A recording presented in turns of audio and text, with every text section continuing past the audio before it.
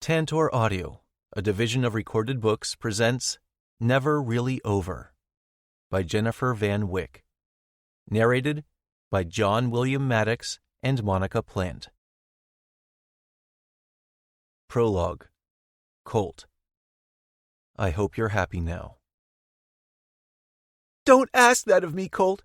You know it's not fair, and it's kind of shitty of you to even ask in the first place. With frustration, I look away from my person.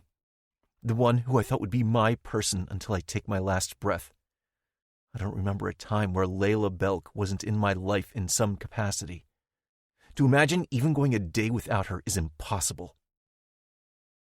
How exactly is that not fair, Layla? I thought... Well, I guess it doesn't matter what I thought anymore, does it? I'm 22 years old. Don't you think I have bigger plans than... She trails off, letting her silence speak volumes as she looks round my tiny farmhouse and out the window to where my old truck is sitting. I don't have much, but it's mine. At one point, I was enough for her. Turns out she's been covering up the fact that she was looking for something I couldn't give her. If you want bigger, there's no way I can be your guy. I'm not going to change. You're not going to change. So, I guess this is it. 1 minute ago, you were begging me to stay. How's it feel to have someone change so quickly? I counter. The sting I hoped she'd feel hits right where it counts. Her answering gasp and tears springing to her eyes tells me that I hit my mark. Good. Maybe she needs to feel a little bit of the hurt. I'm sure as hell hurting. Layla and I met when we were in preschool, along with everyone else in our small town of Hollow Grove, Iowa, who were born within a year of us. Our graduating class consisted of a total of 54 kids, 25 boys and 29 girls. Yes, I still remember the numbers. I still remember every single person I graduated with and keep in contact with them. It was the largest graduating class our high school had seen since it opened its doors. Layla and I were friends, but the summer before our sophomore year, things shifted, and we became more. The golden couple, that's what people called us. I was the quarterback. She was the only one I could hear in the stands. Homecoming king and queen. Our relationship was one romance authors write stories about. At least, that's what Layla always said. When she wasn't riding four-wheelers with our friends and me, fishing, shopping with her friends, or just hanging out in my parents' old red barn with me, she was reading romance novels. Sometimes she was reading while doing those things. So when she compared our love to the relationships she read about, I figured I was doing something right. Another thing I was wrong about. This isn't what I want, Colt. How could you not see that? Let's see. Could it be because since I've known you, all you've talked about was how much you loved living in Hollow Grove? That's before. Once again, she stops herself from finishing her sentence. Probably for the best. I know what she was about to say anyway. It was before she realized there was more out there in the world. One trip to Chicago for work, and her entire personality changed. She left Hollow Grove the Layla I knew and loved, and returned cold, distant, and, well, changed. Now, I'm all for change, but when it's a complete 180 of the person I know, it's a little hard to accept. Before you realized you were too good for the Grove? Oh, I'm sorry. That's not the words you used. I pretend to think while she glares at me. Then, in a aha moment, I declare, Oh, I remember now. It's before you realized how much more was out there in the world and you were wasting your life by staying here. After a few moments of silence, she straightens her shoulders and licks her lips. It's her defense mode kicking in, just like mine is. I can put on a good show while she's here because I'm stubborn and can be an asshole, and guess what? I don't want to give her the satisfaction of seeing my heartache firsthand, even though this really fucking hurts. You know what? That's right. I am too good for this shithole of a town. I'm too good to be stuck in this place that never changes and doesn't even have taxi service or food delivery. We don't have a grocery store that even sells organic produce, Colt. Why on earth would I want to stay here? I have no reasons. Not one. She punctuates, giving me a little smirk because she thinks she's being clever. Why indeed? Not for me, obviously. She made that clear. Not for her mother either, who raised her all by herself. Then I guess this is goodbye. But I already knew this before I even opened my mouth to ask her to reconsider. I wasn't a factor in her deciding to move. And maybe that's okay. Because if she stays, she won't be happy, and she'll make my life miserable after she begins to resent me. Besides, I'm a mature enough man to realize she's not necessarily choosing to leave me. She's choosing to consider herself and her own desires. As upset as I am that our relationship is ending, I'm happy that it's ending now, rather than 10 years from now when we're married with children and she's discovered that she's not cut out for this life. With tear-filled eyes, she looks down at her shoes, sniffs, and shakes her head before meeting my eyes. You know, you could move too. Why do I have to be the one to give up my dreams? I didn't say you did have to give up your dreams, I remind Layla gently. She's not wrong. I could move to Chicago with her so our relationship wouldn't end. But then I would be the one who's unhappy. It's 6 of one, half a dozen of the other. It's a no-win situation, Lay.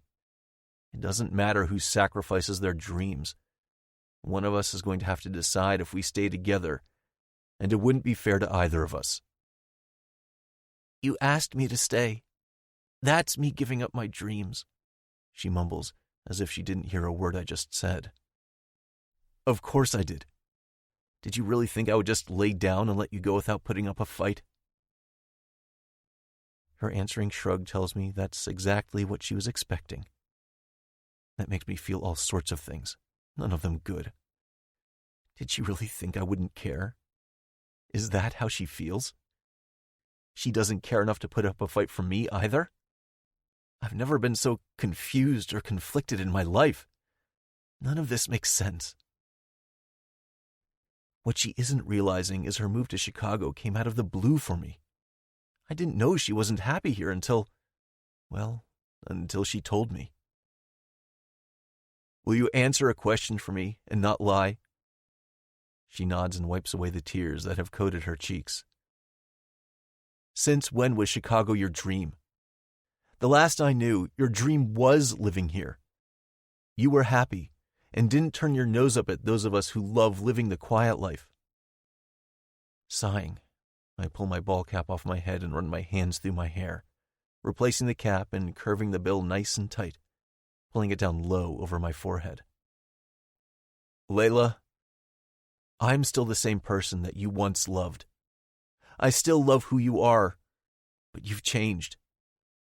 You know I don't care about having food delivered or using a taxi. I don't need anything more than this. I splay my hands out, showing off my house. Yes, it's small, but it's completely 100% mine. Paid for completely. Built with my own 2 hands. I'll build something larger one day, but for now, it's enough for me. How do you know this is your dream, though? She asks, sliding off the bar stool set up next to the tiny island in my just-as-tiny kitchen. She paces around the space, huffing and irritated with me. It gives me a tiny ray of hope that she still cares about me and loves me as much as she once did. What do you mean? You asked me when I realized Chicago was my dream. Well, I didn't know that I wanted more than what Hollow Grove can offer me until I went to Chicago for work and saw what else was out there. The entire city has this energy about it. It's alive. Maybe you need to go somewhere else because you just haven't discovered more yet. I'm already shaking my head before she finishes. Right. I get what you're saying. But you know I've traveled. It's not as if I've spent the last 22 years of my life right here in this town. My parents were all about going on big vacations in the summer, remember? It's the only time they actually gave a shit about me and my sister. I've been all over the United States and visited different cities. I start ticking off places we've been on my fingers. Boston, Atlanta, Nashville, San Antonio, Minneapolis, San Diego, just to name a few. I've been to Mexico 3 different times on spring break, and once for a mission trip with youth group. You know all this. It's not as if I'm some unsophisticated, naive, sheltered idiot. I've been places, babe, plenty of times. I don't hate visiting, but I can't imagine living there. It's not who I am. I choose Hollow Grove because this is where I want to live. I like the quiet. I like seeing the stars at night. I like having to go 30 minutes if I want to get Chinese food, and I don't care if I have organic produce or not, because I grow most of it myself. I continue to list off the things I love most about the Grove, hoping that I'll get in there a little bit and show her that it's about more than food delivery. I like that if I drink too much at Shakey's bar, there will no doubt be someone there to drive my drunk ass home, and a taxi wouldn't be necessary. I like sitting in the same pew at church Sunday after Sunday and talking to the same people. I love that they know everything about me already. I like going to the high school football games on Friday nights along with everyone else in the town, and seeing people we know on the lake in the summer or around a bonfire.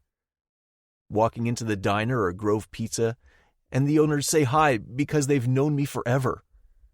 My plumber and electrician are friends of mine.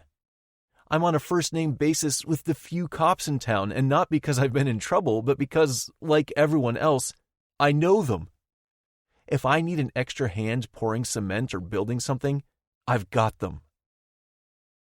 I pause at the glazed-over look she's giving me. Either she's not listening, or she doesn't care or doesn't relate. None of those scenarios are good for me, but I'll fight for Hollow Grove and the people in our town forever, because like I told her earlier, I've been other places, and for me, they don't compare. However, I go on by saying, I get it. Hollow Grove isn't for everyone. I thought you loved it here like I do, but I was wrong. For a lot of people, they think of all that I ticked off about living here as bad things. They want the anonymity and busyness that cities can provide, but I'd rather have a life here. Sure, it's simple, but it's not boring, Layla. If that's not the same for you, then I guess that's that. I swallow hard, knowing my next words will kill me to say out loud. I love you, but sometimes love isn't enough. Maybe our time together has run its course. No hard feelings. I'm so full of shit. I'll have a lot of hard feelings. But I need her to be happy too. I can be mad at her or cry myself to sleep, but there's no way she's going to know that. I know Layla, and if she's decided she's leaving, she's leaving. Nothing I do or say will change her mind. But I can remind her of the awesome that's here. I'd rather have her leave knowing that we had it good once. Hopefully she'll realize it after living away for a few months. And if she doesn't, and it's over and time to move on, then I'll accept that, because I need to do that for her. She barks out a laugh. No hard feelings, huh? That's it? 6 years together and no hard feelings? She says, lowering her voice to mimic me. Our relationship has run its course. What the hell? You're such an asshole, Colt. That's not what I mean, and you know it. Fuck it. I was wrong. Maybe she does need to be told that I'll be sad. But here's the deal, Layla. This relationship only works if we're both happy. Can you honestly see me living in the middle of Chicago or any other city? Do you think that's where I'll be happy just because that's where you are? I'll answer this for you. It's a big no. I wouldn't be. Maybe that makes me a jerk that you're not enough. But I'm not enough for you to stay here either. I stand from the stool I was sitting on and move to Layla, taking her hands in mine. She's so angry at me right now, but I still see the love that she has for me in her eyes. She's angry because I'm not following her. I'm angry too, but it's not because she won't stay here. I'm angry that we'll be hundreds of miles apart when I really just want to be with her. Do I want to be with you? Yes. Would I end up resenting you while I'm working in an office or construction when my dream is to be here, right where I am, playing with cows and planting crops? Absolutely. Am I heartbroken that this is no longer what you want? With 100% certainty, yes. I hate this. I want you to be the old Layla, the one who is happy and content with her life here. But if you no longer are, I'm not going to be the one who stands in your way just because I love you. Her next response breaks my heart even more than it already was, and I didn't realize that was even possible. I just want you to consider moving to Chicago. I drop her hands and walk away. She's not saying that she loves me. She's not saying that she hates that we want different things. She's not saying anything to make me feel even a tiny bit better. Which is why my reply is, it won't work. How do you know? I throw my hands in the air and drop them against my legs. Because I fucking know. How can you even imagine up a world where it does work? I ask her, my voice raising and my anger seeping through. I saw us getting married and raising a family here. I don't want to live around concrete. You know that's not who I am. Why is it okay for you to force me to be someone I'm not? I asked you to reconsider because I love you, not because I want you to be miserable. You once loved living here. Now you don't. I've never loved even living in town, let alone in a big city. I'm a country boy, Layla. You can't decide that I'm no longer him and expect me to be happy and just fold to your demands. I'm not the one who changed. You are. Well, Dalton, don't you fucking compare me to that dick. Dalton was the only kid in our school who most of us hated with a passion, mainly because he did think he was too good for Hollow Grove. He ran us down every chance he got, and when he graduated from high school, we threw him a going-away party because we were glad he was fucking going away. I'm not comparing you two, she huffs, rolling her eyes. I'm saying he's happy there. Of course he is, because that's what he's always wanted. He's encouraging me to move there because he saw how happy it made me. Then go be happy with Dalton. Her head jerks back as if I've slapped her. What? You've been talking to Dalton and now you're ready to leave this place. I'm not surprised. I thought it was your own decision. Sounds to me like you went to Chicago, met up with him, and he got in your head. If that's how you are, then I'm glad you're leaving. That's a terrible thing to say, Colt, and you know it. That's not how it was either. We met up for drinks because I was in Chicago, and that's where he lives, nothing else. Right. I'll believe that when pigs fly. Then at least I'll know you won't be there all alone when you move. Fuck you, Colt! Yeah, sounds about right.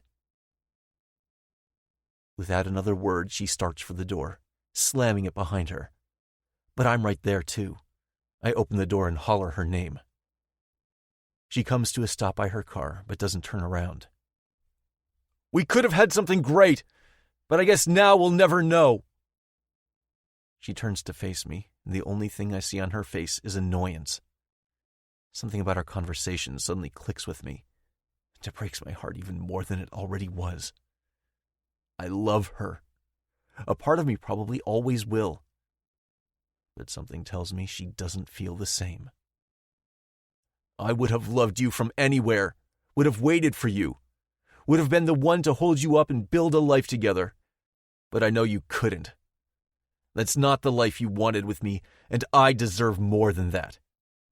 The truth is, you fell out of love with me a long time ago and just never had the guts to tell me. I hope you're happy now." After staring at me a long moment, I think she's going to apologize or tell me she wished things were different too. Something that shows me that she cares. But instead, her middle finger gives me a salute before she climbs behind the wheel of her car. I don't stay around to see the dust kicking up from the gravel road. I head inside, crack open a beer, and start the spiral. I'm only 22 years old, and I have an entire lifetime ahead of me that doesn't include Layla Belk. Something tells me, though, that when it comes to Layla and me, it's never really over. Chapter 1. Colt, 12 years later. Count on me. I look down at the newborn sleeping soundly, then to my sister when she says, "He's perfect." I nod. I know, I can't stop staring. His adorable little nose, and he smells so damn good. My sister Natalie wrinkles her nose. "I've never understood that. How can a cow smell good?" I give her a look and point to the little guy. "They just do. I don't judge you for how you smell." I wrinkle my nose, mimicking her, teasing. She scoffs and rolls her eyes. "You're such a jerk. I'm not the one who's covered in newborn calf goo." I wink, offering up a cheeky grin because I could care less if she thinks I stink after helping this little calf make his way into the world, then reach over, grabbing my 9-month-old niece from her arms, despite the fact that I'm covered in newborn calf goo, as my sister called it. "Did you hear that, Tootsie Pop? Your mama's calling your favorite guy mean names." My niece Poppy reacts by slapping me in the cheeks and squealing in happiness. Not exactly the reaction I was hoping for, but then again, she's 9 months old. I don't expect a whole lot more out of her. "Her father might argue with you about the whole favorite guy thing."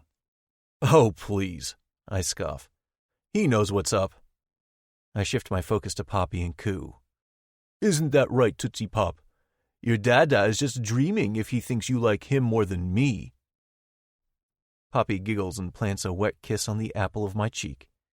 Not sure if she was aiming for my eye or nose, but she definitely slobbered all over me. It's weird that I don't care, even though it's pretty gross. "See?" Natalie shakes her head. "You're ridiculous."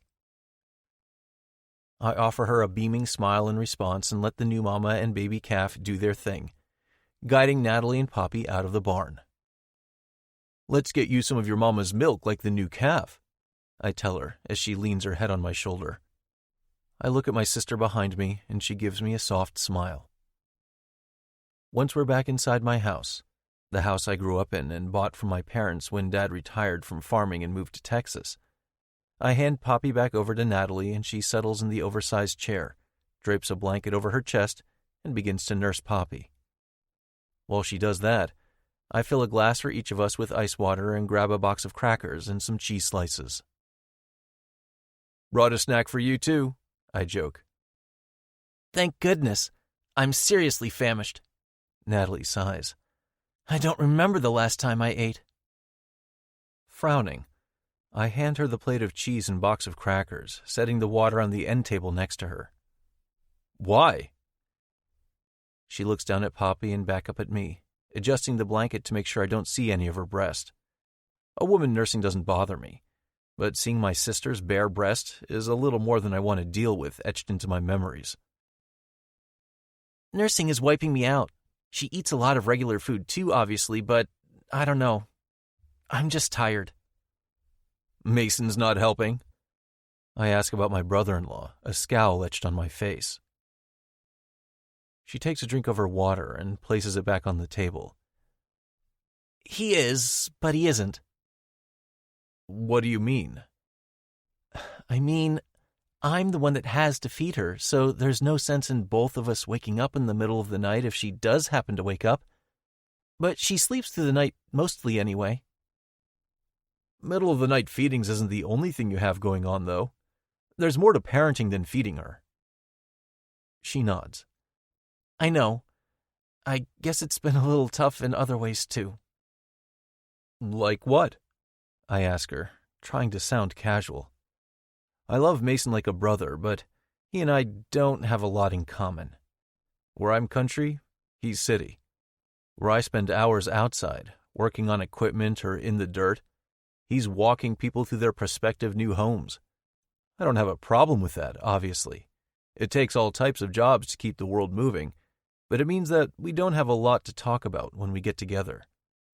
He doesn't understand the farming industry and made it clear from the start that it's definitely not his thing. It's nothing, she says, clearly avoiding the answer. I lean forward, elbows resting on my knees, and poke her. What? She sniffles and looks at me, eyes red and wet, and I immediately stiffen. You don't want to hear this. Nat, swear to God, if you don't tell me what's wrong, I'm calling Mason and finding out for myself. She shakes her head and adjusts Poppy, patting her back to help her burp. It's awkward, she finally admits. Don't care. She gets Poppy resituated on her other side and eventually meets my eyes. Mason won't have sex with me anymore. I'm suddenly still as a statue. That is not at all what I was prepared for her to tell me.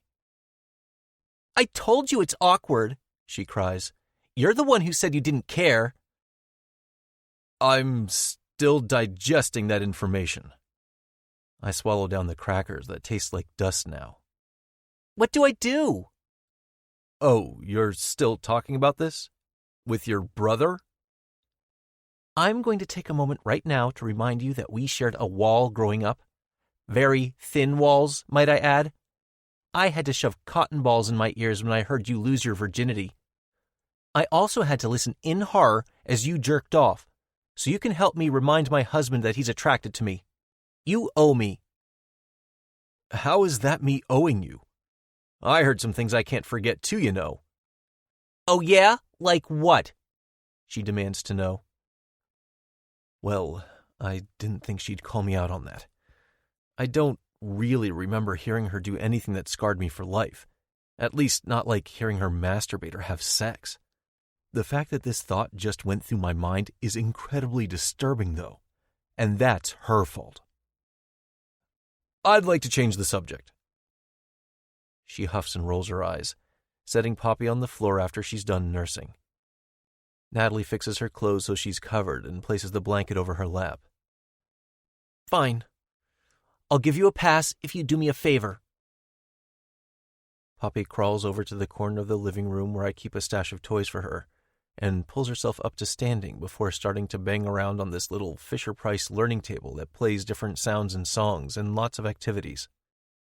She absolutely loves it, even if it's kind of annoying. Poppy spends enough time here, though, that it's a lot more convenient for me to keep plenty of toys and even a portable crib here for when she needs it. I'm scared to ask what the favor is, but the look on Natalie's face breaks my heart, so I give in. What do you need? Can you take Poppy for a night? That's all. That's nothing. Of course. You know you don't even have to ask. I know, but this is overnight. And? I shrug. It might be the first time she's ever spent the night here, but it's not like I've never been around for the nighttime routine, as Natalie calls it, and have laid her down for naps. Since my parents retired to Texas and Mason's parents aren't baby people, his words, they lean on me for babysitting. Not that they've gone many places in Poppy's short 9 months of life. It's going to be a lot, she warns. Do you not think I can handle it? I ask, somewhat offended. Of course I think you can handle it. I wouldn't ask you if I didn't. Poppy smacks the top of the table and it begins to quack. She giggles and does it again. Then again. Each time she makes it quack, she looks at Natalie and me with an expression that clearly reads, Did you see that? And it makes me smile. She's so fucking cute. I can't wait for them to have a couple more for me to spoil. Then what's the problem? I've never been away from her overnight. It's just me, I remind her. Where are you going anyway? She blushes and avoids eye contact. I know exactly what that means. Natalie and I are way, way too close for our own good, and her non-answers mean that they're planning a night of sex, but she doesn't want to admit it.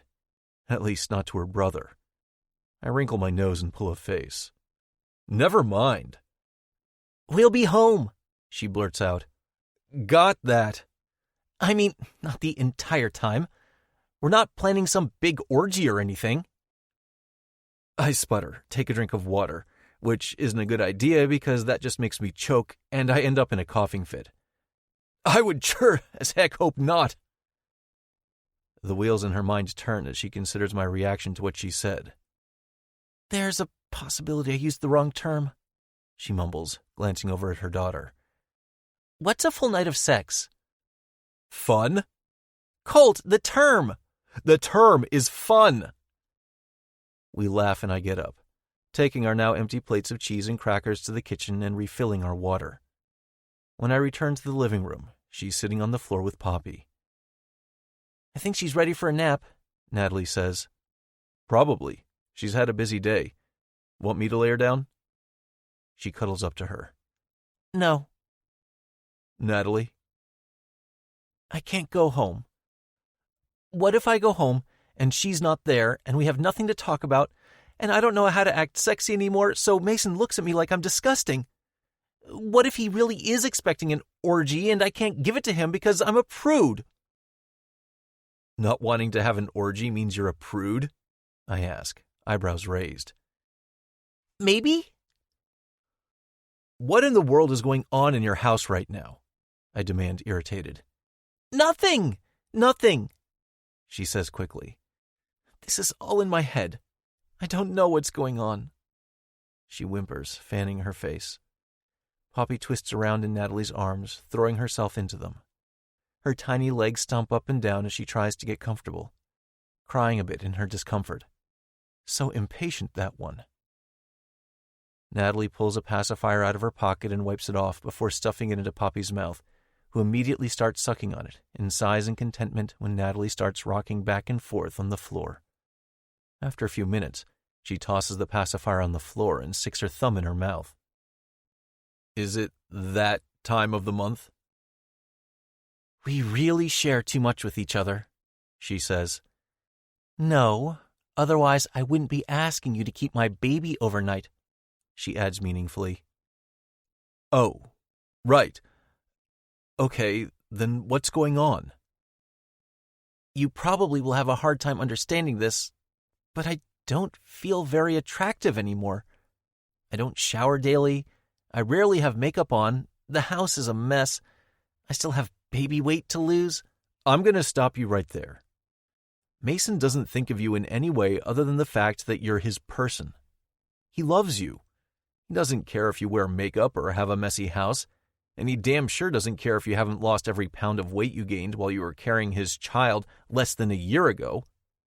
Cut yourself some slack, Natalie, and get off social media.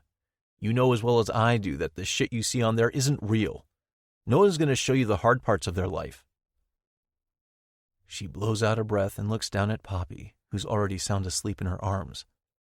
I stand up and gingerly take her from my sister's arms and bring her to the portable crib I leave up in the spare bedroom. It's basically Poppy's room, but it's not decorated like a nursery because it's the room I keep the spare bed and my exercise bike in. You think so? She asks quietly, following me back out of the room. I know so. Mason and I might not be really close, but I know he loves you unconditionally. Extra weight or stinky, he doesn't care. You need to talk to him. And say what? I know I'm not the same person you married, but please have sex with me, even though I'm still carrying baby weight that I'm pretty sure is just a permanent part of me now, and I don't shower daily, and think cold french fries is a perfectly acceptable meal? But seriously, why would he even be attracted to me anymore? Every time I get turned on, I leak milk all over the both of us. I'm like a damn cow. Okay, enough of that. Natalie, stop talking right now. I shudder and sigh. Here's the deal. First of all, I hate myself for even asking this, but is that milk thing normal? She shrugs and nods.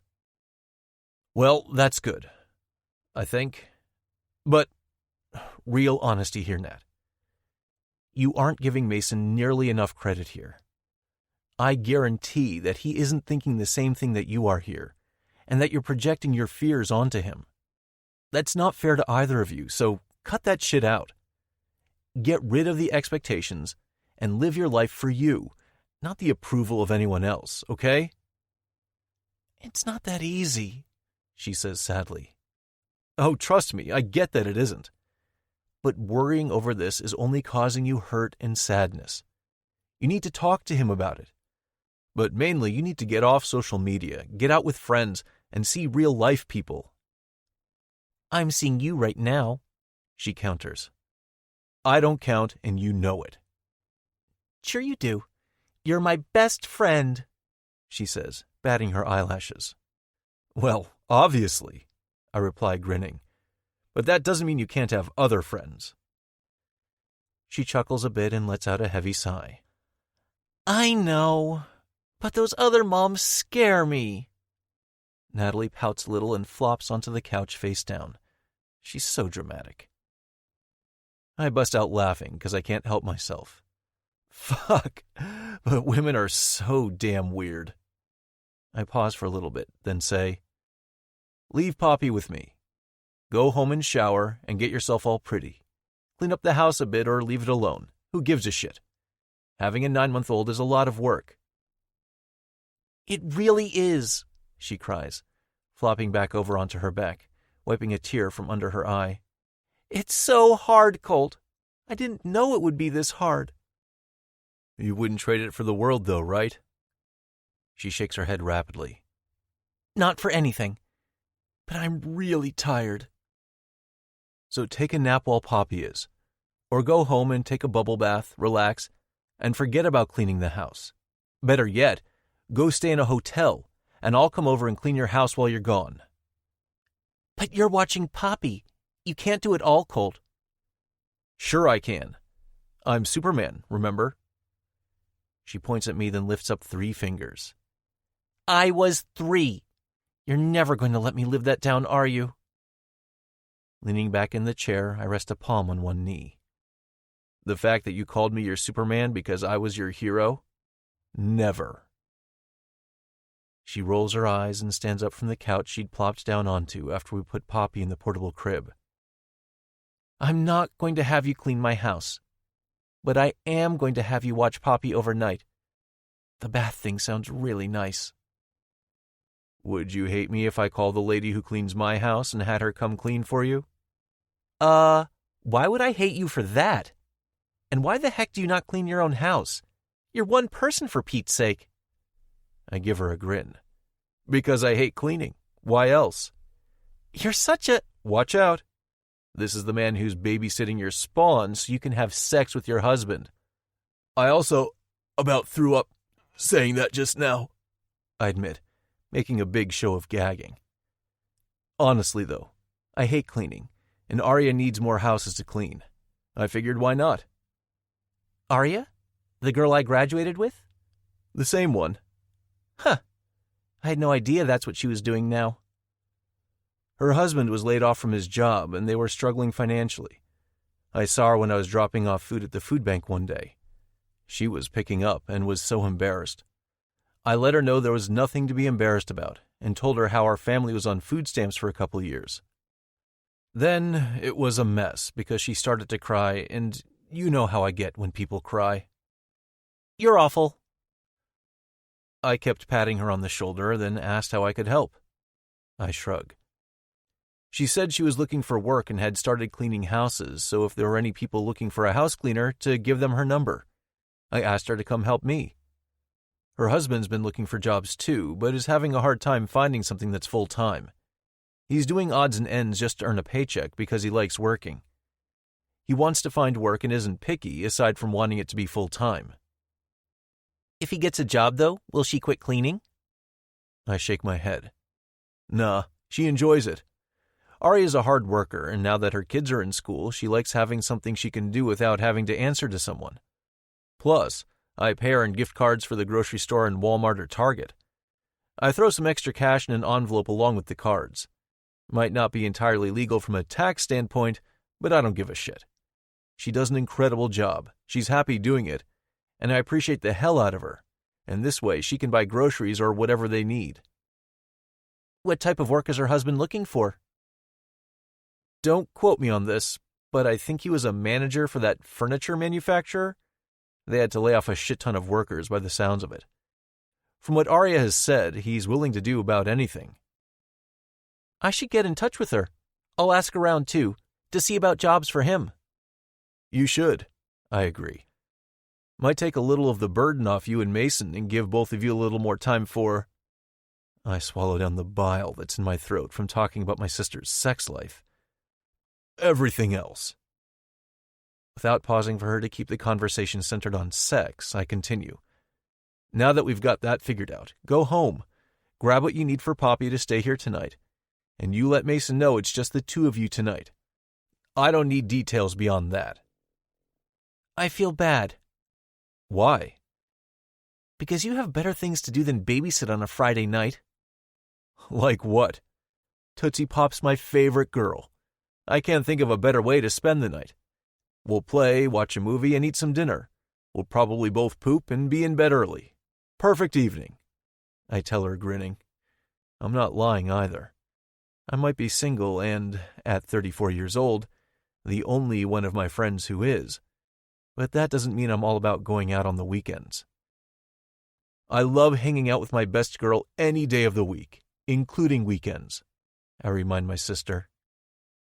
She not so delicately snorts. She's got you wrapped around her little tiny finger.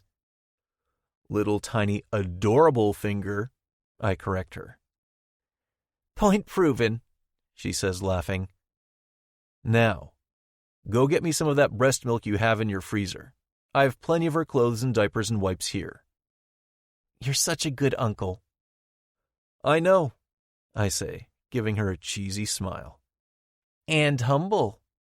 Right, I agree, still cheesing. Totally random, but have you talked to Mom or Dad lately? I shake my head. Not for about a week. They were heading out on vacation to the Bahamas for a couple weeks and said not to call them unless it was an emergency. They're so concerned about us, I joke. What a rough life, huh? They're living their early retirement to the fullest, for sure. You doing okay with that yet? I shrug a shoulder. Sure. He's happier there, and so is Mom, you know. I just hate that they miss so much here, I mentioned, tossing a nod in the direction of Poppy. Not sure they feel the same, she murmurs, hurt lacing in her tone. I hate that for her more than I can explain, but it's not my place. Besides, it's not as if it's a surprise to either of us that they're not interested in our lives. Even growing up, they didn't pay us much attention, which is why my sister and I worked so hard in school and any extracurricular activities. For me, it was to prove to them that even without their love and support, I could accomplish anything I wanted to. For Nat, though, it was to hopefully gain their approval. She's been trying to get their attention all her life, and it's never worked. Our parents aren't bad people, not by any stretch of the imagination. However, parenting is not their strong suit. They loved us, but wanted to be our friends. Attending anything we were involved in was simply not something they enjoyed doing. When they did attend, it was all about them, so we honestly preferred them to stay away. Instead of focusing on my parents, I decide I can be the best damn uncle possible to make up for it. And I am. My Tootsie Pop loves me and I love her. And I'd do anything in the world for her. Natalie quickly stands up, and because I know her well, I know it so that she doesn't let her emotions show. I know she's upset about my parents' lack of involvement with their grandchild. It's not that she isn't happy for them to live in the place they wanted to retire. It's that she's sad for her baby. Mason's parents are great, from what I understand, but they live in Arizona. Not exactly close enough for them to have a close relationship with their grandchild. As for my parents, though, basically they can't be bothered with baby updates. Dad all but told her until Poppy was doing something remarkable, then he didn't need to watch her drool and babble on FaceTime. Go on home and get Poppy's stuff. Maybe when you get back she'll be awake so you can see her before you go back home. You're the best big brother there ever was, Natalie says, giving me a hug on her tiptoes. I know, I say, earning a little snort from my sister. Chapter 2. Colt. Homegrown. You want Uncle Colt to rock with you a bit and read? I ask my adorable little niece. Her head full of blonde curls bobs up and down, thumb stuck in her mouth. She pulls it out only enough to mumble an "uh-huh" to me before popping it back in her mouth. I smile and pull out some books that I have on a little shelf in the room I've transitioned into her bedroom. After dinner of a squeeze pouch of pureed fruit and some orzo pasta mixed with ground beef and peas, I had it too, because she eats better if she sees me eating the same. I gave her a bath and put her in some pajamas. They're her favorites, because I had the guy who sells me the corn and soybean seeds to plant in the springtime get them for me. Little footy pajamas that have the logo of the brand of seeds I plant covering them. I highly doubt she connects the two, but the fact that I gave them to her means they're her favorite. Which, obviously, means I'm her favorite. Just like I told Natalie earlier. I know my place. Natalie and Mason will just have to deal. After reading her 3 books, her breathing slows and she curls up in my arms even tighter. Her soft smell from the lavender bath products I use on her makes my heart clench. I know I'm not her daddy, but this girl has my whole entire heart in the palm of her hand. The thought of her growing up and being too old for me hurts. I should put her down, but holding her for a few minutes while she sleeps is way more fun. As crazy as it may be, considering I'm only her uncle, it's hard to even remember my life before my sister had Poppy. Maybe it's because she got pregnant around the same time that my parents had moved to Texas, and I began to manage the family farm on my own. Or maybe it was because around the same time as my parents moving and my sister becoming pregnant, I'd heard that Layla had gotten engaged. Even though we'd been over with for over 10 years at the time, it still messed with my head a bit. I hated to admit that I still missed her like crazy. The entire town might have thought we'd be together forever, but so did I. After she left Grove Hollow to begin a new life for herself in Chicago, to say that I was heartbroken would be putting it mildly. I found myself sliding into a dangerous pattern of sleeping with more than my fair share of random strangers, drinking too much, and plain and simply making poor decisions. When I heard of Layla's engagement, I could have slipped so easily back into that unhealthy cycle, but Natalie's pregnancy saved me from the fall. For the first time in over 10 years, I had someone else to live for rather than myself, and I wasn't going to mess it up. Every once in a while, I get in my head and think about the what-ifs. Like tonight, when I know my sister and her husband are finally having some alone time, and I'm here all alone with their daughter, and I imagine what it would be like if things hadn't turned sideways. If Layla hadn't moved to Chicago, would we be married with our own children? If she hadn't cut me out of her life and let me know that she wanted absolutely nothing to do with me anymore, would I have eventually followed her? The answer to the first is yes. At least, that's what I think. The answer to the second question is maybe, but I also know it wouldn't have been right for either of us. I would have been miserable living in the city. She and I would have resented each other sooner rather than later. Her breaking up with me was the right thing to do, even if I didn't think so at the time. It's not that I haven't tried to date other women. I just haven't found anyone I want to commit my life to. I've been on blind dates, dating apps, women I met in town, but I didn't feel a connection with any of them. That's partially a lie. I did feel some connection, just not a lasting one. The connection I shared with other women wasn't exactly emotional. I eventually lay Poppy down, even though it kills me to do it, and settle in for a quiet evening. Earlier today, when Natalie was telling me about her and Mason's troubles, my heart broke for them. I can't begin to claim to know what married life is like, but the fact that Natalie hasn't said anything to me about what she's going through until just now makes me nervous. Natalie is usually not closed off. In fact, she usually tells me everything. She doesn't have a filter when it comes to me. I'm her person, just like she's mine. Pathetic as that may sound.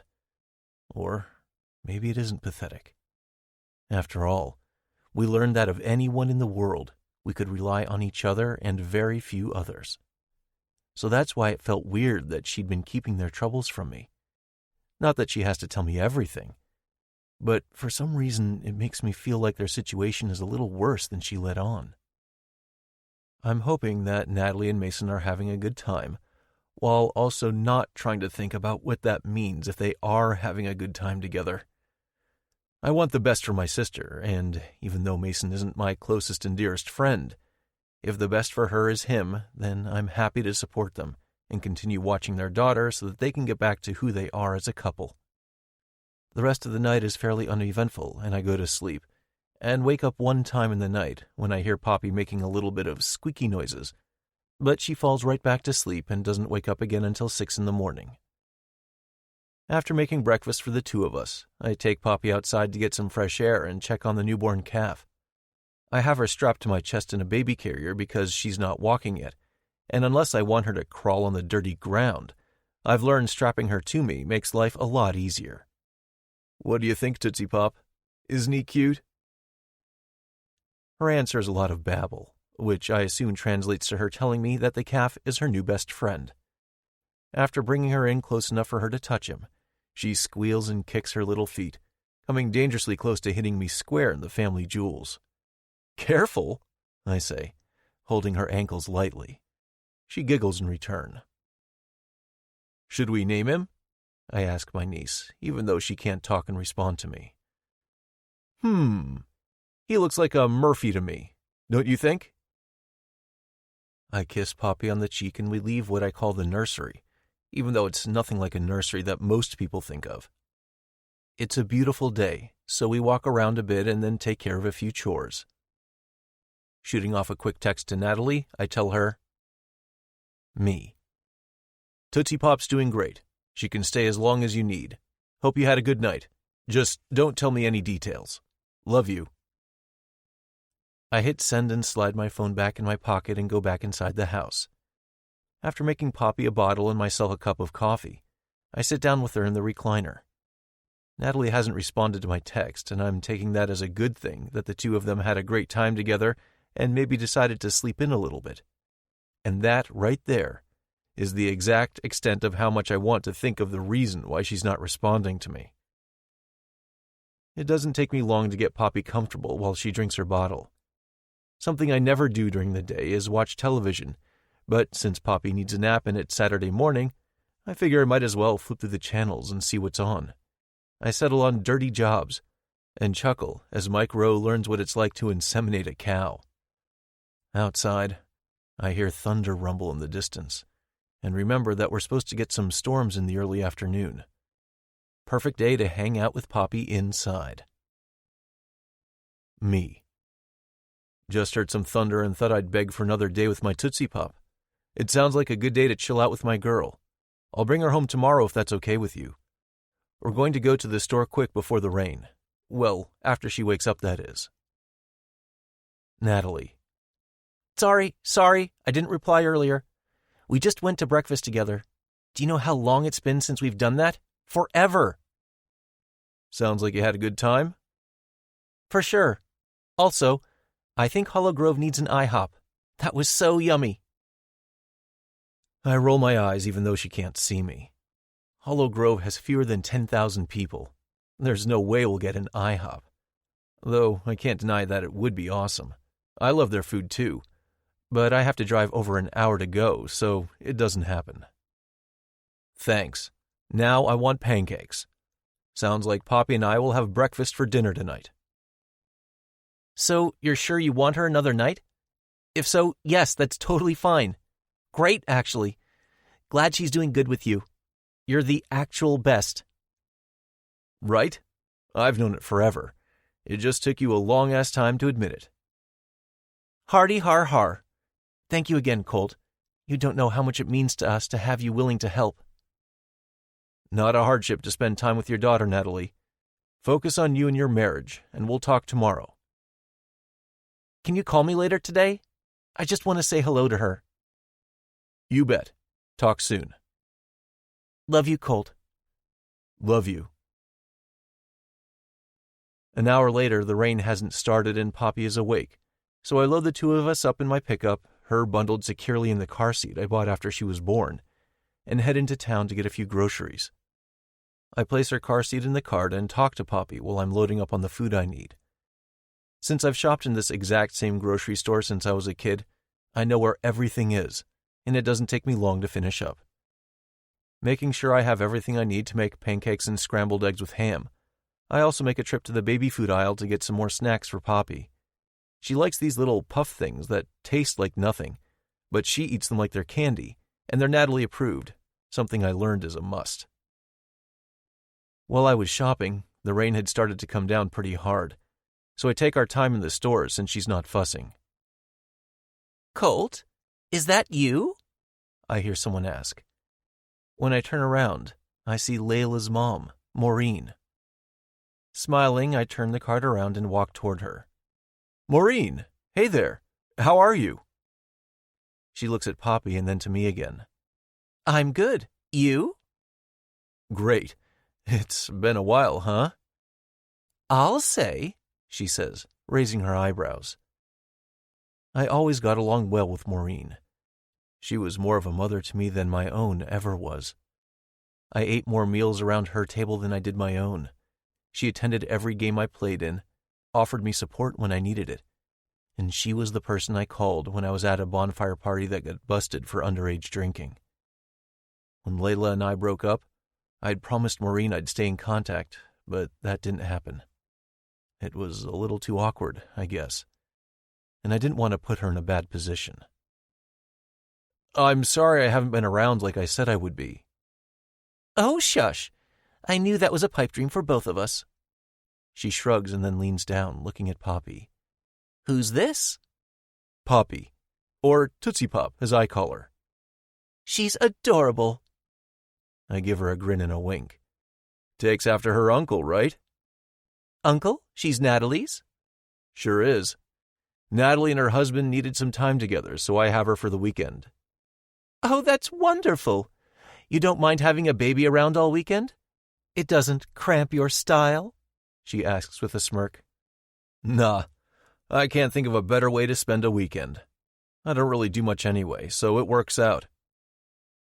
Just as I finish saying it, Poppy starts to fuss, so I unstrap her from the strap holding her into the shopping cart and lift her in my arms, giving her a kiss on the cheek before she lays her head down on my shoulder. Now, how are you going to find a girl if you always stay out there on the farm? Oh, come on now, Maureen. Doesn't it look like I already have a girl? I ask, giving Poppy a little squeeze. She rolls her eyes and laughs, reaching for her back and giving it a tiny rub. I guess it does. I suppose that doesn't surprise me. Why's that? Oh, I don't know, she says, looking at Poppy. Some men are meant to be fathers, even if it's to your niece. I can see that it suits you. I always knew it would. Even as a teenager, you are good with kids. I nod, swallowing the lump in my throat. For some reason, her words resonate with me deeply, and I hug Poppy tighter. When did you ever see me around kids? She gives me a look like I'm dumb. When you helped coach Little League in the summers, you were the first to sign up to read with the kindergarten kids for your English classes. I remember you telling me about the elementary kids that would come for football camp in the summer that your high school team would put on, and your face just lit up.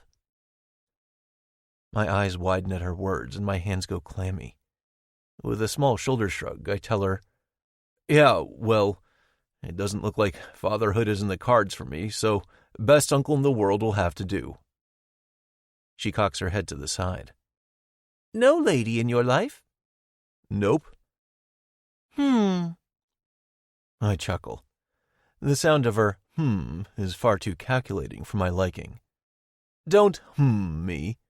It might have been quite a long time since we've seen each other, but I know you, Maureen. Don't you go thinking about setting me up with someone. She places a hand on her chest. Me? Never. Right, I say with an eye roll. Poppy begins to fuss again, letting me know she's far surpassed the amount of time she wanted to grocery shop. I think it's about time to get out of here. I'd hoped to make it back home before the rain. Oh, of course. Well, it was certainly nice seeing you. She reaches out and tweaks Poppy's cheek. And you too, beautiful. Poppy responds by burying her face into my shoulder. She can be shy around strangers, so her reaction isn't surprising. Good to see you too, Maureen. Do you still have the same number? I'll give you a call and have you over for dinner soon. You cook? Well, I'm a single guy who's got to eat, you know. I suppose that's true. Yes, I still have the same number. Give me a call. I'd love to catch up more. Will do. Take care. We give each other a quick hug, then I make my way to the checkout. Luckily, there's not a line, and the checker moves quickly, scanning our items and placing them in the grocery bags I somehow remembered to bring with me. Usually, they sit on the kitchen counter, and I get to the store, realizing that I've once again forgotten them. After a quick stop to grab food through a drive-thru, we head back for home, and have barely gotten inside when the rain starts coming down hard. A bottle for Poppy after lunch, a clean diaper, a few books, and she's ready for a nap. I lay her down in the portable crib and do something I rarely do. Watch a movie in the middle of the day. Keeping the volume low as to not wake Poppy, I prop my feet up on the leather ottoman and let out a deep breath. Me. Home from the store. Poppy's taking a nap. Forgot to call you earlier, so I'll call when she wakes up. Halfway through the movie, my phone rings with a number I'm not familiar with. Figuring it's someone calling about my car's extended warranty, I ignored and set my phone back down on the end table next to my chair. Unfortunately, within a minute, it begins ringing again, so with a heavy sigh, I answer it. Hello, I answer, rather irritated. Mr. Samuelson? Something about the tone of the person's voice sets me on edge, and the hair on the back of my neck stands on end. I hit mute on the television, put my feet on the floor, and sit up straight. You've got him. Mr. Samuelson, this is Dr. Klein from Hollow Grove Regional Hospital. How can I help you? I ask warily. I'm afraid I'm going to need you to come down to the emergency room as soon as possible. My brain misfires, and I look in the direction of the bedroom Poppy's sleeping peacefully in. What's this about? It would be better if we spoke in person. Are you available to come now? I have my niece with me, so I'll need to drop her off with my sister. I'm sorry, but this is concerning your sister. What do you mean, this is about my sister? I think you have the wrong Mr. Samuelson. There are several of us in town, you know. Who are you talking about? I might know who you're looking for. You are Colton Samuelson, correct? Shit. Up until he said my full name, I'd hoped to myself this was a mistake. A different Mr. Samuelson, perhaps. Yes? I say, voice cracking. Your sister is Natalie Chase, he says, rather than asking. Right? I whisper.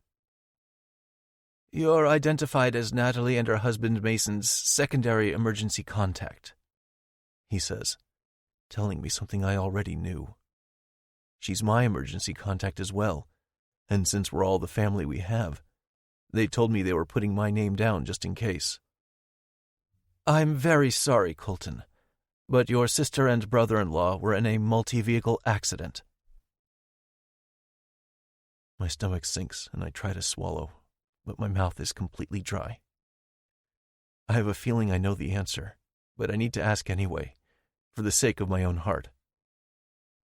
Are they all right? I mean, of course you're calling me so they're not perfect, but are they going to be all right at least?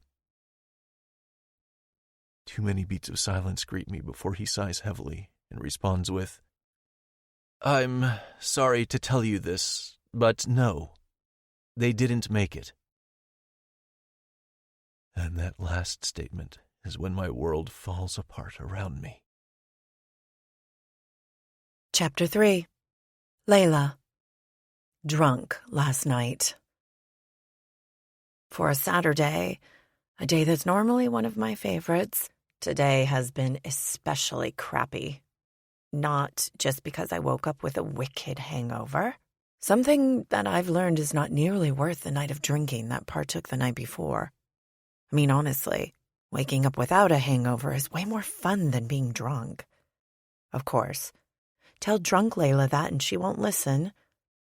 Anyway, never mind the fact that I barely recall anything that actually happened, but I have a slight indication that I did someone, because his shirt was on my living room floor this morning.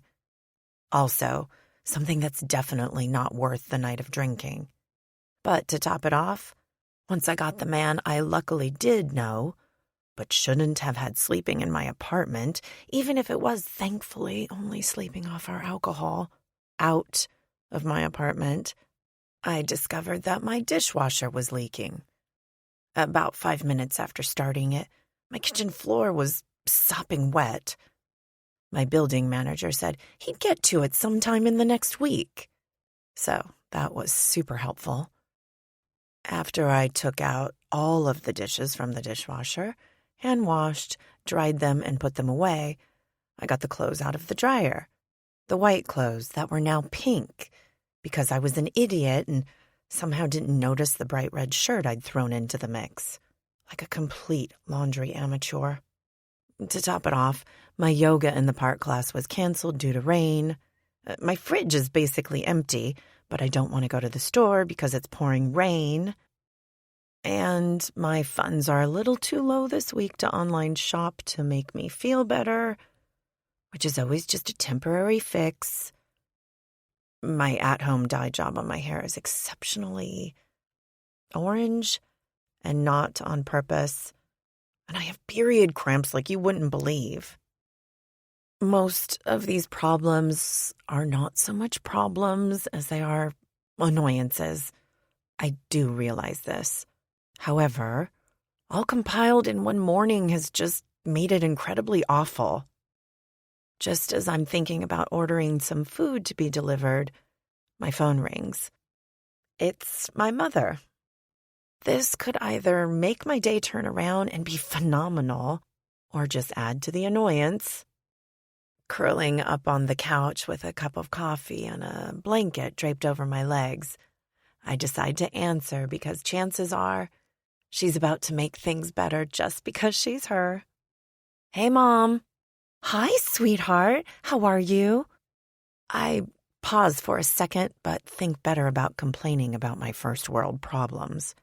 She would put me in my place, even if she would understand that I wasn't trying to complain. I'm okay. How are you?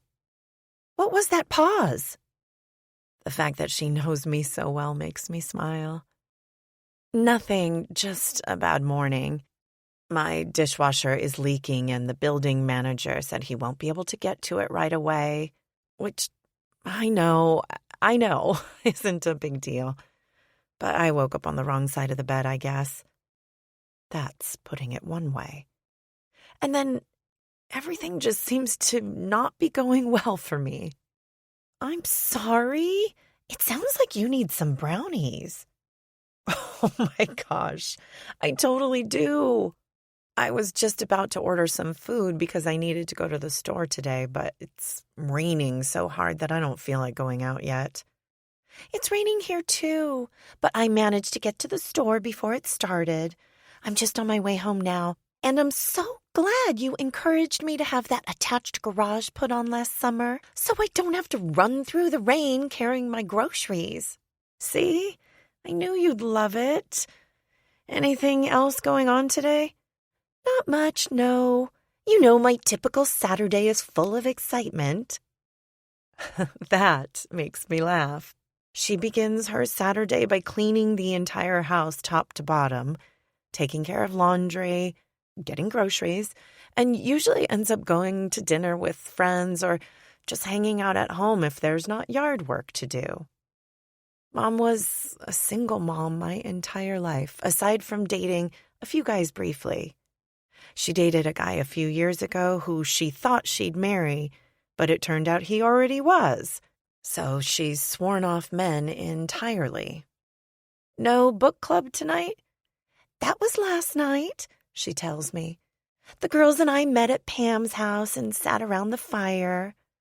And had snacks? She laughs. Definitely snacks. A few drinks. A lot of talking. My mom's been friends with a group of ladies for over 20 years.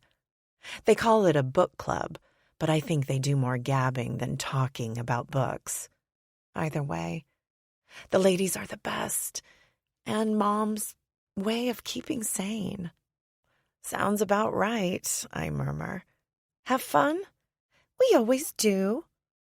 So today you get to relax, right? Sure do. I'm looking forward to it, actually. You deserve it. Not sure about that, but I am looking forward to watching television and being a bum. But I did have something to tell you. Oh boy, here it comes, I tease. Oh, shush. I saw someone today. I have a feeling you'd like to hear all about it. Well, this can't be good. I have a feeling that she's up to something. Despite myself, I still ask, who? Guess. Mom, I huff. Just tell me. Colt. At the simple sound of Colt's name, my heart gallops. After all these years, I've still never gotten over him. I left Hollow Grove, angry that he wouldn't follow me, but knowing he was right, which made me even more angry.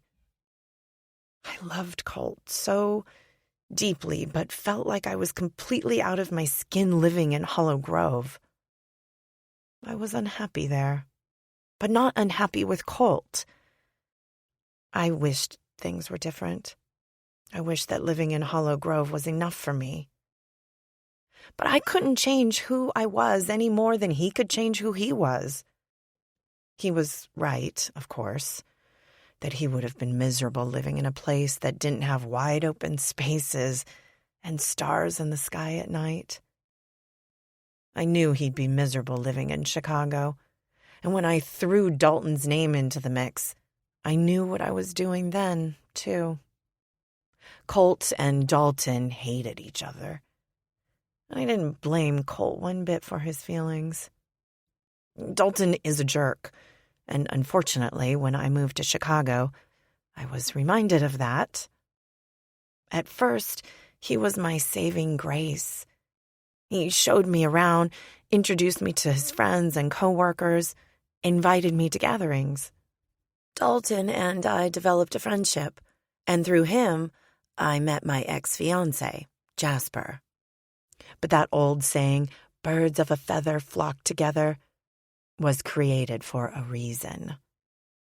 Dalton was a serial cheater in relationships, and while it bothered me and I refused to introduce him to my friends for that very reason, he also encouraged it with his own friends. Or maybe encouraged is the wrong way to word it. Enabled would be more appropriate. Dalton introduced Jasper to me knowing that he, too, was a serial cheater. To say I was not on board with him sharing a bed with other women would be an understatement. Obviously, it wasn't Dalton's fault that I fell in love with Jasper and accepted his proposal. However, Dalton did tell him that he would hide it from me if he wanted to keep other women around. How did I know? Well, I suspected he was up to something that I wouldn't like because of Jasper's odd behavior. So I did what any self-respecting 30-something woman would do. I snooped on his phone. I know, not my finest moment, but I hated feeling like I was losing my mind and needed the confirmation.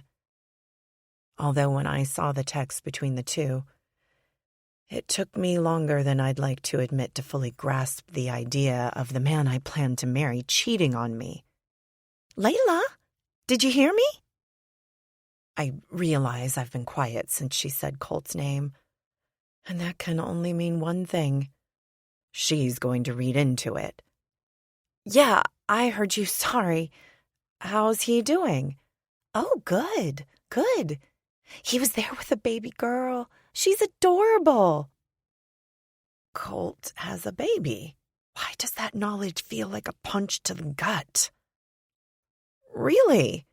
Her name is Poppy, and he calls her Tootsie Pop. Of course he does. I wouldn't expect anything less than an adorable nickname from Colt. Colt a dad? I can't imagine a better daddy. How old is she? Less than a year. She has these cute little curls in her blonde hair. He's completely in love. Okay, I was wrong earlier. That felt like a punch to the gut. Obviously, he's in love if he has a baby. I mean, I suppose he could have a baby with someone he isn't in love with. But that's not how Colt is wired. If he's going to start a family, it's with the woman of his dreams. I swallow down the lump in my throat and do my best to steady my voice. That's great. I'm happy for him. He seems happy. Good. That's good. I want him to be happy. He deserves it, for sure. That's good news. I tell my mom with such little enthusiasm that it even sounds bitter to me. Ugh, I'm sorry. It's good that he's happy and has a baby and in love. I know that.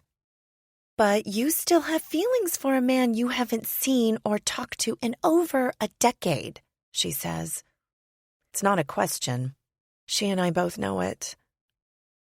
When I was engaged, she told me she'd support me, but there was something in my eyes when I looked at Jasper that made her sad. Apparently, I had a different look around Colt, and she didn't think Jasper was the man of my dreams. Turns out, she was correct. When I broke the engagement, I wasn't devastated like I should have been. I assumed it was because I was so mad about him cheating on me, but over time, I realized that it was because Jasper wasn't the one. Feelings, I'm not sure, but it's a little tough to hear for some reason, and that's not fair of me. I just still wish things had been different. They still can be. You said last week you were considering moving home and that your time in Chicago was fun, but you were ready for a change. And live in Hollow Grove and what? Watch Colt live his happily ever after without me? I pause and groan. See what I mean? I sound bitter and like a brat. Well, there's something else I need to tell you. More good news? I tease. Just a second, Layla.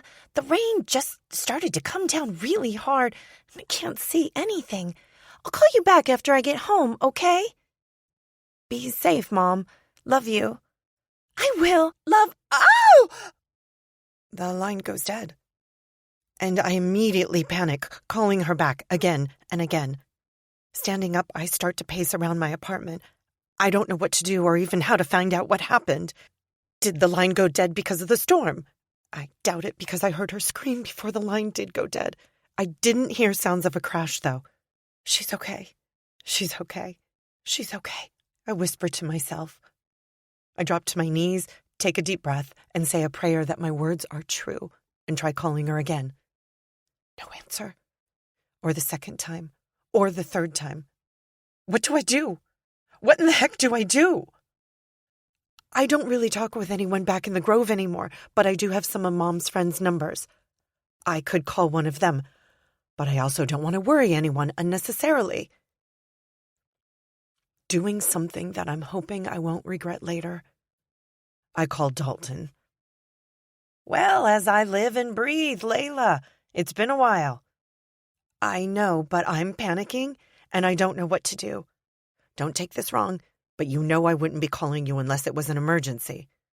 Okay, you got my attention. What's going on? I was on the phone with my mom, and it's storming back in Hollow Grove.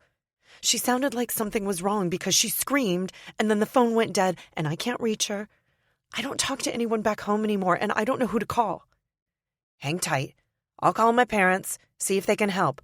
Where was she? Heading home from the store. Stay by your phone. I'll call you right back. Thanks. He hangs up and I say another prayer, hoping that calling him wasn't a mistake, but also grateful that he didn't act like his normal self. Typically, Dalton doesn't do anything for anyone but himself, so the fact that he was even willing to make a phone call for me is a little out of the ordinary.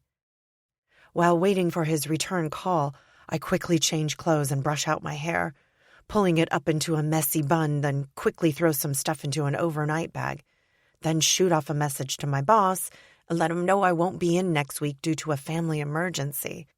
I don't know why, but something in me is telling me I need to go home. Desperate, I try calling my mom again, and once again, it goes to voicemail. Something is definitely wrong. She always returns my calls and texts. Just as I'm zipping up my bag, my phone rings again. I answer without looking at the screen, wishing it was Mom. Mom? No, it's Dalton. I talked to Mom. She tried to call your mom, too, and she didn't answer. She had her number still since you moved here, and your mom wanted to make sure she had my mom's number. I know that, Dalton, I snap. Sorry, I'm just worried. Did she say anything else? She said that she doesn't know anything aside from that there was a multi-vehicle accident. I don't know that your mom was involved because she hasn't heard details. She had just gotten a call from a friend who had seen the emergency vehicles and then was rerouted to go a different way home because of the accident. My heart stops. No. Layla? I'm here, I whisper. She might not have been in the accident. Yeah, I whisper again. My instincts are screaming at me that his words are only for my benefit, and the next phone call I receive isn't going to be a good one. You need me to drive you back to Hollow Grove? Tears stream down my cheeks, dripping from my chin, and a sob escapes me. What would I do without my mother? She's the only family I have. I can drive. I need to go. Don't think you should. You sound pretty upset. Sniffling, I tell him, she's not answering, Dalton. I can't get a hold of her, and I need to get there now. Waiting 15 minutes for me to come pick you up isn't going to make a difference. Please, let me do this for you. I have no desire to be in a vehicle for 5 hours with Dalton. But he's probably right. I'll bring someone with me. I'll drive your car, and she's going to drive mine. That way you're not stuck without a vehicle, okay? I don't even care who she is. I appreciate the fact that he cares enough to come up with a solution. Thank you, Dalton. We're heading out the door now. Been meaning to go see my parents anyway. Gives me a good reason. We hang up after I tell him I'll meet him down at my car that's parked in the underground parking garage. Give him the code to get in, and I close up my apartment. Exactly 15 minutes later, I'm opening the passenger door of my car while Dalton slides into the driver's seat. It takes until we get out of Chicago for me to ask, "Who is she?" "My girlfriend." My jaw drops, and I stare at him with wide eyes. Holy shit. He grins and nudges me in the shoulder. Right? My dad always says it takes just one woman to stop me from being an idiot. And she's the one. He swallows and nods. Yeah, she is. I got a ring, too. Grabbed it before we left because depending on how this whole meeting my parents thing goes, might do it this weekend. Wow. I breathe out, turning to look out the window. Never thought I'd see the day. Me neither, he admits. You want to hear a funny story? Could use something to cheer me up, I say, after checking my phone once again to see no reply to my many texts to my mother or any return phone calls. He reaches across the console and grips my hand, squeezing once. It'll be fine. Mom is doing some checking, and as soon as she hears anything, she'll call me right away. Besides, if she were in the accident and brought to the hospital, wouldn't they have called you by now? I shrug, not wanting to think about my mother being in the hospital. Just tell me the story about how you got brought down to your knees, will ya? Of course, he chuckles. For the next hour, I don't listen as he tells me the story of how he met his girlfriend through a work thing. Her name is Bridget. She has short brown hair, and he fucking loves her curves. Apparently, he didn't expect to fall in love with her. Yet here he is, getting ready to propose. That's the extent of my knowledge. The rest of his talk, I zoned out and didn't hear a word of what he was saying because I was thinking about the type of woman Colt is married to, what his daughter is like, and, of course, my mind never strayed too far from my mother. Do you have regrets? I blurred out suddenly, interrupting him in the middle of a story about how he pursued her for a couple of months, and she kept turning him down. But he finally got in there with her and showed her he could be the type of guy she wanted. He glances in my direction and back out the windshield again, watching the weather closely. It stopped raining a bit ago, but by the looks of the clouds, it's not done raining yet. About? Life in general, I guess. I shrug, look at my phone, and sigh heavily. Laying my head back against the seat, I look out the window again. I have regrets. Like? A lot, actually. It's Dalton's turn to sigh now. You're not giving me much to go on here, Lay. Just tell me what's on your mind. Colt's a daddy. Sorry? Mom told me she saw Colt at the store and he has an adorable little girl. So you're upset because Colt, your high school boyfriend, who you broke up with because he was too fucking selfish to move to Chicago with you, moved on and is a dad, and now you're fucking upset about it? Do you know how fucking childish that sounds, Lay? I turn to him and glare. Why don't you just kick me while I'm down, asshole? Well, at least I got you to snap out of it, didn't I? Excuse me? Listen, I know you're scared because we have no clue what's happening with your mom. And yeah, there's some truth to what I said about Colt. And despite what you might think of me, I do get it. But here's the deal. You can't sit over there and worry when you have no idea what you're even worrying about. I'm not trying to worry. I'm trying to be positive, but I can't really do that when the only thing I know is that my mom was driving home from the store, there was a bad accident, and after hearing her scream before the line went dead, I'm more than a little concerned that she was one of the cars in the accident. Since she's not answering, I feel like that worry is more than justified. He looks in the rearview mirror, probably not only to watch traffic, but to keep an eye on his girlfriend who's been following us this entire time. I saw Bridget briefly when he introduced us, but we didn't talk. She said she'd heard a lot about me, and I didn't even care enough to ask what she'd heard because I was ready to get on the road to Hollow Grove.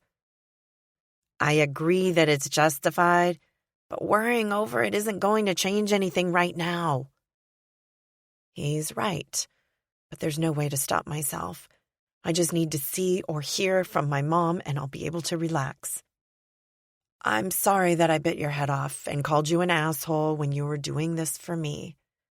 I'm sure you had plans for your weekend that didn't include driving 5 hours each way. It's not a big deal. It is. Thank you. I didn't know who else to call, and you didn't hesitate to help. I know how important your mom is to you, Lay. You forget that before the whole Jasper fiasco, you and I were pretty damn good friends. There were not many days that went by that you and I didn't talk or share a meal. That's not the only thing we shared, but we quickly learned that sleeping together wasn't our smartest move. While he's a good-looking guy, and at the time, he and I were close friends, I never saw him as more. Probably because of Colt, if I had to look deep. It was one time, and that was it. Does Bridget know that you and I slept together? Yes, she knows. I learned from her that it's best to be honest. I'd told her about you a while ago, how you and I were friends and tried for something more, but it didn't work out. For either of us. He says with an exaggerated shudder, making me laugh. He's right to shudder, though. We had a moment of loneliness and tried to pacify that by sex with each other. It was awkward and awful and forced. It took us all of 10 minutes after to realize that it would never happen again, and thankfully we were able to laugh it off as a mistake and stay friends. After we find out your mom is okay and we're all back in Chicago, we'll get together for dinner. You seeing anyone? No. Well, I saw a mistake last night, but no, I'm not seeing anyone. He throws me a side eye. Tell me you didn't. No, I didn't sleep with Jasper last night. Who? You'll judge me. And I didn't sleep with him. He was on the couch this morning. With a burst of laughter, he says, Who the fuck do you think you're talking to right now? I'm the least judgmental person, you know, especially when it comes to sex. I sigh. True. Okay, promise not to laugh. And I'm not lying when I say it wasn't sex. He was on the couch this morning, and I know nothing happened. No, I don't promise not to laugh, because there's a reason you're repeating yourself. Another sigh. Well, at least you're honest. Always am, babe. Ugh, don't call me babe. It's what you called all of your other women because you couldn't remember their name. He smirks, but doesn't deny it. Tell me. Now I'm curious. I cringe, not wanting to admit that the reason I'd gotten drunk last night was because after work, ironically, I swore I'd seen Colt on the street. I even ran up to the guy only to have him give me a dirty look and call me crazy. I ended up at a bar that I knew a lot of my coworkers were going to be meeting at, and had way too many beverages and not enough food to soak up the alcohol. Dalton and I used to work together, but he was offered a job he couldn't refuse and left the company. So unfortunately, he knows all too well who I'm about to say and how big of a mistake it could have been had I actually slept with him. Scotty, from accounting. He laughs so hard he slows the car down, leaning over the steering wheel. You did not. I did. We all went out for drinks last night, and tequila kicked me straight in the teeth and did me dirty. No, Scotty did you dirty, he quips. Jerk, I laugh. Gah, I was so grossed out when I woke up this morning just knowing that he was on my couch. I really, really think I need to rethink what I'm doing with my life. Oh, he's not that bad. He just really likes cats. And lives in his mom's basement. And wears clothes she lays out for him each morning. He giggles, like a little girl at a slumber party. In fact, he keeps on laughing and can't even look me in the eye without laughing harder. I punch him lightly in the shoulder. Shut up, you big jerk. I laugh too, then explain. He isn't gross, per se, but it was definitely poor judgment on my part. I'm afraid he's going to read into it and assume we're going to walk down the aisle now. He's kind of been panting over you for years. Yeah, That. I just feel bad, but he left this morning and said he was sorry for taking advantage of me when I'd been drinking so much, and almost started to cry. He said, and I quote, "I just wanted to know what it would be like to wake up and see your face in the morning," which made me feel even worse. I'm fucking up my life, Dalton. Like, it's slipping out from under me and I can't get a handle on shit. Why am I like this? Relax. You had one night of drunkenness. It's not like that's who you are. Trust me, I know you well enough to know that this was a totally random thing on your part. Was it not your smartest move? Yeah, but it's not the end of the world. At least you didn't actually fuck the guy. He would have never left your apartment if you had. And you're definitely not screwing up your life. I'm 34 years old and single, no prospects. I've worked for the same company for 12 years and have what to show for it. You've managed to climb your way up to the top, Dodo. Remember, you started there as an assistant to the marketing manager, and now you are the marketing manager? Working for the same company for a decade is a good thing. It doesn't mean you're stagnant in your career. How do you expect to get ahead by moving around all the time? I suppose that's true. One night, Lay. That's it. That's all it was. I guarantee you Scotty is feeling worse about it than you are right now. He's a sensitive little weirdo, and he's probably shitting in his pants thinking that you're going to be mad at him just for jerking it on your couch. You know he did. Gee, thanks for that visual, I deadpan. He chuckles and takes a swig of his Diet Mountain Dew. I need to pee, I announce when I see an exit with a gas station. Let's fill up the cars and stretch out our legs. I'll call Mom again and see if she answers. Got it. He turns on his signal and watches in the mirror to make sure that Bridget is following us. When we get to the gas station, he loses the argument about me paying for both cars to be filled up. Inside, we load up on some road trip snacks and drinks and use the restroom. You doing okay? I know this isn't the most fun way to spend a Saturday. I ask Bridget as we're walking back to the cars. It's totally fine, she says in a chipper voice.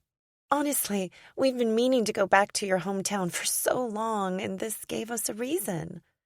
I know you and Dalton used to be super close, and I could tell he wouldn't have been able to relax at home anyway.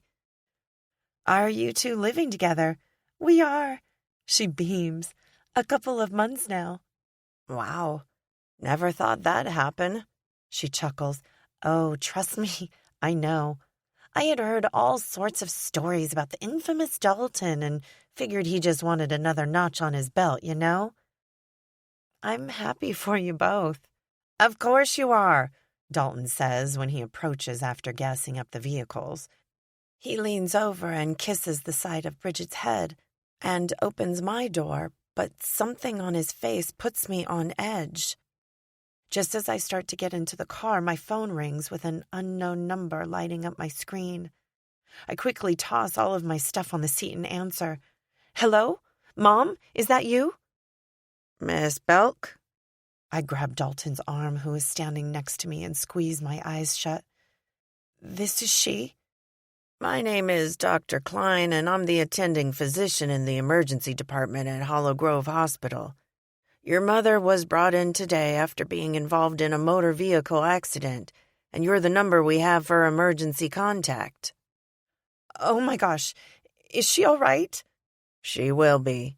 The accident was severe, and she has some broken bones and bumps and bruises, but she'll have a full recovery. I'm sure of it. I immediately burst into tears and feel my knees go weak. Dalton catches me before I fall and takes the phone from me. Hello? This is Layla Belk's friend, Dalton. We're on our way from Chicago and are about an hour and a half out. I hear Dalton say to Dr. Klein. Bridget helps me into the car and leans in to make sure I'm buckled, like a child. I am so sorry. I hiccup through a sob. She's She was in the accident. She's going to be okay, I guess. But you're overwhelmed. And you've been worried out of your mind for hours. And now you know she'll be okay, so your body is just allowing you to have a break. You got this, Layla. Let's get you to the hospital and you'll see your mom and all will be good again. I nod at her encouraging words and hear Bridget and Dalton say a few things to each other before he climbs behind the wheel, and we're once again on the road. What else did the doctor say? Not much, because I'm not listed, But he said that she was very lucky. Sounds like it was a pretty severe accident. Oh, gosh. That makes me so freaked out. Like, she could have died, Dalton. He grabs my hand and holds it tight. But she didn't. Focus on that. Right. I hope there were no fatalities. How awful. He's quiet for a moment before he murmurs, Right. There's something else, Lay. What else could there be? Mom called while you were in the gas station. She heard that Colt's sister Natalie and her husband were in the accident as well. My eyes shoot to his, and I don't even have to ask for the ending, but I do anyway. Are they okay? I ask quietly, tears already forming. With a small shake of his head, I drop my face into my hands and sob. Chapter 4. Colt. See you again. I've never done something as difficult as bury my baby sister and her husband. The entire month since Mason lost control of the vehicle, sending it into oncoming traffic, killing both him and my sister, as well as the driver of one of the vehicles, has been nothing short of a living hell. As far as the police could tell, and according to the driver of the oncoming car and the passenger who was in the vehicle following them, Mason wasn't doing anything wrong. But with the heavy rain, he started to hydroplane and lost control of the vehicle. When he made the mistake of swerving to the side of the road, he swerved too far, went off the shoulder, overcorrected, spun sideways, hitting the oncoming car with the passenger side of his. The car behind him couldn't get stopped in time and hit the driver's side. The combination of gravel and the sudden braking ended up taking 3 lives and injuring 2 others. My sister died on impact. We lost Mason shortly after he arrived at the hospital. The driver of the oncoming car had a broken arm, 2 broken ribs, a concussion, and some bumps and bruises. The driver of the car that hit my sister's car on Mason's side also died on impact, while his wife, the passenger, walked away with minor injuries. The kicker? Maureen, Layla's mom, was the car who hit on Natalie's side. I haven't seen or heard from either Maureen or Layla. Neither of them were at the funeral services, though. That was because Maureen was still in the hospital. My parents did come back home, obviously, but after 2 weeks, they returned to Texas. Honestly, it was more stressful having them around than seeing them go home. Dad helped a little on the farm, and Mom helped with Poppy, but I could tell they were unsettled, which made Poppy and me both unsettled. Mason's parents stayed at Mason and Natalie's house and were a huge help too, but they left a few days after my parents did. Natalie had told me they'd had a will written up, and if anything were to happen to her and Mason, I would be Poppy's guardian. I just never imagined a scenario where that would come to life. I don't know how to be a dad. I know how to be Poppy's uncle and Nat's big brother and Mason's brother-in-law and a farmer. This, I don't know how to do. Poppy misses her parents, even though she has no understanding. That's why she's so out of sorts and upset and sad all the time.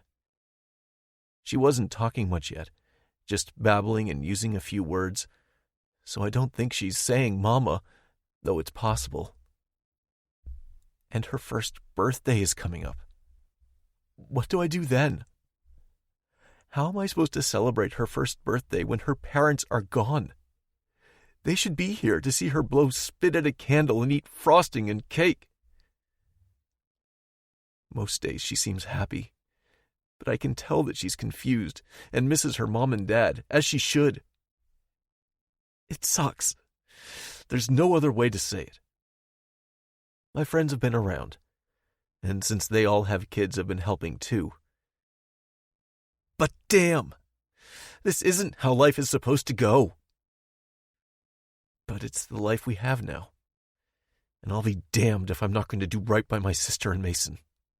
They trusted me with their whole world, their daughter. The knowledge that of all the people they could have chosen to take care of Poppy if something were to happen to them, that they chose me is humbling.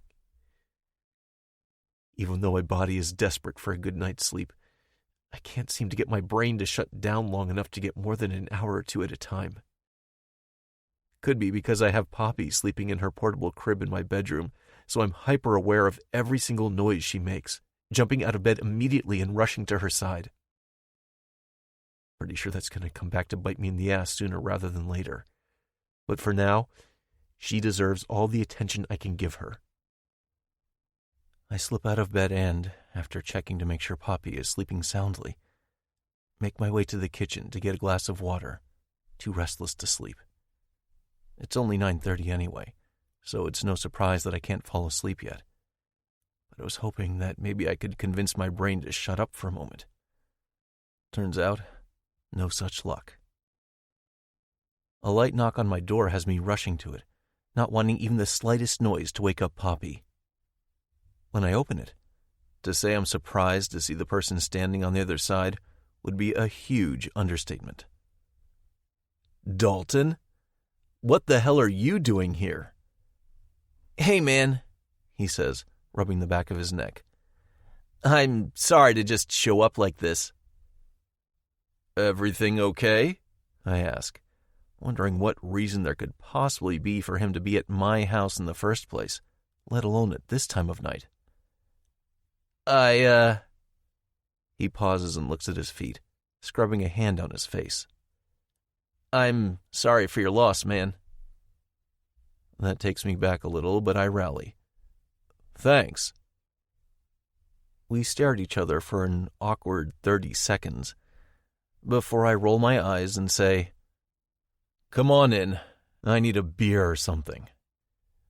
Okay, thanks. Yup. Just keep it quiet. The baby's sleeping. He follows me inside, closing the door with a soft click behind him. Want a beer, soda, water? I'd offer coffee, but I'm low on it and need the caffeine in the morning, I say honestly. He chuckles and takes a seat at the kitchen table. Beer would be great, thanks.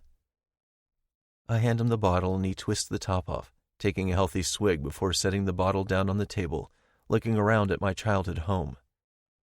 Nice place. I smirk. He was always a cocky dick about his parents' money, like it was something he contributed to. You really think so? He looks me straight in the eye and nods once. I do. I wouldn't have said the same years ago because I was a dick.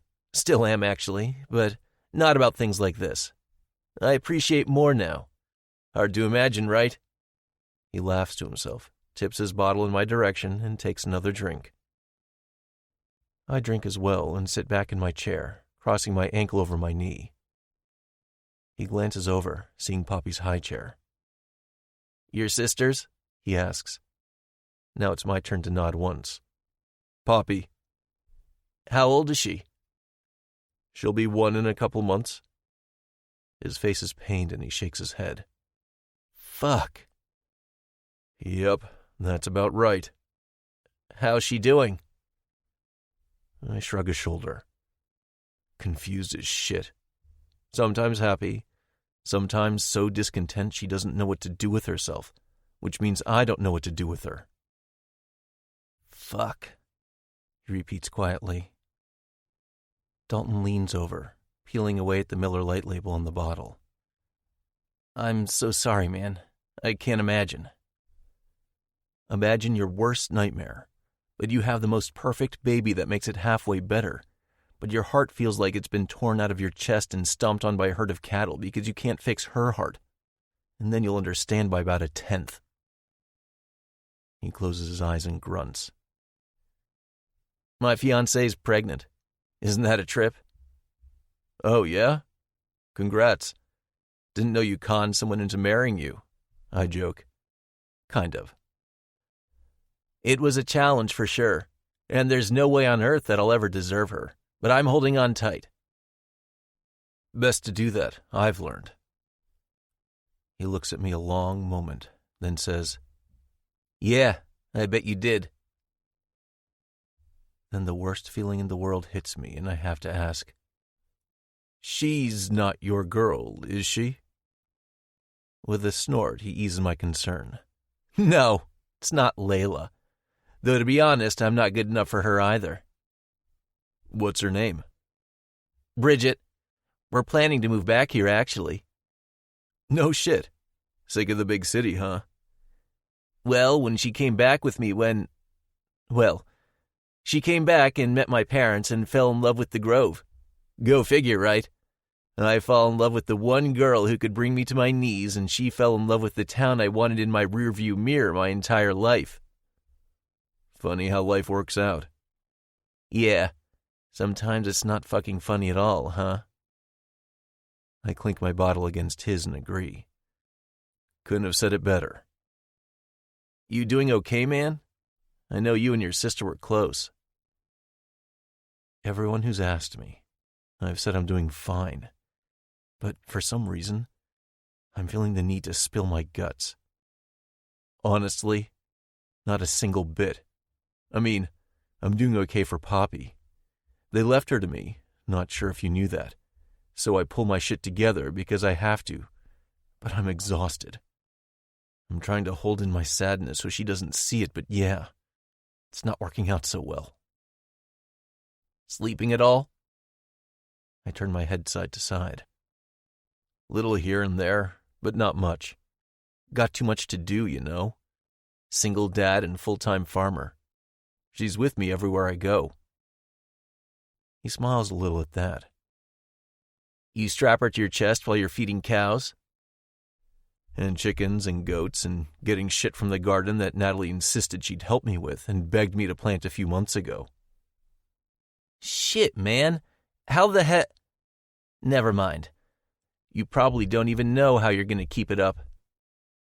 I'm looking at nannies to help during the day when I need to be working in the field all day because that's not a life for her. I'll figure it out.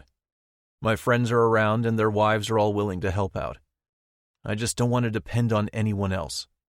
Never have before, and I'm not going to start now. Might need to change that line of thinking, he tells me. Not helpful at all since I already knew that. Seen Maureen yet? Nope.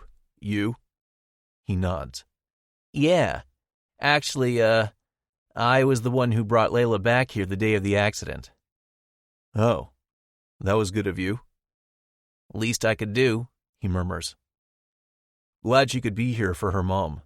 She was probably freaking out. Little bit, yeah. Didn't help everything else that was going on. She was actually a complete wreck after she found out about Natalie. I look at him funny.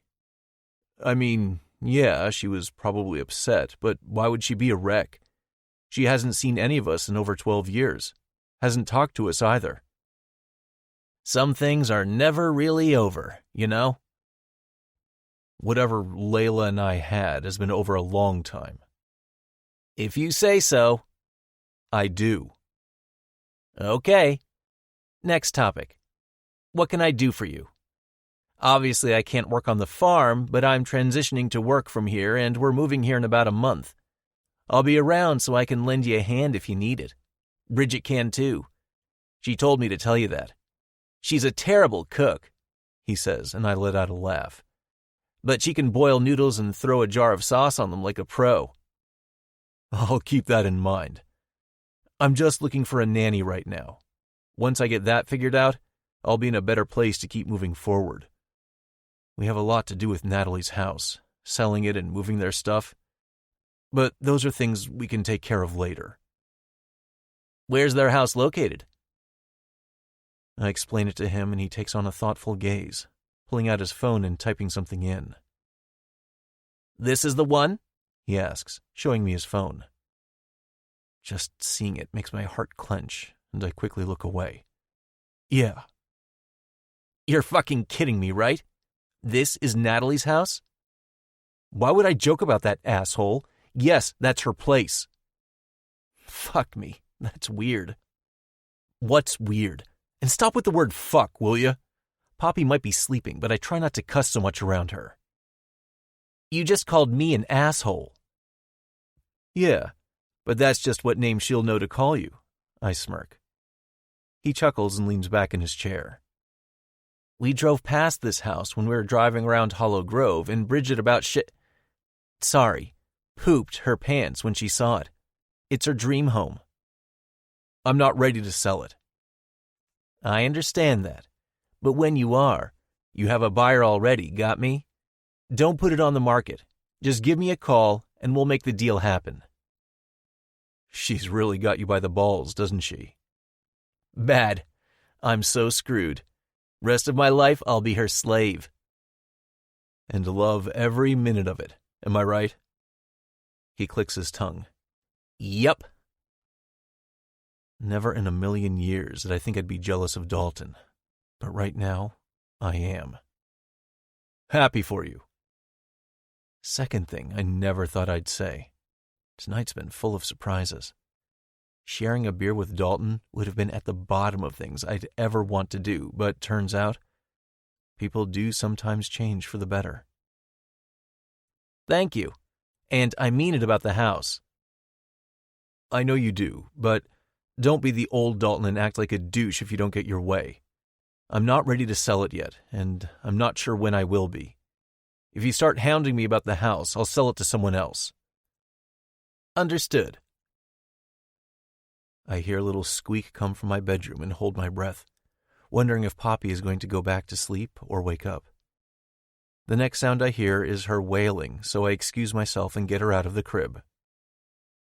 Hi, Tootsie Pop, I coo, cradling her to my chest and reaching into the crib for her pacifier and pluck it into her little mouth. Though, recently she's been sticking her thumb in her mouth and tossing her pacifier on the floor, so I think it's bringing her more comfort. She spits it out and shoves her thumb in, proving my theory correct, and rests her head on my shoulder, letting out a heavy sigh. Couldn't sleep, huh? Want to meet an old a person? I ask her. Her diaper is still dry since she's only been sleeping for an hour, so I bring her with me to the kitchen. When I enter the kitchen, Dalton is rinsing out his empty beer bottle in the sink and sets it down, turning toward us. Poppy clings tighter to me when she sees a stranger in our house, so I assure her that he's safe and it's okay. This is Dalton. Dalton, this is my Tootsie Pop, or Poppy, if you're boring and don't like to give kids fun nicknames. I give her a little shake with my forearm and she tightens her grip on my shirt. Hi there, cutie. He looks at me. Those blonde curls are something else. She's freaking adorable. Good baby? Yeah, she is.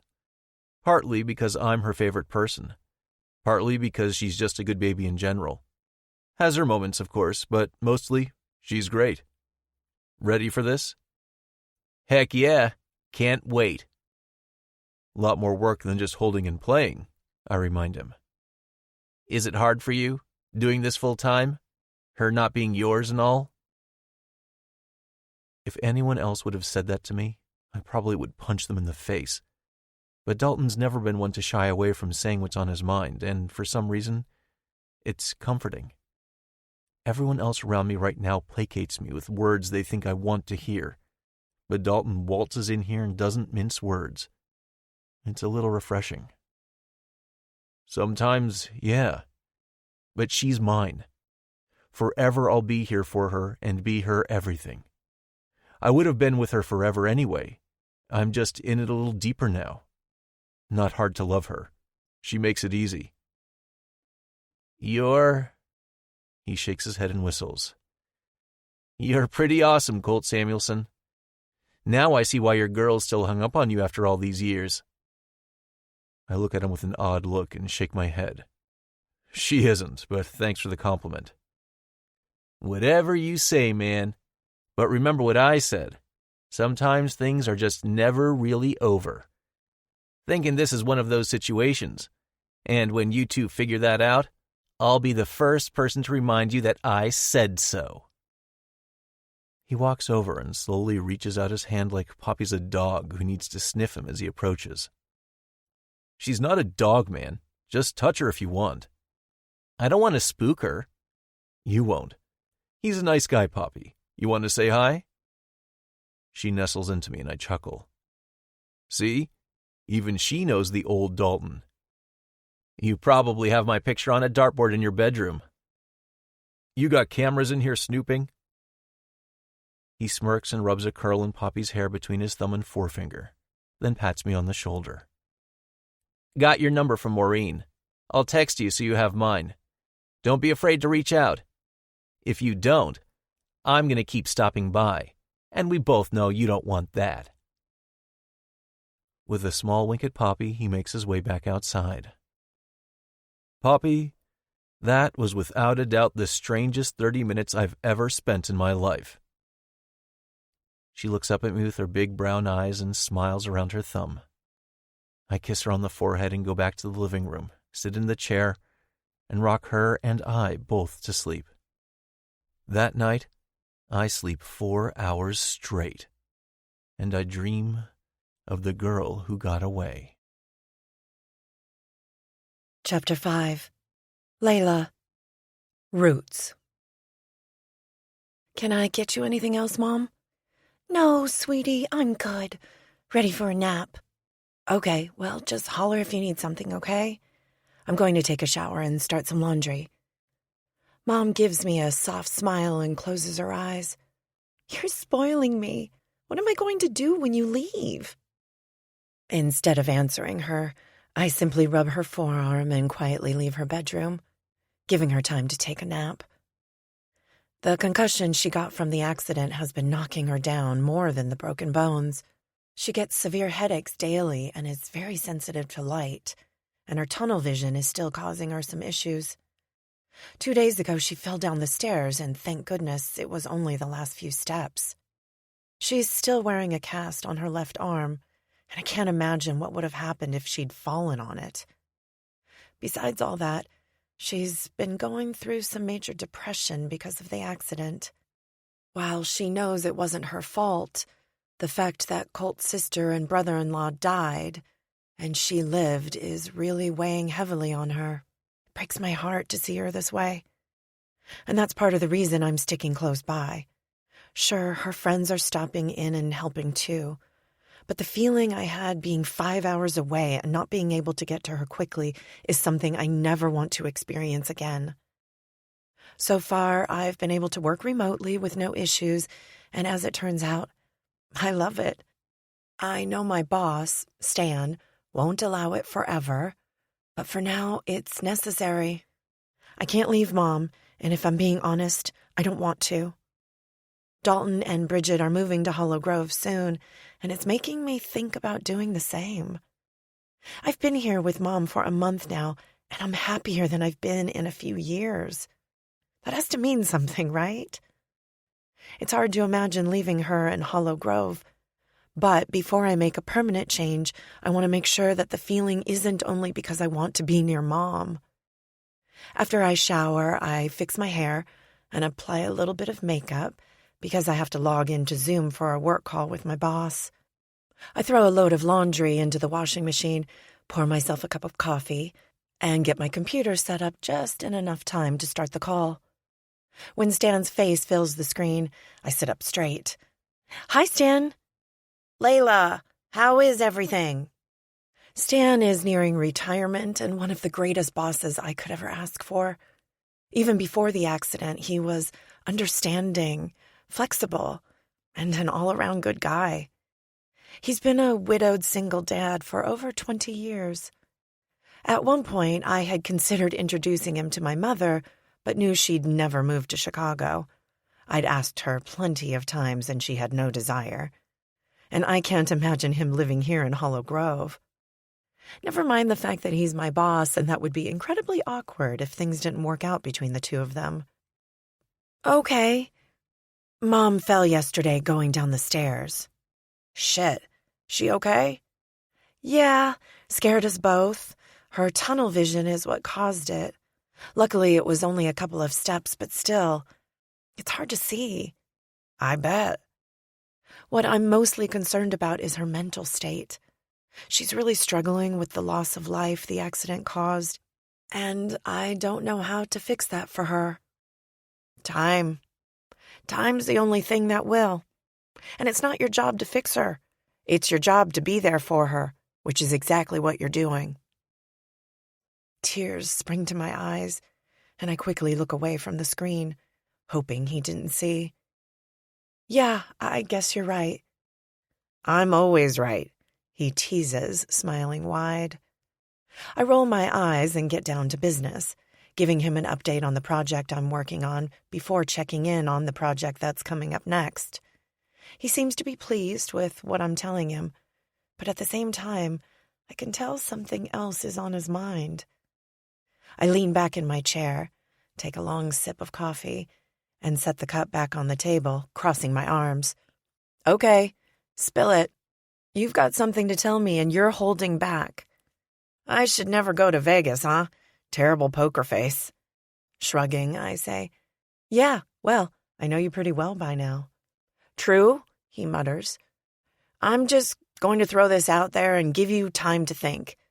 You know I'm getting close to retirement age, but I don't see myself just stepping away completely. I'd be bored out of my mind. My kids are grown and out of the house with kids of their own, and while I want to be able to visit them whenever I want, I also still want to be busy. I nod, agreeing with him. He loves what he does. Go on. He takes a deep breath. I don't know if this is the stupidest or the smartest decision I've ever made, but I'm leaving the company and branching out on my own, and I want you to come with me. Stunned, I stare at him, wide-eyed without blinking. Layla, he says to get my attention. I snap out of it, shaking my head and blinking once. Are you serious? Yes, I am. I've been wanting to do this for years, but haven't had the nerve. With you working remotely, it's shown me that you and I can work together this way, and I quite like it. Since you're not in the office, I've spent a few days working out of my home office too, and I gotta say, not wearing pants is a huge bonus. I burst out laughing. Are you telling me you're not wearing pants now? I'm a professional, Layla. I'd never admit that out loud. He smirks. But yes, to ease your concerns, I'm wearing pants. Want me to prove it? He asks and stands up to do just that. Trust me, I'd never disrespect you in that way. I know you wouldn't. What type of work would I be doing? Same as you are now. I have a good enough relationship with our clients, and nothing in my contract states that I can't work with them should I leave the company. I won't steal clients from them because that's not how I want to run a business. But if any of them choose to follow, I'll be happy. I can't guarantee anything, as this is new to me too, but I would love to have you on board. Wow. I hate to ask this, but what would I be getting paid? I wince because that feels like such a rude question, but it's also a legit one too. Same as you're getting now. I've been looking into group insurance plans too, and I think we can find something that works for both of us without breaking the bank. My daughter is going to work with me as an assistant too. I bite my lip and think a little bit. It's a little bit of weird timing because I was thinking of making a change too. Oh? Looking around the house, can't help but have this instant feeling that leaving would be a mistake. I don't know if it's because I feel like I have so many things unfinished here. You don't want to come back to Chicago, do you? He asks me. I shake my head. I don't think I do. Think or no, because that's going to be a big change and you need to be certain. The minute he asks me, the answer is clear to me. I know. He sits back in his seat, rocking his office chair back and forth a few times before a smile breaks out across his face. Good answer. But you just offered me a job and I told you I was looking at leaving the company. First of all, you only said you want to stay there in Hollow Grove, is it? I nod once, swallow. Yeah? And that doesn't change anything about my job offer. I told you I quite enjoy working from home a little more. What we do can be done from anywhere now that we have Zoom. If we need to have face-to-face meetings, I'll come to Iowa. I'm shocked. Truly shocked. Are you serious right now? 100%. I would love to have you on board with me. If you're looking for a complete career change, that's a different story. But you're damn good at your job, and I think we could build a great partnership. I'm just speechless, honestly. First time for everything, he quips. Ha ha, you're hilarious. He grins, making the skin around his eyes crinkle. Is that a yes? Well, it's definitely not a no. I pause and look behind me again to make sure Mom's not walking in and lower my voice to say, You do understand that Mom's a priority right now, right? I need to continue to have the flexibility that you've given me in order to care for her if I need to. Of course. But, and don't take this wrong or like I'm heartless and not empathetic of the situation, however, you do understand that this is only a misstep and she'll be back to herself soon, right? Well, that's the hope. Yes, that's what we're praying for, of course. But I don't want you to give up my life for my mother. I suppose that's one way to put it, but that's not what I meant. I know. I sigh and rub my forehead, scrunching my eyes out of frustration. I know what he means, and I agree. Okay, since you've been like an uncle or even father to me for the past 12 years, I suppose it's time to tell you a little about myself. You're finally going to crack, Stan asks, eyes dancing. I roll my eyes. My mother raised me alone, not for the same reasons you were a single dad. Not to stop you before you get started, but I figured as much already. And not because you act a certain way, but because the last time Maureen was out for a visit and I had dinner with the two of you, you'd gone to the bathroom and she and I got talking about being single parents. She'd said something about how glad she was that I was in your life because she didn't have a good father figure. Something in the way she said it made me think it wasn't because your father had passed. Yeah, well, I don't know. Maybe he has. I never met him. His loss. I press my lips together and bite to keep from crying. Never knowing my father has been something that's messed with me my entire life.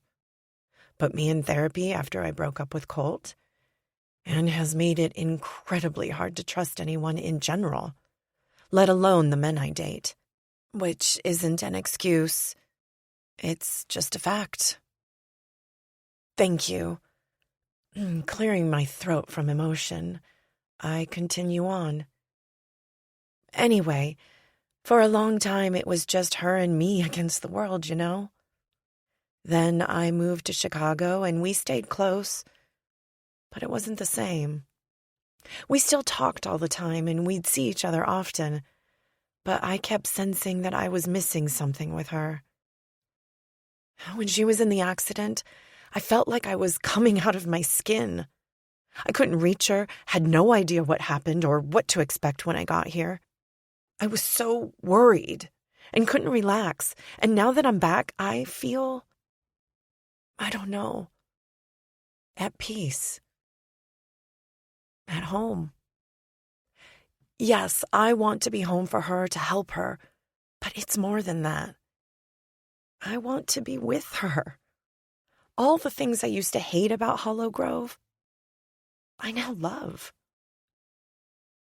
I was living a life only fulfilled because of my career, but everything else was empty. I missed so many things about the Grove and didn't even know it. Over the past month, I didn't miss the city one single time.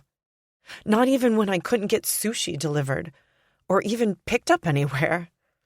I add the last one because he, of all people, understands and appreciates my love of sushi. As I'm speaking, his expression brightens and turns almost knowing, as if my gibberish is making total sense.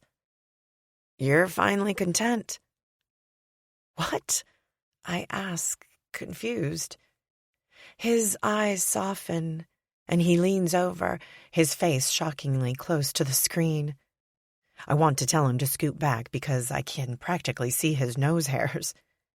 But I'm curious what he's about to say and don't want to hurt his feelings. Layla, you haven't been truly happy in Chicago for a while.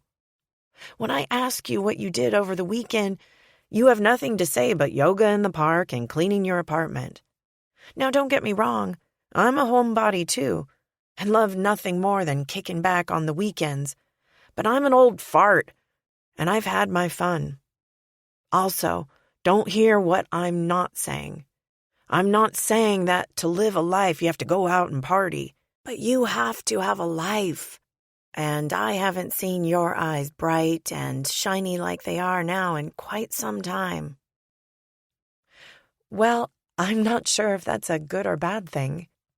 Good. I suppose I have to turn down your offer then. Did you not hear me earlier? I love working from home. You can still work for me and do it from there. I've been meaning to come and see your mom anyway. You have? Yes. You're more than just a co-worker to me, Layla. You said I've been like an uncle to you, and I would agree with that. Family isn't always blood relation. And you're family. A tear slips down my cheek, and I quickly swipe it away. Ah, hell. I made you leak. I cry through a laugh. Shut up. Is that a yes, then? Yes. Great, he says, huge smile on his face. For the next 20 minutes, we go over the details, including him letting me know that our current employer will likely kick us to the curb when we quit, which is understandable. Before we hang up, I have one more question. Something more? I'm not sure I can handle anything else right now, I joke. You might be right. Have you talked to him yet? Who? I ask, eyebrows furrowed. You know who. I seriously don't. The man who brought you to Chicago. Oh. My thoughts that are never too far away from Colt in the first place get planted firmly on him and his heartbreak once again. And not the heartbreak that I caused. The fact that his sister and brother-in-law died in the same accident that brought me back home. I was wrong earlier. I thought I'd never seen the shine in your eye, but whoever it is you're thinking about right now is making them shimmer like diamonds in the sun. Awful poetic of you. Truth, Layla. Only the truth. But this guy and the story behind him is for another day. We've taken up enough of company work time. We'll touch base in a couple days. If they sack us, and you need help getting your computer back here or your desk cleared out, just ask, and I'll take care of it. Oh, crap. I hadn't even thought of that. Don't you even worry. Thank you, Stan. I think I'm excited, actually. Unexpected as this is, I feel like maybe it's the start of something great. Me too. I'll see you soon. We hang up and I swap out the laundry, starting another load, then go and check on my mom. She's still sleeping soundly, so I head back to the kitchen table that I've been using as a desk. When I look at my computer, I can't concentrate on anything other than this new opportunity. But I do my best to keep working. I've committed myself to this project, and no matter what my next plans are, I intend on finishing it. A little while later, I hear Mom call for me. I had told her to make sure I'm around so she doesn't fall again because she's a little unsteady on her feet when she first wakes up. So I save my work and go to her. Hey there, how was your nap? Good. Did you get some work done? She asks as I help her out of bed. I did. I have news, but let's get you settled first. Fun news? I think so. I'm intrigued. After she uses the restroom and walks around the house a bit to keep her body moving, I make us both a snack because who doesn't like snacks? And like he heard me opening the fridge, Dalton walks through the door. Does my fridge send up a bat signal every time we're about to eat? Yes, it does, he says with a cheesy grin.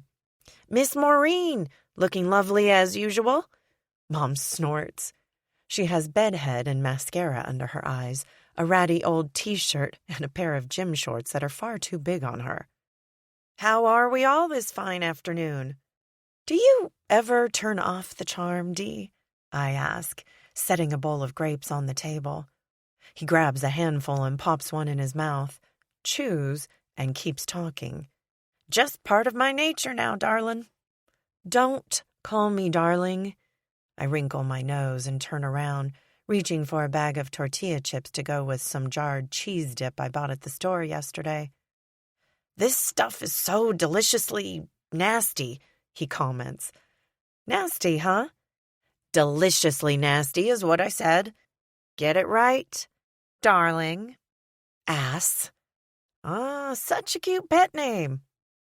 I roll my eyes at him and hand him a can of Diet Mountain Dew, grabbing a Pepsi for my mom and me. As long as I live, I don't think I'll ever be able to drink Diet Pop. And maybe I shouldn't drink pop at all, but hey, it's part of me now. He dips a corn chip directly into the jar and takes a bite. What's new, Susie Q?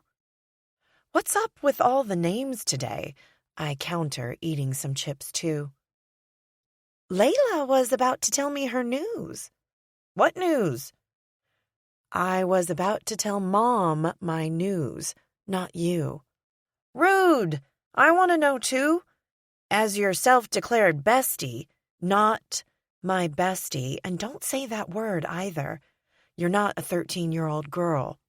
As your bestie, I demand you tell me what's up. I need to know. Insufferable, pushy, nosy. Those are all good pet names for Dalton. Ever since he and Bridget decided to move back to Hollow Grove, he's been a completely different person. He's almost giddy on a regular basis. Maybe he wasn't quite as happy living in a city as he thought he was either. There have been only a few days where he hasn't stopped by at some point in the day to check on Mom. He's gone grocery shopping for us, mows the yard when I can't get to it. And that one was a big deal because Dalton is, or wasn't anyway, the type of guy to do yard work. Bridget has been wonderful too, making meals for us, which are questionable at best, or baking something, bringing over wine and sitting outside with me to chat, taught me a couple of new card games, and introduced me to some of her favorite books. Mom's flower garden was getting out of control, and Bridget stepped in and has been making sure it's weeded. I cannot imagine either of them ever returning to living in any city. Hollow Grove suits them perfectly. I had a meeting with Stan today, and he offered me a job. Stan, your boss? Didn't he already give you a job? Yes, Stan, my boss. He's going to start his own company and asked me to come on board with him. Isn't he, like, a little old to be starting a company? You bite your tongue, Dalton Bradley. Stan is not old.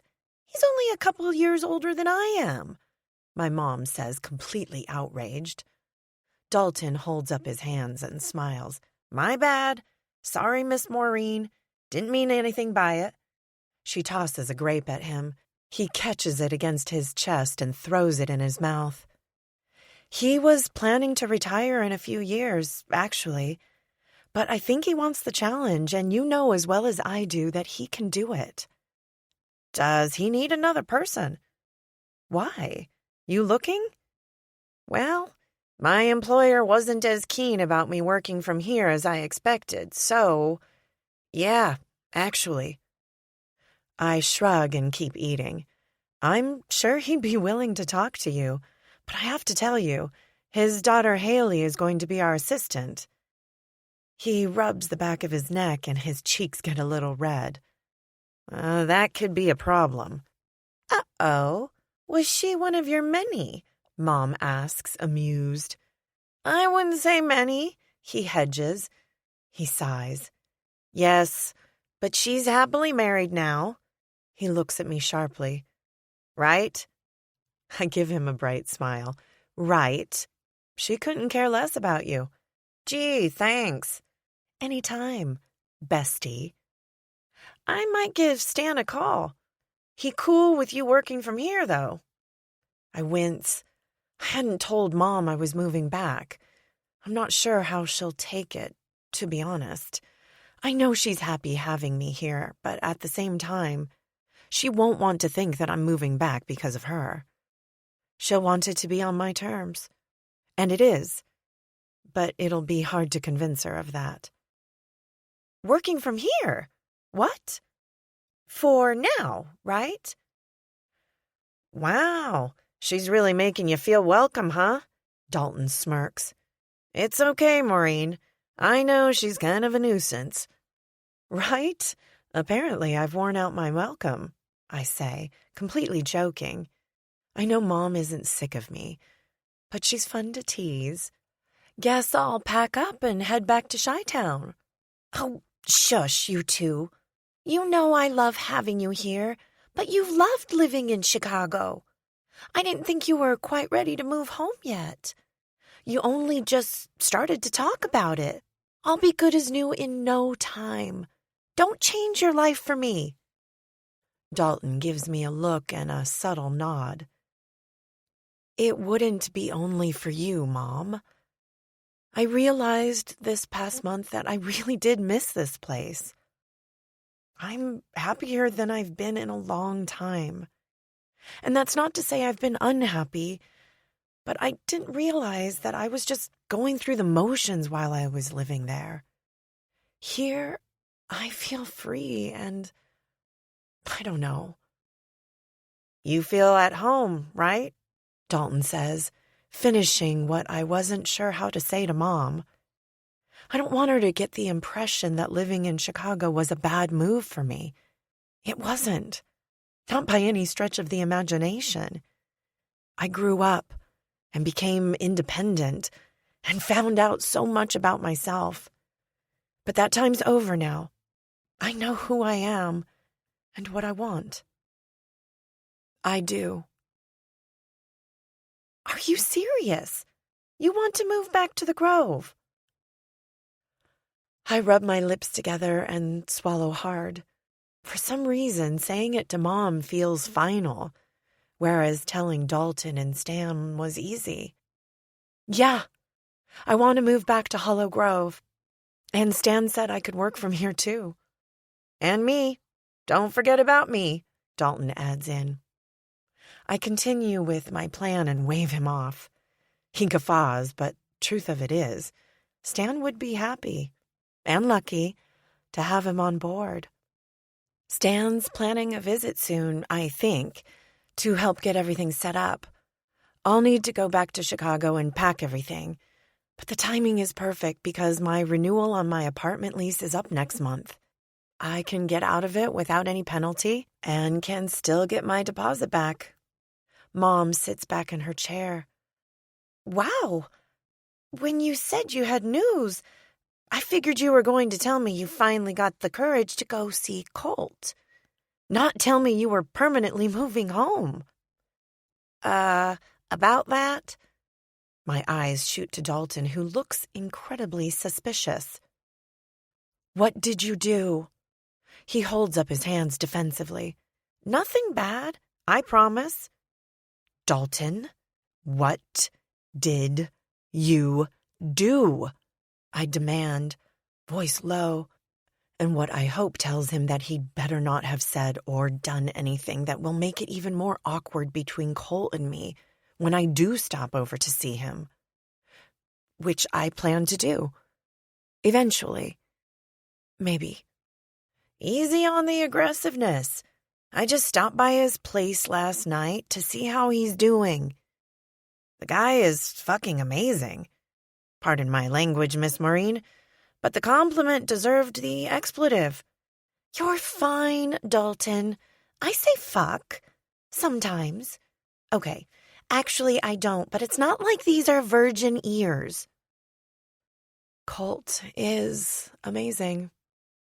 I feel like a complete jerk for being happy that the baby Mom saw him with, which she knew with certainty wasn't his, was his niece. I also feel like even more of a jerk that I haven't been over to see him.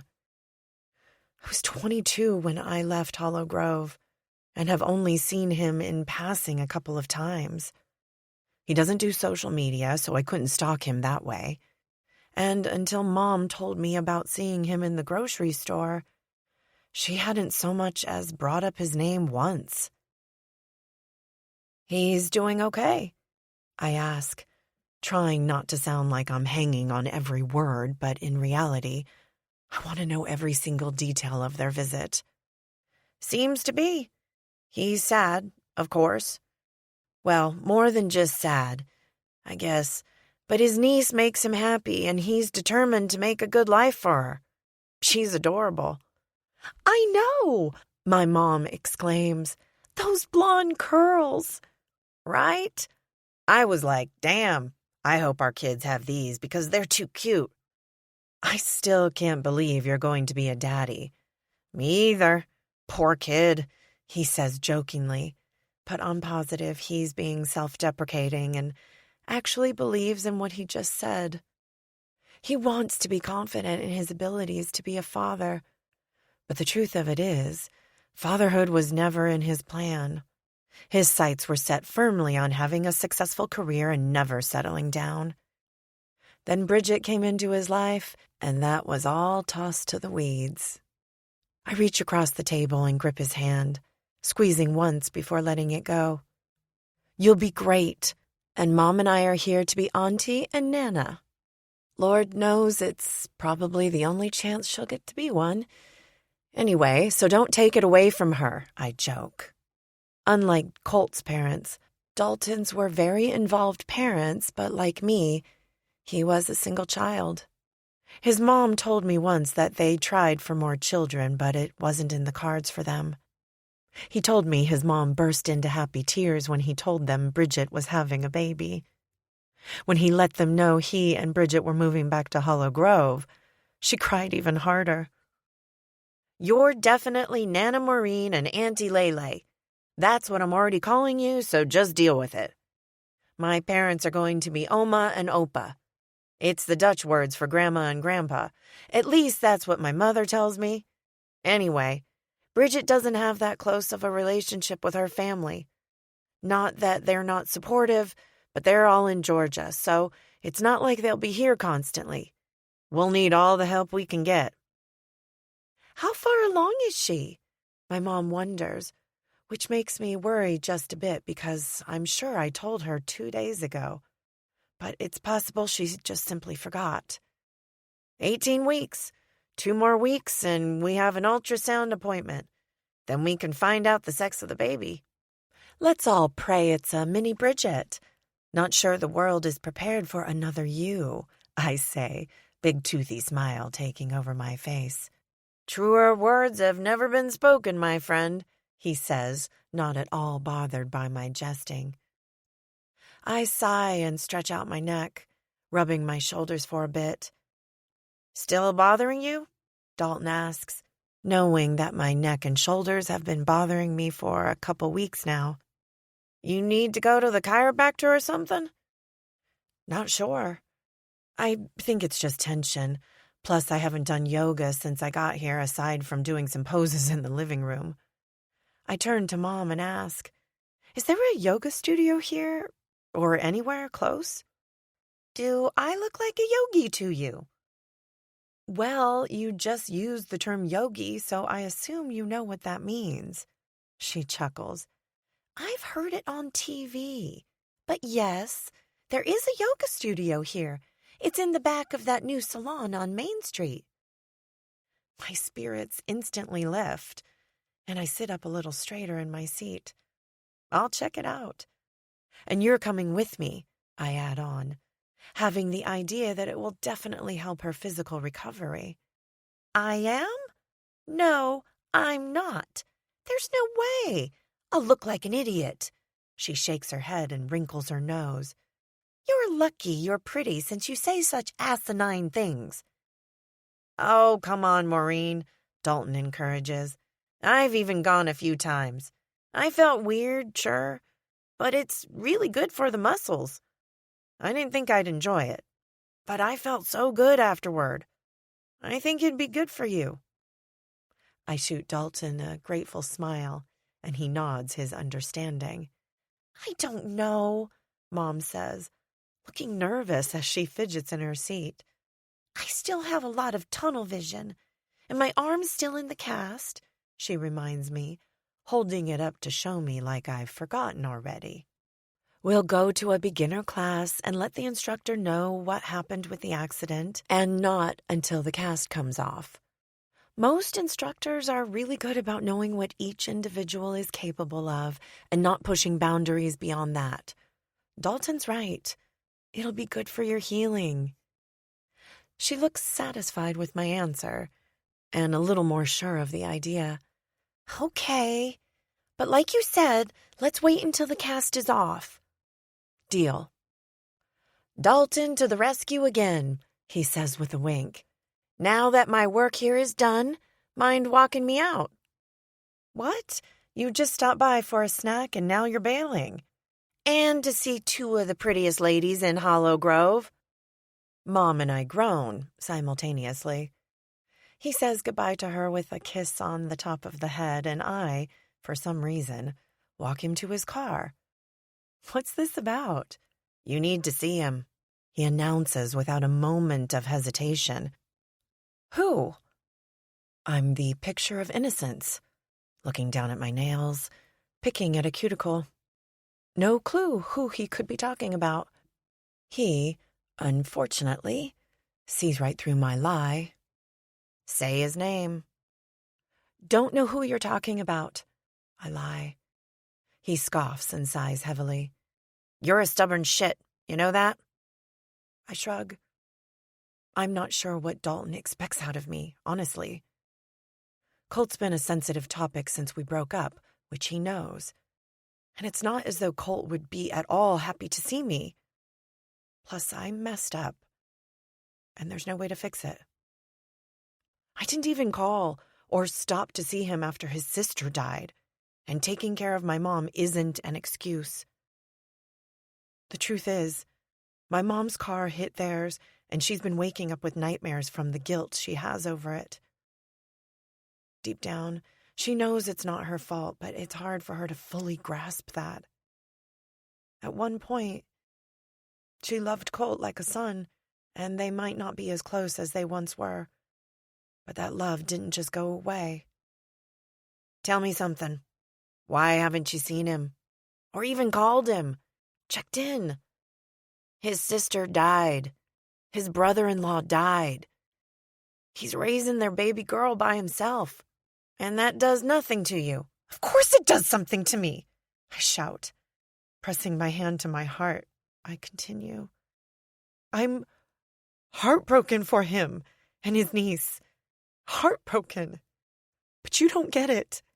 I wrecked him once. My voice cracks and I start to cry. I angrily swipe away the tears that start to slip down my cheek. I wrecked him, Dalton. I heard the stories. I know he was drinking all the time and angry and lashing out. That was because of me. He looks sad for me when he implores, "Say his name, Layla." I rear back. "What? You still can't say his name out loud. Colt. Colt. Colt.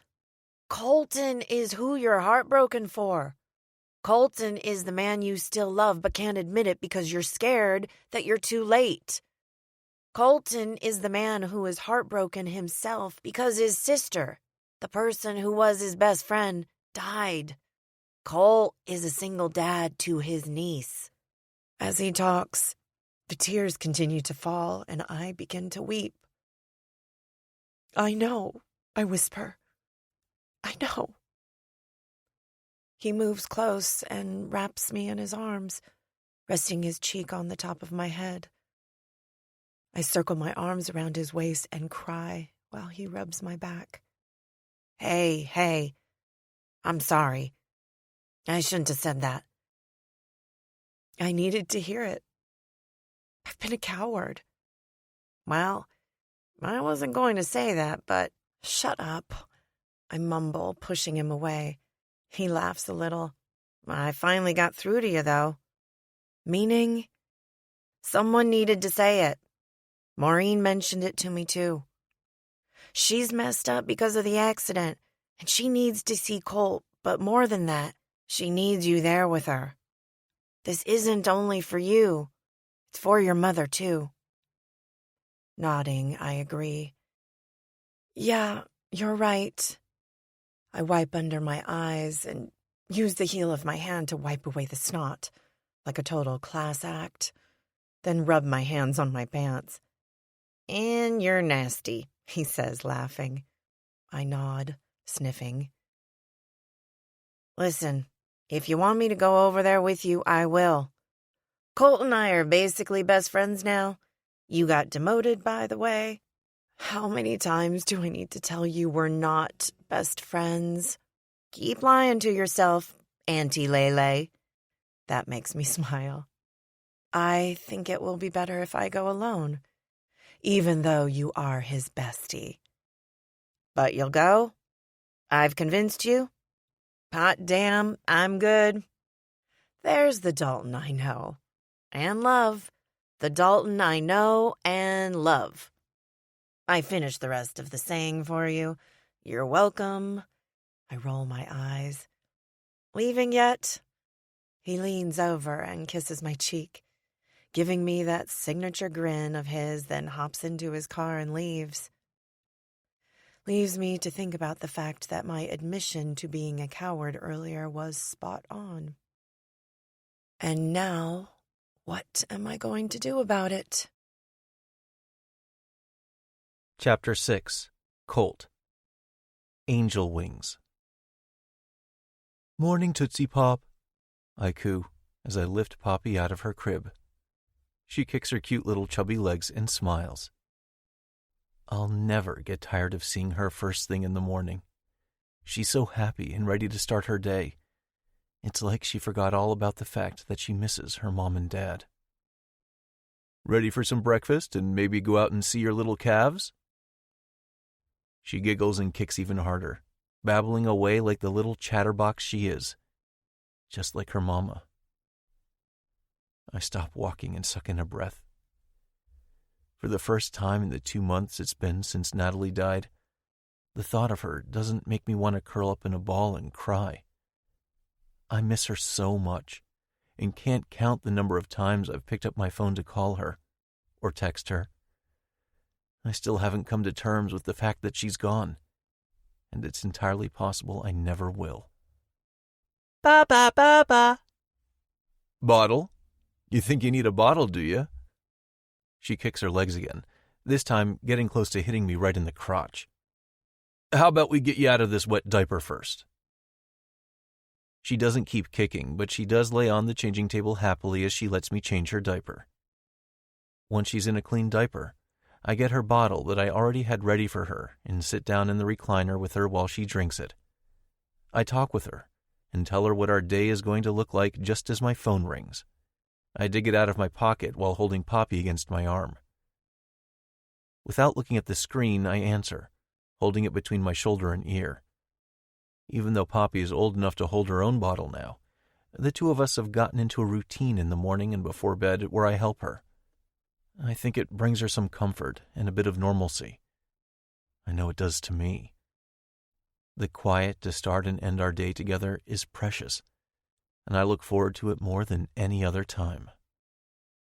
Hello? Colt? This is he. The person on the other line is silent long enough that I wonder if the call was dropped. Hello? I ask again. I'm here, sorry. The voice on the other line isn't just a random person. It's Layla. Poppy slaps me in the face and smiles around the bottle's nipple, milk dribbling out of her mouth. No hit, I tell Poppy gently. We need to be nice, remember? She giggles and resumes sucking down her bottle. Did I catch you at a bad time?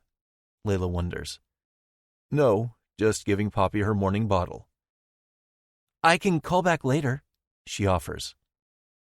Trying to bail out on the phone call already? I guess. She laughs lightly. Still know me pretty well, apparently. I'm not sure if that was supposed to make me feel good, but if it was, it had the opposite effect. The idea that I can still guess her thoughts after all these years is somewhat disturbing to me. When she doesn't get a response, she clears her throat. Sorry, I probably shouldn't have said that. Maybe she still knows me a little too. The thought isn't comforting. I don't want her to know how badly she broke my heart when she moved to Chicago, or when I found out from my sister that she was engaged to someone who wasn't me, or when she avoided me every time she came back to visit her mother in Hollow Grove, or, worse of all, how it took her a solid 2 months to call me after my sister died. Hi, Layla, I finally say. Hi, Colt. The sound of my name on her lips is something I haven't heard in so long. I close my eyes to let it soak in. Then I open them quickly, because it's not going to help anything. For me to pine over something as stupid as her voice saying my name? No, I won't allow it. What do you want, Layla?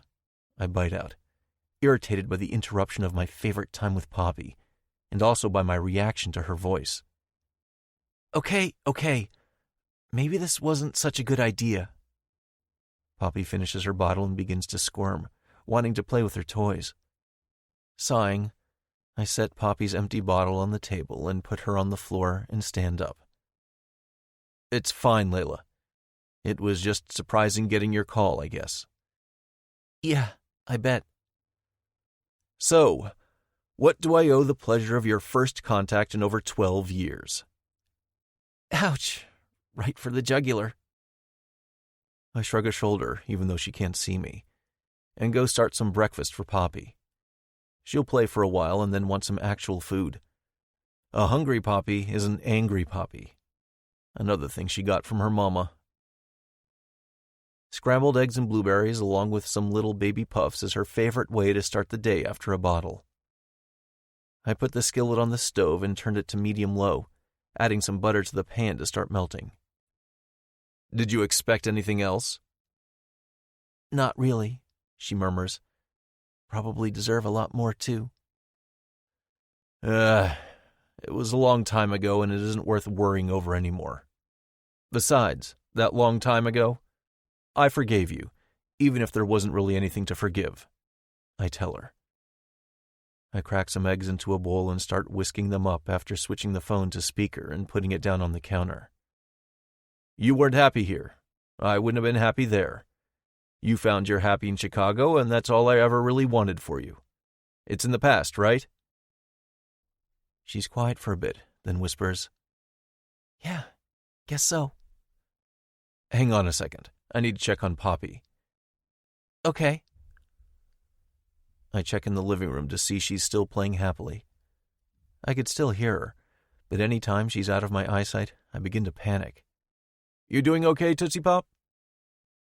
She bounces on her butt and giggles after hitting her toy to make it sing something that will no doubt be stuck in my head for the rest of the day. I leave her to it to keep playing on her own and go back to the kitchen. I'm back. Poppy doing good? Yep. How's your mom? Recovering. Slowly but surely. The concussion seems to bother her more than anything. But otherwise she'll be okay? That's what the hope is, she says quietly. I'm so sorry I haven't reached out sooner. I pour the eggs into the pan and get her plate and mine down from the cupboard. It's fine. No, it's not. My mom was... It's just that... Just that what? Well, Mom has some guilt, but really, I was being a coward and didn't know how you'd react to me calling you. I was afraid that you wouldn't want to hear from me. Stirring the eggs, I add in some shredded cheese and stir once more. It's a little different now, wouldn't you say? I place a handful of blueberries in one of the compartments on Poppy's plate. We've both grown up and are happy. Well, I wouldn't necessarily say I'm particularly happy at the moment, but I was. I see something out of the corner of my eye, and I spin away from the stove just in time to see Poppy walking. For the first time in her little life, she's walking unaided. Holy shit! I shout, and somehow have the mind enough to turn off the stove and move the pan away from the heat. What? What? Is everything okay? Layla asks, but I don't even care enough at the moment to respond aside from rushing out a quick, Layla, I gotta go, okay? Because my little Tootsie Pop is actually doing the thing. The thing we've been working for. She's 11 months old and she's like the actual smartest kid on the planet. I know other kids walk earlier, but they're not my Poppy. Holy moly, baby girl, look at you! I say happily as she squeals and laughs. She starts clapping for herself and promptly falls right on her diaper-covered bottom. I'm so proud of you! She giggles again, and I clap for her, which makes her clap too. I help her stand up. Let's try this again, Tootsie Pop. Can you do that for me? After taking a few steps back, I extend my arms and encourage her to walk toward me, wishing I had my camera ready to record this monumental occasion. I need to call Natalie and tell her to get her ass over here so she can see it. That's when I remember I can't call Natalie anymore. And that sucks more than anything. She'd be a bawling mess right now and would be so proud of her little girl. I grab the phone off the counter and open up the camera app so I can do what I'm supposed to be doing. Poppy plops down one more time, so I help her stand and start recording just in time to see her walk a few steps toward me. Oh my gosh, you're such a big girl. Look at you go! I encourage her to keep going, and this time I luckily get it on camera. I'm honestly not sure who I'll share it with, because I'm not sure my parents will even care. Mason's will, so I'll show it to them, and some of my friends will be excited. I've never felt so alone in my life. Natalie was my person. My best friend. I'm not even ashamed of the fact that my sister was my best friend. I sit on the floor in front of Poppy and she keeps walking, falling down, walking again, falling down again. But every single time she gets back up. I wish I could do the same. Right now, I don't feel like I can get up. The second I got the phone call, I went down and never got back up. The only thing that's keeping me motivated and moving me forward is Poppy. And right now, that's enough to get me out of bed in the morning. I pull her in, settling her on my lap. She takes my hands and places them on her little legs, patting them with her tiny ones. I kiss her cheek, then kiss her head and her cheek again, before hugging her and rocking us back and forth. This little girl has saved me from the depths of depression when she came into this world, and she's saving me now. A tear slides down my cheek and she turns around, wrapping her arms around my neck, and stands up to give me a hug. I love you so much, Tootsie Pop. Like she understands how much I need her and how true my words are, she clings tightly to me. The strong grip she has on me breaks something loose that I've been holding in since my sister died, and the few tears that were slipping down my cheeks turn into floodgates. The roles reverse on me, and now Poppy is comforting me, letting me weep and cry and let out all the pain I've been feeling. The pain that has such a tight grip on me that I can't seem to do much more than care for Poppy. She's the only reason I'm moving forward. My sister trusted me with her daughter, not just to keep her alive, but to give her a good life and care for her and love her like she deserves to be loved, to watch over her and be there for her, to help her grow into the woman as amazing as herself. That's what Natalie trusted me to do when she named me her guardian, if anything were to happen to her and Mason. And that's what I'll do. If I have to hide my sadness, give up on having any sort of personal life, and live the rest of my life only for Poppy and being a farmer, I will. That's what Poppy deserves. That's what Natalie deserves. Might not be what she would want, but it's definitely what she deserves. Dying too soon is not what she deserved. Not seeing her daughter grow up isn't what she deserved.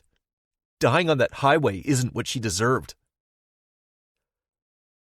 I take a deep breath, willing the tears to subside. I've been trying my best not to let anger take over, but it's exhausting putting on a brave face every single day. Ready to eat some breakfast so we can go see your cows? I ask Poppy, sucking back the rest of my emotions. She sits back and looks at me, big smile on her chubby face. The cows always make her happy. I stand up from the floor, lifting Poppy in my arms, and walk to the kitchen just as I hear a car pulling up, fast. Dust billows from the gravel driveway. I look out the kitchen window, and my heart sinks. What in the world is she doing here? I wonder aloud. Colt! Layla shouts, slamming her car door behind her as she runs to the house. In pajamas. And rubber boots. And still breathtakingly beautiful. Ridiculous, but beautiful nonetheless. Colt! I meet her at the door with what I'm sure is a confused look on my face. Yes? Are you okay? Yes, I repeat. Why? Because, she says, panting like she just ran the entire way to get here. You said holy S-word, and then said you had to go, and I was worried. My eyebrows shoot up to my hairline, and I look down at Poppy. Because Tootsie Pop here decided this morning was the time to learn how to walk on her own. Layla looks between Poppy and me as her mouth opens and closes, then again, and when she opens it again, she says simply, "Oh." I roll my eyes and push the door open farther. It feels a little like Dalton's surprise visit all over again. Not necessarily welcome or unwelcome, just weird. Come on in. We were just getting ready to have breakfast. You like scrambled eggs? You don't. Stop. You came all this way in a panic. Least I can do is feed you. I'll just throw a few more eggs in the pan. Want some coffee? I strap Poppy into her high chair and spill a handful of puffs onto her tray out of the container, snap the lid back on, and set it on the counter, then fill a sippy cup with some water and set it on the tray as well. Meanwhile, Layla is still standing in the doorway. Are you coming in or not? I ask, a little more sharply than I intended. This is your niece? I turn around and lean my butt against the counter, hands resting on the ledge. Well, it's certainly not a random baby I just picked up off the street. Yes, this is Poppy, Natalie's little girl. As you know, Natalie is no longer with us, and they were smart enough to have a will made up soon after she was born. They left her to me, and now I'm all she has. And she's all I have. I watch as Layla swallows hard and looks down at the floor. She shakes her head lightly, and when she looks back up, I see tears in her eyes. I'm sorry, she whispers. I shrug. Nothing for you to be sorry for. I wasn't here. You haven't been here for a long time, Layla, and that's not a slam. It's just the way it is. If you'd have been here with me, nothing would have changed the fact that my sister and brother-in-law died. You moving to Chicago didn't cause the accident. Layla nods and whispers, Yeah. Well, that sounds real convincing, I say, chuckling. In the past, I would have gone to her, held her, helped her to see the truth. But that was then. This is now. There was mention of coffee, she says. Cup's right there, I tell her, pointing to the cupboard above the coffee pot.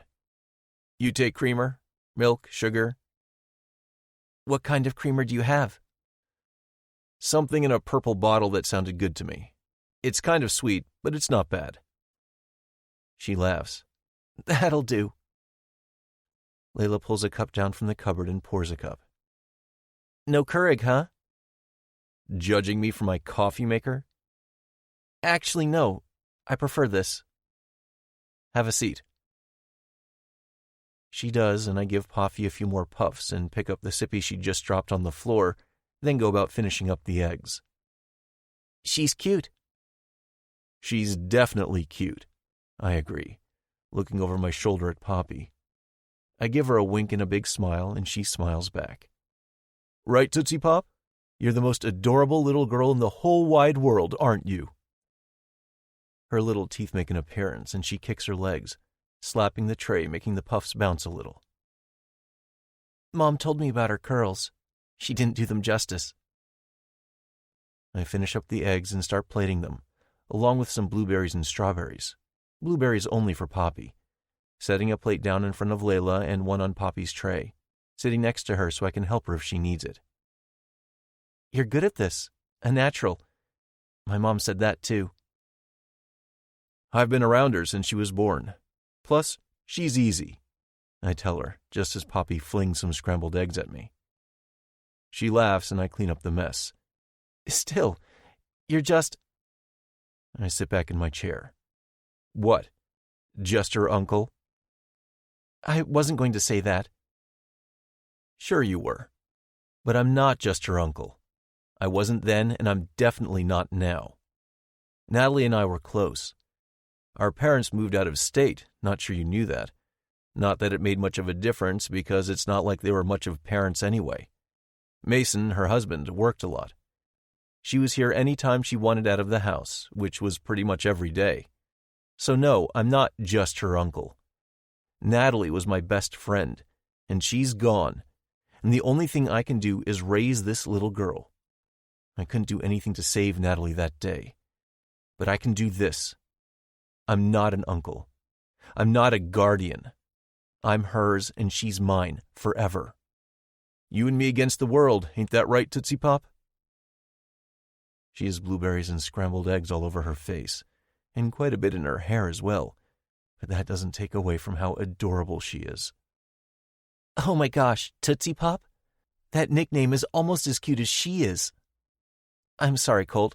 I didn't mean anything by it. Sure you did, but that's because you didn't know. Now you do. Layla shoots me a grateful smile. Probably because she realizes that whatever she says won't get to me now. In the past, yes. Now, I don't care enough. We dive into our eggs, eating in silence until we've all finished. While I clean up Poppy, Layla cleans up our plates. Thanks for stopping by, but Poppy and I have a lot of work to do. She stays with you? Of course she does. I was going to find a nanny, but it turns out that's easier said than done. It also turns out I'm a picky son of a bitch when it comes to who I'm willing to leave her with. So we have a system down. She stays strapped to my chest most of the day, unless I'm doing something that would be unsafe for her to be around. Then I have a few friends from back in the day who stop over. Like who? She wonders. When Layla left Hollow Grove, she not only left me, she left all of our friends behind. One thing about the Grove is that people stay around. I like to call it a generational town. Everyone's related to someone because families built a life here, and it's a good place to live, so even if people leave, they come back. All of the old gang. Tim and Missy, Corey and Jenna, Brian and his wife who you've never met, Tori. Drew and Amy too, but they're pretty damn busy with their 6 kids. The rest of them only have 2 or 3. Wow, you're still friends with everyone? Of course I am. Why wouldn't I be? I wipe my hands on a towel after reloading the dishwasher from how Layla did it. I don't care if it offends her. She did it wrong. I unhook Poppy from the high chair and hold her on my hip. When I look over at Layla, she's staring at the wall with an odd look on her face. Her lips twist and eyebrows furrow, but she doesn't seem to be here in this moment. It's like she's staring off into space. Layla? She physically shakes herself out of whatever trance she was in and looks at me with an expression I've never seen before. Well, once. When she was telling me that she was leaving Hollow Grove. My body tenses for whatever she's about to say, because I know it's not going to be good. I don't know. I guess I just figured that you all kind of drifted apart. Isn't that kind of what happens as we grow up? That's kind of weird, isn't it? You just... what? She scoffs and laughs lightly. But it's not a laugh that has anything to do with something humorous. It's a laugh at us. We are beneath her, and I have a feeling she's about to remind me of that.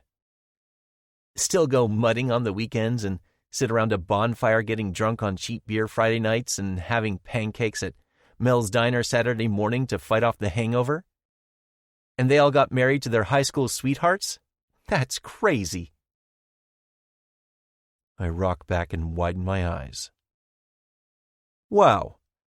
At least I know what you really think of me. And us. Not everyone leaves and stays gone, Layla. Again, not a slam against you. It's just a fact. And no, we don't do the same shit we did when we were freaking teenagers. We've all grown up. We just grew up together. We've become adults.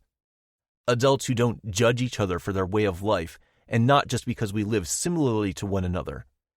Because we love and genuinely care for one another. And besides, what's wrong with sitting around a bonfire and reminiscing old times? Or taking the truck out to a muddy field? None of that is wrong or juvenile or immature. It's who we are, and maybe it isn't enough for you, but it's damn sure enough for me. I sigh and try to get some composure. I'm not trying to be a dick here, but you don't get to come in here and be surprised that I'm still friends with the people we grew up with, or judge them for falling in love early and staying in love. Their marriages are solid and good, and you don't have a clue about that because you're not here. You don't get to pretend that you know anything about the way we live our lives now, or say that this little girl isn't mine and I'm just her uncle because you don't know any better. Oops. Guess I was a little more irritated by that comment than I thought I was. I know you're going through a lot with your mom right now. But have some sympathy and respect for others and don't act like a judgmental snob because you moved away and the rest of us didn't. I just lost half my world. This little girl is the other half. Those friends I still have are more than friends. They're family.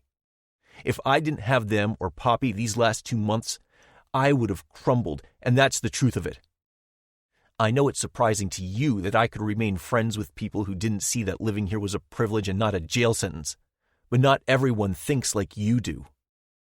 Now, if you'll excuse us, I need to change Poppy out of her pajamas, so we can go say good morning to her cows and take care of stuff. Thanks for stopping by. It was eye-opening. Please tell your mother I'm praying for her and hope she's better real soon. I'll bring Poppy over to cheer her up if she needs it." Her expression falls, and I see the regret written all over her face. "Colt, I sigh and hold up a hand to stop her from saying anything more.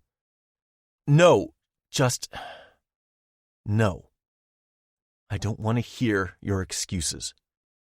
When you broke up with me, I knew what you thought of me then, and this fun little walk down memory lane just solidified it for me. You might say you didn't mean it, but deep down you do. I know you think we're low-class idiots, and you know what? Maybe we are. I am who I am, and I'm perfectly happy with that.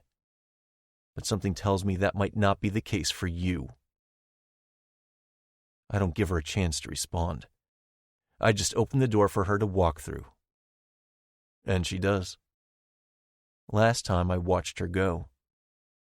This time, I don't care enough. Dalton was wrong about one thing. We really are over. Chapter 7. Layla. Stone. That didn't go as planned. Not one bit. He was right. I was judgmental and a snob and quite the bitch, actually. The thing is, I don't even think that way about him or the friends he still has, but I once did too. So I'm not sure why I said it. Scratch that. I do know.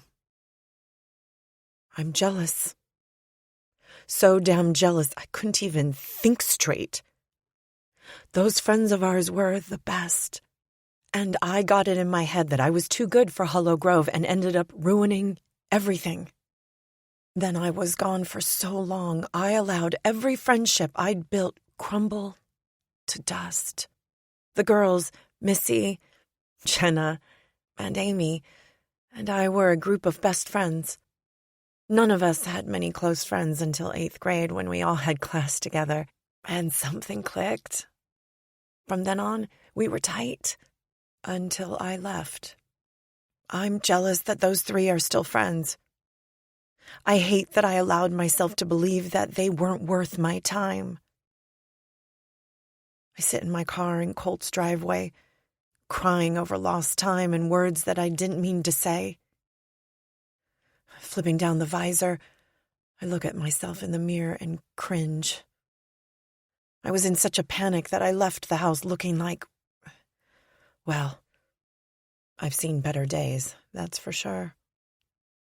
I still have yesterday's makeup on because I was too tired last night to take it off, and it didn't fare well during the night. My hair is in a messy bun. Emphasis on messy. My pajamas are actually decent, but inappropriate to be out in public in. The booty shorts and tiny tee don't leave much to the imagination. And the boots. Oh, for fuck's sake. I just slipped my feet into the rubber boots Mom usually wears when she's working in the garden. Bright yellow with a daisy print. Cute, yes, but not for coming face to face with an ex-boyfriend. The ex-boyfriend, in fact. And damn, did he ever look good. Great. Sexy. Seeing him with Poppy made my insides tingle. The stubble on his face made me want to rub up against him. He's gotten bigger, too. Taller? No, that's not it. Just broader and more muscles. It's late summer and hot as hell here in Iowa, but he was wearing jeans anyway. Probably wears them a lot when he's doing chores. That was what he used to do, anyway. And those jeans were made for him. Had to be. His thighs filled out the pant legs perfectly, and his butt.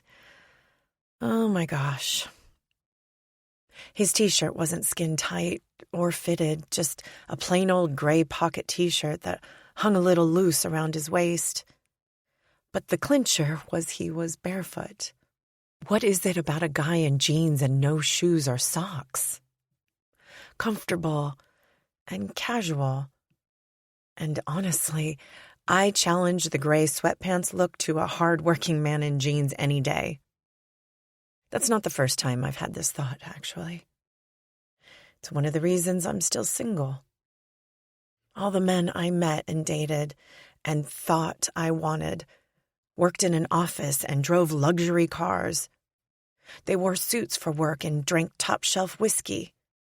They didn't know how to change the oil in their car because they didn't care to know.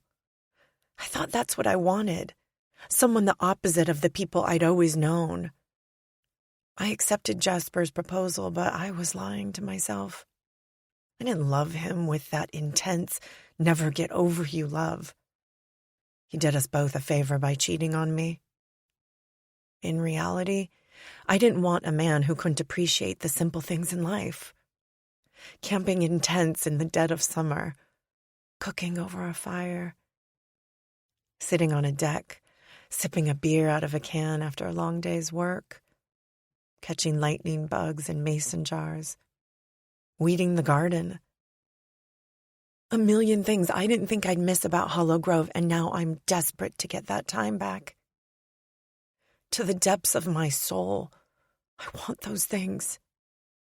And one look at Colt today was a stark reminder of what and who I'd lost. Then my wall of defense went up and I opened my mouth and said things I know I can't take back. Things I meant when I was 20, but not now. I've learned. I've grown up. I experienced the life I thought I wanted only to realize I didn't want it after all. Maybe that's why I had to move away. To see it for myself. I needed to know, and if I stayed here, I wouldn't have.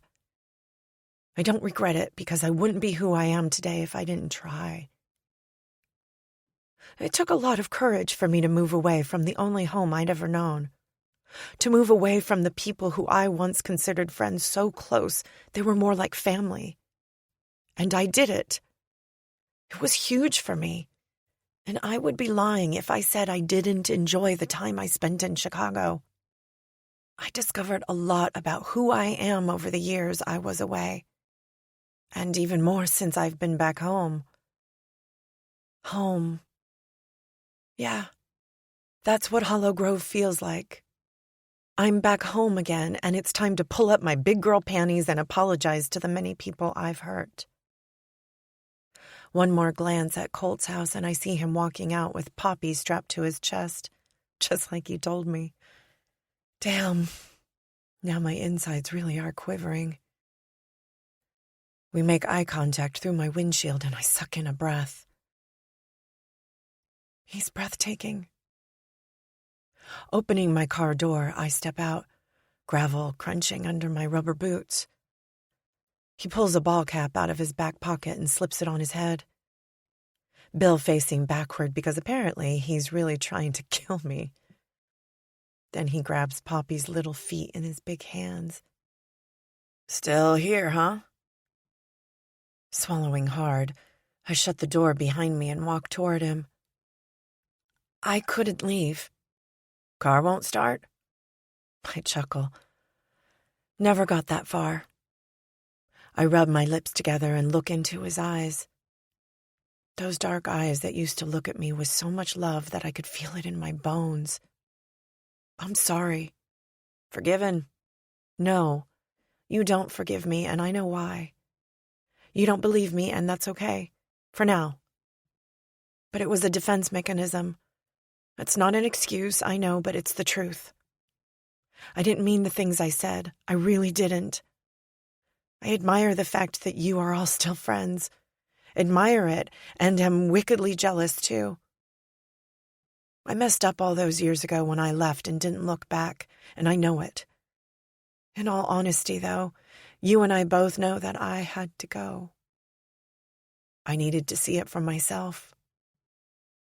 My only regret is the relationships I lost in following that path for myself. I'm not expecting anything here, but you need to know that I am sorry.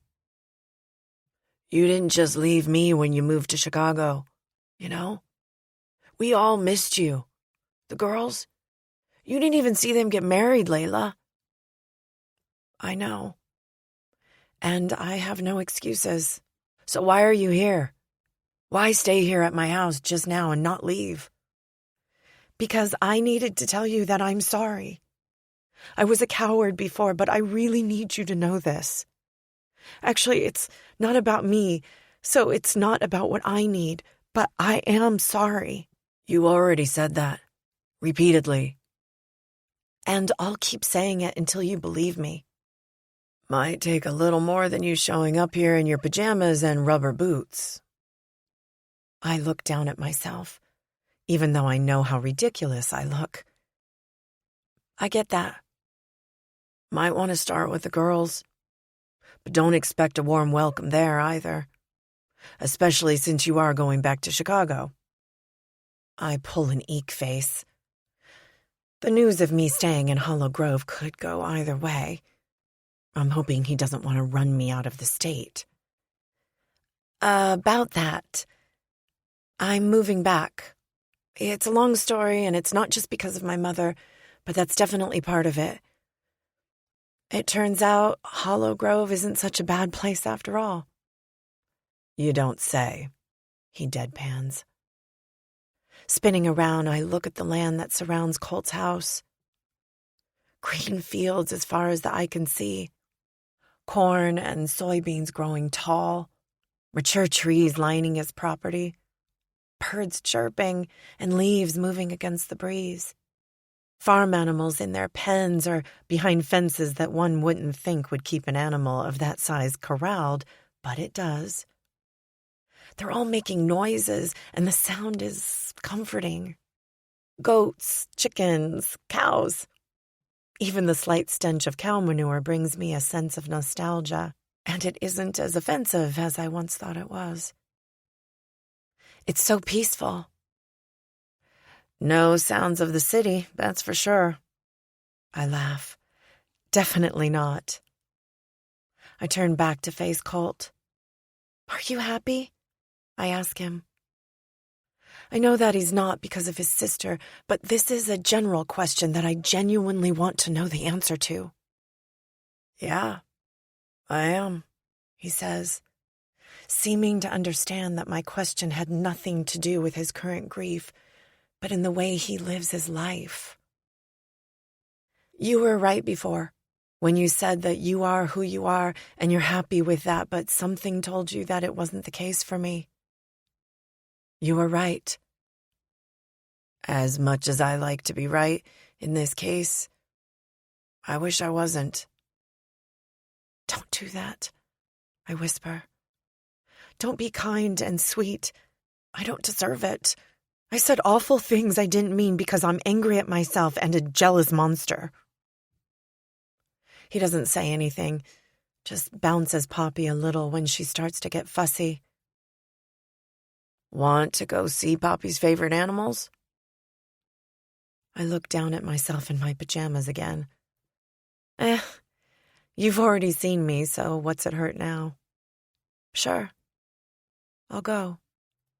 Good thing you've got your boots on, he says with a smirk.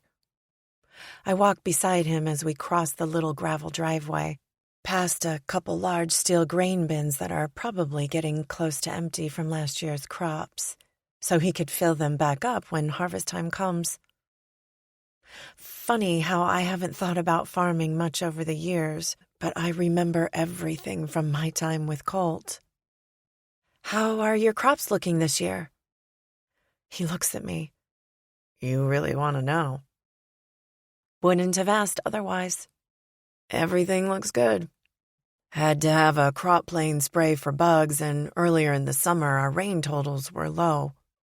Thought we were going to have some problems, but we've had nice rains since, and it's helped. Good. What will you do with Poppy when you're harvesting? She'll stay with me. I have a buddy seat in the cab so I can strap her car seat in, or something. We'll figure it out. Right, Tootsie Pop? You're amazing. You know that? It's not amazing when you're just doing your job and caring for the person you love. Suppose that's true, but it's still pretty incredible how you just manage it all so well. Not every day is easy, but we're working it out. I can see that. He might want to be humble here, but the truth of it is, not every single guy in his 30s would be willing to take on a baby and manage a farm on his own. I doubt he even sees it himself, but I'm sure Natalie did. That's why she trusted him with her baby. She'll be 1 next month, he says out of the blue. That brings a smile to my face. I don't know much about babies, not being around them in a long time, so I wasn't sure about her age. Really? So party time, huh? I suppose so. No clue what to do there, but you'll figure it out. I finish for him. Something he seems to say a lot. I can help. I want to tell him. I don't think we're there, though. And I don't want to offend him by offering because I know he's capable. That much is clear. Yeah, we will. He opens a gate and holds it open for me, closing it behind the both of us once we're through it. Poppy starts to really giggle and get excited, clearly knowing what's coming up. Told you they were her favorite, he says, grinning. She can't get enough of the cows and their calves. She loves them. Don't know what I'll do when I'll have to send them away, but I guess we'll cross that bridge when we get there. You'll just have to get new ones to replace the ones that mysteriously go missing. Yeah, I will. I hear them before I see them. 4 large black cows and 2 that look like babies yet, at least in comparison to the bigger ones. Poppy squeals and claps, happiness emanating from her at the sight of the cattle coming her way. And by the way, the little ones are running. It looks like they're just as happy to see her. Okay, you cannot do anything but keep these cows forever and ever. They are too adorable. I didn't realize they recognize people, but you can tell they know her. Yeah, they do. She loves them and they love her. You'd have to be blind not to see it. I stand to the side and watch as Colt goes about filling buckets of fresh water with his niece strapped to his chest. It's obvious they're in their element. She watches his every move carefully, almost as if she's trying to memorize the steps for when she's allowed to do this on her own. Little Poppy is going to be a farm girl, that much is for sure. She babbles and he responds to everything she says, even though what she's saying doesn't make any sense yet. Colt gestures to a different bucket and lifts it with ease, though it has to be heavy. Watch this. I want to tell him he didn't need to tell me to because, like Poppy, I'm already watching him closely. Colt moves past me, opens another gate, and we walk through. It almost looks like a pen within the larger field that the cows are in. Once again, I hear them before I see them. Goats? Okay, that does it. I stop myself before saying that I'm never leaving and moving in. Rather, I correct myself to say, I'm in agreement with Poppy. They're awesome. One bounces over, quite literally. It's smaller than the others and looks spunky. Another is standing on a rock. They're troublemakers, Colt says, laughing. Funny troublemakers for sure, but they're a huge pain in the butt. No, I say, moving to the little one and crouching down to pet it, even though I definitely am not dressed for sitting in a pasture. No matter, though. I plop right onto the ground to have easier access to it. They couldn't be troublemakers. They're too cute. Oh, yes, they can. Also, you just sat in shit. I don't care. I move off the ground, though, which proves that I do care. They're cute and fun, but not exactly sitting in poop cute and fun. Colt chuckles and begins to unstrap Poppy. You need to stay right beside me, Tootsie Pop. You understand? Dagavoo! She shouts as he puts her on the ground, keeping hold of her hands. I have a feeling she does understand, but I also have a feeling she doesn't give a fig either. She looks ornery and like she's a spitfire, which makes her even more adorable. With Colt bent over and holding Poppy's hands, the two walk over to the baby spunky goat. The sight brings a smile to my face and triggers something inside me that I didn't know was even there. I want a baby. While living in Chicago, having kids of my own was never something that I thought about. Likely because none of my relationships worked out, and Jasper had said he didn't want kids. At the time, I was fine with that. I didn't think I did either. But the force that hit me when I had that thought almost knocked me back down to the ground. "Gentle," Colt says, either to Poppy or the baby goat or both, I'm not sure. Poppy's giggles are contagious as she and the goat play together. She doesn't seem to care that she's sitting in poop, and Colt doesn't either. His smile tells me as such. The bigger goats seem to want to join the fun, and they make their way over to Poppy, while Colt stands close with a watchful eye, making sure that his girl is safe. I stay back, watching the two together. It's natural for Colt, and it's more than just because he's been around Poppy her entire life. He's a daddy now, and the realization brings up more jealousy. This feeling isn't fun, yet it's here. I don't like thinking this way, but I can't help but see a life I lost. A life I walked away from. Would Colt and I be married with some kids of our own? The short answer is yes. I can't envision a scenario where that wouldn't be the case, but I can't say that for sure. At the same time, I can't get back those years, and there is more than just a little part of me that is glad for that. Even having the thoughts I'm having now about wanting this for myself, I still don't have regrets for following my heart and moving to Chicago. If I didn't go through with the move, I would have always wondered. That wouldn't have been fair to anyone, me included. For a long time, I struggled with my decision, feeling selfish and hating that I broke both my and Colt's hearts in the process. But over time, I realized it was what was best for both of us. "I'm sorry," I say out of nowhere. Apparently, now that the apology floodgates opened, I can't seem to stop them. "Excuse me?" he asks.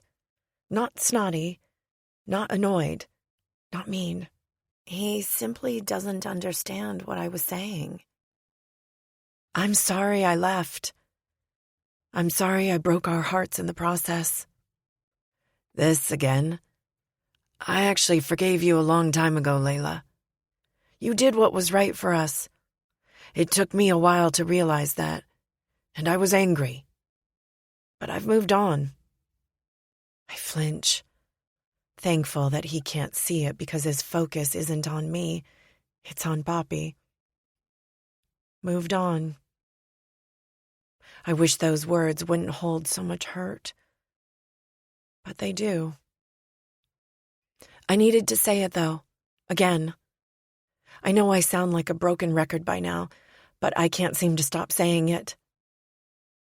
Appreciate that. Unnecessary, but I appreciate it nonetheless. "When did you get the goats?" I ask, changing the subject. "Few years ago. It was Natalie's fault. She talked me into it. They're a pain, like I said, but I have to admit they're funny. They climb on everything and our garbage cans, eating everything in sight. Bet you're glad you caved now, huh?" He gives me a sad smile. "Yeah. She talked me into a lot of things. She had a fun spirit, you know.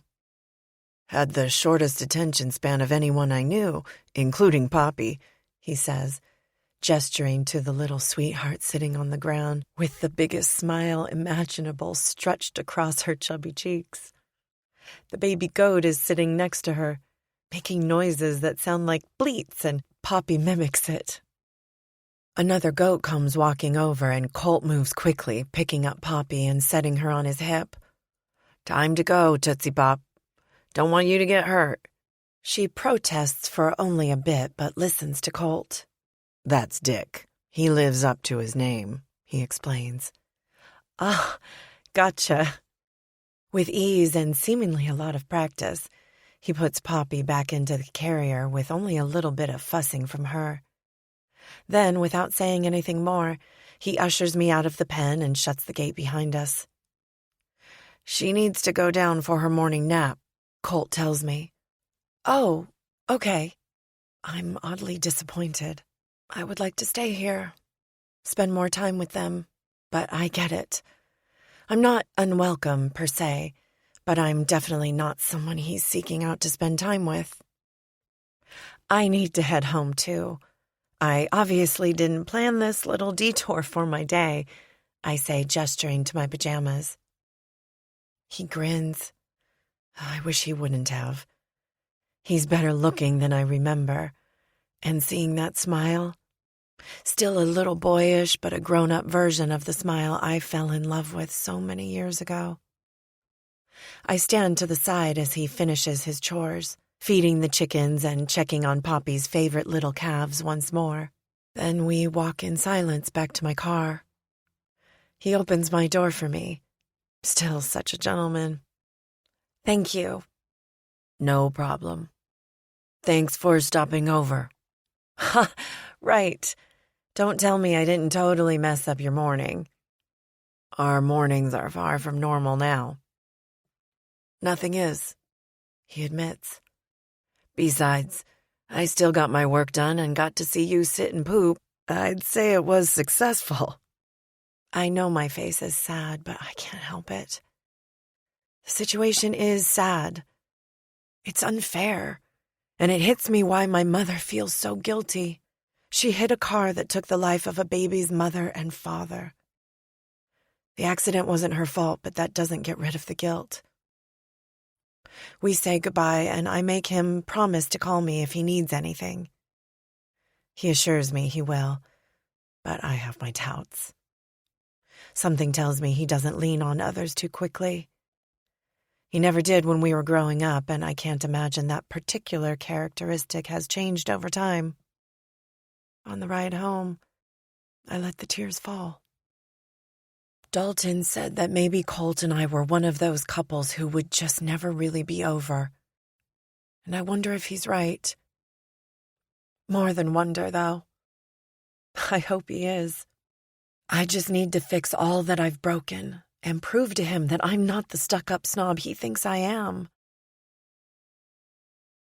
Chapter 8. Colt. Even if it breaks your heart. Something's wrong. I don't know what it is, though. Poppy rarely cries, and she's been nothing but inconsolable for 4 hours straight now. I've never missed Natalie as much as I do right now. It's breaking my heart to hear her cry and not be able to do a damn thing about it. I know I need to suck it up and help her, but hell if I know what to do. She feels warm, but how the hell am I supposed to know if it's because she's been screaming her little lungs out, or if it's because of a fever? It's something I'm not prepared for. Poppy being sick? This isn't a scenario I encountered before Natalie died, because I don't remember Poppy ever being sick. And if she was, it was something mild, like a little bit of the sniffles. But right now, I feel it in my bones that something is definitely wrong. I pick up my phone and call the first person I can think of. "Hello? I need your help," I tell her immediately. There's no way she won't be able to hear Poppy crying in the background. "On my way," she says. "Just hang tight, okay?" I'm scared, I admit. I must be doing something wrong because this isn't normal. "Stop it. You're doing an amazing job. I'm getting to the car right now, so I'll be there in about 7 minutes. I timed it once, remember?" "Okay, be careful," I tell her. "Yep." Exactly 7 minutes later, I see Missy's minivan pull up and rock back and forth, dust flying as she slams it into park. I go to the door to let her in, but she's not alone. "We were at Missy's place when you called," Jenna says. "It's fine. Just tell me what to do." "What's going on?" "She won't stop crying. She's been at it for hours. I kid you not." "Does she have a fever?" My head jerks to the right at the voice of the person I didn't see until now. "What are you doing here?" Missy slaps my arm. "Be nice," she hisses. "I was just curious. Sorry if it came out rude, but I'm freaking the fuck out here." Jen and Missy's eyes widen at my choice of words. I rarely curse in front of Poppy, not that she can probably even hear me over her cries. "It's okay, no offense taken," Layla says quietly. "Amy's on her way, so is Tori. She's off today, so it's good timing." Tori's a nurse and probably should have been the first person I called, but Missy and I have always been the closest out of all the women. "What do I do here?" I ask Missy. "I need help." She takes Poppy from my arms and begins to assess her, feeling her head, even her arms and legs. "I'd know if she had a broken bone," I snap. "Easy, I'm just trying to help," Missy says in a soothing tone. "She has a fever," she tells me. "I thought she was hot, but wasn't sure if it was because of her crying." "Well, that isn't helping, I'm sure. Where's your baby thermometer?" Is it with any of the stuff we brought over from Nat's house?" "Right. Yeah, probably. You packed a lot of it. Do you remember seeing it?" "Yes. It's in that tote that we shoved under her crib." As soon as she tells me, I run to her nursery and yank the tote out, dumping out all the contents. Jenna follows, rifling through everything along with me. She spots the thermometer first. "Got it." "Thank fuck." We rush back to Missy, who takes it from Jenna and immediately checks her temperature. 101. Have you given her anything?" "You mean like medicine?" "Yes, Colt." Jenna huffs in annoyance. She's not even trying to cover up the fact that they think I'm an idiot right now. "Have you given her any medicine?" "No. I've never been around her when she's sick like this, and have no clue what I'm doing. Natalie, obviously—" "Stop it right now," Layla says in a firm voice. "Natalie chose right, but this is not the time for you to second-guess yourself or Natalie." Our eyes lock. I have no idea how she knew what I was thinking, but she did. "I brought the baby Tylenol too," Jenna says. As Jenna expertly draws a dose of Tylenol and drops it into Poppy's mouth, Tori and Amy come into the house. "What's going on?" Tori asks, dropping her bag on the table and going to Poppy, taking her from Missy. "Fever. We just gave her some Tylenol," Missy says. "How high?" Amy wonders. 101, Layla says. The newcomers do a double take, Amy narrowing her eyes at Layla. Tori has only heard stories of Layla, and I'm sure she's seen pictures, but Amy's reaction is enough to let her know who she is. Amy had a hard time with Layla's leaving, and her absence over the years made it even worse. She has a big heart and loves me like a brother, but it was more than that. She took Layla's move to Chicago personally. When Layla told us Hollow Grove wasn't enough for her, Amy felt like that meant none of us were enough for her, which was true, but not exactly the only reason she left.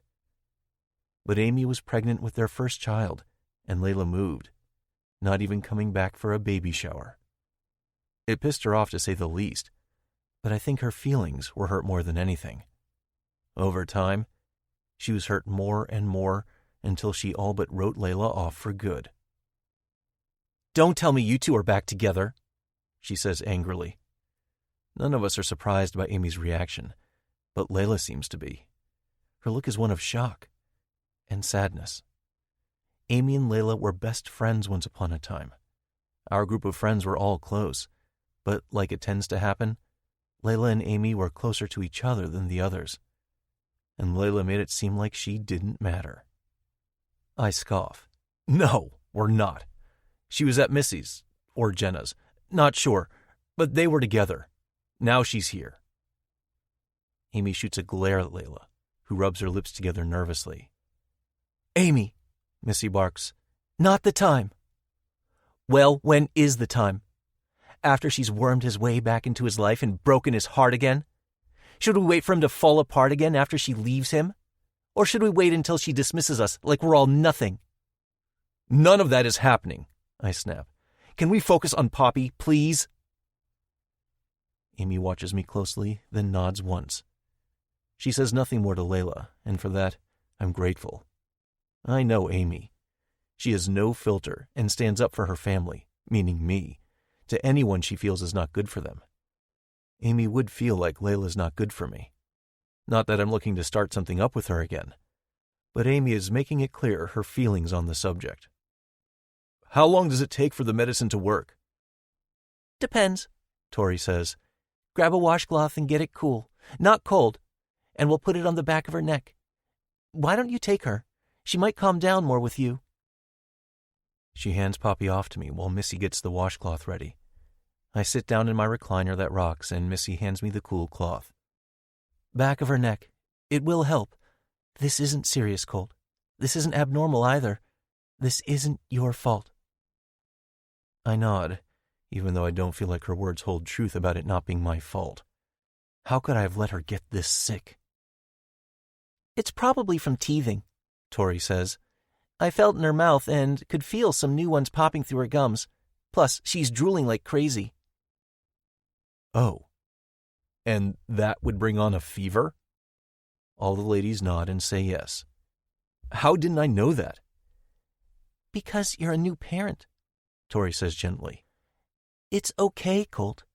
Poppy's going to be okay. She needs to cut those teeth and she'll be good as new. I let out a sigh of relief, closing my eyes and sending up a prayer of thanks. I was terrified. Missy laughs at me. I could hear that. Never heard you so panicked before. Tori sits on the arm of the chair, rubbing the back of my neck. You already know that you just need to pick up the phone and call us. We've all been there and understand what it's like when your baby is sick for the first time. Amy pipes up. So true. Even with more kids, it's still scary the first time. You're doing fine. Just look at her. See how much she's already calmed down just being in your arms? I was holding her before, too, and she wasn't calm, I remind them. Yeah, but now she's got some medicine in her and she's worn herself out. Teething is hard. She might get a runny nose or diarrhea. She might pop some through without any problems. It's all just a crapshoot. All of parenting is, Jenna says. You never know what they're going to do one day to the next. Did I tell you what Hannah did the other night? Climbed out of her crib. Face planted right onto the floor. Scared the shit out of us. The sound it made was horrific. Now she has a big knot on her forehead. My eyes widened. What the hell? They can do that? The girls all laugh. Oh, yeah. Don't think Poppy won't try it, too, Missy warns me. I'm building a fence around her crib and putting mattresses on the floor all around it. Tori smiles and shakes her head. Papa Bear. How am I supposed to protect her if she's like a monkey escaping from her crib? How are they not built better? This isn't right. She's supposed to be safe with me. I can see on everyone's face that they think this is funny. Tori pipes up. She is safe with you. Kids are a mess. All the time. They're crazy and have a mind of their own, and that's a good thing. It's scary, but you have to let them fall and let them know you're there to pick them back up. That's part of life. Remember when you were a kid? You were into all sorts of stuff. It's what we as parents do. Raising them to know you'll always be there, but letting them learn on their own. You can't protect her from everything, Colt. The hell I can't. From the corner of the room, I see Layla watching us all closely. For a second, I see something wash over her face that looks a lot like regret. Or maybe it's jealousy, like she talked about earlier. She doesn't weigh in on the conversation because she doesn't have kids, and from what Dalton has told me, she's not around any, as none of her friends in Chicago have kids either. That's not to say she can't be a part of the conversation, but she probably feels awkward and out of place right now. I don't know if I feel sorry for her, but I do sympathize. It's hard being the odd man out, like I've been in our group of friends for most of my life. As we all grew up, I became the only single guy with no kids. Now I have a kid, but I'm still single. And it will stay that way until Poppy's out of the house, because my focus and attention needs to be solely on her. Poppy begins to calm down, thumb in her mouth and hot body resting on my chest. "We'll leave you to it," Missy tells me quietly. "She'll probably sleep quite a bit. Teething is a lot of work for little ones. The guys are coming by later and will help with chores or whatever you need, okay?" "They don't have to do that." "Yes, they do. Think about how many times you came and mowed our lawns or washed our vehicles for us when we had infants, brought us pizza or groceries, checked in and hung out with us to keep us company. Family helps each other, and it's time you remembered that. You aren't alone," Jenna says. "You hear me?" Against all instincts telling me that I need to do this on my own, I nod in agreement. "I hear you. It's just hard." "You think it was easy when the guys would see you mow our lawns for them because they couldn't get to it themselves? But it's time to put your pride aside and allow us to be there for you just like you were there for us, and still are." I let out a sigh, feeling those words hit me straight in the gut. "You're right. Thank you." "Anytime. When Tim comes over, I have a couple of meals I've been saving to bring you.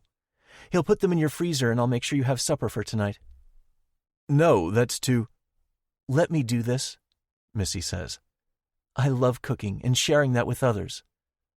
"I know, I just—" "Feel guilty," Tori answers for me. "We know, but don't." "Easy as that, huh?" I smirk. Jenna winks at me and then leans over, kissing Poppy on the top of her head, and then feels her cheek. "She's already cooling down. Both of you get some rest. If she starts pulling on her ears or seems uncomfortable again, we might want to get her in and check for an ear infection. One of ours got an ear infection almost every time he was teething. It's normal. Just liquid antibiotics and that's it, so nothing to worry about." "We'll try to rest and I'll watch for that. Thank you. I know you saw it, but I was panicking, and I appreciate you guys coming at the drop of a hat." "Whenever you need us, we're here. You know this." Everyone moves to the door but Layla. "If you don't mind, I'll stay around for a little while. I can do some laundry or whatever you need while you two sleep." Amy snaps her head in Layla's direction. "No!" "Amy," I sigh. "Layla, I appreciate the offer, but you don't need to do that." She glances at Amy nervously, then back at me. "I know I don't. I might not be able to help with the baby stuff, but I can clean and do laundry. I can work in the garden or whatever else you need." She needs to help. I get it.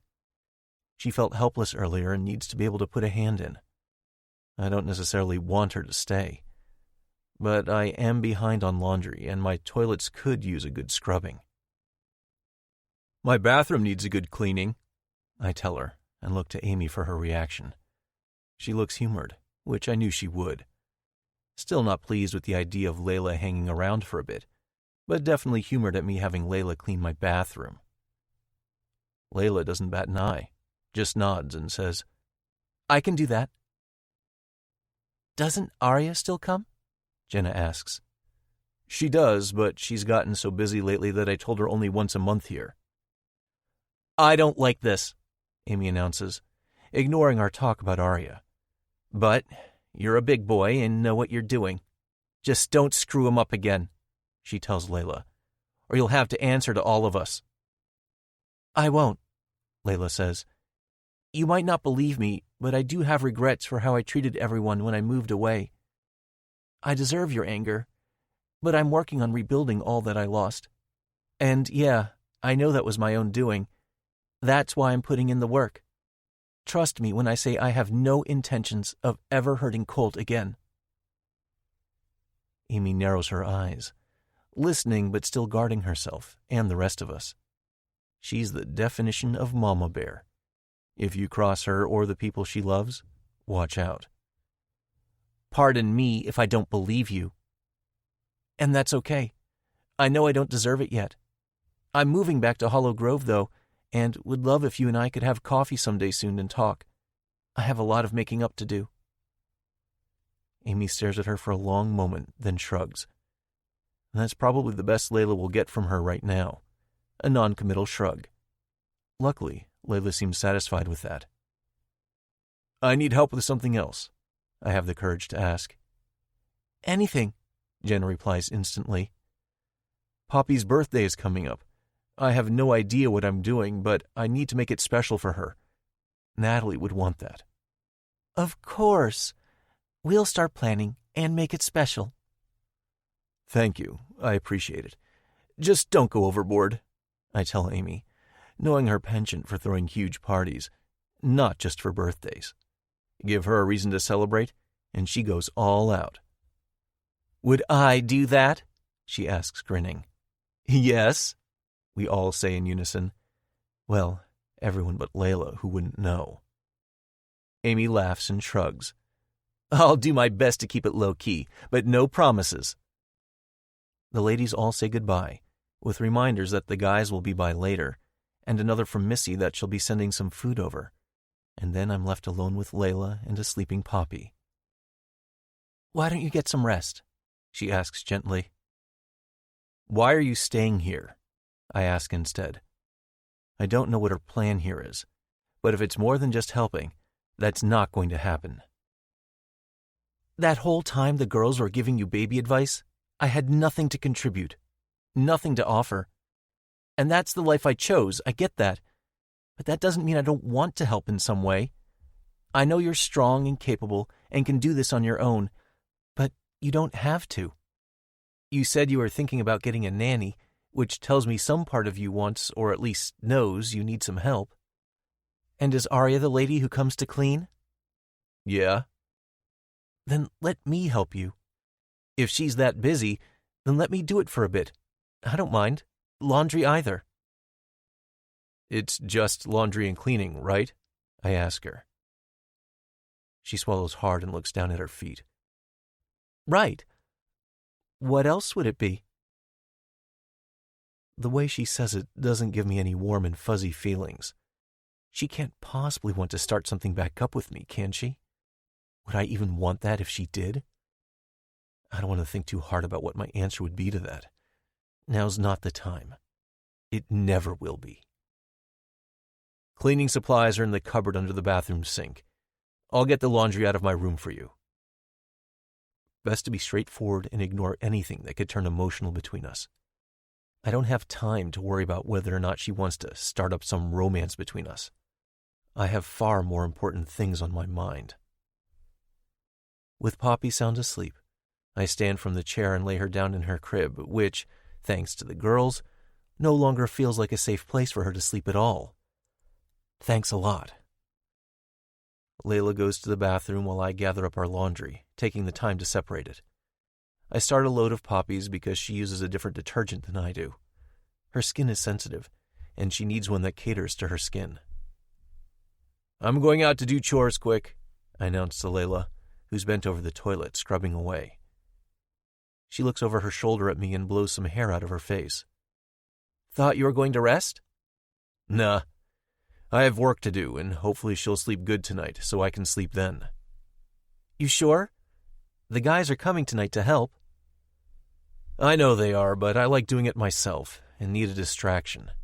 Plus, there's honestly no way I'll be able to sleep if I know you're in here working. It's not how I am. That seems to satisfy her, and she nods. Sounds good. What do I do if Poppy wakes up? Just get her from the crib and come find me. Her face pales, but she smiles anyway, even though it's her nervous and fake smile. I'm sure the idea of being there for Poppy alone terrifies her, but I do have confidence that she could handle it. Besides, The chances of Poppy waking up before I get back inside are slim to none. Even though I can't be sure of that, I am sure that she can take care of Poppy if need be. I can do that. Thanks for the help. Anytime. I leave her to it and head outside to do some evening chores. It's earlier than normal, but I want to be inside with Poppy the rest of the night, and if I have Layla here to watch her, then I won't have to worry about getting it done later. Once outside, I let out a breath, resting my hands on my knees as I bend over and try to keep sucking in more air. I have no idea what I would have done if the girls wouldn't have been there for me today. There needs to be a handbook that's made for your specific child so you know what's wrong at all times. Hearing Poppy cry like that and knowing she was in pain and not knowing what to do to help her was the worst feeling I've ever had. How do parents do this more than once? Thank goodness Poppy will be my only child and I won't have to learn it all over again. That shit's terrifying. Worth it, because Poppy's worth everything, but still so damn terrifying. I just kept thinking about how Natalie and Mason trusted me with their daughter, and I failed them. I'm all Poppy has, and she's all I have, and I can't lose her. Keeping her healthy and safe and happy is my only priority, and I plan to do it to the best of my ability. I stand up and get moving. I can't keep my promise to Poppy if I don't do my second most important job, keeping the animals alive and the crops in good condition. Farming might not be the ideal profession for a single father, which is what I need to start thinking of myself as, but Poppy and I will make it work. I'm lucky that so far, she seems content just following me around and being a part of it all. The cows and goats seem to notice the absence of their favorite person, meaning they don't stick around too long. Apparently, I'm not as entertaining as Poppy. The thought makes me grin and realize that we'll be all right. There will be days I might need the girls to help and watch her if I'm pulling late days in the field, but that's okay. Today made me realize that I'm not alone. I never was to begin with, but they stepped up and didn't make me feel like an idiot for not knowing what was happening. After feeding the animals, I head into the shop so I can work on the combine for a bit. The big green machine is the key to getting the crops out of the fields, and if I don't have it in top working order before the crops are ready to be harvested, I'll be in bad shape. That's where Tim, Brian, Drew, and Corey find me about 45 minutes later. "Well, that was interesting," Brian says, coming to stand next to me, leaning his arm on the back tire of the combine. "Knew she was here because of our wives. You know, they like to keep us informed. But didn't figure I'd see her cleaning out your fridge when I stopped inside to drop off food." I turn toward him and can't help but smile. "She was doing what?" Corey nods, laughing and scrubbing a hand down his face. "Amy would have loved to see that. Layla doing work for us lowly country folk." All of our friends are well aware of Amy's feelings toward Layla, so it's no surprise Corey brings up Amy and the way Layla talked down about us when she broke up with me. "Or kicked her out and taken over because she wouldn't want her here," Drew says, laughing. Corey grins. "That too." "She means well, you know," Drew tells me, meaning Amy, I'm sure. "I know, but she doesn't need to worry because nothing is going to happen between Layla and me. Honestly, she wouldn't have been here at all if she hadn't been at Missy's earlier. She's moving back." I tack on the last, knowing the girls already told them, but I want to hear their reaction. "How you feeling about that?" Tim asks, smirking. I shrug. "Doesn't really matter either way, I guess. She might be here again, but that doesn't change anything. Those feelings she squashed years ago stayed squashed, so you can let the girls know that my heart is safe. Besides, I've bigger things to worry about, like taking care of Poppy. That's my focus from now on, and I'm happy with that." The guys exchange a look that I can see right through. Corey speaks up. "No one would blame you if you still have feelings for her." I groan and lean against the tractor sitting next to the combine. "Think what you want. I have no desire to start anything up with Layla Belk ever again. She made it clear what she thought of me, and I'm nowhere close to the type of guy she wants in her life. Not that I would even want to be. Tim raises his eyebrows. You trying to convince us, or you? Both. I don't know. I toss a rag into the corner, frustrated that this is even something that's taking up headspace right now. She's changed, though. Not the same person I was in love with when I was a teenager. We've both moved on. That much is clear. The morning she came here, she was making fun of me for being the same person I was then. She later said she didn't mean it, but I know better. Those thoughts were voiced only because they were in her head in the first place. On some level, she's always felt I'm beneath her. She was engaged to a man completely opposite of me. That's all I need to remind myself of if I ever start thinking things I shouldn't. We're not a match and never were. We're over, plain and simple. I hear a feminine voice clear behind me and turn around to see Layla holding Poppy, no doubt having heard everything I just said. I could, and maybe should, apologize, but I'm not going to. Nothing I said was a lie. In fact, she's the one who told me she thinks it's all but pathetic that I'm still friends with all the same people I've been friends with since I was young. Sure, like I told them, she told me she didn't believe it, but there's a reason she said those things. There was truth to it. I'm not the man for her.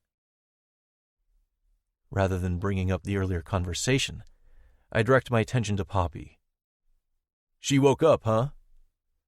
Layla nods, looking incredibly uncomfortable. I move to them, taking Poppy from Layla's arms, who actually seemed completely content, resting her head on Layla's shoulder. But the problem was more that I liked the sight a little too much, and if I'm going to stick with the words I said to the guys, I can't be seeing that too often, or I'll get things mixed up in my head. How's my Tootsie Pop feeling? I ask her, feeling her head. She doesn't feel as warm, huh? I thought so too. I changed her diaper when she woke up, but I didn't really know what I was doing, so I hope it doesn't leak or something, she says quietly. Maybe she's embarrassed that she doesn't know how to change a baby's diaper. Thanks, I'm sure it's fine. Hey, Layla, Tim says, coming over to give her a side hug. Been a while, huh? Layla looks at him in surprise, but returns the hug, moving to the rest of the guys and doing the same. Yeah, too long. I missed a lot. Drew pats his stomach. Missed me building this sexy dad bod, he says, chuckling. I see that, she jokes, poking his stomach. It suits you. You all look great. So do you, Brian tells her. How's your mom? She looks at me out of the corner of her eyes and swallows hard. Good. Dalton's fiancée Bridget is with her today. Tim laughs. Who would have thought Dalton would be a dad and husband? Even he's surprised, Layla says. Anyway, I think she can be alone, my mom, I mean, but it still makes me nervous. She's still recovering, but she'll be okay. She'll be okay. It gets quiet for a bit. Her mom will be okay, but my sister and her husband aren't. It's unspoken, and it's not Maureen's fault, but it's something I can't help but think about. I hold Poppy a little tighter, thanking God that she wasn't in the car with them when they got into the accident. Hey there, Poppy girl, Brian coos. She giggles at the face he makes and reaches over, grabbing his beard and tugging. He laughs and leans in, blowing a raspberry on her neck.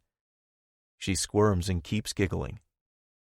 The sound is music to my ears, not only because I always love the sound of her giggles, but right now because it tells me she's feeling at least a little better. I put some meals in the freezer from all the ladies, and Missy sent over supper for you guys tonight. It's nothing fancy. Her words, not mine, because I don't have a death wish. But Poppy should like the macaroni and cheese, and the peaches are some that she canned herself. There's sloppy joes and buns, too. Sounds amazing, I say. Put the peaches on vanilla ice cream, he suggests. Poppy deserves it for teething. Tim smiles, then sobers slightly. You got this, man. I know it's hard and things will come up that make you wonder how this is your life, but it'll be okay. Just promise all of us that you'll stop trying to do it all on your own. He hasn't changed much, huh? Layla says, rubbing Poppy's back. She looks up at me and continues. You were always so stubborn and hated to ask for help. I roll my eyes and look over in time to see the guys all grinning, trying to hide it though. They do a piss-poor job of it. While the women had a hard time with Layla leaving, the guys literally welcomed her with open arms. What else do you need? Drew asks, thankfully changing the subject. I'm good for tonight. Chores are done and I'll work out here tomorrow again while Poppy naps. Brian groans. You ain't listening, man. What do you need? I sigh, hating that everyone is right, but hating to ask for help just as much. I have to get the combine ready for harvest, and the front wheel assist tractor needs the oil changed. Nothing major. We'll be over this weekend then. Get a list together and we'll get all the equipment ready. Are your grain carts ready? The corn and bean head for the combine? I swallow and nod. Was able to get those ready before Nat died. I whisper. Nothing major needs done. It's just maintenance, you know. We know. But it'll go quick if we all work on it. If you need parts for anything, let me know and I'll grab them before coming home from work, Tim says. He works at a John Deere implement store as a sales manager only about 30 minutes from Hollow Grove, but still lives here, driving back and forth. Thanks. The guys came out a couple weeks ago and stocked a few things, but I'll take a look and give you a call if there's anything else I need. We'll leave you all to it. Enjoy your supper, Drew says. We say our goodbyes and they leave Layla, Poppy, and me alone. Now what? Do I ask her to stay for dinner? It would be the nice thing to do since she helped me all afternoon. But is that sending both of us the wrong message? I don't think either of us want to rekindle anything, but it's still a little odd or something. Maybe I'm feeling too much of everything today because Poppy was hurting and I suddenly felt like I was a failure. Or maybe I'm just a mess and will never stop thinking of Layla and me as Layla and me, which goes against my thoughts of being single for the rest of my life. Being around Layla is making me confused. That much is obvious. She doesn't want me. She wants someone who wears a suit and enjoys sushi on date nights, not someone who eats macaroni and cheese out of a box and considers sitting in the back of a truck on a starry night the best kind of date night. It's Dalton's fault for putting that damn idea in my head of us never being over. Now, it's time for me to get my feelings under control. This can't happen, and I need to stop thinking it could. Chapter 9. Layla. Different round here. Now what? Am I supposed to stay around a while? Play house and eat supper with Poppy and Colt? As much as I'd like to deny it, I'd like to. As we're walking back toward the house, my phone chimes with a text. Bridget. Your mom seems to be having a great day. Dalton and I would like to take her out to dinner if that's okay with you. We think it'd be good for her to get out of the house. Me.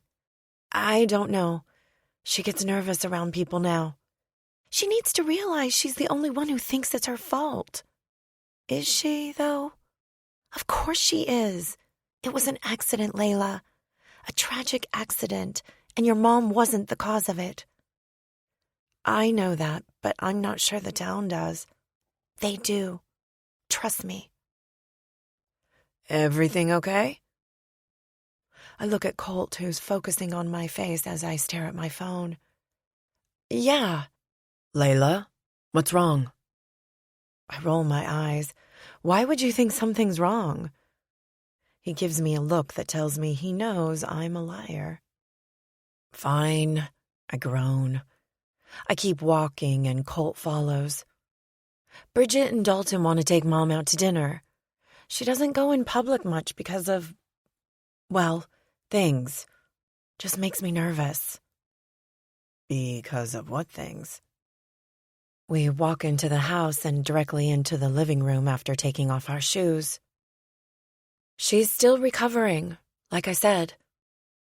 I make myself comfortable on the plush couch and tuck my legs underneath my butt, pulling a throw pillow against my chest. Liar. She is. I know that, but that's not the reason.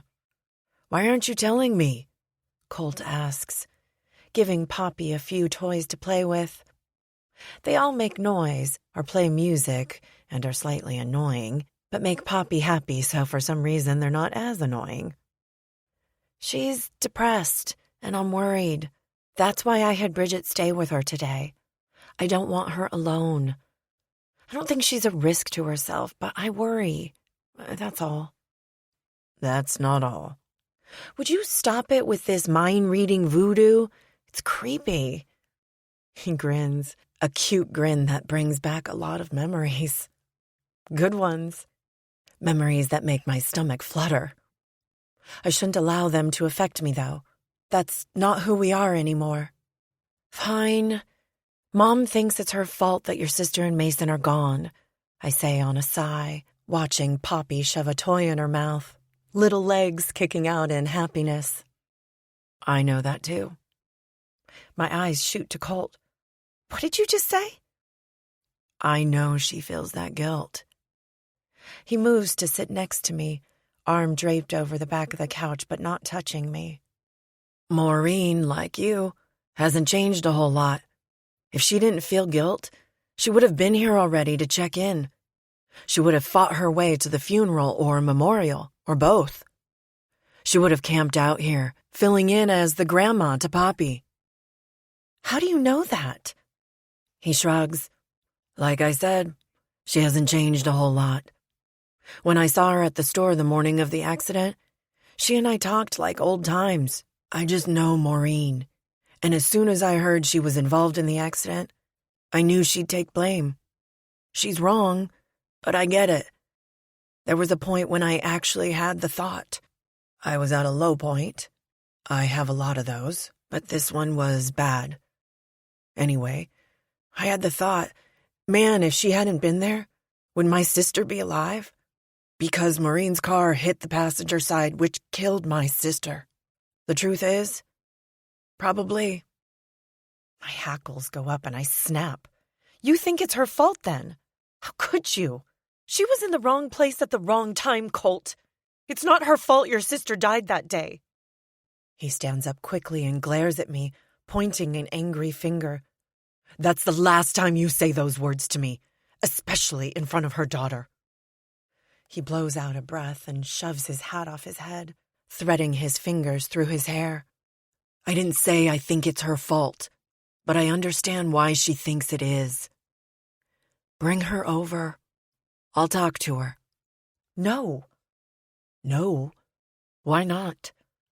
So her guilt can eat her alive? I'm telling you, I don't think it's her fault, but I get where she's coming from, Layla. No one can talk her out of this but me. You're wrong. I'm not. But think what you want.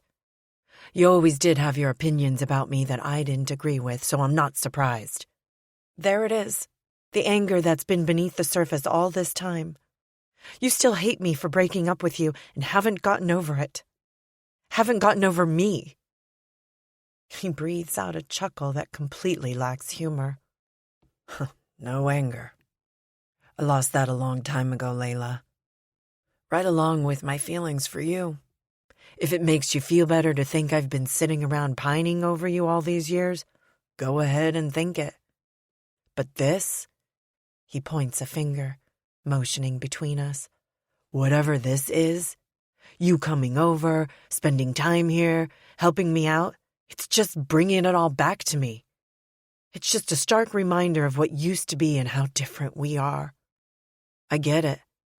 You feel bad for leaving and you're back now, and you only have Dalton and his fiancée as friends, and you finally realized that the rest of us aren't so bad after all. Now you're screwing with my head, making me think that you actually give a damn and like us again. He shakes his head, hands on his hips as he looks around the room. He's angry with me. It's not an act, I try to tell him. Maybe it is, maybe it isn't.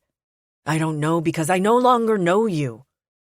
I'm not the one who's been seeking you out, Layla. So maybe you're the one who never got over me. He jabs his thumb in his chest, frustration coming off him in waves. You keep showing up here at my house uninvited and hang around as if you actually want to be here with me. You're making me think that all those years that you were gone were just a vacation, and not you telling me you didn't love me or, heck, even like me all that much. You broke my heart, Layla, and it took me a long time to get over it. I turned into someone I wasn't proud of because of it. Dalton told me that Colt and I were never really over, and I think he's right. Someone doesn't get as passionate as Colt is about an ex if there aren't feelings still lingering, right? I'm making you think things. Like what? Like we were good once and could be again? You're not listening. Whatever it is you think you're doing here, it's done. No more. We're different now. I'm the same old Colt, and you're not the same Layla. Look around, Layla. We do things differently here than Chicago. We're still up in each other's business, and I don't mind one bit about it. But now you're back, and I won't let you weasel your way back into my life simply because it's once again convenient for you. Like I said, I haven't changed from the man you once walked away from, and I damn sure am not going to apologize for that. But you know what? You changed from the person who I once loved. The person I loved wasn't this stuck-up snob who looked down her nose at people. His words hit me like a slap across my cheek, deep and painful, tears stinging the back of my eyes that I won't let fall. Say what you want, but I'm hard-pressed to believe you when you say you were only jealous, and that's why you said those things. You still think I'm this undereducated idiot who will never be good enough. And I don't think for 1 second that you're actually going to stay around. It's who you are, Layla. You left once and you'll leave again. Only this time, I won't give you my heart to run away with. That's what you think of me, I say rather than ask. It's what you think I think of you. That's what I think of you, and yeah, I said what I said, he confirms. Then I guess there's nothing else to say. I'll leave now. Not waiting for him to say another word or see the tears that are nearly falling from my eyes, I run out of his house, grabbing my shoes along the way. The gravel bites into the bottom of my feet, but doesn't slow me down. Thankfully, I drove separate from the girls when I came over earlier, so I can at least make my getaway quickly. But it isn't done gracefully. No. Rather than getting into my car and driving away without a second glance, I turn my head and stare at what could have been. A man standing on the steps to his home with an adorable little girl in his arms as they watch me drive away. A life with someone I told myself I no longer wanted. A man who I convinced myself wasn't the love of my life. I thought I was the one who needed to be watched over, I hear Mom say as she shakes my leg, trying to wake me up. Go away. So you can throw up all over my carpeting? I'd rather not. Get up. Explain yourself. I sit up and slowly turn on the bed, my feet hitting the plush carpet my mom is so worried about. I got drunk. What else is there to explain, Mom? Why? Glaring at her, I croak out words that I know she's not going to be happy with. But it's the best I can give her right now. Because I'm a grown-ass woman who felt like getting drunk. That's why. In my house. Where else would you have rather I'd gotten drunk at, Mom? The bar so I could drive myself home? Or how about the Petersons field like when I was in high school? So, you're in a mood. Fantastic. Go shower and brush your teeth. You stink.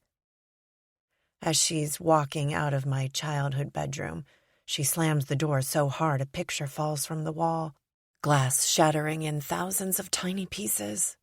You got glass in your precious carpet, I shout. Groaning, I stand up and move to clean up the mess. With delicate fingers, I start picking up the shards of glass, starting with the larger pieces and dumping them into the trash can under my old desk. Once the bulk of the glass is picked up, I'll have to vacuum the rest of it up. I turn the frame over in my hands to see what picture it was that fell.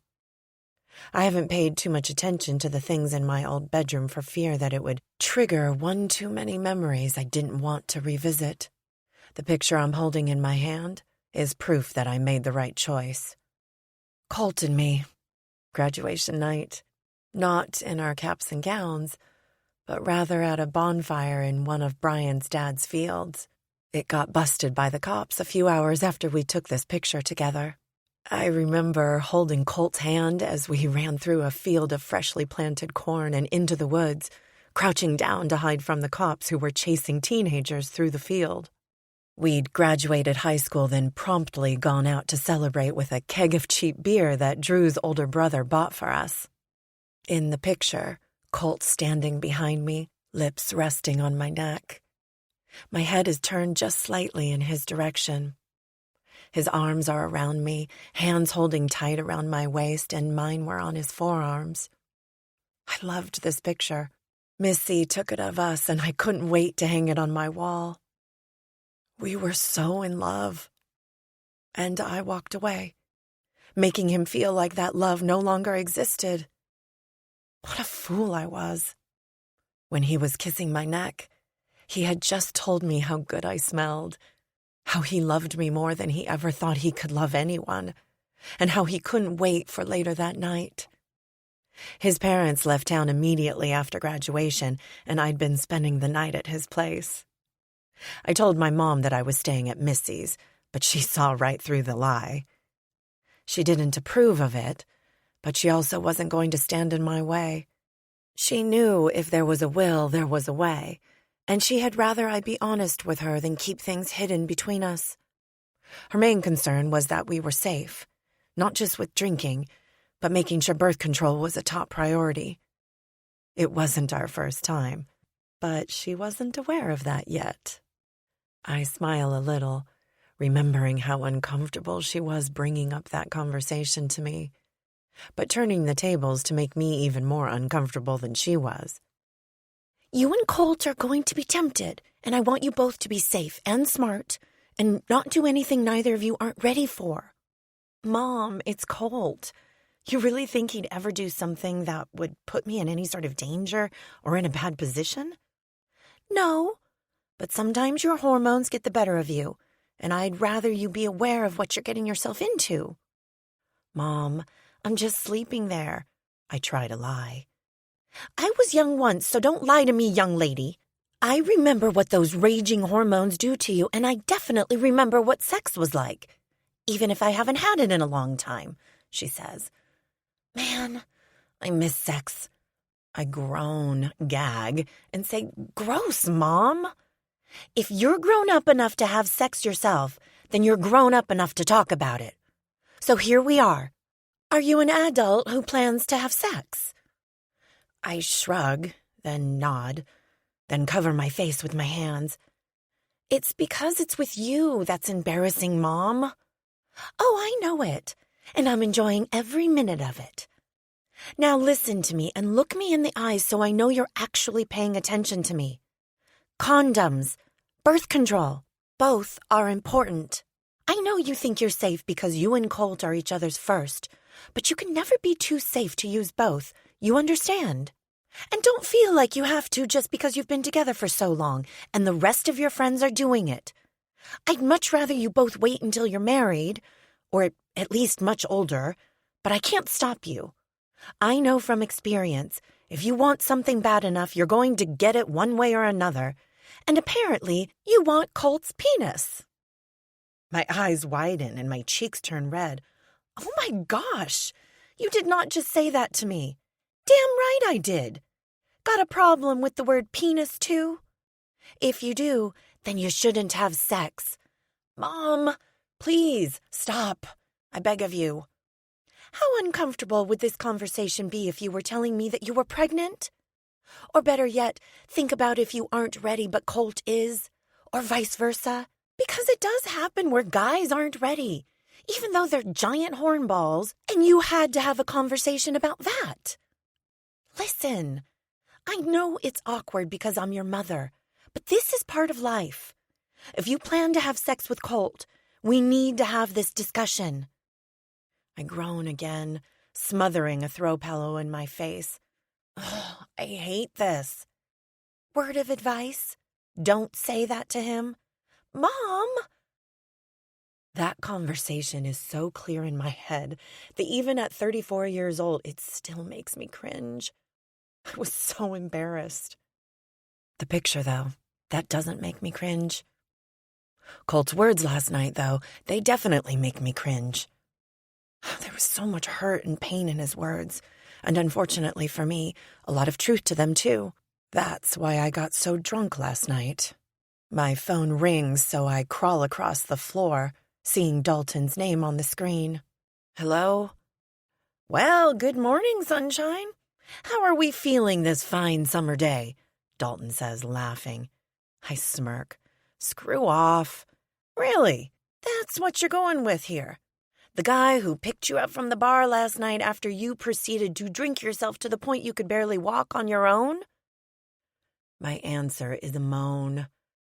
Were you also the one who put a jackhammer to my head last night? Because I don't think I've ever had a worse headache in my life. Beer before liquor, never been sicker. You started slow with a few Miller Lights, but then went a little off the rails and started with the tequila shots. You were a mess. Want to explain why? You were wrong. That's all you need to know.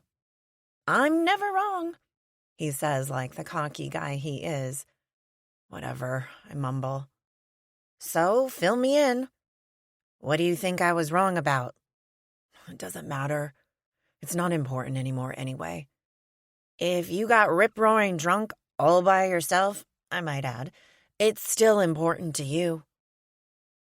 Yeah, maybe it is. The question is, why do I care so much what Colt thinks of me? He and I were just high school sweethearts, nothing more. He doesn't think of me as someone he would ever want to rekindle a flame with, and now I know that. Maybe hearing it from his mouth yesterday was a good thing. Being around him and all our old friends only brought up memories that don't need to be revisited. Not anymore, I promise. Thanks for helping me last night. Always. But we need to talk. Bridget and I are bringing dinner over along with your car. Dinner? What happened to breakfast and lunch? It's 3 p.m, drunky drunkerson. I hear his chuckling before he hangs up. Jerk, I whisper. Not meaning the word, but annoyed anyway. Probably because he's never going to let me live last night down. When I left Colt's house, it was a mess. And rather than go home, I went straight to the only bar in town. They serve bar food, so I binge ate way too much fried food, which was a good thing because I needed something to soak up the amount of alcohol I was about to drink. Then I proceeded to drink one after another. The bartender cut me off, but I managed to get more drinks from a couple guys who kept me drinking. When I stood up to leave at last call, the floor swayed beneath my feet and I quickly sat back down. I might have been too drunk to know much, but I at least knew enough not to drive. One call to Dalton and he was there for me. No questions asked. Though I'm sure he'll have quite a few for me tonight, and that's the last thing I want to do. Talk. I had enough talking yesterday. I knew I'd hurt Colt. I hurt myself in the process, but I didn't realize that he was still hurting. Or maybe he isn't, but my words the other day had brought it all back up. They were cruel, and I had apologized, explained it, But in the end, he had no reason to believe my excuses. Truth is, I don't have any. I said things I didn't mean, and that's on me to fix. He said he was done with me, and as hard as it was to hear, I needed to. He was right. It isn't fair for me to be gone for years and walk back into his life expecting, or even hoping, things would be the same as they once were. Well, that includes my friends, too. I knew Amy would be upset, but I'd been blind for a lot of years. Selfish, even. I moved on and didn't look back. Sure, a lot of people move on from their childhood friendships, but we were different. Everyone thought we'd be best friends until we took our last breath, me included. Then I made the decision to leave and did it the wrong way. Rather than try to hold on to those friendships, I cut ties completely. Maybe it was because I knew they'd be around Colt and I couldn't handle hearing about his life, especially if they involved other women. Even as I was settling in, making a new life for me in Chicago, I doubted my choice. Too many times I'd picked up the phone and scrolled through pictures of me and Colt, wishing things had been different, and I'd have been happy staying in Hollow Grove. Then Dalton would remind me that I was doing something for myself, and that was okay. I wasn't being selfish. I was just following my heart. Only there were many times that I felt my heart was screaming at me that I'd made the wrong choice. My heart still longed for Colt, but it also longed for the life I was building for myself. I'd felt like I was two people in one body. After 6 months had gone by, it was easier to stay away. It was easier not to look back. The what-ifs had faded, and I felt myself blossoming in ways I never had. I was trying new things and experiencing a life I had only dared to dream of. My work life was amazing, and I was already up for a promotion. I had made friends, though none were as good as the women I grew up with, and I had even gone on a date. It ended in disaster, but I still got out there. After a year, I was happy. I felt like I'd made the right decision. And as the years went by, the what-ifs were no longer faded. They were evaporated, gone completely. I was a Chicagoan, loving the life I'd built for myself, by myself. I had a great apartment, good friends, was making incredible money. But shortly before Mom's accident, something in me had shifted. It no longer felt right. It felt like I'd done my time. I'd proven to myself that I could branch out and spread my wings, and I was proud of that. But there was a hole missing in my heart, and a part of me knew what it was. Home. I just wasn't sure what home meant. Was it finding a new place to live? Finding someone to come home to? Then I saw Colt the day I panicked, thinking that something bad had happened, and I said things that I can't take back. Jealousy is an ugly beast. I do my best to stand up, go to the bathroom to brush my teeth, and take a shower, praying that the hot spray of water will jolt me out of this pity party I'm hosting for myself. It doesn't do the trick completely, but at least I feel a little more like myself and no longer like my tongue is stuck to the roof of my mouth. There's a reason why I broke up with tequila a long time ago. It's probably the devil's sweat. After setting the picture back in its place, I take one long look at Colt and me together. A lot of those what-ifs start to come back, but this time they aren't questions of whether or not I should have stayed in Hollow Grove. It's questions about the future, if we have a future, together. Is it even possible? And if it is it something that I want? The answer to the first is maybe. The answer to the second is yes.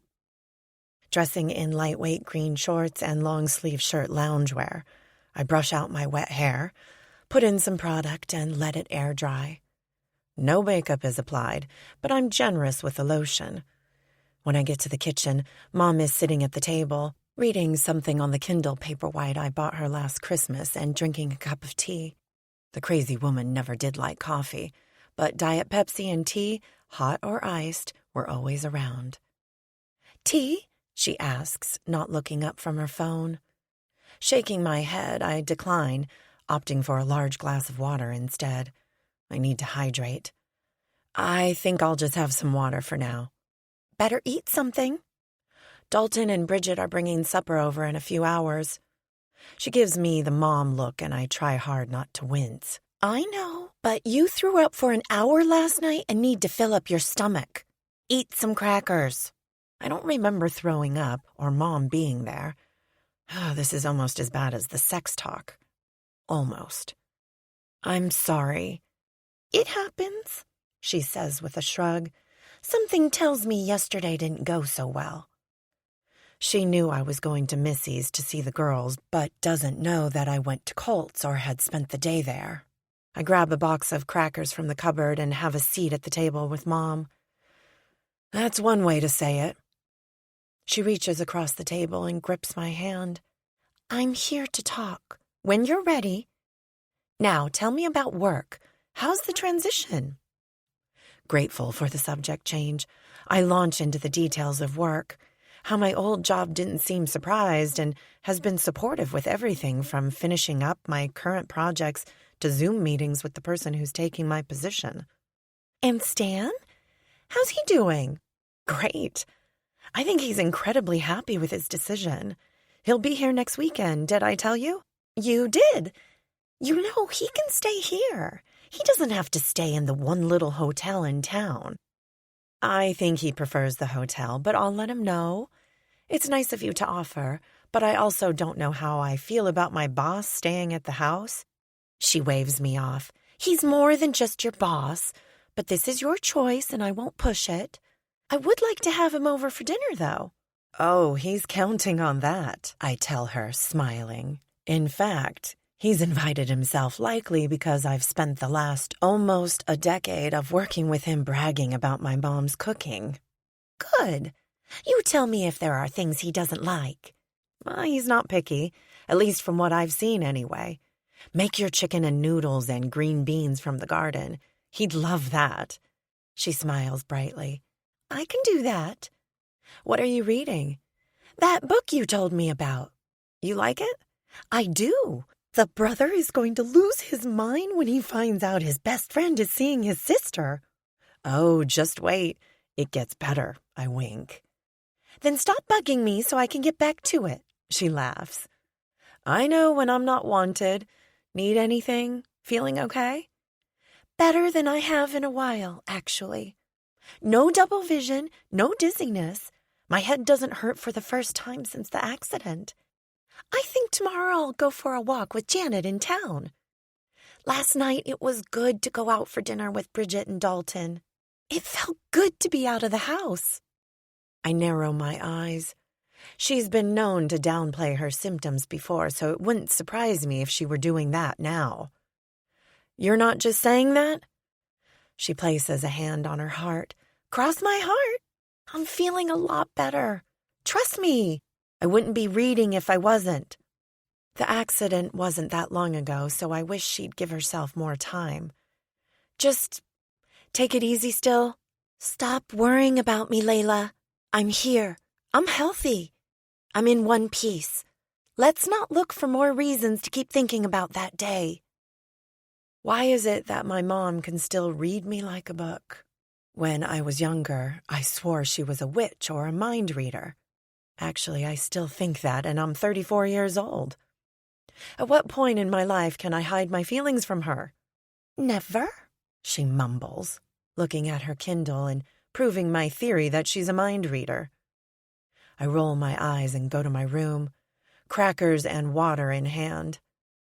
When Mom brought up work, it reminded me that I had to follow up with the moving company, so I make a quick call, making sure they're still on board for next week.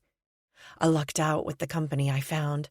They help pack, load, and move everything into the storage facility I'm renting until I find a place of my own. Hollow Grove might be great, but it's definitely not flush with rental properties, so I'll look for a place to buy. I just haven't taken the time to look. Not that I've had much of it anyway. Next, I place the call to the cleaning service I hired to deep clean the apartment after I've moved out. Sure, I could do the cleaning myself, but I'd rather not. It's as simple as that. Me. I have everyone scheduled for the move next week. When are you and Bridget getting your stuff here? Dalton. I'm seeing you in a couple hours. This couldn't have waited until then? Someone's cranky. No, I just hate texting. We're moving in a few weeks. We're hoping to find a permanent place before we moved, but haven't found a house yet. Rentals suck here. There's nothing available. I bark out a laugh. Tell me something I don't know? Are you working with a realtor yet? No realtor yet. Bridget has her heart on this one property, but it's not on the market, so we're still waiting. Mom and Dad have plenty of room, so I guess we're staying here until we find something. All our stuff is going into their extra garage. Living with the parents. That'll teach me from making a rash decision. Preaching to the choir, my friend. At least we can all be losers together. We'll talk more when we get there. I toss my phone on the nightstand and flop onto the bed. Losers. That's definitely how I feel right now. Hungover in my childhood bedroom, pouting because the man who I still love hates me. I sit up straight in the bed, the thought coming out of nowhere. I still love him. Well, isn't that just perfect? Chapter 10. Layla. The difference. Sometimes all it takes is a good friend to remind you what you're worth. Never in a million years did I expect it to be Dalton, but hey, stranger things have happened. I think. I hear a car pull up, so I finish what I'm working on, shut down the computer. You know, since I've managed a whole 2 hours of work today, and go out to greet Bridget and Dalton. When I walk into the kitchen, Dalton spreads his arms wide for me. Well, well, well, she emerged from the seedy underbelly of tequila. Bridget swats his chest. Be nice. I'm always nice. Now come here, give your rescuer a hug. There's so much wrong with you, I grumble. Now is that any way to treat the guy who brought you nourishment? I cross my arms across my chest and cock my head to the side. Depends. What did you bring? He grins. Sushi! I gag. Normally I wouldn't, but eating sushi hungover sounds like I may as well camp out in the bathroom for the rest of the day. Kidding, he's kidding. We wouldn't do that to you, Bridget says. It's just pizza. Nothing fancy. I did grab some pop, too, and I made brownies. You're my hero, not him, I coo, smiling up at Bridget. There is nothing better than a greasy pizza with some brownies for dessert. And I know that pop isn't good for you, but it's delicious, and I can't help but want it every single day. Already replaced, all because of pizza. And brownies, my mom adds. You had us both at brownies. It takes us no time at all to grab some plates and cups and dig in. Dalton pours Mom a glass of Diet Pepsi and the both of us a glass of regular while Bridget drinks a glass of milk. Milk? It's for the baby, he mumbles around a slice of pizza. I'm actually surprised she's eating pizza right now. She eats ridiculously healthy. I just want what's best for her. Or him. Or her, she argues back. Remember, they said the ultrasound wasn't conclusive. You could be cooking Mini Dalton or Mini Bridget in there. Please, God, bring us a girl, I say to the ceiling. Right? The world is not prepared for a second Dalton. I'm right here, you know. A little offended, too. We all laugh. He's not at all offended. He already told us he agreed. The rest of the meal is centered around Bridget's pregnancy, how she's feeling, what she's craving, how she's really hoping to find a house before the baby comes because she doesn't want to keep living with Dalton's parents. She doesn't seem to mind talking about it, but I can tell that Dalton's ready to dive into the reason why I got drunk last night. It's not that I never drink, but last night was definitely a stretch for me. Once we've finished eating and cleaned up, he holds out his hand to me. Ready? My answer is shaking my head, but grabbing his hand anyway. "Let's go sit outside on the porch." "Do we have to?" He doesn't answer me. He just pulls me behind him. We settle into the patio chairs and their thick cushions. I tuck my knees to my chest and wrap my arms around them, resting my cheek on my knees, looking at Dalton. "Time to share?" I ask. He nods, sitting back in the chair, legs spread. He's comfortable, casual, happy. Moving back to Hollow Grove looks good on him. He wasn't this way in Chicago. It's probably why, since we've both come back, we've gotten closer. In Chicago, our friendship was different. It was all about the weekends and how we would spend our time, superficial stuff. But since he moved back, he's changed. He went from being this immature party boy to a man.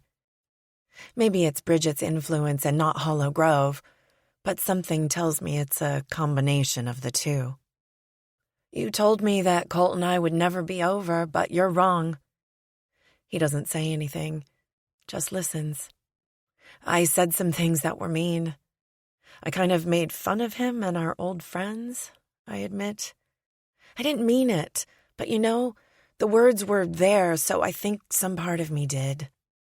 He's broken, though. I see it in his eyes. Natalie's death broke him. Missy told me as much. I thought the same when I went over there. He doesn't look like the same Colt. No. I suppose he probably isn't the same Colt, though. A lot of years have passed, and now I know exactly what he thinks of me.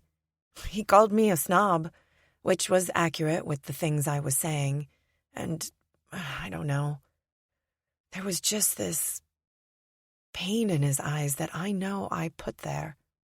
And not just from saying things that were rude, it was deep hurt. You saying mean things isn't like you at all, Layla.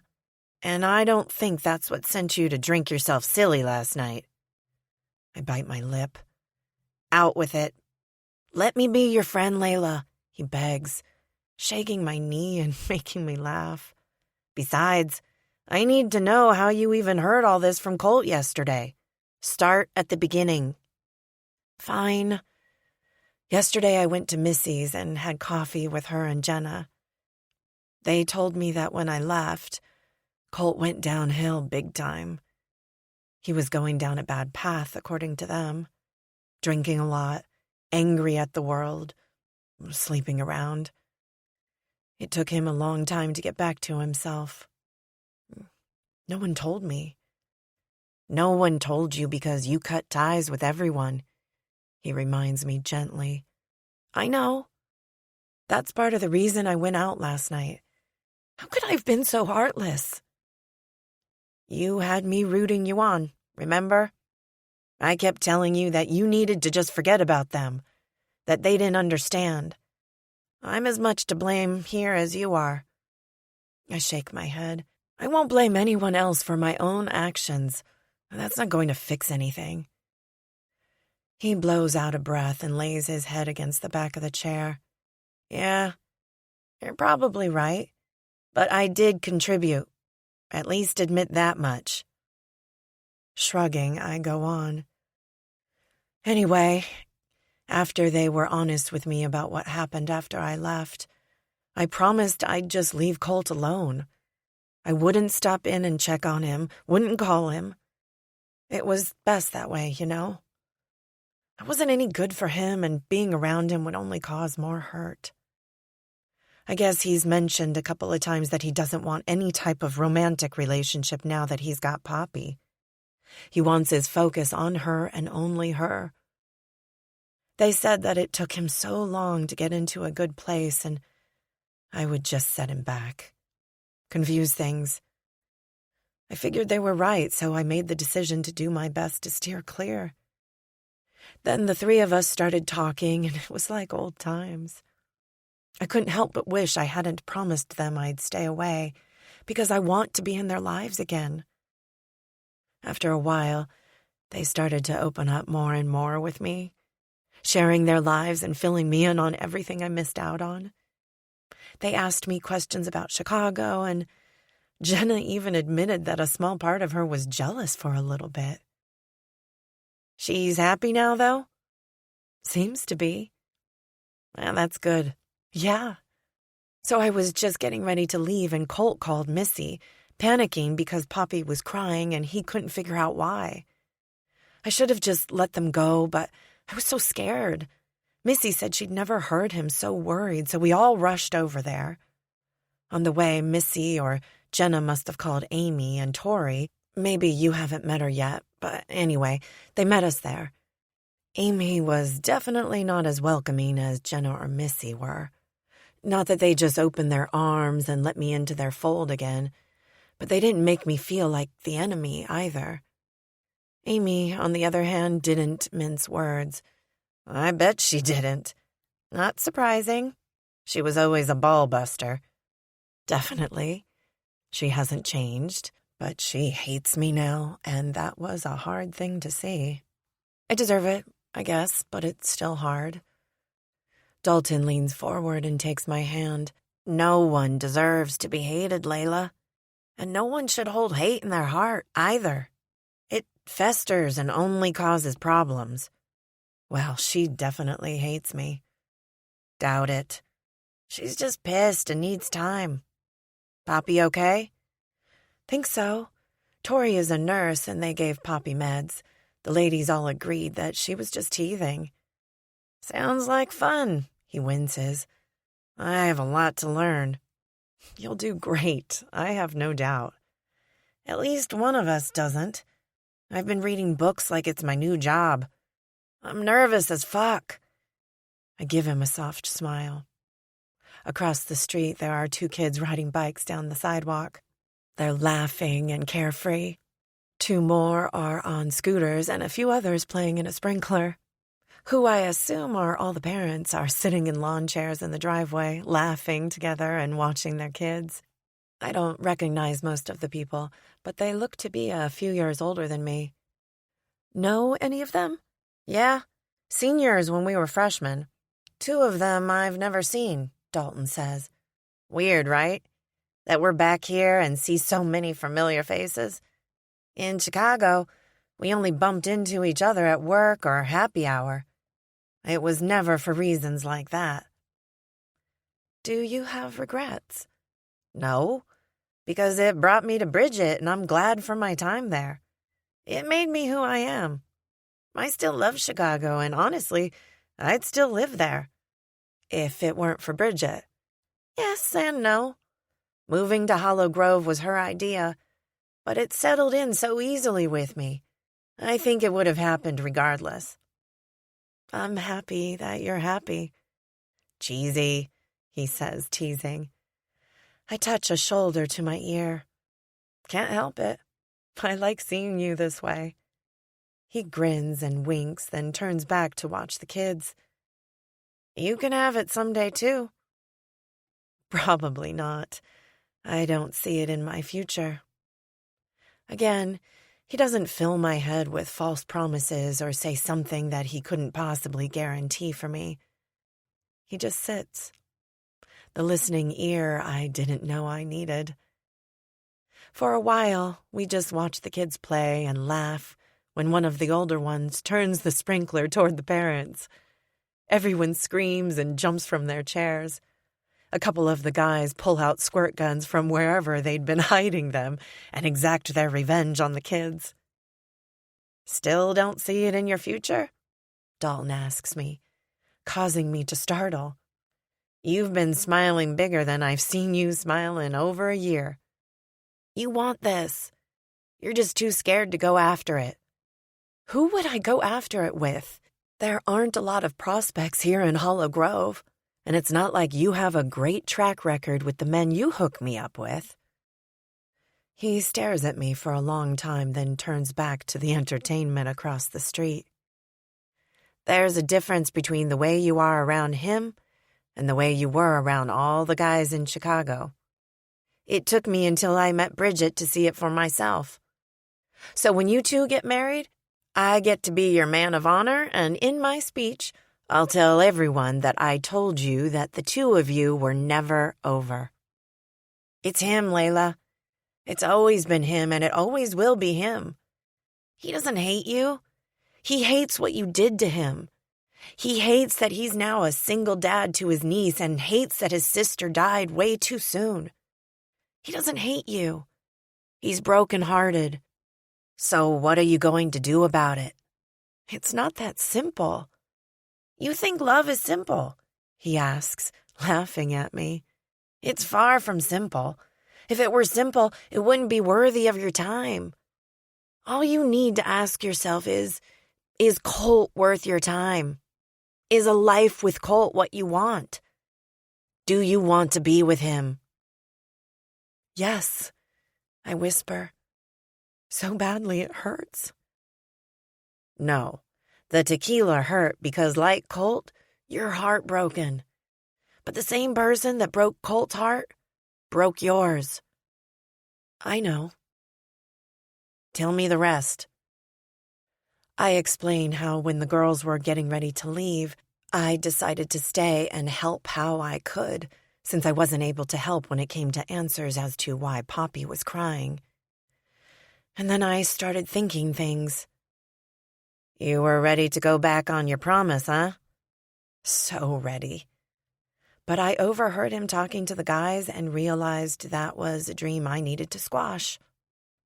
Then we got into an argument because I told him that Mom still has guilt over the accident, and he said he understood why she would feel that way. It made me mad because I thought it meant he was blaming her too. But really, he's right. She's not at fault, but I understand where she thinks she is. Anyway, it all just didn't end well. And as I was leaving, I did something stupid. Oh no, it's not that bad. I just looked back at the house.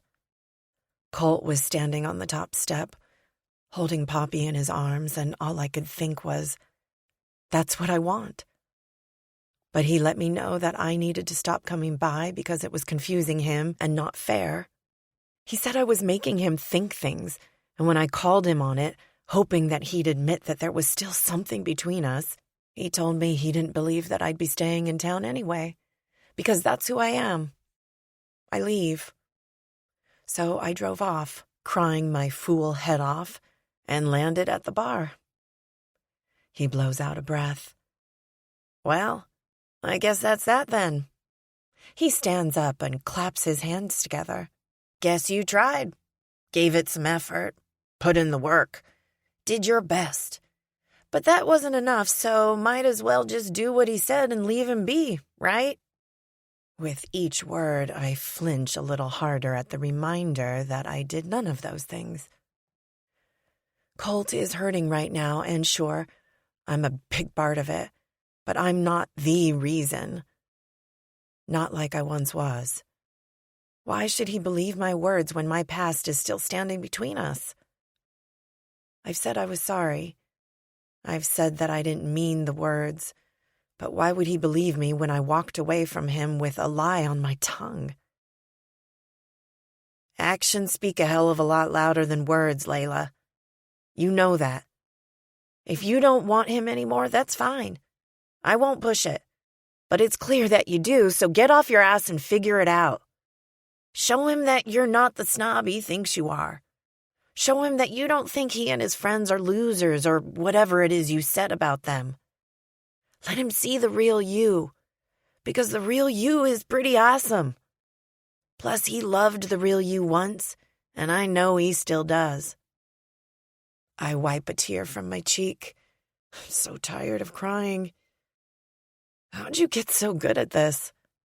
I'll accept my invitation to be your man of honor now. Thank you very much, he says, bowing in front of me.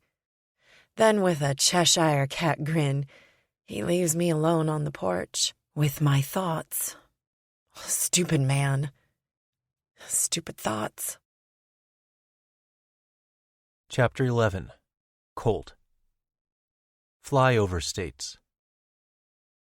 Today's a big day. It's a test of sorts. One that will tell me if I can be both father and farmer on my own. I have some waterways to mow, which means I need to be in the tractor pulling the big mower behind me. Waterways are essential to farming. In simple terms, they're sections of grass that are purposely planted through the fields to help with drainage. Keeping them mowed will help when it comes time to get the crops out of the fields, but also so that the water drains properly. It's not the most fun job, but it's one that needs done. I'll mow them down and return tomorrow or the next day to bale the grass when it's dry enough. The bales will feed the cattle and goats through the winter, so the mowing is vital to all aspects of my operation. And today, Poppy is along for the ride. I could ask one of the girls if they could watch her, but it's not their responsibility, and I need to prove to myself that I can do this. Plus, it's not an all-day thing, and I can take breaks with her if I need to. Just one of the many perks of working for myself. After breakfast and a diaper change, I load her into the car seat and grab the diaper bag that I already filled with a few toys, diapers, a container of baby puffs that she loves, and a bottle. I throw in a couple of drinks for myself, as well as a package of Nutter Butter cookies because I'm always looking for something to munch on while I'm working. The tractor has what we call a buddy seat.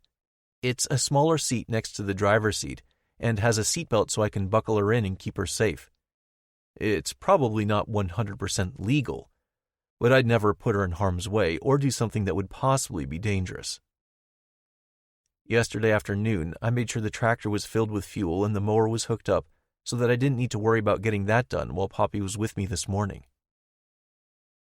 Over the past week, Poppy and I have found our groove. She's a great little farm helper and rarely fusses when I'm working in the shop. I've learned to take full advantage of her nap times for when I need to do something that's not safe for Poppy to be around. The shop that was once only used for working on equipment now includes a play space for Poppy. I have some gates set up so that she's kept safe, and inside the gated-off section, I put down several cushioned mats that remind me of the mats I wrestled on in high school, along with lots of toys. Poppy has an area large enough that she can play, and when she's over it, I either take her for a walk or into the house to shake things up. She seems to love being in the shop with me, and I get to keep an eye on her at all times, so it's a win-win. The two of us are a team now. She's my ride or die, and I'll do anything to protect her. If I felt like Poppy wasn't happy being a little farm girl and my constant sidekick, I'd continue my search for a nanny. The day the guys helped get the combine ready for harvest, the girls came over with their kids so Poppy wouldn't be in the shop with us. I was amazed at how much work we got done that day. Missy and Amy were the ones who helped me set up the play area for Poppy and cleaned up my office too. It ended up being a fun day that ended with us picking up a bunch of pizzas and chilling around the bonfire. My friends are the absolute best. Family is what they are. It's why Layla's words hurt so much. Maybe she doesn't understand what true friendship is. Maybe she wasn't lying about being jealous. Whatever the reason, her words were heartless. And even though Missy told me I need to listen and be understanding, I'm not sure I can. After a quick visit with Poppy's favorite animals, I climb the steps into the tractor and get her settled. The instant I start up the tractor, she starts kicking her legs and smiles so big. She's facing backwards so I can see her face, and she can watch the mower behind us. Excited, baby? I chuckle when she screams in delight the second we take off. Mowing waterways is a slow process, and even slower when I have Poppy with me and I'm trying not to jostle her around too much. Poppy's eyes are wide as she watches the mower, looking around at the scenery and babbling away. I'm sure one day she'll be telling me what to do and trying to take over herself, but that's a ways down the road yet. Doesn't mean it doesn't bring a smile to my face to picture the day that she's not just riding along, but working with me.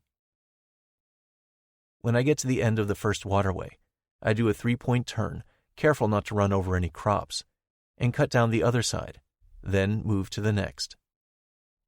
Eventually, the slow movement and purr of the tractor puts Poppy to sleep. I reach into the diaper bag and get out the blanket I snagged from her room and cover her bare legs so she doesn't get cold, and keep working. It's not necessarily mindless work, given the fact that I need to stay alert as to what I'm working on, but it's a job I've done for so many years that my mind tends to wander. Unfortunately, it's wandering right into one person. Layla.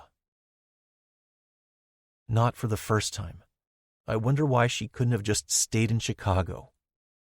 I don't know how to make sense of her being back in Hollow Grove, and it's really starting to piss me off. She acted like she hated it here all those years ago when she left, and now she's ready to become a resident here again? And what's with the things she said about me and my friends? Missy pulled me aside the day everyone was here and said not everything is black and white. She didn't mean it. I scoff. Really? And you believe that? Why wouldn't I? Why would you? She left because Hollow Grove wasn't enough for her, but that's not all that wasn't enough. I wasn't either. Why would I put myself through that all over again? She won't stay. Missy lays a hand on my forearm. Listen to your heart, Colt. She took a huge step out of her comfort zone to go after her dream of her own.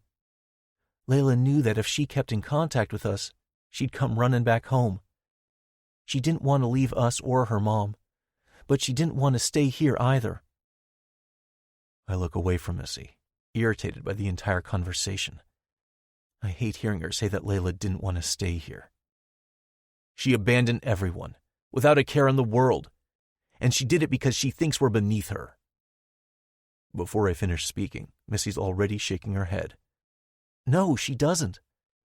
I get why you don't believe that she was saying it out of jealousy. But she came back here in a mess because of the accident. She thought she was going to lose the only family she has. And she'd come here that day, freaked out because she thought something was wrong, which ended up being harder on her because, well, you're you. And that hit her in a way she hadn't expected. What does that mean, you're you? Am I that awful? Just the opposite, actually. You're still the same as you were when she left. You're still the guy she fell in love with, Colt. And you're still friends with all of us, which shook her up. She assumed that we'd all move on just like she did. She said those things, yeah. But I honestly don't believe she meant them. So what? Am I just supposed to change who I am so she's more comfortable? No. You're supposed to forgive her. She moved, Colt. She didn't cheat on you or kill someone or rob a bank. She followed a dream she had. She's not expecting all of us to forget that she left, but she doesn't need to apologize for it either. You weren't engaged or married. She didn't take off with your baby or some other crazy shit. You're using the words she said as an excuse to punish her because you're still hurt that she shook up your life. You won't admit that you never got over her. That gives me pause. Yes, I did. She laughs right in front of me. Liar! I'm not a liar, Missy, and I have forgiven her for moving away. Why would I still be upset about that? She steps up to me and shakes her head. Oh, I don't think you have, or at least not entirely.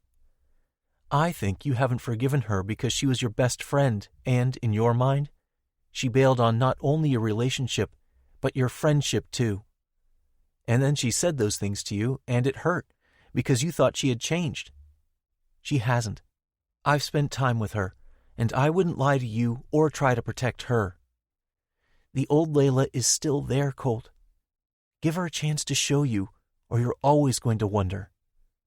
You owe it to yourself, and then you can make the decision.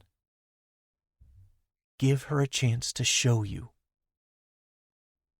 That's what I promised Missy I would do, and I will. She's right, though, which is something that took me a few days to realize. If she's moving back and will be spending time with Missy and the rest of the girls, that means I'll see her too. My focus needs to be on Poppy and not worrying about the girl that got away. But I can't stop thinking about how much she's changed, and something just doesn't sit right with me about that. I continue to think about it while I mow waterways and Poppy sleeps. One thing that's definitely not changed is my attraction to her. She's got this girl-next-door beauty and these eyes that I can still get lost in.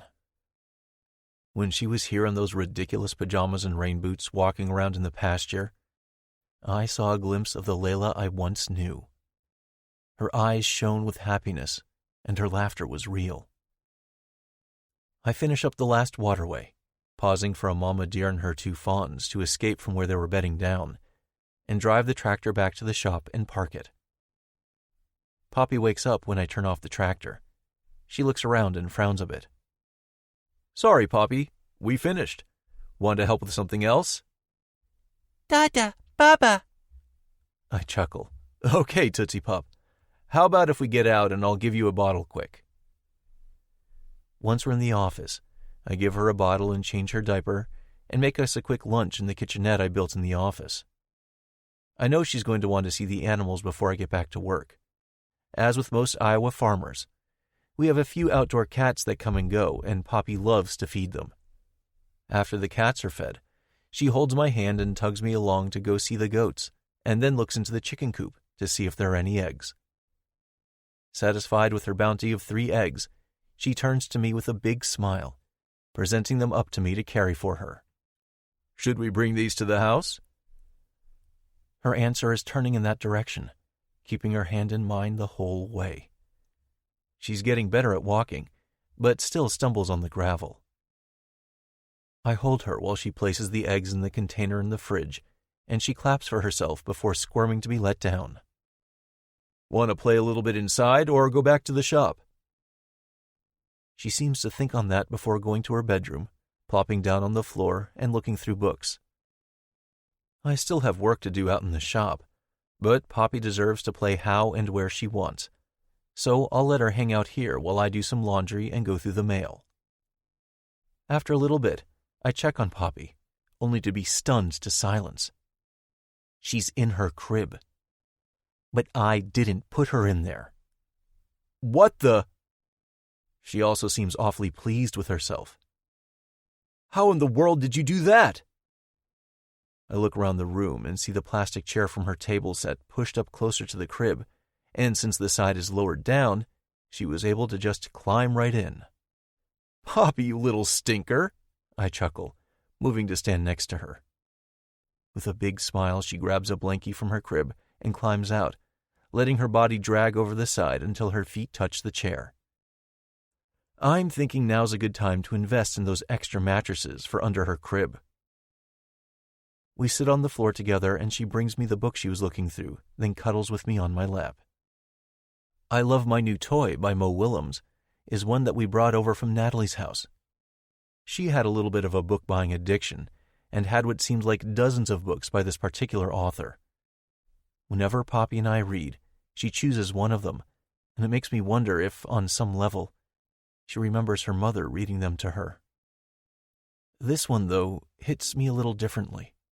It's about the elephant and a pig, like all of them are, but the central theme is forgiveness, and realizing that friendships are more important than material things. Missy's words swirl around in my head. I think you haven't forgiven her because she was your best friend and, in your mind, she bailed on not only your relationship, but your friendship too. She's right. Layla wasn't only my girlfriend and the woman I thought I was going to marry. She was my best friend. Of course, I know that people change and grow, and that's a wonderful thing. But the way she was acting was simply so out of character. I wonder for the 1000th time if I was wrong. And she is still the same Layla I once loved. Chapter 12. Colt. All-American Girl. It's party day for Poppy. She doesn't have a clue, but when I ask her if she's excited, she smiles and laughs, claps her hands, and presents me with one finger like I've been showing her how to do for the past month. She's walking completely on her own now, which means my nerves are pretty much a mess. The house is baby-proofed, and oftentimes colt-proofed, because those damn cupboard and drawer child safety locks are frustrating on a good day. When I'm having a bad day, I want to yank the door off the cupboard and toss it aside. Poppy is getting into everything, constantly. Her little hands grab anything she can get a hold of, and her little feet pitter-patter all through the house, often accompanied by giggles. Then she falls, cries, my heart stops. I pick her up, and she does it all over again. She has my nerves so frazzled I can hardly get through the day without having a mild panic attack. After we got through the catastrophe of her teething, which wasn't her first tooth, just a first for me without Natalie around, I thought it would be smooth sailing. How wrong I was.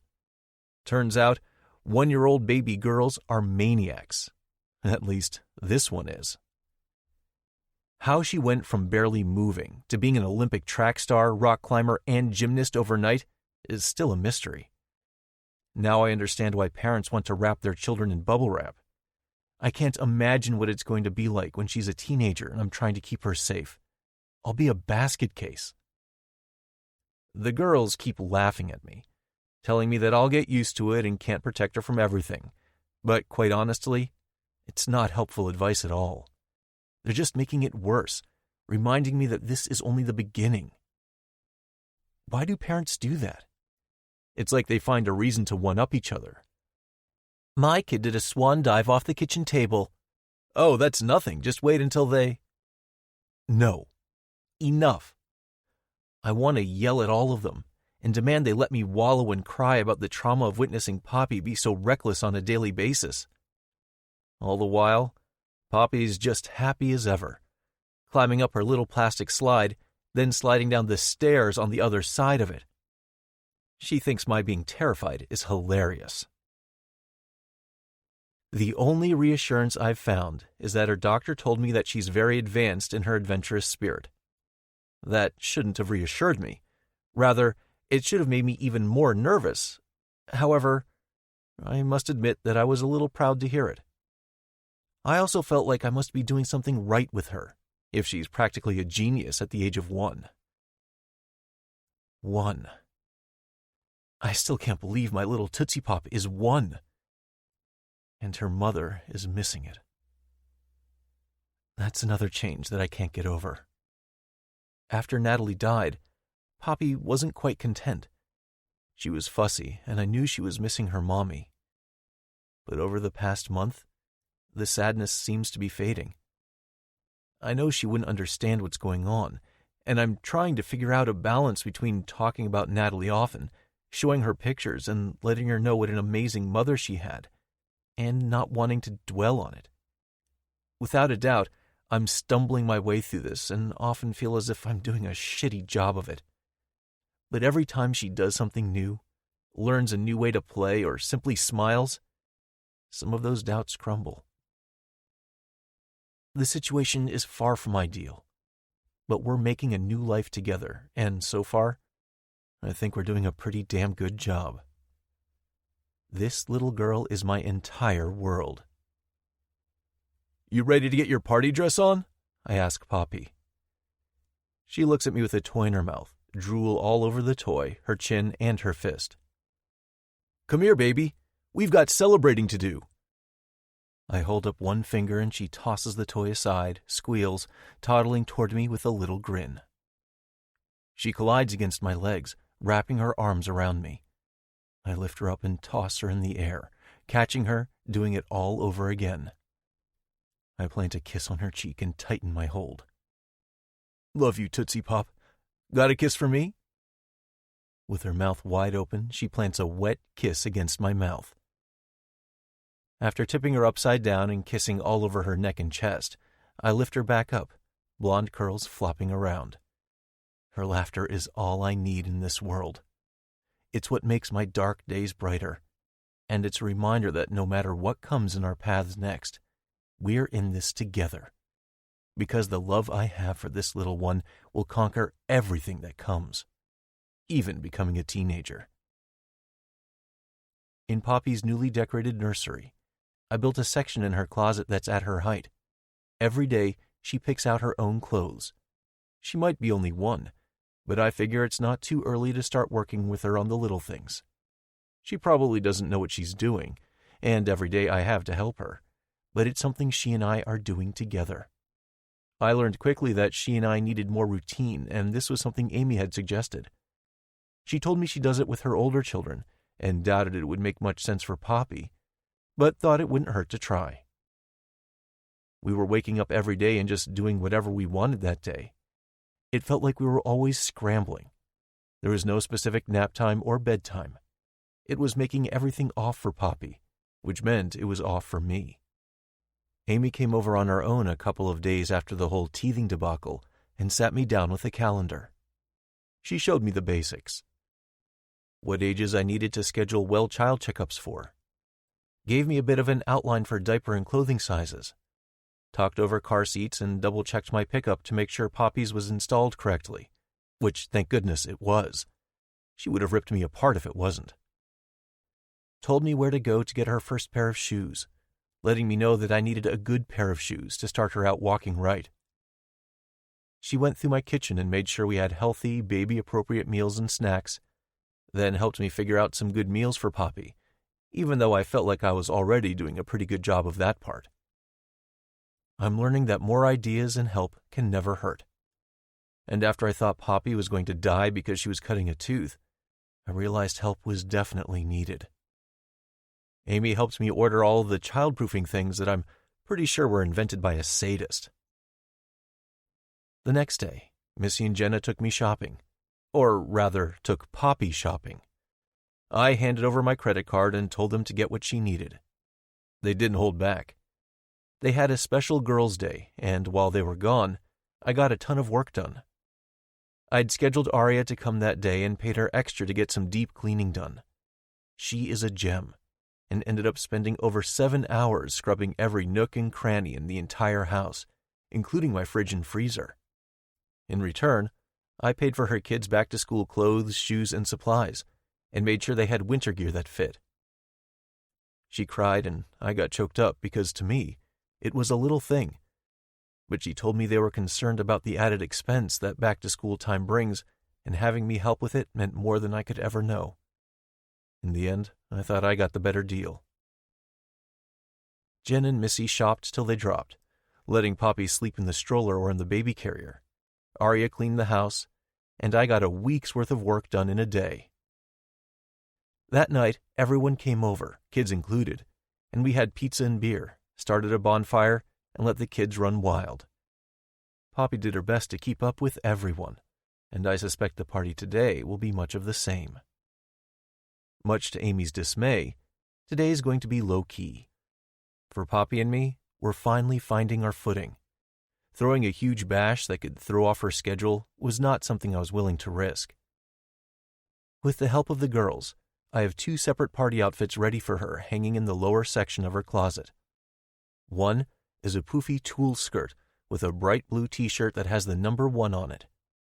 The one is made from silver sequins, and the skirt is rainbow-colored. The other outfit is simpler. A pair of leggings with Tootsie Pops all over, and a t-shirt much the same as the other one, but this one is hot pink. Of course, I almost bawled like a baby when I saw the leggings because I didn't even know something like that existed, but the girls managed to find them. I hold up both outfits for Poppy, and rather than choose one, she dives for both, hugging the clothes. Chuckling, I say, "Okay, you want to wear it all?" She doesn't answer, so I decide for myself. "How about the leggings under the skirt, and you pick the shirt color?"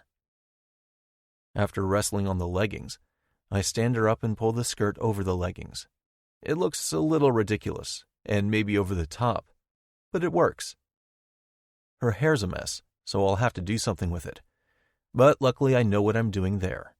I fasten a couple clips in the sides after her hair is brushed out and hold up the pink and blue shirts for her. "Okay, Tootsie Pop, what are we thinking here? Should we go with the blue, and if you get it dirty, which, let's be real, you'll probably manage to do before the party begins, and switch to the pink later?" No answer, so I figure she's good with my choice. See? She might not have any idea what's happening, but it's communication that wasn't happening before, and for each of us, it was necessary. Once she looks like the most adorable baby that was ever put on this earth, I carry her out to the living room and set her down. I put away the few toys that are scattered across the living room, prompting her to help. It takes 10 times longer, but she is so damn proud of herself, clapping after every toy is dropped in the toy box, that the added time doesn't bother me. Everyone should be here for the party in about 15 minutes, so I bring Poppy into my bedroom where she's used to playing while I shower. After getting cleaned up in the bathroom attached to my room, I get dressed and guide her to the door. The girls were going to set up the party outside and made me promise I wouldn't peek once. It drove me insane, but part of me was happy about it. I was able to spend the entire day playing with Poppy, making sure she got a good nap in so she wouldn't be tired for her party, and when we go outside, we'll both be surprised. I hear a knock on my door, Amy's signal that we can come outside. Might sound over the top or ridiculous, but that's Amy.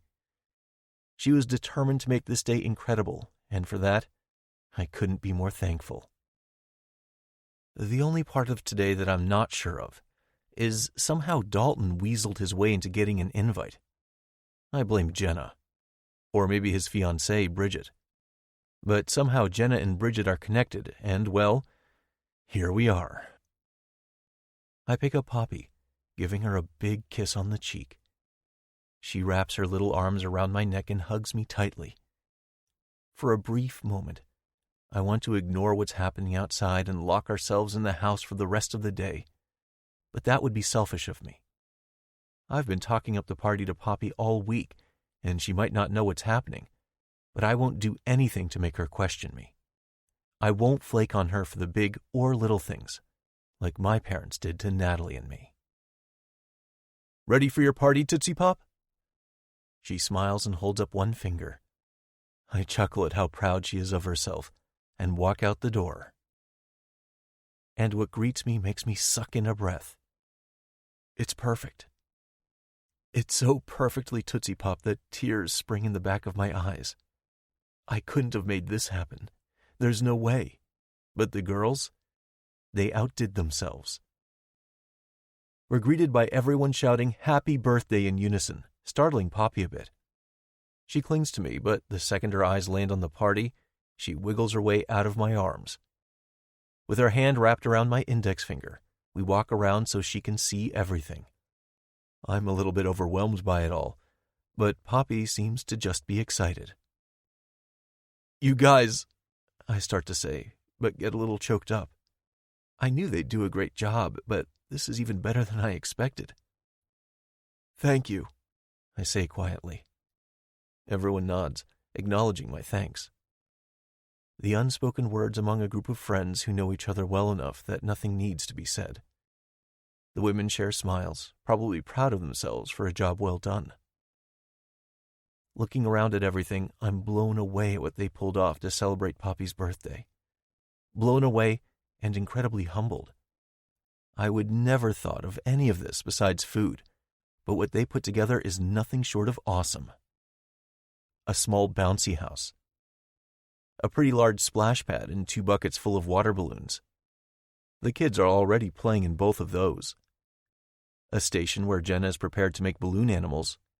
A station where Missy is prepared to paint faces.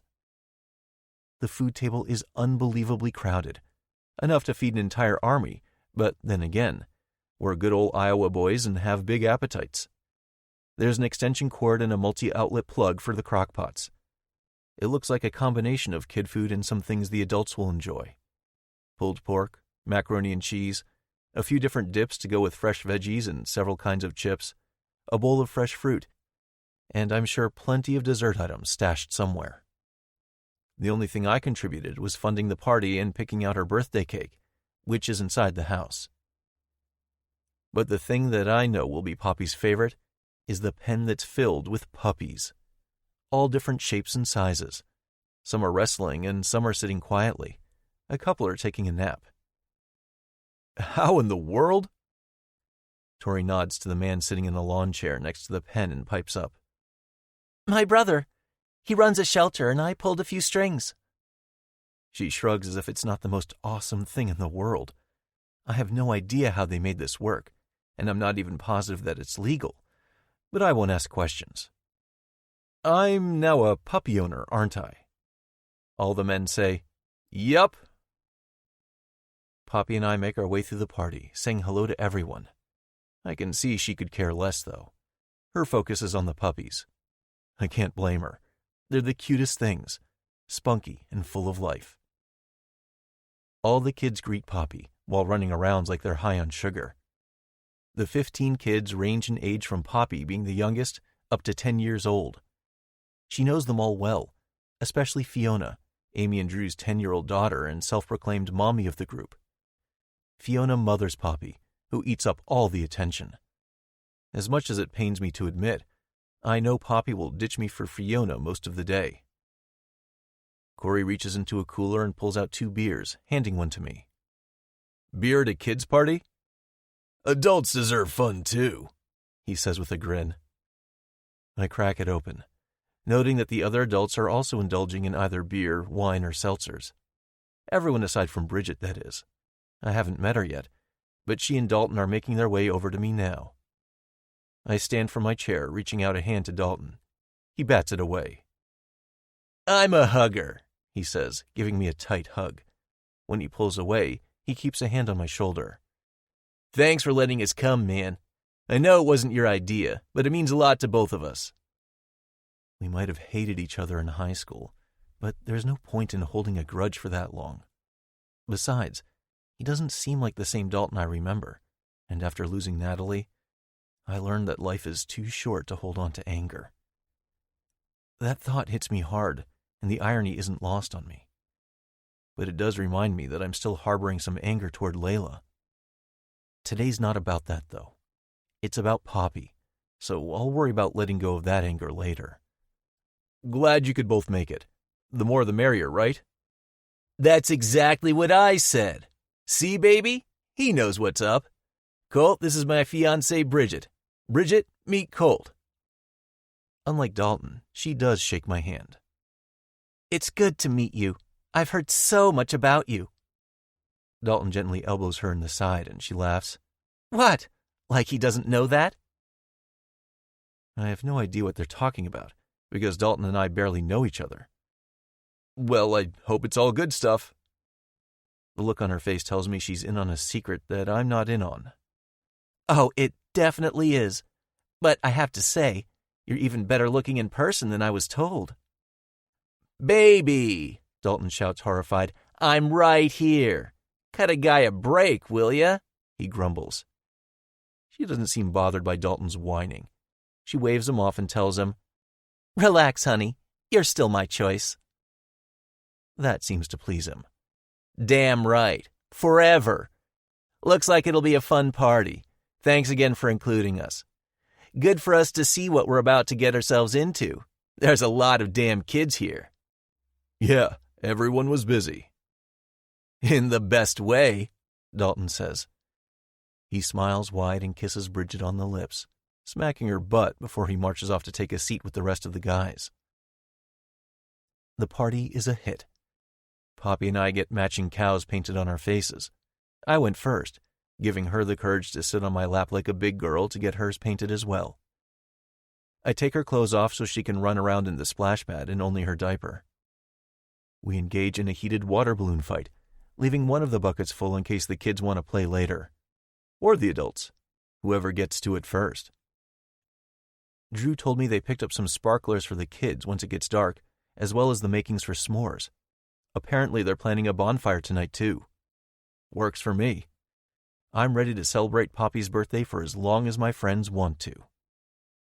Everyone is all smiles and laughs, and even though there's the heaviness of knowing that Natalie and Mason are missing this, I have more joy in my heart than sadness. I know she's up there watching this and is smiling down. When it comes time for the birthday cake, I head inside, Amy hot on my heels to help. Doing okay? She asks quietly. I lean back against the counter, hands resting behind me as I look at her. I am, actually.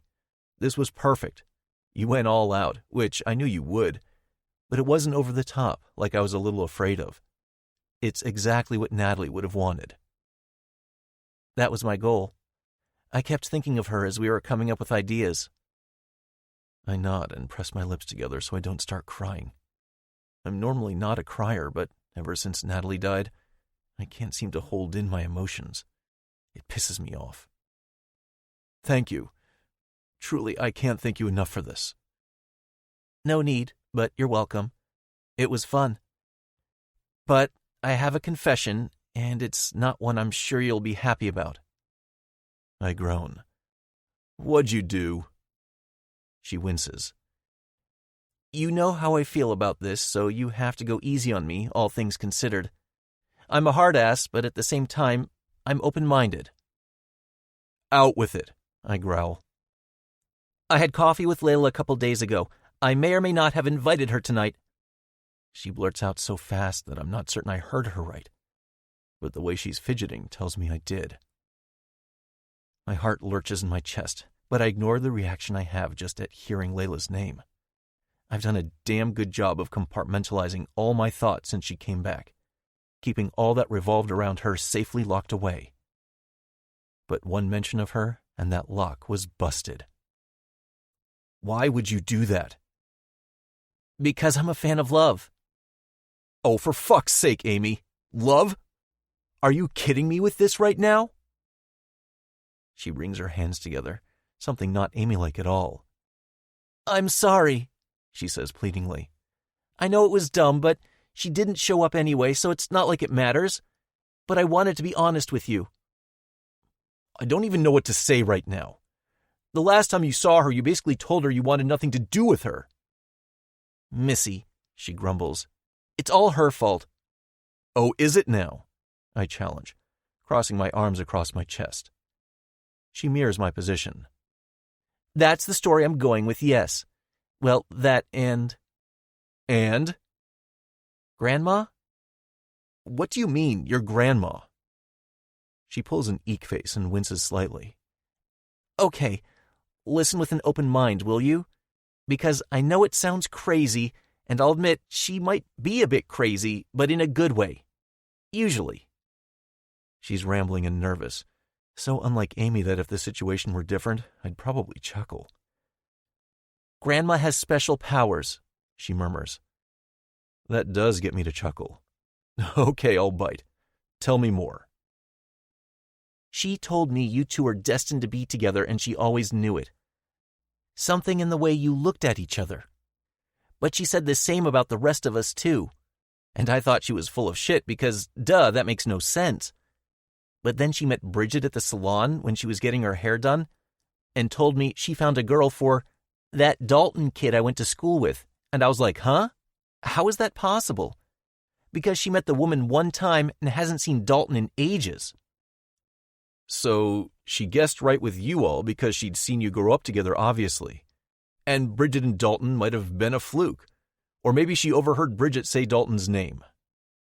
I thought so too. But then she ran into Layla at the diner. She stopped in at the house on her way home and said, I just knew those two wouldn't stay apart. They are meant for each other. I don't know. Maybe she's simply romantic and saw how you two were together back then. Or maybe she's onto something. But it niggled in my brain enough that I wanted to see it through. Anyway, like I said, she didn't show up, so apparently it wasn't the right time or something. I crack a smile because I've met Amy's grandma a few times and always liked her, and can honestly see her saying things like this. However, all I can think is that she didn't show up anyway. Why does that bother me? I don't want her here. But the fact that she was invited and chose not to come? Something about that irks me. Dalton comes into the house just then, and I can see on his face that the whole she didn't show up thing changed. Don't ask me how I know, but I do. Amy, I need a minute with the big guy. I'll just take this outside, she says, grabbing the larger cake that we'll share. Poppy has her own little cake that the bakery I bought it from called a smash cake. I'll bring it out when I'm done with whatever this conversation is about. I have a feeling I'm not going to be surprised.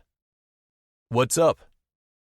He looks behind him, and when he meets my eyes again, I know I was right. Some things never change, I guess. I always had this sense whenever Layla was around, and it's firing on all cylinders right now. There's a crackle in the air that's unforgettable. When we were together, I thought it was sexual tension for a while, but we cured that when we lost our virginity with each other. Then I figured it was just the way we were together. Electric. I once thought we were two forces that couldn't be separated. I'd been wrong. So, Layla's here. I know. You do? How? For one thing, Amy just told me that she invited her, and the other, well, let's just say I know. A satisfied grin spreads across his face. I love being right. What are you going on about? Oh, nothing. Just know I already told Lele that I'm going to be the man of honor, and she agreed. Or she didn't say no anyway, so that means it's a yes. I shake my head. Why does he talk like this? He's so confusing. Do you ever say anything that makes sense? Sometimes, he admits. Don't worry. It'll make sense eventually. Anyway, she's out there. Layla, I mean. In case you're a little slow on the uptake here, and she's nervous as all hell. I'm pretty sure she almost threw up once already. It would be good of you to go out there and fix that. Why would I do that? I wasn't the one who invited her here. In fact, I'm surprised she even wants to be here with us. Dalton rolls his eyes, turning his ball cap backward. Here's the deal. You need to get over it and move past whatever you're thinking because that's bullshit and you know it. She hurt you, I get that, and yeah, she said some shitty things that, hand to God, she didn't mean. Think about it, though. You know her, or you did once, and contrary to what you think now, she really hasn't changed. She went through a period that was probably good for both of you to go through. Obviously, that period sucked balls for you, and I get that. But you're still both single for a reason. It's not because you're not attractive or desirable people. And I say that as a completely straight man who's desperately in love with his baby mama, he says with a grin. Fuck, he's a dumbass. Now, do you want to live the rest of your life without Layla by your side, or man up and take back what's always been yours? It's up to you, man. Just remember, she came here, and that's a big first step. So now it's your turn. He takes the little smash cake off the counter and heads toward the door. Before he walks through it, he looks over his shoulder. Don't put it past me to hand this to Poppy without you, so you better fix what's in your head and get out there. Bigger things to worry about right now, big guy. I blow out a breath and follow him, but not before I glare at him and take the cake from his hands. He chuckles and follows me out the door. Fuck, but I love being right. Shut up, and stop calling me big guy. It's freaking weird. His response is whistling the wedding march. The jackass. Chapter 13. Layla. Barefoot blue jean night. What in the world was I thinking? I wasn't. I couldn't have been. But damn, Dalton got in my head. Then my mom, and of course, Amy's words of encouragement didn't help much either. Or maybe they did help. Either way, I'm here now, and I'm staring into Colt's eyes. This could go one of two ways. Dalton's way, or really bad. Man, I really hope Dalton wasn't wrong. Hey, I whisper. Hi. He clears his throat and looks at Dalton. Not sure what Dalton does, because I can't take my eyes off Colt, but whatever it was, it makes him roll his eyes. Good of you to come. That shocks me. All I can do is nod and swallow hard. I'm sure Dalton is gloating, but I don't care. I still can't take my eyes off him as he nods, because apparently all we can do is nod at each other right now. We're like 7th graders staring at our first crush. In return, and places the cake on the table with the rest of the food, he gets a little seat set up with a tray in front of it, like a high chair that attaches to another chair. Tootsie Pop, get your cute tush over here. Gah. Every time he calls her Tootsie Pop, my insides melt a little bit. She looks in his direction and gingerly walks away from the splash pad directly into his arms. He lifts her up and she giggles when he blows a raspberry on her bare belly. Her curly hair is wet from playing in the water and she has a cow painted on her face that's running a bit, but I can still tell what it was meant to be painted as. Mainly because Colt has the same face paint. And damn it if that doesn't make the butterflies in my stomach take flight. Ready for some cake? Hang on, I've got the candle right here, Missy shouts, running over with a big #1 candle and a lighter. Colt fastens Poppy into the little chair and places the tray in front of her. She hits the tray and laughs. How old are you today, Tootsie Pop? She grins and holds up one finger and my ovaries burst. Holy shit, they're cuter than cute together. Even if tonight doesn't turn out the way I hope it does, Colt confessing his undying love for me, or at least that he's willing to give friendship a shot, I'm already glad I came. Being back with everyone again is good for my soul. Not a single person has made me feel unwelcome, even Amy. When she invited me, I know my jaw was practically on the table at the coffee shop. In fact, she admitted that she surprised herself with the invite, too. The invitation didn't come without a warning, though. Hurt him, and I'll find a way to bury you. I won't, I promise. It's a promise I intend to keep. I'm not delusional. I realize that attending his 1-year-old niece's birthday party in no way means that he and I are back together, or even going to make that step. But one can hope. Colt starts off singing Happy Birthday, and everyone joins in. When it comes to an end, Poppy looking around at everyone like we've lost our minds. He bends down and takes in a dramatically deep breath, looks at Poppy, and blows out the candle. I'm not ashamed to admit I made a wish. Everyone claps, so Poppy claps too, and then Colt takes the candle off the cake, dips his finger into the colorful icing, and offers it to Poppy for a taste. At first, she doesn't know what to think, but the hesitation only lasts a few... Even in the midst of a journey, we pause for beauty. This music is that moment just for you. Thank you for spending your time with us.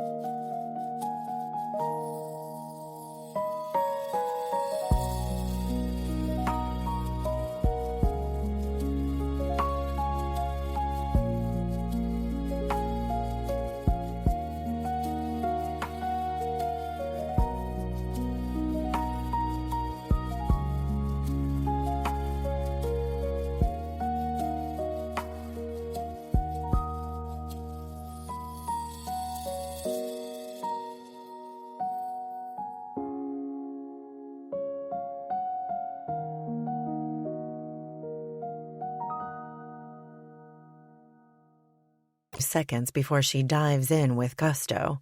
Soon, she has frosting up to her elbows, all over her cheeks, on her chest, in her hair, and her hands are pretty much just a frosting and cake blob. While Jenna takes pictures of Poppy slapping Colt's face with a frosting cake hand, and him not caring one bit that she's covering him as well, he lifts his eyes to meet mine and winks. That one little wink is better than any orgasm I've had in years. Years. I'm in big, big trouble. I saw that, Bridget says quietly, sidling up next to me. I swear that wink almost gave you an orgasm. Yes, I say in a shouted whisper. She smiles knowingly. I hope you're prepared for Dalton to be your man of honor because you know he won't let that go. I playfully hit her shoulder with the back of my hand. Oh, stop. That's putting the cart before the horse for sure. Colt gives me another long look before going into the house with Poppy, probably to get cleaned up. I don't know. I predict next summer we'll be out here for another celebration. No way will I admit how much I would like that to be true. These feelings for Colt came back to me so fast. For me, they're as strong as they ever were. Strange and unexplainable, but being around him just feels right. The problem is, I'm certain he doesn't feel the same way. And for that, I take full blame. If he'd been the one to walk away and then came back and said what I said, I'd be pretty upset too. Sure, I apologized and even explained that I didn't mean it because I'm simply jealous and was acting out, because apparently I'm a bratty teenager. I pull her away from the crowd so no one can hear us talking, but not so far that it looks like we're ignoring everyone else. Don't go around saying stuff like that, okay? I don't want to freak him out. So you do like him. We knew it, she squeals. I'm so happy. I know you both have a long road ahead of you, but it's not like you're starting from scratch. He practically hates me. That's not just a long road. That's a bumpy, windy, construction zone road. Maybe, maybe not. Only way you'll find out is if you put your best foot forward and give it the good old college try. Am I on a football team now or something? May as well be. You're heading into battle, right? I breathe out a laugh and shake my head. You've been around Dalton too long. Bridget wrinkles her nose. You might be right. Now, I must say that while I don't disapprove of your choice of outfit, it's definitely not va-va-voom enough. I point around us and notice Colt coming back outside with a fresh face and cleaned up Poppy, this time in clothes. It's a 1-year-old's birthday party. What did you expect me to wear? A miniskirt and tube top? Of course not, she scoffs. That would be awful under any circumstance. But you could have at least worn something more, she gestures to my chest, boobish. I'd just taken a drink of the seltzer that Corey handed me when I showed up, and it almost ended up getting spewed all over Bridget. Boobish? I ask, giggling and wiping my mouth. She presses her own boobs together and wiggles a bit. Yeah, boobish. Show 'em off, girl. You've got a good set there. Okay, that does it. No more Dalton for you, she grins. Though, those cut-off shorts are fucking fabulous. I look down at my shorts that I paired with a simple white V-neck t-shirt and a pair of teal flip-flops. The shirt is fitted, but not so much that my boobs are pushing out of the top. Thanks. I actually agree with you about the shorts. I might have worn them on purpose. He used to love it when I wore cutoffs. That a girl. I knew you had it in you. Dalton saunters over, kissing Bridget on the cheek. What are you two going on about? I take another drink for a bit of liquid courage and point to his fiancée. She wants me to change into something more boobish. He nods. Wouldn't have hurt. But Colt's already staring at your legs, so no need to worry there. Heat rushes to my cheeks. He is not. Would I lie about that? Actually, no. No, he would not. Dalton might be a lot of things, or was anyway, but a liar isn't one of them. It's one of the changes I've seen in him over the past few years, and especially since getting together with Bridget. He's a straight shooter and tells it like it is. He also cares enough about me that he wouldn't have encouraged me to come tonight if he thought it would explode in my face. Okay, I suppose I should go mingle. I finish off my drink and hand the empty can to Dalton. Bridget fixes my hair quickly and I bat her hand away with a scowl as I walk toward Colt. I turn around to see Bridget and Dalton with their arms around each other looking like proud parents. Dalton wipes away a fake tear. At least I think it's fake. With him, one can never be certain. Before getting to Colt, I grab another drink. I haven't eaten much today, so I also fix myself a plate of food, knowing that today is definitely not the day for drunk Layla to make an appearance. I'm not quite ready to sit and talk to Colt, so I decide to chat with the girls, taking a seat in an empty lawn chair. Missy shoots me a sweet smile and reaches over, rubs my back a few times, then continues in on the conversation they're all having. I don't care what any of you say. That commercial is downright scandalous. I swear they're actually having sex on camera, Tori says. They are not. That can't be a thing, right? Missy questions. Which commercial are we talking about? The one for the body wash where the guy comes out of the steamy shower and the woman practically attacks him? She's leaned over the sink, putting on makeup, and takes one look at him and it's on. He presses against her from behind and... Oh, they weren't having sex, but it's meant to suggest they are for sure. I worked on the campaign. Not the actual commercial, but I helped lay it out.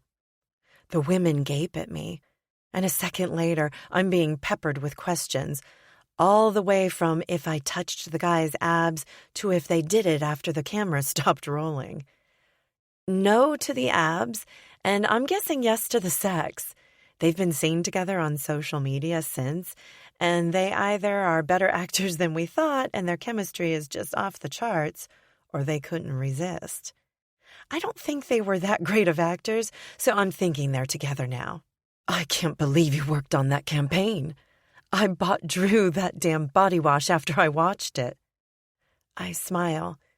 Feeling a sense of pride hit me.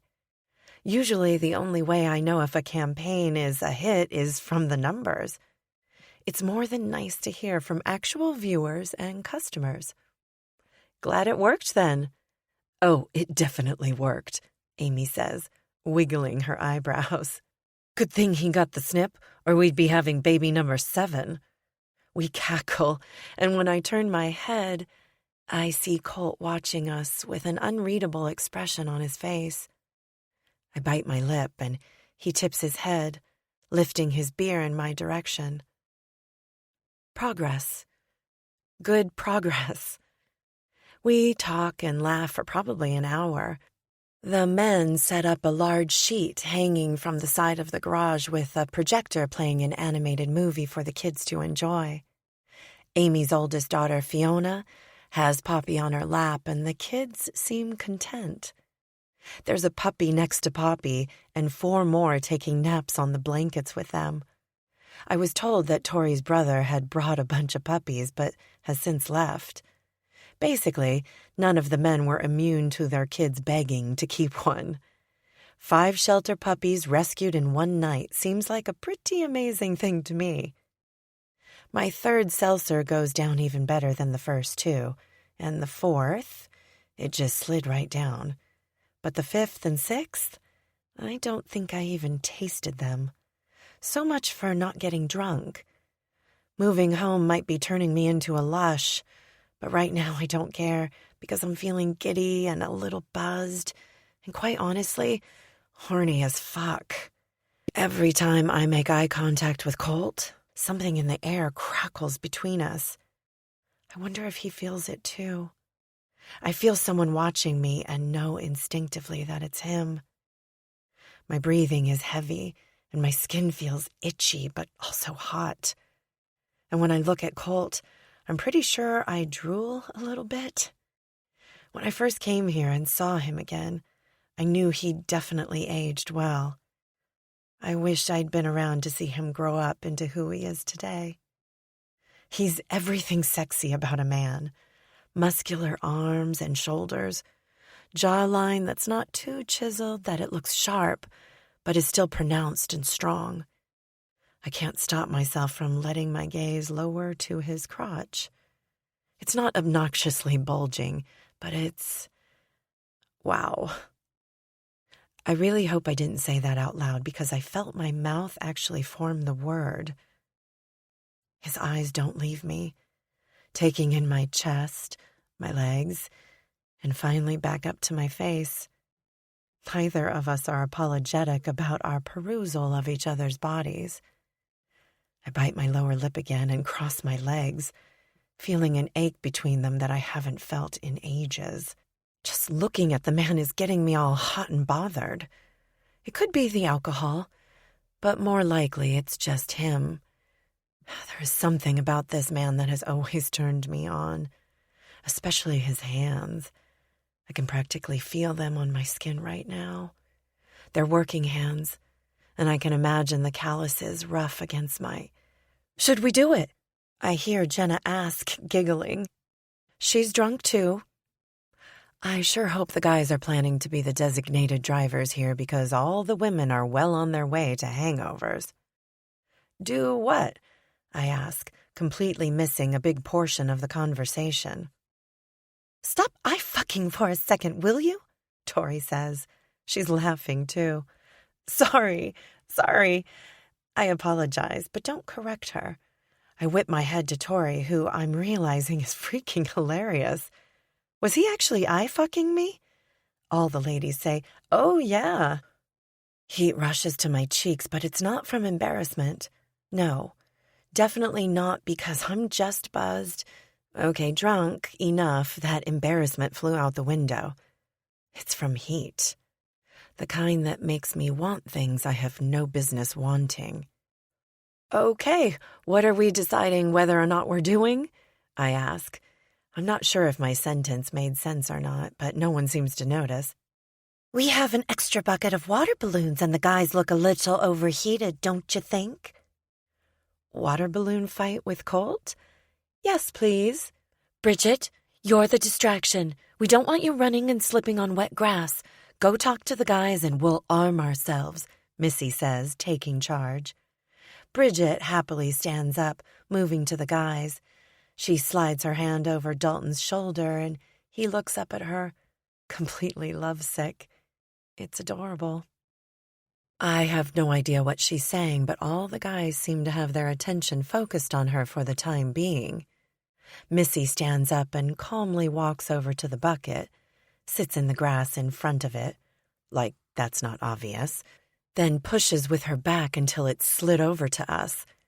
It wasn't far, but it got us giggling so hard that we almost forgot our mission. I can't believe I thought this town was boring, or that I could live without these women in my life. I feel more alive in this moment than I did living in Chicago, and it's not because of the seltzers. It's the company. We all dive into the bucket, piling water balloons in the bottom of our shirts while the men are somehow none the wiser. Our strategy is we don't have one. Just bombard them with as many water balloons as we can before they retaliate. Corey's the first one to notice us. He falls out of his chair trying to get out of the line of fire, but not before Amy launches one right at his back. It explodes on contact. Then it's game on. Bridget shuffles out of the way, holding up her phone to record the chaos. The kids notice, and all but Fiona, Poppy, and two of the others who are younger, but I can't remember their names, who are still sitting on the blanket, rush over to join in on the fun. They recognize quickly that it's us against the dads and have no problems throwing as many balloons as possible at them. It doesn't take long, though, for the tables to turn, and soon we're all getting hit. Laughing hysterically, falling down from the slick grass, mud, and blades of grass sticking to us. Oh, you think you're clever, huh? Colt shouts, tossing a water balloon up in the air and catching it all while staring me down. I'm unarmed, defenseless, my hands held up in surrender. He smirks. You wouldn't hit a defenseless woman, would you? Like you did to us? Absolutely. I keep walking backward, hoping there's nothing behind me because I can't look away from Colt, or he'll no doubt pelt me with the balloon. Not that it matters because I'm soaking wet anyway, but I don't want to give him the satisfaction. Plus, a big part of me is getting a thrill out of the chase. Come and get me, Colt. I raise my eyebrows at him and he raises his right back. Shoulda thought this whole water balloon fight through, Layla, he says, making a point to gaze at my chest. Why, you looking? 'Cause I wanna. Oh, you can look all right. Chase me and then look your fill. Poppy makes a sound and it distracts him enough to look over at her, and I take my chance, running as fast as I can, right into the circle of chairs I was just sitting in. Down I go, somersaulting over 3 with far less grace than I'd like. He's hot on my heels, too, not even concerned about my wipeout. Of course, I'm not hurt in the least. Now on my back with my knees bent and tears running down my temples from laughing so hard. Colt comes to a stop, both feet planted beside me, looking down with a grin I haven't seen in ages. Got you just where I want you. Oh, do you now? He seems to know what my brain was saying and he nods. Or maybe I said it out loud? I'm still incredibly buzzed, and add to that the euphoria of the water balloon fight, and I'm likely to be pretty loose-tongued at this point.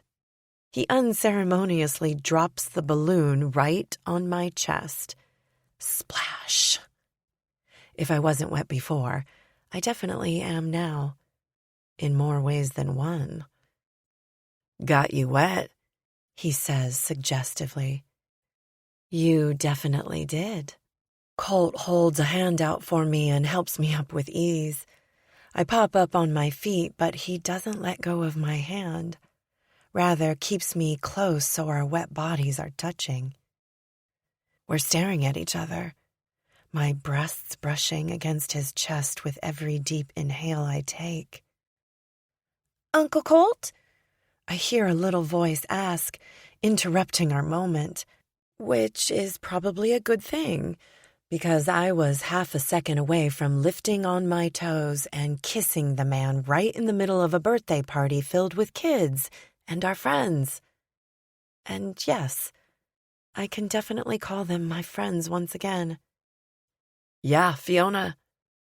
I think Poppy is ready for bed. She's getting fussy. He jumps into action, and I'd be lying if I said I wasn't the slightest bit disappointed, but at the same time, swooning like in a historical romance novel. He cares so much for that little girl, and not just because he's been given guardianship. Poppy is his, through and through. It makes me wonder if there's room in his life for more than one girl. Chapter 14. Colt. Raining on Sunday. I almost kissed her, and if I hadn't been the one to do it first, the look in her eyes told me she would have beat me to it. Seeing her here tonight, laughing and joking around, talking with the girls in their own little huddle while the guys talked in ours, it reminded me of old times. Her reintroduction into our group of friends was seamless and natural. It was as if no time had passed between when she left and now. And the heat crackling between us was undeniable. I know she felt it too. The yard is a mess, but we've all been drinking, including the guys, which means it'll stay that way until morning, and only Bridget can drive everyone home. Since they don't have a bus to fit everyone, it looks like we're having a sleepover. I only have 2 spare rooms now that Poppy has her own nursery, so I hope everyone is prepared to sleep on the couch or floor. I do have a couple of blow-up mattresses that we can use from a camping trip we took last summer, so that will help. Everyone's camping here tonight, I announce. Drinking and driving isn't an option for anyone here, not only because it's stupid, but also because they have their precious cargo with them. No one argues with me either. This will be fun, Missy exclaims, far too excited. It'll be like that night after Amy's bachelorette party. Remember that? We ended up together at the end of the night and all stayed at Corey's place. Oh my gosh! I almost forgot about that, Jenna shouts. That was a good night, she sighs. It definitely was. Layla wasn't there, and a part of me feels a little guilty that she missed so much that we still revisit. But it wasn't me who made her leave, and I'm realizing that guilt is not mine to hold. Then again, Tori wasn't there that night either, but that's because she hadn't become part of us yet. I glance at Layla, and I see a flicker of sadness cross over her face, but she visibly shakes it away and replaces it with a bright smile. Most of the adults gather up the kids who need to get to bed, and we take them inside, working together to get them settled and asleep, while Corey and Brian start a bonfire outside. They might be planning to sleep here, and, of course, everyone could stop drinking and drive home when they're completely sober. But I think a big part of us all want to stay together. In fact, none of the guys are even drunk, but since they've been drinking at all, they're unwilling to put their family in harm's way. Dalton and Bridget head home, Bridget wanting her own bed, and the rest of us move chairs to sit around the fire. The kids that didn't go to bed want to make s'mores, so I grab the fire sticks from the garage and we help them get set up. Brian and I put some marshmallows on the end of the metal sticks and start toasting a couple, while the girls get the graham crackers and chocolate bars ready. As soon as the kids all have theirs, we start making them for ourselves. Without even thinking about it, I make 2 that are burnt to a crisp and 2 that are perfectly toasted, handing the gross burnt marshmallows over to Layla while keeping the delicious toasted ones for myself. She looks up at me with a smile I could get used to seeing. You remembered. That you like your marshmallows to taste like ash? Yep. Layla pulls a chunk of marshmallow out of the side of the s'more and shoves it into her mouth, licking her fingers clean. I watch every movement. Can't tear my eyes away. She raises her eyebrows at me, so I mimic her, winking when I watch as she licks her lips. How is this possible? This morning, I was perfectly happy knowing that Poppy was the only girl for me. I was content knowing that it was going to be her and me forever. But a few hours back in Layla's presence, and it has my mind racing with possibilities. Sure, she said things, but I believe her when she said that she didn't mean them. If I hadn't already, tonight proved it. Holding on to those words was the only thing that was keeping me from getting wild ideas about the 2 of us together. But now, those ideas have taken off and run into dangerous territory. I don't know how to deal with this. I hear a little squawk on the baby monitor I brought with me and hold it up to my ear, listening carefully to make sure no kids are awake. When I don't hear anything else, I put it back down on my lap. Everything okay? Layla asks. Seems to be. I'll go inside and check on them in a few. And I'm sure the older kids will go in too and watch a movie or something. It's actually way past their bedtime already. Yeah, I guess you're right. I haven't been around kids much, so I didn't think about that. You'll be around plenty now that you're back, I let her know. She gives me a soft smile. I'm tempted to reach over and touch her, but I have a feeling that once I start, I won't want to stop. I like knowing that. I missed so much. You did, but you really want to keep revisiting that? She wrinkles her nose. Definitely not. One day we probably do, but not tonight. One day might never come, so I decide rather than leave it at that. Maybe Monday night? Come over for dinner? We can revisit for the last time, and then it's done. You hear me? Time to move on.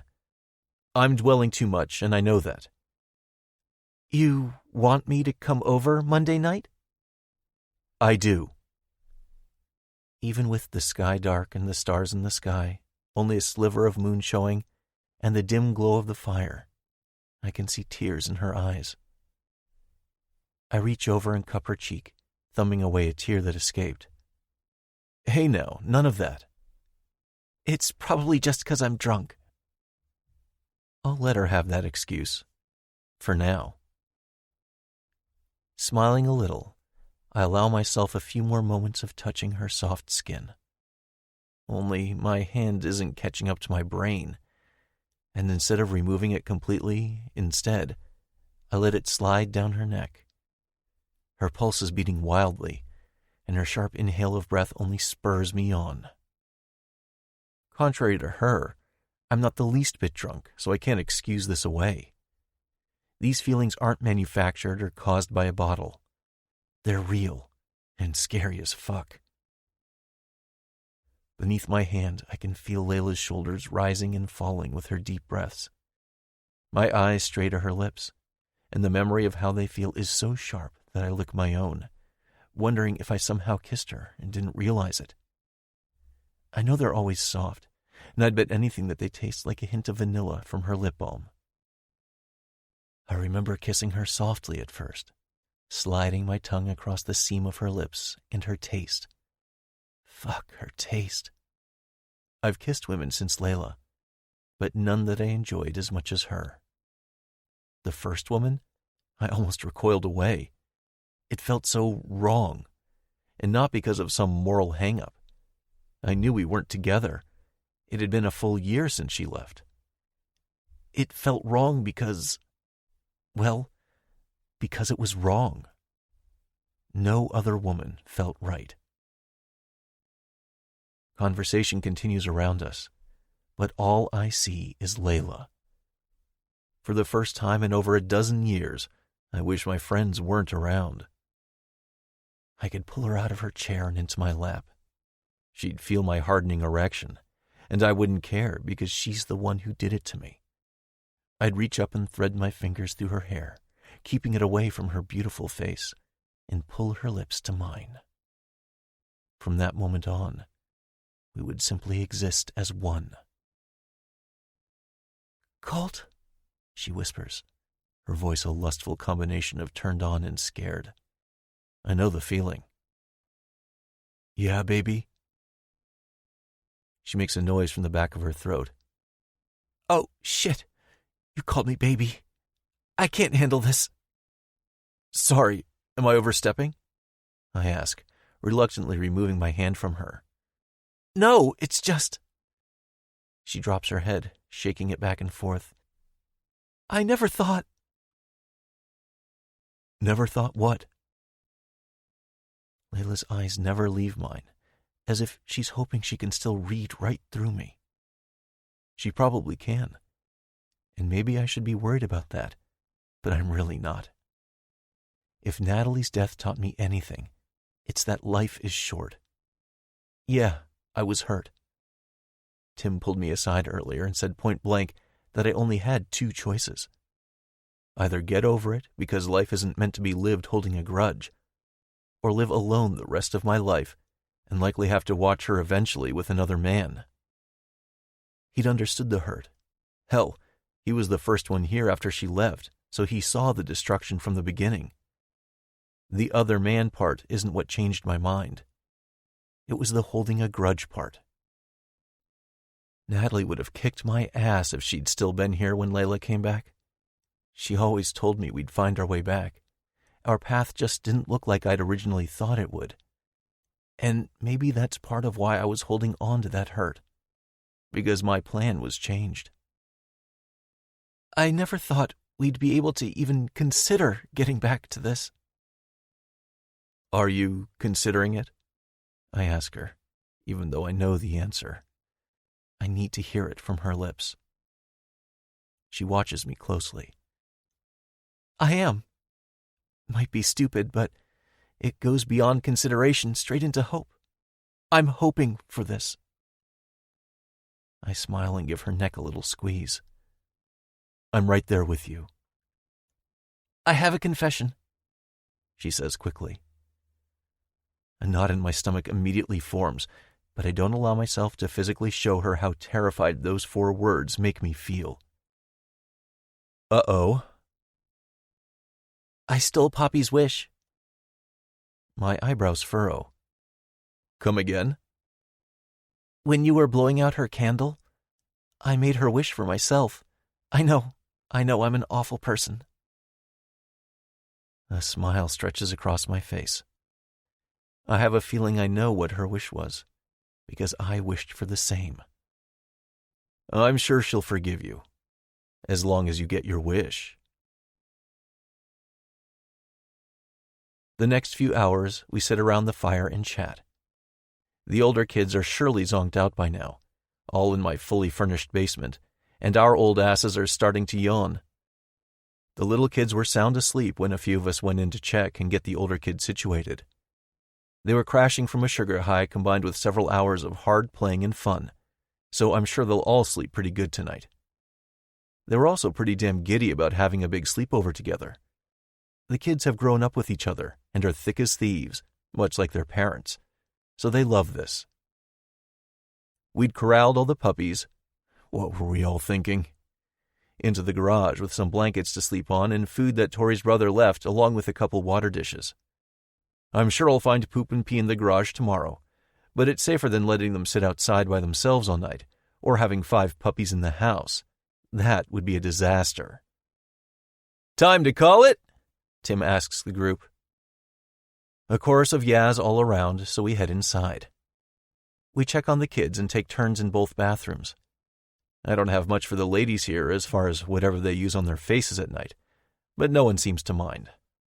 Luckily, I recently stocked up on a bunch of toothbrushes that I picked up at Costco and have a few extra contact cases and solution for those who need it. I pass out t-shirts to the women, knowing they'll come down to their knees, and the sight of Layla in one of my shirts has me growing harder by the second. Her long blonde hair is out of the messy bun she put it in earlier, and is now cascading over her shoulders and down her back. Fresh-faced and a little shy, I don't remember her ever being as beautiful as she is to me right now. Where do you want me? That's a loaded question if I ever heard one. I raise an eyebrow and she blushes. Colt, she whisper shouts, get your mind out of the gutter. I smirk. You're the one who started it. She rolls her eyes. Seriously, where do you want me to sleep tonight? I know she's asking for the same reason I'm stalling in giving her an answer. I want her in my bed, and that's where she wants to be too. Instead of answering, I tug her behind me to my bedroom. The rest of them can figure out who's sleeping where. I have enough mattresses, that we were thankfully smart enough to blow up before we started the bonfire, beds, and a big couch that they can all stretch out somewhere. My house might not be huge, but it's big enough. Are you sure? I am. I want to tell her that I'll be a perfect gentleman, but I'm a man who won't make promises I can't keep. I shut the door quietly behind us and use the bathroom to give her a minute to snoop around my room without me around. I know Layla, and I can guarantee that the moment my bathroom door shut, she started walking around to look at the pictures I have in there and possibly even check out my closet. The thought makes me smile as I brush my teeth. I don't know if I'd rather come out and see her lying in my bed or snooping. Either would make me happy. I open the door to see she's in bed. Definitely that option. Holy shit, but that's a sight I could get used to again. I might be getting way ahead of myself here, but damn, how could I not? That love I once felt for her never even faded. It's been simmering on the surface this entire time, and now that she's back, here in my bed, I want to say fuck it all to my worries and plans for staying single and focus only on Poppy. There's room in my life for 2 girls. In only a pair of basketball shorts, I climb into bed. I'm positive she could see my erection because her eyes were basically glued there. Maybe I could have done something to hide it, but instead, I just whipped off my boxer briefs and went commando. No hiding possible. Do you want the fan on? I usually sleep with the ceiling fan going. I do too. With the remote for the light, because I'm fancy like that, I turn on the fan and dim the light, not ready for darkness to plunge into my room. I roll over to my side to face her, and she does the same, tucking her hands under her cheek. What are you thinking? You really want to know? She challenges. Yeah, I whisper. Don't just want to. I need to. She takes a deep breath. I'm thinking things I probably shouldn't be thinking. And not just because there's an entire house full of people and children. What kind of things? The kind that we need privacy for. With cat-like reflexes, I shoot my arm out and pull her closer. She giggles quietly and wraps an arm around my waist. Her hand on my bare skin sets a fire inside that I don't want to extinguish. I'm thinking the same, I admit. How can we be here already? She wonders, letting her fingertips trail up and down my back. Goosebumps. She's giving me goosebumps.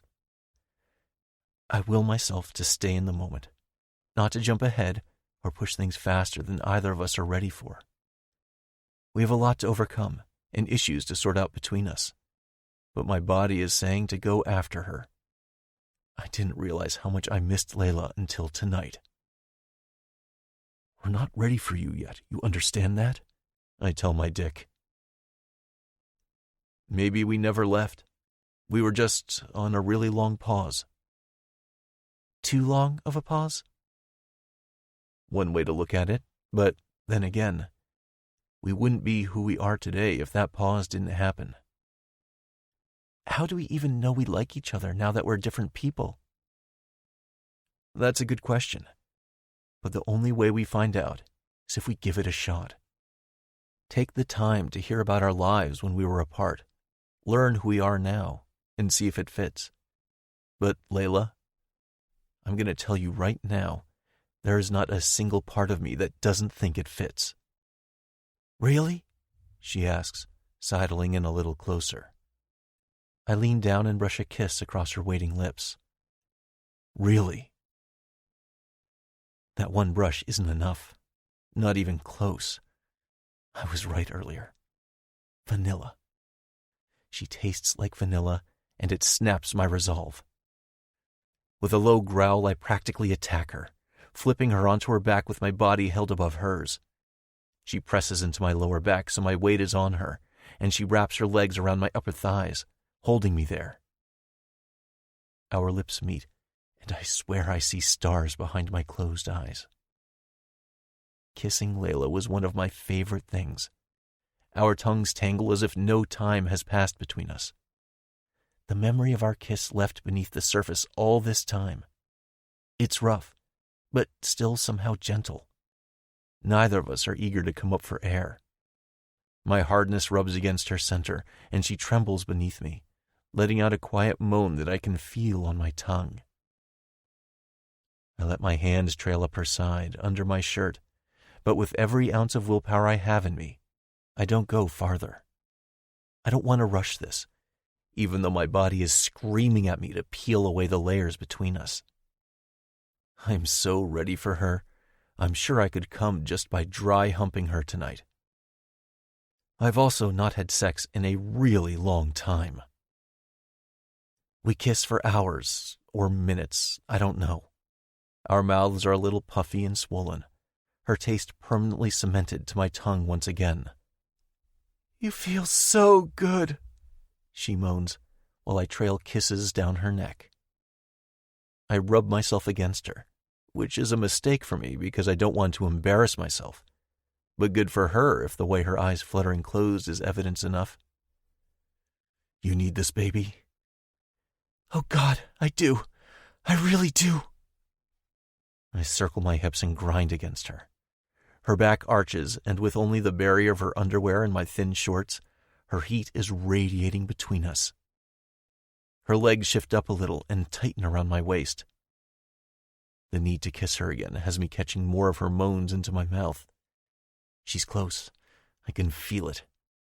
It's one of the things I remember easily. It's like a muscle memory. I always knew when she was getting close and how to get her to tip over the edge. "I'm close," she whispers. I grind harder, pressing myself against her center. It feels so damn good. We move together in a rhythm that's only meant for two souls that belong with one another. "I know. Come for me, Layla." She clings to me, her nails scratching up my back, leaving a trail of fire. I groan quietly, keeping our time together only for us to hear. With another twist of my hips, I feel her pulsing beneath me.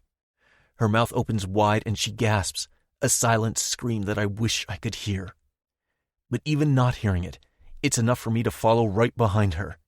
I knew I wouldn't be able to hold back, even if I tried to. The feelings between us are too intense, and we had hours of eye-fucking foreplay that already had both of us amped up. As we come down from our incredible high, I gaze at her, grateful that she doesn't have a look of regret on her features. She's sated and happy, two things I can live with. "Let me go, Clean up? she says, smiling wide. "You seem awfully proud of yourself." I made you come in your pants. That's something to be proud of." I give her a smile and shake my head as I go to the bathroom and clean up, rinsing my shorts out so we don't have an issue in the morning if someone comes in here and sees them. Only, I hadn't really thought that through because now I only have the pair of underwear I was wearing earlier tonight to throw on. It's not like she hasn't seen me completely naked, and heck, we just gave each other an orgasm. When I step out of the bathroom, she's lying on her side facing me. Definitely a sight I can get used to. I almost laugh at myself for ever thinking I was over her. I called her a snob, and at the time I meant it. Natalie would tell me I was angry as a form of self-preservation. She apologized for her words. Maybe it makes me gullible, but I believe her when she said those things out of jealousy. When I crawl into bed, I tuck her in close. I can tell she has questions, and I do too. But for now, we both seem to be content to hold each other and let the answers come later. I reach over and turn the light off completely, blanketing my room in darkness. "Get some sleep. We'll worry about getting those answers later." How did you know I had questions? "Because I know you. I always have. Always will." That appeases her.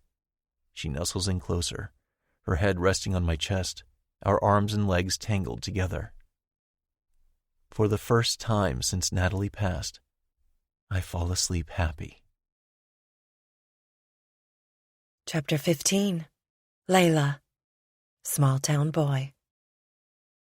At 5:30, I look at my phone for the umpteenth time today. After we woke up on Sunday morning, we made breakfast together as a group, helped clean up the yard, which was a complete disaster, and then let the kids play a while. I reluctantly headed home around noon, not wanting to overstay my welcome. Well, I wanted to stay, but I also didn't want to push my luck. Saturday night had been an unexpected dream, and I didn't want to jinx it. I hadn't known what to expect showing up at Colt's place Saturday night. I wasn't invited by him and knew I was taking a risk, but decided that the risk was worth it. He needed to see that I was willing to put myself out there for him. Dalton's words resonated with me, and I realized that I couldn't complain or wonder if he and I could be together again if I hadn't even tried. I hoped that he wouldn't kick me out. I prayed that he and I would be able to, at the very least, be friends again. I hadn't expected what happened later that night. I don't regret it, though. Not one single second of it. When I got home yesterday, Mom just gave me a knowing smile and patted me on the shoulder. I hadn't been home for even 30 minutes and Colt texted me. And since then, we've been texting constantly, sending each other funny videos or memes, showing me pictures of Poppy with her new puppy and surrounded by the many gifts she received at her party. I wasn't sure if I should bring a gift, so I left it in the car. I didn't even know what to get her, but I found a book that looked cute, an adorable outfit. Amy gave me her size, and a little plush cow, so I'll give it to her tonight. Tonight. I know this isn't a date, but it feels like it's the start of something. My stomach has been fluttering all day, not from nerves, though, from excitement. I got myself together enough to work today, though I'm not sure how I was able to focus. Saturday night was better than I could have ever imagined, and not just because I ended the night in Colt's bed. Though, that was a pretty amazing addition to the night. I felt like I was finally home. Once again, home. My phone pings with a text as I'm logging off my computer, and the thrill of a text from Colt dies down when I see it's Dalton. Dalton. So what should I wear as man of honor? I mean, I'd look hot showing some leg, but I'm not sure a dress is really my best look. He adds on the thinking emoji, and I roll my eyes. Me. You're such an idiot. Dalton. An idiot who was right. Me. Sends him the eye roll emoji. Don't roll your eyes at me, Missy. I know what you did after we left. My eyes widen. I thought we'd been quiet, but then again, everyone knew we slept in the same bed together. It's the talk of the town. Even the guys at the barber shop are talking about it. And don't get me started on what I heard from the old men who sit and gossip over coffee at the diner. You're lying. Only a little bit. I mean, the town definitely knows you two are together again. We don't even know if we're together again. We haven't talked about it yet. Oh, naive little Lele. You're back together. You slept with him, didn't you? Such a hussy. I thought I taught you better than that. You don't know anything. We slept. That's it. Does my bullshit detector sense a liar? It does. Bridget deserves a crown for dealing with you. Come on, Lay. Tell me. I'm dying to know. Does his ding-a-ling still do it for you? Is it large and in charge? I'm blocking you. You're no fun. That's not what Colt said. I smile, knowing that I just surprised Dalton by even saying that, even if it wasn't much. I knew it!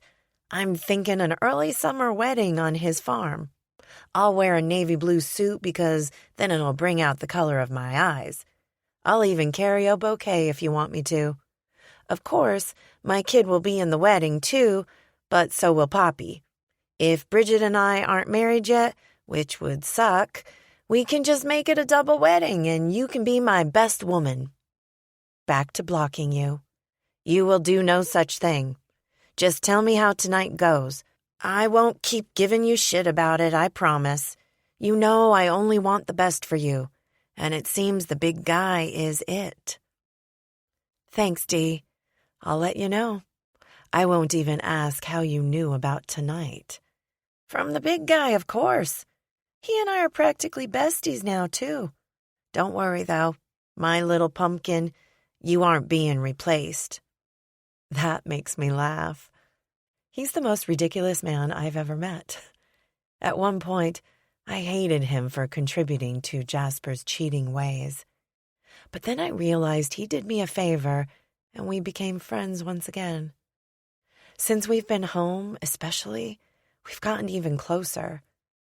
It's hard coming back to a place where people once knew you well, but now you're basically a stranger. So much is the same, but so much is different. We navigated those waters together. He's also been so good at helping with my mom. And yes, he managed to talk Stan into hiring him. So not only are we friends, We're once again co-workers. I showered this morning, so I only need to freshen up before going to Colt's. He told me not to bring anything, but my mom trained me never to show up empty-handed. So I grabbed the container of monster cookies I made this morning and stack it with the rest of my things.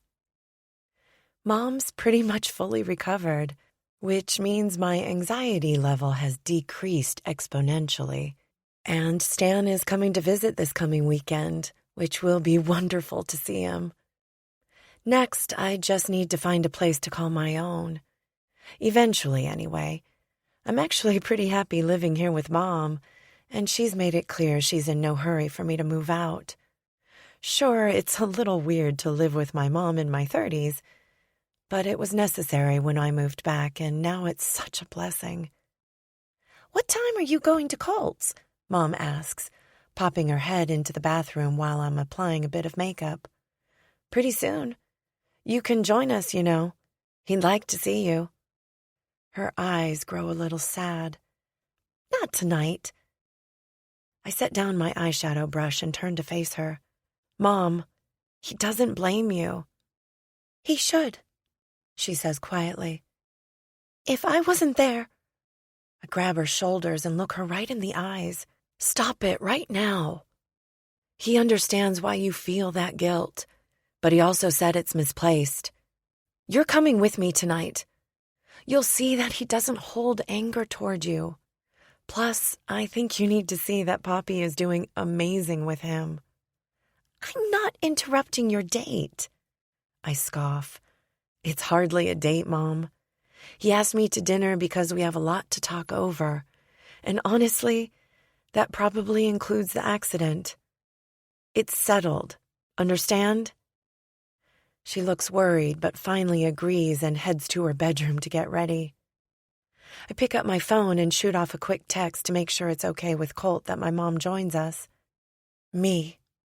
"Hey, feel free to say no, but I wondered if it'd be okay if Mom joined us tonight." Colt. "Yep, totally fine." "You sure?" "Wouldn't have said yes if I wasn't sure." "Thank you. I think she needs to see you." "Still feeling guilty, huh?" "Yeah, she is." "Then I'll straighten her out. See you both soon." "Thank you. Looking forward to it." I'm not sure if he realizes just how much I'm looking forward to seeing him, and I try not to dwell on the fact that he didn't say he was too.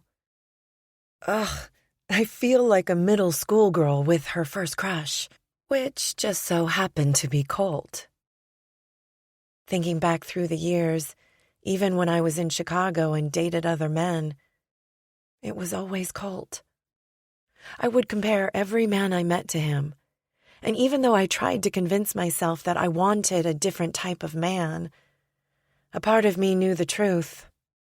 I fell in love with Colt when I was barely old enough to understand what love is, and never fell out. Holy crap balls. I'm still in love with Colt. Mom comes back to the bathroom dressed in a navy blue maxi dress. Her hair is curled and she has more makeup on than she normally wears, but it's not overdone. "Do I look okay?" "It's Colt, Mom. Of course you look okay. A tad overdressed for dinner with Colt and Poppy, but you look beautiful." "I'm nervous and wanted to look decent." "You don't say," I ask, grinning. If it makes you feel any better, I'm nervous too. Excited, but nervous. "Nervous because you realized you're in love with Colt?" I flinch. "How'd you... I heard you say, holy crap balls, I'm still in love with Colt." "Wasn't hard to come to that conclusion, though it was helpful that I heard you say it out loud." "I said that out loud?" "You didn't realize you were talking. Did you just think you thought it or something?" I'm sure my face is flaming red. "Well, that's embarrassing." "It's just me. And I pretty much already knew it anyway. I don't think you ever stopped loving that boy. And I'm certain he never stopped loving you either." Those darn butterflies are back in my stomach, fluttering away. "I was so mean, Mom. And then I just left as if he didn't even matter to me. And when I came home, I wasn't kind. I have a lot of making up to do. She grabs my hands in hers. Honey, if he invited you to his house tonight, the making up is done. No more concentrating on the past. That's where it stays. How'd we go from me trying to make you feel better to the other way around? It's what mothers do. Besides, if I can concentrate on your nervousness, I might just forget all about mine. Chuckling, I finish getting ready and grab my purse off the hook by the door. Before I leave, though, I think better of my outfit and change. If Mom's wearing a dress, so can I. I run back to my room and throw on a cute little green sundress. I grab a jean jacket to throw on, too, in case we sit outside and I get cold, then place it back in my closet. For reasons I don't want to dig too deeply into, I figure if I get cold and need a jacket, I can borrow one from Colt, and then keep it. If teenagers can do it, so can I. That's the rationale I'm going with, and not apologizing for it either. When I get to my car, I notice Mom is already sitting in hers. In fact, when she spots me, she cracks her window and shouts, "Drive yourself!" then reverses out of the garage, leaving me standing here wondering why in the world the two of us would drive separately to the exact same place. Halfway to Colt's house, I mutter, "That sneaky little shit." She's planning on me staying longer and doesn't want me held up because I have to take her home. She's turned into a meddling mama, and I kind of love her even more for it. By the time I get to Colt's, I've already caught up with my mother, who drives like a turtle. We get out at the same time, and I greet her with a, "Very sneaky, Mother." "I have no idea what you could be talking about," is her very innocent response. Colt opens the door wide, Poppy on his hip, and her new puppy stumbles out the door. It's a cute little black lab mix with paws that suggest he's going to be a big dog. His ears are huge, too. Poppy giggles as he trips over his own feet and face plants into the grass before he squats to relieve himself. Colt had told me that he was already partially trained, but that he still had a few accidents in the house. I can't imagine having a toddler and a puppy at the same time. It sounds like double the work, but of course, Colt doesn't seem to mind. "He's a silly puppy, isn't he?" Colt asks Poppy. I want to rush to his arms and kiss the dickens out of him and then tug Poppy out of his arms and play with her. I've never wanted to play with babies or kids before, but the urge right now is almost overwhelming. I grab the gift bag off the passenger seat and take a deep breath, willing myself to relax. I've built up tonight in my head, hoping that it's the beginning of everything, and I don't want to be disappointed if I'm wrong. "Hi, ladies. Come on in." As I'm brushing by Colt, he reaches out and squeezes my hand. I pause on the step and look up at him. There's heat in his eyes, and unspoken words said, "I want to kiss you." I want that too. I missed you. So bad it drove me crazy all day. When we step inside, Mom looks around nervously. Colt steps back outside and calls, "Maverick, come." It takes a minute, but Maverick comes running back inside the house. "You both look beautiful. I'm feeling like a slob," he tells us, looking a little sheepish. He actually looks good enough to eat in his worn jeans that are riding low on his hips, and a gray Carhartt pocket t-shirt that hugs his biceps. But I keep that to myself. At least I hope I did. A quick look between Mom and Colt tells me my secret is safe. "Have a seat. Can I get you something to drink? I have fresh sun tea made, plenty of milk, water, something stronger, perhaps?" With a practiced hand, he opens the fridge door while still holding Poppy. She swings around like it's normal business to be held while he's working.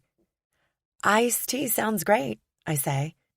"Same for me. Thanks, Colt." 3 iced teas coming up.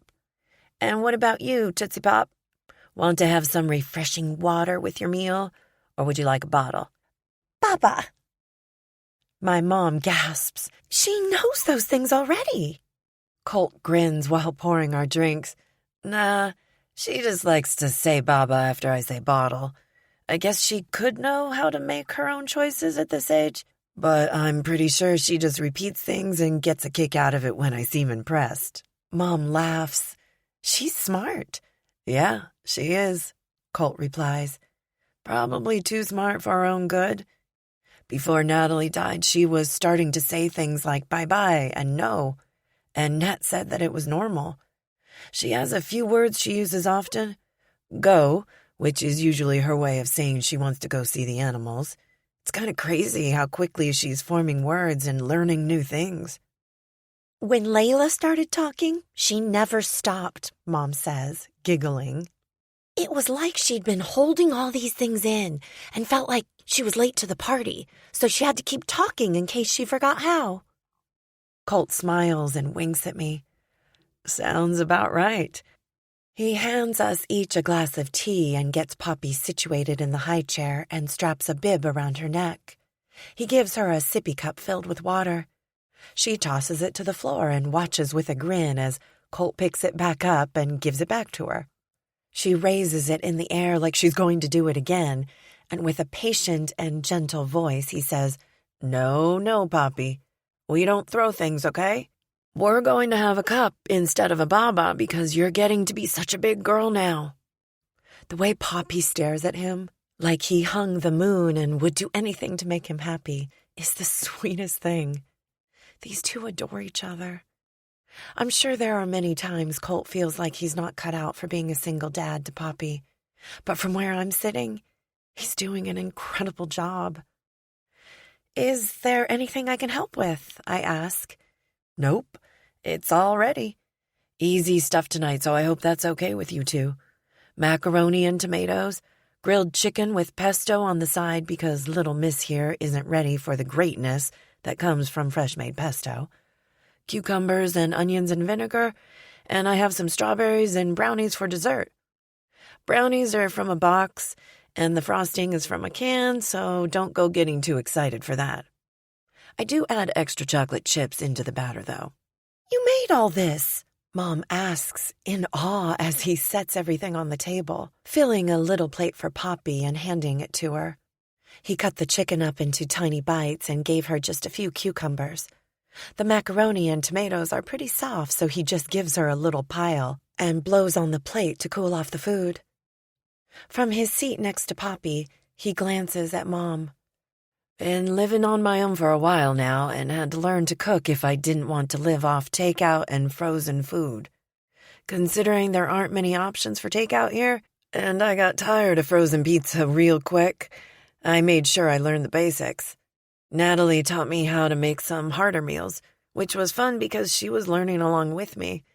Plus, she loved to garden, so she had planted one here, and we'd always experiment with the fresh produce. It was just the two of us until she met Mason, and she lived in an apartment in town, so she ended up being out here quite a bit. The tomatoes, cucumbers, and onions are all food from the garden she planted last spring. I'm impressed, Mom says, sounding exactly that. I haven't had macaroni and tomatoes for years. This takes me back to my childhood. Colt nods, dishing up plates for us since we've apparently become statues incapable of helping ourselves. It's one of my favorites. Total comfort food, you know. Natalie would always can tomatoes here, but I don't have a clue what to do with them since she was the one who did it all. So I've ended up giving most of them away this summer. You're welcome to take some with you. My cucumbers are about done, though. Potatoes didn't really do great this year. Not sure why, and that sucks because I always love new potatoes and peas together. Sweet corn is done, too. I did freeze plenty of that, and peas, too. Peas are one of Poppy's favorites, so I wanted to get plenty of it in the freezer.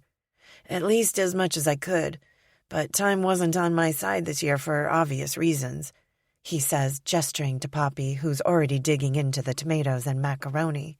But I've got plenty of tomatoes and peppers still out there. Help yourself. Think I still have some green beans, too. Those got planted a little later, so they're still coming up.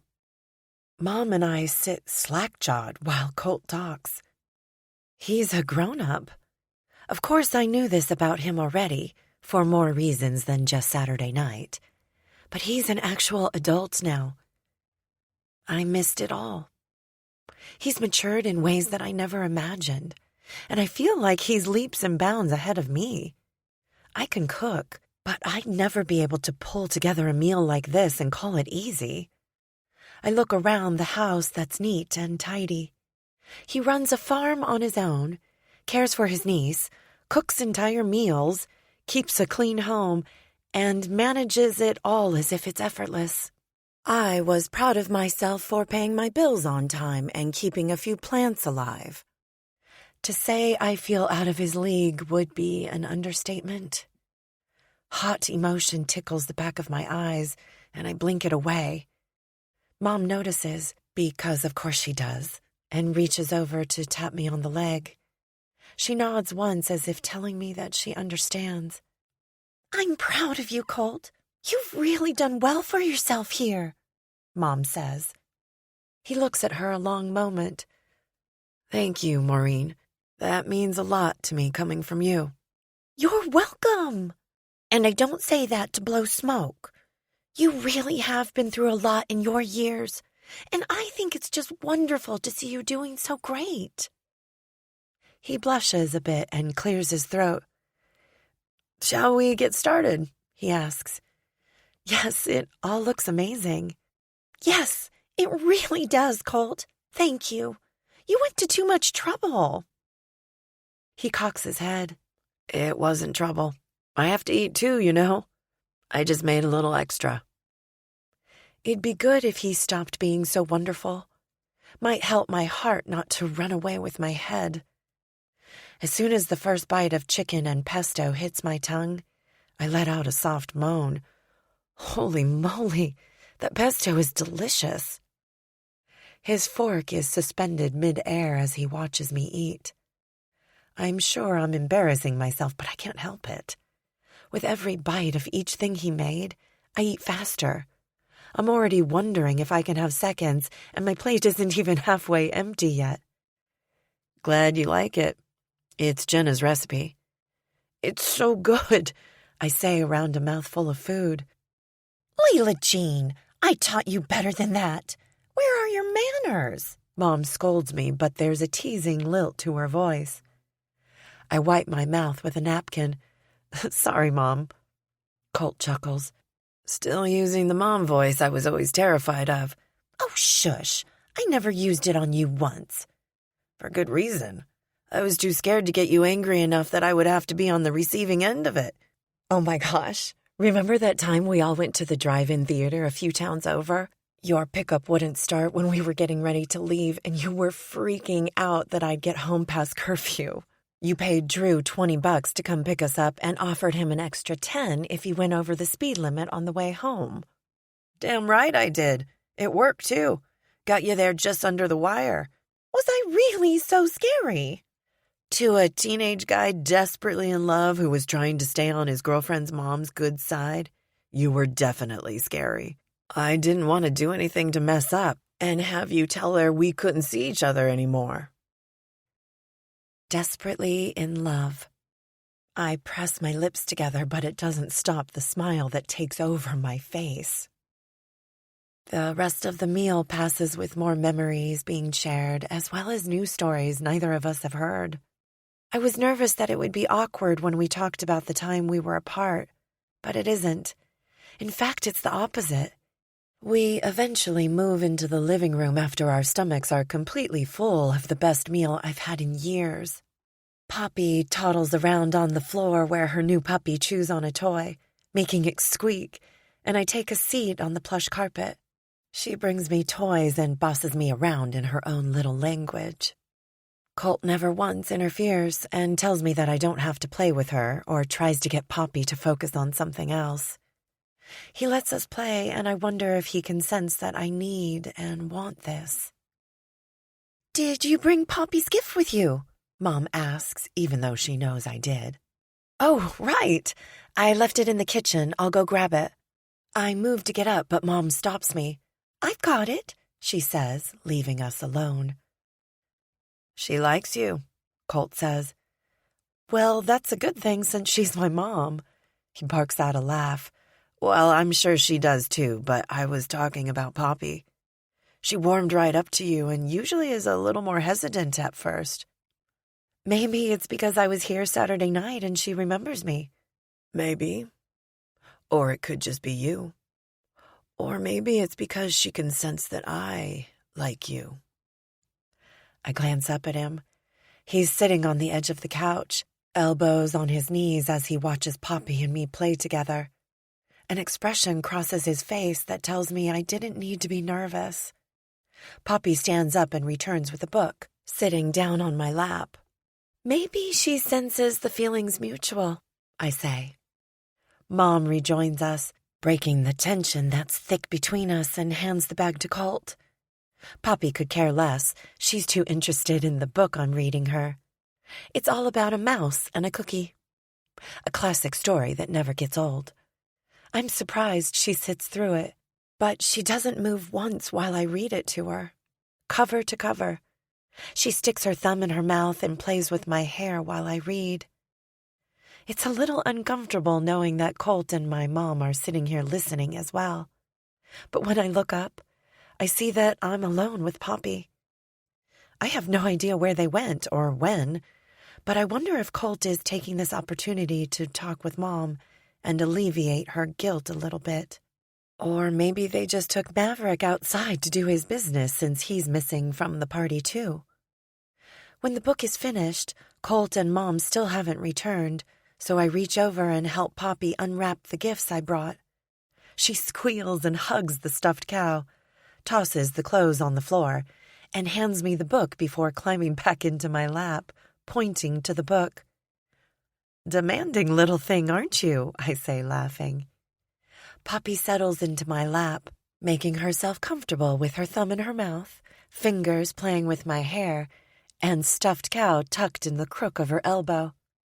I kiss the top of her head, happiness coursing through me. As I'm reading to her, I feel her body grow heavier and heavier. Her breathing slows, and her arm drops away from my hair. Did I really just get her to sleep? I peek around and see her eyes are closed.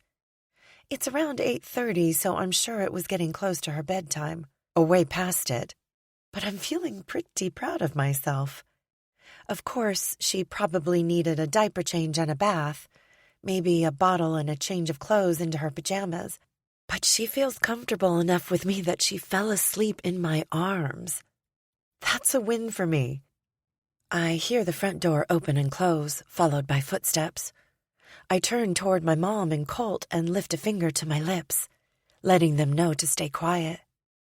Maverick doesn't know what the universal shush sign is, but with a quick grab of his collar, Colt halts him from running over to us. He whines but sits obediently next to Colt's feet, looking up at him with his tongue hanging out of his mouth and tail wagging when Colt gives him praise. Colt, though, hasn't taken his eyes off me.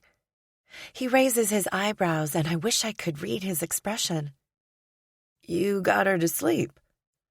I didn't mean to. We were reading, and she zonked out. He shakes his head slightly and looks at Mom, then back to me. It's okay. It was past her bedtime anyway. Want me to take her? I need to change her diaper before laying her down. Not really, I admit, cuddling her, but she probably does need a diaper change. His smile does funny things to my insides, turning them upside down. Holding her while she's sleeping is the best, right? She's so warm and cozy. She is, I agree. Sorry you didn't get to spend much time with her, Mom. I know you were looking forward to that. Next time, Mom says. She seemed really taken with you, and I didn't want to interfere. I'm going to head home. I'm pretty tired. I'll see you when you get home, okay? This was part of her plan. Leave before me so that Colt and I have time together. Maybe a little sneaky, but not unexpected. I also can't say that I'm not grateful for it either. I love that she knows me so well, and that she understands that I want all the time I can get with Colt. Drive careful. Always, she promises. Colt, thank you for everything, she says pointedly. I didn't realize how much I needed this tonight. Anytime, Maureen. I mean that. Want me to walk you out?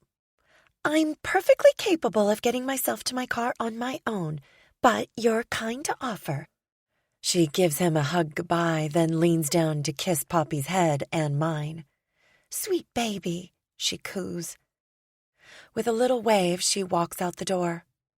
Colt takes Poppy to get her ready for bed, and I pick up the toys and books scattered in the living room, then clean up a little in the kitchen.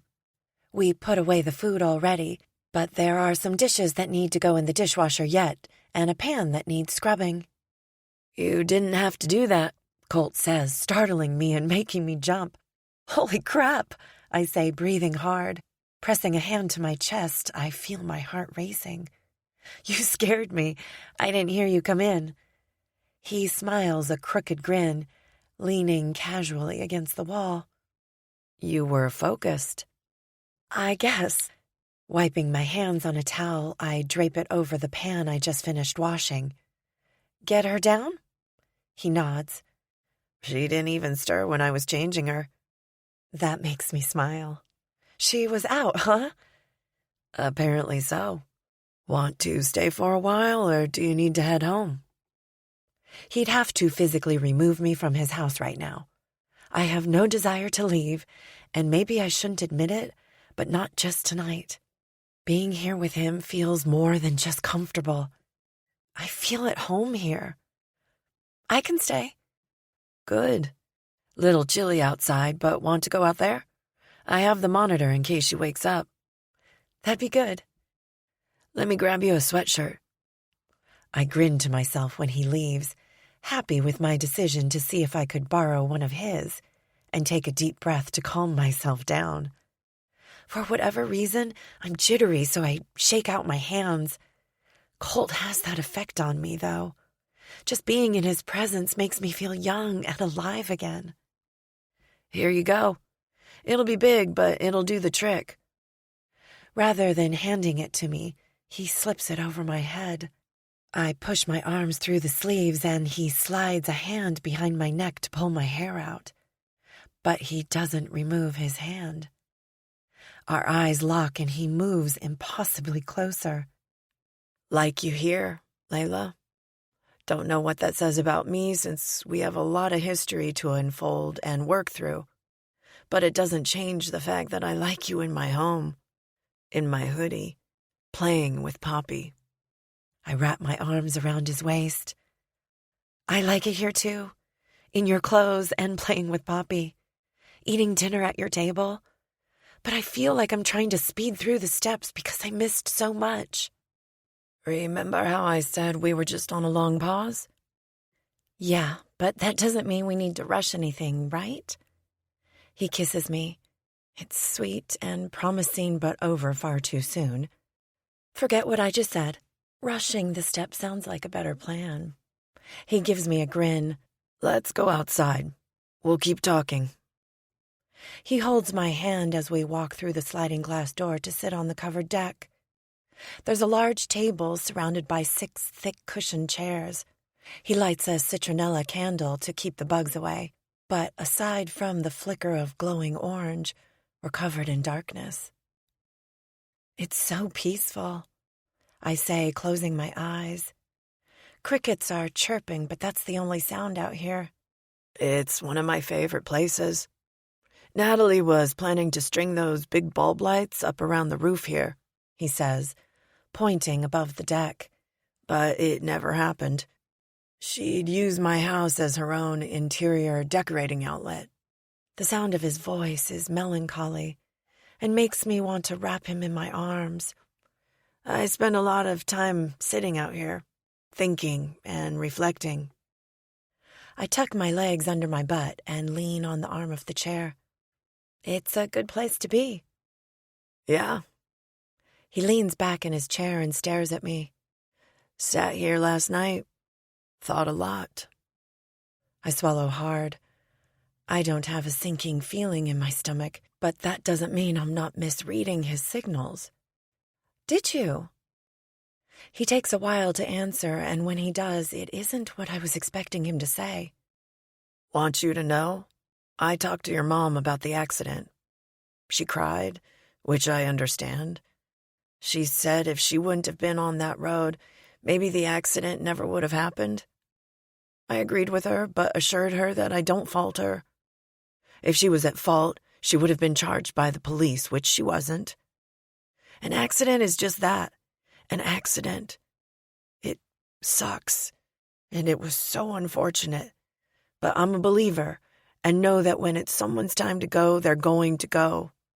No one could have prevented that accident from occurring, including your mom.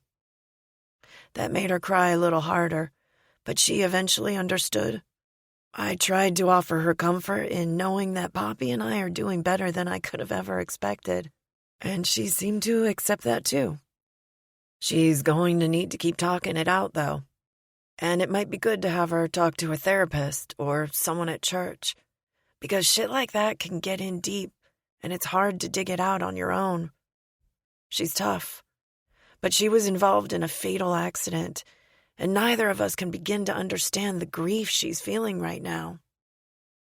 I look out over Colt's backyard, seeing the shadow of trees and thinking about their strength. Mom always talked to me about how their roots give them life, how without a strong foundation and those roots growing deeper, the tree wouldn't survive. Her roots run deep, I tell him quietly. She's strong because she's taken the time to grow within herself. Yes, Colt agrees, understanding my meaning. She'll be okay. Give her time. Help her through it, and I'll do the same. But she's sad, Layla, and I think she needs to address that before it eats away at her. Nodding my head, I sigh. Yeah, I think I was so focused on her not feeling guilt that I forgot she was grieving as well. We also talked about you, he said suddenly. Yeah? What about me? I told her that when you first came back, I didn't know what to think. I was skeptical and didn't want to give you my trust. I wasn't sure if I could believe that you were still the same Layla that I once knew because you seemed to have these guards up, which made me put up my own. You'd seemed to change, which made it easier to keep my distance. Not to mention, I felt like I couldn't give anything to anyone else because I needed to give my all to Poppy. I had a lot of anger and resentment stored away, and it might hurt you to hear this, but it was aimed at you. Rightfully so? Not really. He disagrees. Still leaning back in his chair, he folds his hands behind his head. The picture of casual, but the conversation is anything but. I was angry that the timing wasn't to my liking. I was angry that it seemed like you'd changed so much. I was bitter that you and I lived different lives for 12 years. I was letting that all fester in the anger over what I thought I was cheated out of until it felt like a blanket covering me. I was comfortable there. He sits up and rests his elbows on the table. While he's been talking, saying things that I already knew but are hard to hear, my stomach has started churning. And now? He shakes his head, chuckling lowly. Now? I don't know what to think. All those cynical thoughts I'd been glad to hold on to are starting to taste a little acidic. I thought you'd become this uppity snob who saw me as someone who was beneath you. It was easy to hold on to that because it made you leaving easier for me. I had it in my head that you'd changed, so it was a good thing you were gone. We weren't compatible anymore, and eventually I told myself that you'd done us both a favor. Like I said, it was easier on my heart to keep thinking that. In fact, it was easier on all of us to think that. Except Missy. Missy? She came by last night. She's always been an old soul, you know? She has this way about her that sees deeper into people than the rest of us can. She reminded me that the time we spent apart wasn't a reflection on who either of us are, but rather the growth that needed to happen when we were on our own. She wasn't surprised when you moved to Chicago, not like the rest of us were. Well, she might be the only one because I even surprised myself with that decision. He looks away from me for a moment, and my heart feels like it's bleeding from the pain I see reflected in his eyes. Definitely surprised me. And I hurt you in the process. I feel like we have so much to overcome, and it's a mountain in front of us, Colt. How can we possibly climb it? By letting it go. That's simple, huh? I laugh. It's hardly simple.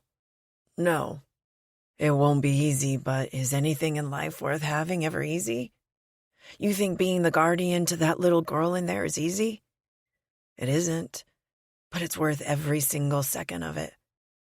I have an idea, and I don't know if it's stupid or not, but I think it's worth a shot to try. What is it? I ask. During our conversation, I didn't realize we'd both leaned toward each other, our hands centimeters apart. I inch closer so our fingers are touching, that familiar spark lighting between us. We're going to write down every single thing that's on our minds and burn them. It doesn't matter if it's something that we are angry or sad about. If it's holding us back, we write it down.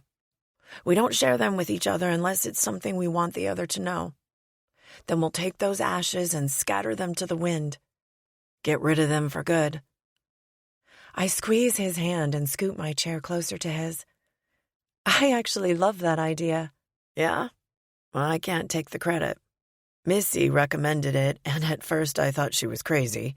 But then I let the idea settle in, and I kind of love it too. If we keep looking to the past, we won't go forward. And Layla, I want to move forward. With me? I dare ask. If you'll have me, yes. But having me isn't like it was all those years ago. I come as a package deal, so if we're going to do this, you need to understand going in that Poppy is my priority too, and I won't ever apologize for that. You also need to know that if I'm letting you in, it's not temporary. I can't let someone else into Poppy's life that won't be around for a long, long time. She's lost too much already in her short life and needs stability. That might seem like something that's too soon to talk about, and if it is, I understand and we can slow down and step back a little bit until you're ready for more. But if it isn't, I interrupt him by saying, I wouldn't have it any other way. With lightning speed, he pulls me out of my chair and onto his lap. Enough talk about the past, yeah? Definitely, I agree. Our lips crash together, mouths immediately opening so we can taste each other. Saltiness from my tears I barely recognized were streaming down my face, combines with the lingering taste of strawberries and chocolate from dessert. His fingers thread through my long blonde hair, and I scratch at the back of his neck. The short hair sharp beneath my nails stimulates all my senses, setting them on fire. I could kiss this man forever, and it wouldn't be enough. We definitely have enough sexual chemistry between us to keep the fire going the rest of our lives. But that's not all we have. Our attraction to one another runs far deeper than physical. Far too soon, he pulls away, both of us breathing heavy.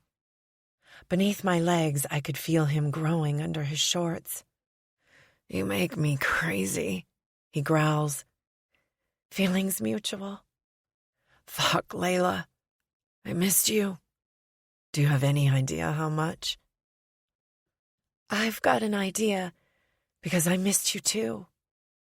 No one else compares to you, Colt. You're the best man I've ever known, and I was a fool to leave you. The fool was me, not chasing after you. I thought we weren't going to keep revisiting the past, I tease. Let's take care of it once and for all. I'll go get some paper and pens and a lighter. We're doing this so we can get to the good stuff. I like the sound of good stuff. With another growl, he kisses me hard. It's a kiss that's meant to be a reminder of what's between us, and I love it.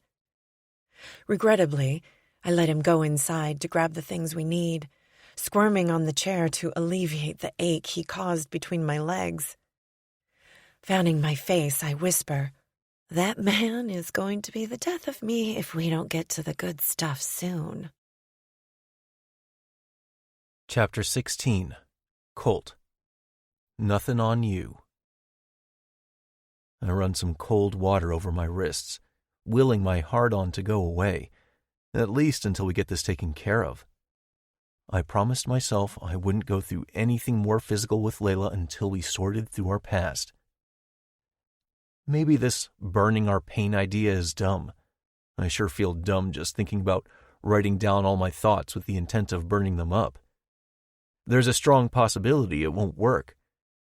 But on the off chance that it will, I'm willing to give it a shot if it means getting to be with Layla.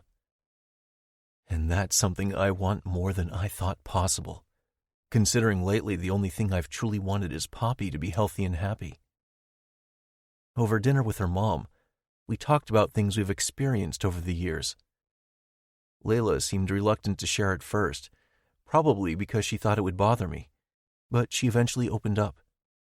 She talked a lot about her job and how much she liked working with Stan, her new employer but boss at her old company. I didn't miss the slight blush that stained Maureen's cheeks when Layla talked about what a great guy he is, and I didn't think Layla missed it either. She definitely misses some of her favorite restaurants in Chicago, but swears that they've got nothing on the peach pie and patty melts at the diner in town. She couldn't wait to go to different shows in the Chicago theater district, and went to several, but also said she had her fill of them. One thing I noticed is that for everything she talked about that made her eyes sparkle, she would be sure to let me know not having them here in Grove Hollow wasn't a disappointment. I hope she wasn't only saying it for my own benefit, and not something she was trying to convince herself of.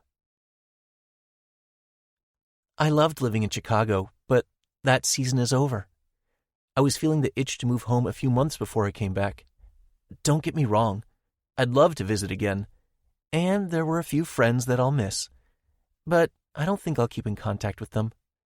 I've barely thought of anyone in Chicago since I've been back in the Grove. She shrugs and continues eating. You really don't miss it?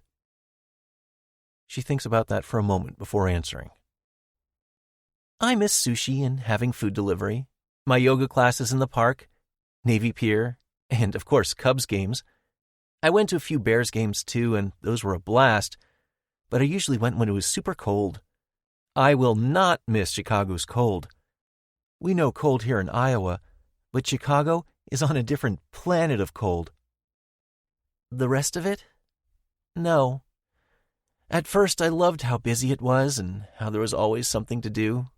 But after a while, I got a little overwhelmed by all the people. Traffic was always crazy, and I can't tell you how annoying it was. There was a lot of good things living in Chicago, but like I said, it was a season of my life, and I'm happy to be in the next season. I still don't know the story about the guy she was engaged to, and it's killing me not to know. It's also killing me that she had someone else's ring on her finger, even if it's no longer there, and we're not even close to that place together. At the same time, it's her story to tell, and I won't be that guy who pushes her to share something she's not ready to share. I stop what I'm doing, realizing that I just thought about having my ring on her finger. It's amazing how quickly my brain shifted in that direction. Maybe a part of me always felt like she and I were going to be back together one day, which made it easy to imagine. Layla would likely freak out if I brought it up to her, considering I'm already assuming we're together and we haven't even discussed it, so I ignore it. While I'm inside getting the paper and pens, I check on Poppy, and I'm glad to see she's still sound asleep. Her arms are in the form of a football goalpost in that cute way she always sleeps. Ready for this? I ask when I get back outside. As I'll ever be, she admits. I'm kind of nervous. Nothing to be nervous about. I won't read anything you write, and once these papers are burned up, we have the chance to move on. And if it helps, I feel like an idiot doing this, but Missy promised me it would help. I don't know if you remember or not, but she had shitty parents like I did, only hers didn't just ignore her. They abused her. When she got pregnant, she had a lot of anxiety, fearing that she'd somehow turn into her parents. This process, she called it, is something her therapist taught her, and she said it was cathartic. Sure, she had more stuff to muddle through, but I think it will work. I hope so anyway. Are we really that messed up that we need to go to this extreme? We aren't messed up, but we're both having a hard time letting go of issues that will get in the way of our future. Good point. We get to writing, using a different piece of paper for each idea that comes to our minds. I don't peek at what she's writing once, and I don't think she does for me either. I include my parents and how they never cared. They didn't even send a card for Poppy's birthday, and haven't called once to check on either of us since the funeral, leaving me feeling abandoned all my life. Which hits me like a ton of bricks because I realize why I was so angry about Layla leaving. My parents never stayed around, and the one person I expected to stay with me forever left too. Holy shit, this actually works. How's it going over there? Layla asks. A little eye-opening. Yeah, same here. I write down how angry I am about Natalie dying and how nervous I am to raise Poppy because I don't want to fail her. Of course, I write about Layla too, but surprisingly, there are only a few things that I'm bothered by enough to include. She left. We could have been together all these years. Neither of those are things I should still be angry about, but that's why we're doing this. To let go of all the junk rattling around in our heads. When we're both finished, we take our stack to the fire ring and set them on fire. Standing side by side, we watch as the papers go up in flames. How do you feel? I ask her as we both stare at the fire burning. Honestly, a little relieved.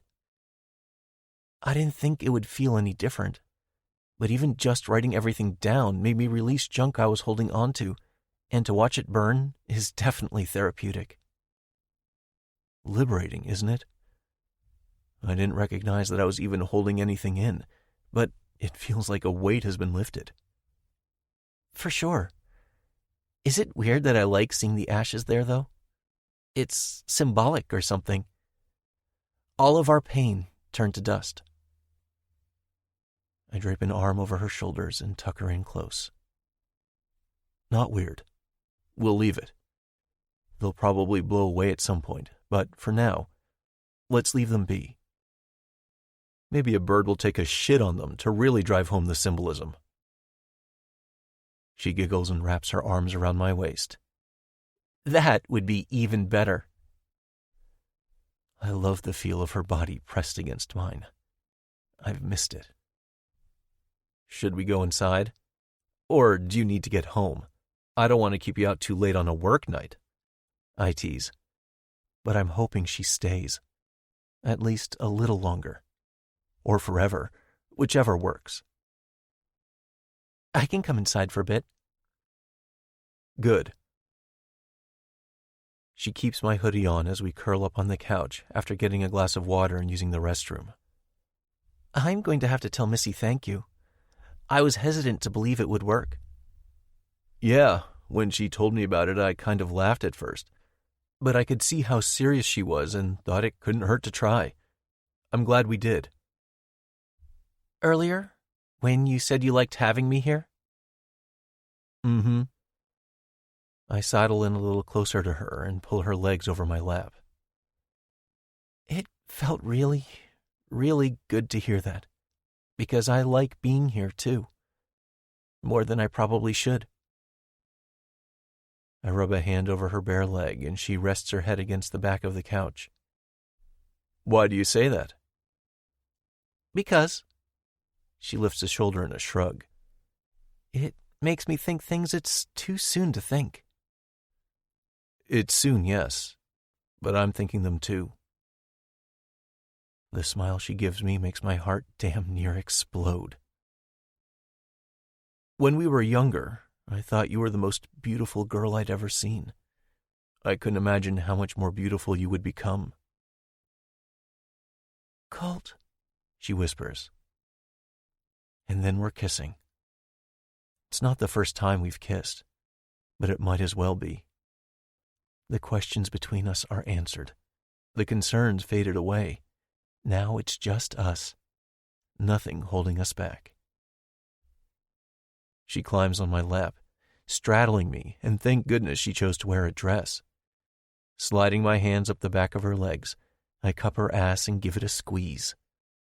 Layla grinds against me in response, and I almost come unglued. Our mouths stay connected, and she continues to move against me in a way that I know we'll have a repeat of 2 nights ago if we don't move off this couch. Not saying I don't love this, or that we have to. She jumps off my lap and dashes toward my bedroom before I even finish what I was going to say. I race after her, peeling my shirt off and tossing it behind me along the way. I catch up to her easily, pinning her against the hallway wall with her arms above her head. Trying to get away from me? Never. Never again. I kiss her hard, pressing myself against her. She cries out, wriggling her hands, so I release them. I don't think so, sweetheart, I say in a low voice, keeping her hands held tightly. They stay here, you understand? She whimpers and nods frantically. Yes, yep. The skirt of her dress is bunched up and I reach between us, rubbing her over her underwear. She squirms and wiggles, making our kiss sloppy and clumsy. I can feel her wetness through the thin material.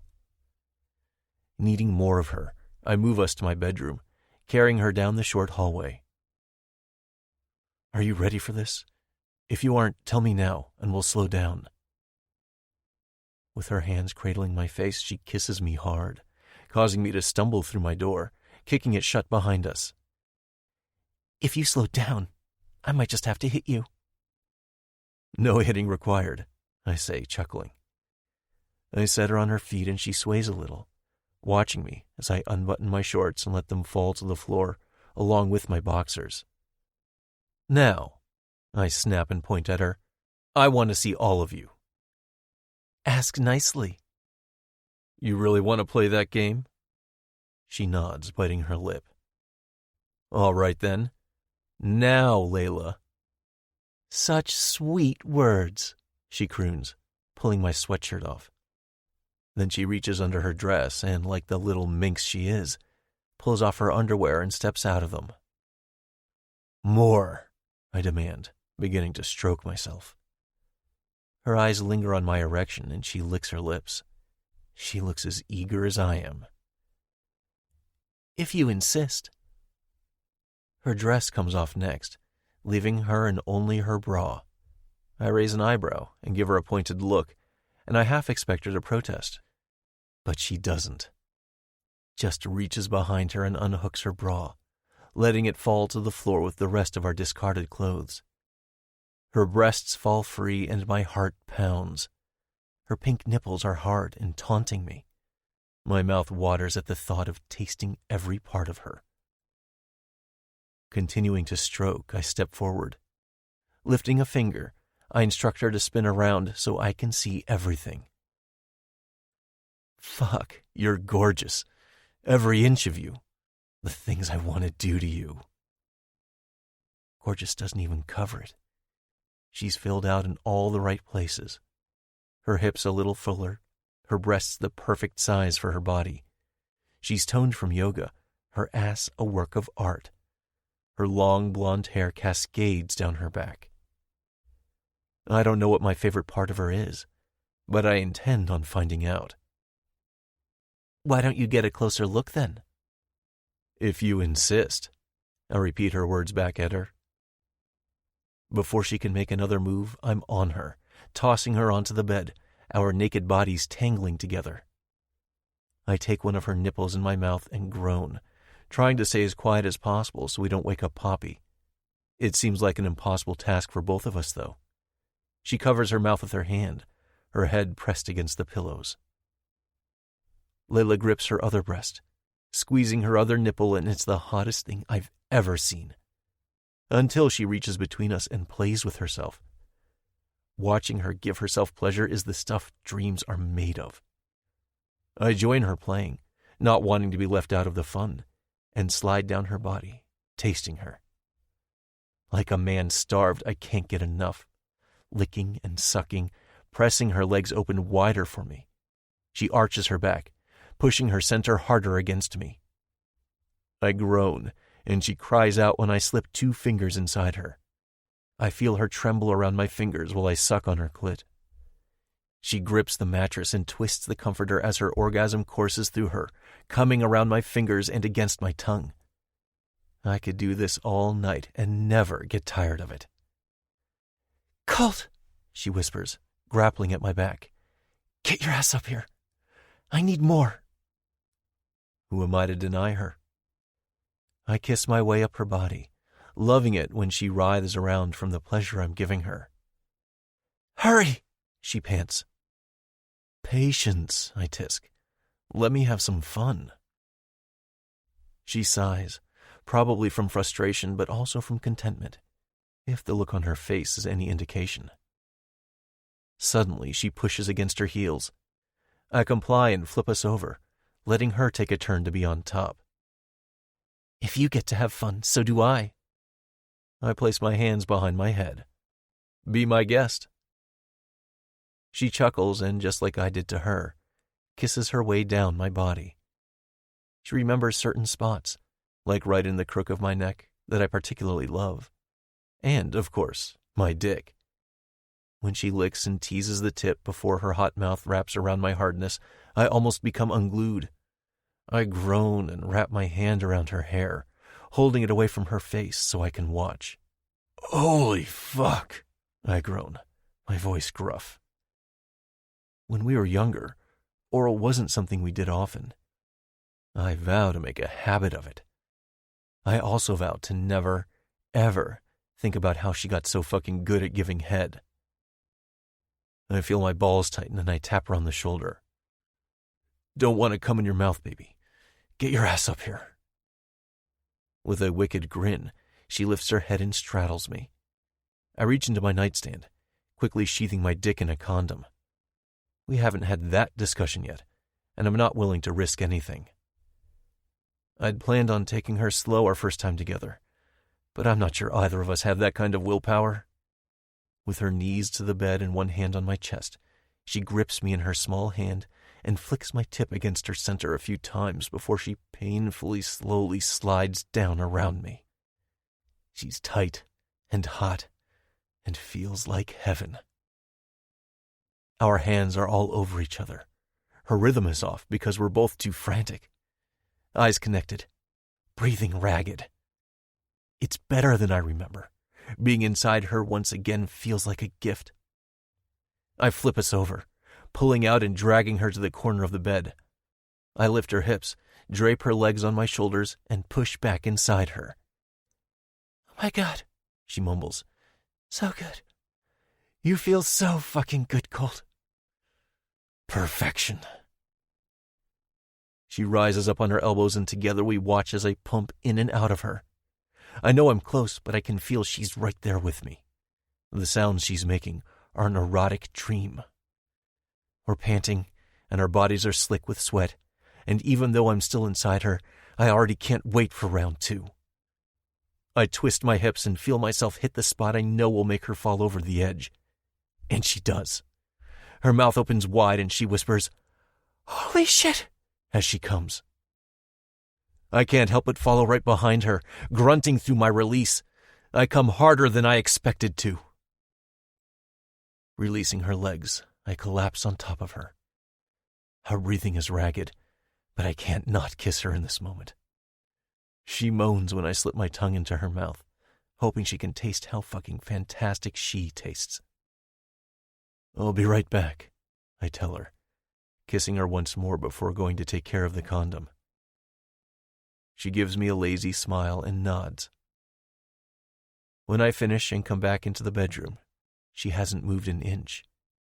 Spread out before me, I can't think of anything but that she's right where she belongs. Chapter 17. Layla. It's about time. I can't wipe the smile off my face. With my back to Colt's front, we're snuggled together like two pieces of a puzzle. A perfect fit. He kisses the back of my neck and nuzzles his nose against me, inhaling deeply. Stay tonight? Just try to kick me out, I joke, but I'm not joking at all. I think I'd cry the entire way home if he told me I had to leave right now. Not happening. I thought I liked you in my home, but what I meant was that I like you naked in my bed. I'm burning your clothes and might just keep you locked in here for good. I turn in his arms so I can face him, kiss his chest and shoulder, and that part on his neck that I know drives him wild. I might need a few minutes before I can go again. His growing erection tells me otherwise. Oh, really? I ask, reaching between us and gripping him. Something tells me you're going to be ready pretty soon. Insatiable, he mumbles. For you. Damn right for me. No one else, Layla. I look into his eyes and see the vulnerability there. We may have burned up our painful memories, but they're not gone completely. No one but you, Colt. Good. And this goes without saying, but I'm yours too. Stupid tears spring to my eyes. I didn't realize I needed to hear that from him, just like he needed to hear it from me. You're mine. Only mine. I never thought we'd get back here. You know this means Dalton's going to think he's right, don't you? He groans and lies on his back, keeping one arm around me so I'm draped over his chest. Did you really have to bring him up right now? I giggle and play with the little bit of chest hair he has. Sorry. He gives me a squeeze, telling me that my apology wasn't necessary. He said something weird to me the other day. When doesn't he say something weird? True. But he said something about being a man of honor. What the hell did that mean? I still, and he notices. Layla? I turn my head so my chin is resting on his chest. He kind of has this idea in his head that he's going to be my man of honor one day. Like a maid or matron of honor, but a guy instead. Huh? When I get married, he means. He expects to stand up with me. Oh. I don't know what means, but I'll be honest that it doesn't give me all the warm and fuzzies that I'd like to have after having unbelievable sex with Colt. He's just being his normal weird self, I mumble, tucking my face back into his chest. I can't help but feel a little hurt by his reaction, even though I shouldn't. Of course, we're nowhere near talking about marriage, but his reaction felt more like a dismissal of the idea. I know I'm being irrational, probably because of the euphoria still coursing through me. Typical Colt, though. Won't let me pout like I want to. Look at me. Reluctantly, I meet his eyes, and what I see reflected in them brings back those butterflies I was feeling all day. You went somewhere else on me just now. Talk to me. It's nothing, just being silly, I guess. It's not nothing if you went from warm and cuddling to stiff as a board. I don't want to tell him that he hurt my feelings because that just seems childish. Layla, he growls, growing impatient with me. This won't work if you shut down. Tell me what I did so I can make it better. I sit up so I can face him, sitting cross-legged. I'm still naked, so it's probably not the sexiest position, but he doesn't seem to mind as his eyes travel over me. When Dalton said that, he was talking about being a man of honor in a specific wedding. I assumed so. Oh. He grins, reaching for my hand. He was talking about our wedding, right? I look at the mattress and nod. Layla, stop hiding those beautiful eyes from me. Reluctantly, I lift my head. Just because I'm not ready to talk about a wedding right this second doesn't mean the thought hasn't already crossed my mind. It has? I can't help but smile. More than once. But what we have between us is brand new. Sure, we've been down this road before, but that was then, and this is now. I don't want to screw it up by rushing through the steps. That's the good stuff before we get to the even better stuff, and I don't want to miss it. I want to take you on dates and have you and Poppy get to know each other more. I'll admit, though, that it scares me a little bit just how quickly I want to skip through the steps because I see a future with you I'm more than ready for. But we can't. If this is going to work, we have to start it out right. Well, you didn't have to be so logical, I grumble. That makes him laugh. Come here. He tugs on my hand, pulling me over his body. My breasts press against his chest. That's better. Am I off base or not? The last thing I want to do is screw this up. He tucks my hair behind my ears so I can't hide behind it. You're not off base. Promise? I'm not getting the most comforting vibes right now, he admits. I shrug and lean down, crossing my arms over his chest and resting my chin on them. I promise. I know we tried to take care of this earlier, but I guess a part of me is still holding on to that idea that now we need to play catch-up. I agree that we need to do this right, but going slow feels wrong. I didn't say go slow, he says, grinning, as he pointedly looks between us. I roll my eyes. Well, some things we can take fast, or slow works too. Slow definitely works. He pulls my mouth down to his, kissing me so tenderly it almost makes me cry. We don't need to rush to catch up, Layla. We'll go at whatever pace is natural. What if I say it feels natural to? I take him in my hand and he lets out a quiet moan. That definitely feels natural, he agrees. It's not a fun conversation to have, but I'm clean and on the pill.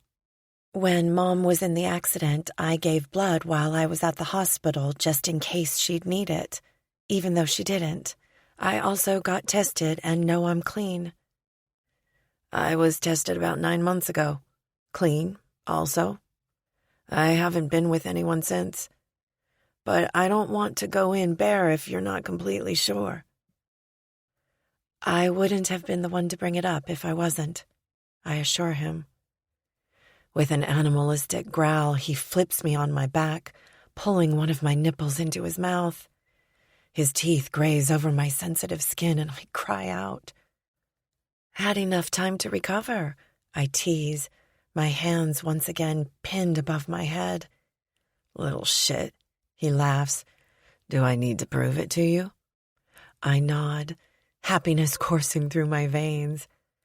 You asked for it. On your knees. I want to see that beautiful ass in the air, Layla.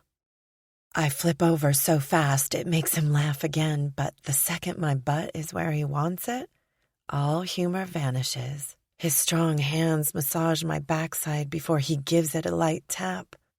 The sensation hits me straight in my core and I whimper. You like that? Yes. This time the tap is more of a slap, leaving behind a delicious sting. I look behind me and see him licking his lips. Fuck me, Layla. Your ass is a work of art. I preen under his praise and wiggle it around, letting him know it's his for the taking. Okay, maybe not for the taking, because I've never gone down that road, and I'm not sure I'm ready for that. But maybe one day, if he's game, I would be willing to try it with him. He digs his fingers in, pressing his erection against me. You're a little tease, aren't you? Touch yourself, Layla. Biting my lip, I reach between us, playing with myself. Feel good? I hum, feeling like I could come out of my skin. He reaches around and tweaks one of my nipples. Are you wet for me? Yes, I pant. I need you, Colt. I cry out as he slams inside. He's not gentle, and I love it. My breasts bounce back and forth with every thrust. I'm losing my mind back here, Layla. Seeing you like this, watching me go in bare, it's fucking amazing. His words spur me on, and I flick my finger against my center faster. He gives me another slap on my ass and uses his thumb to apply pressure on an area that has always felt so forbidden and taboo.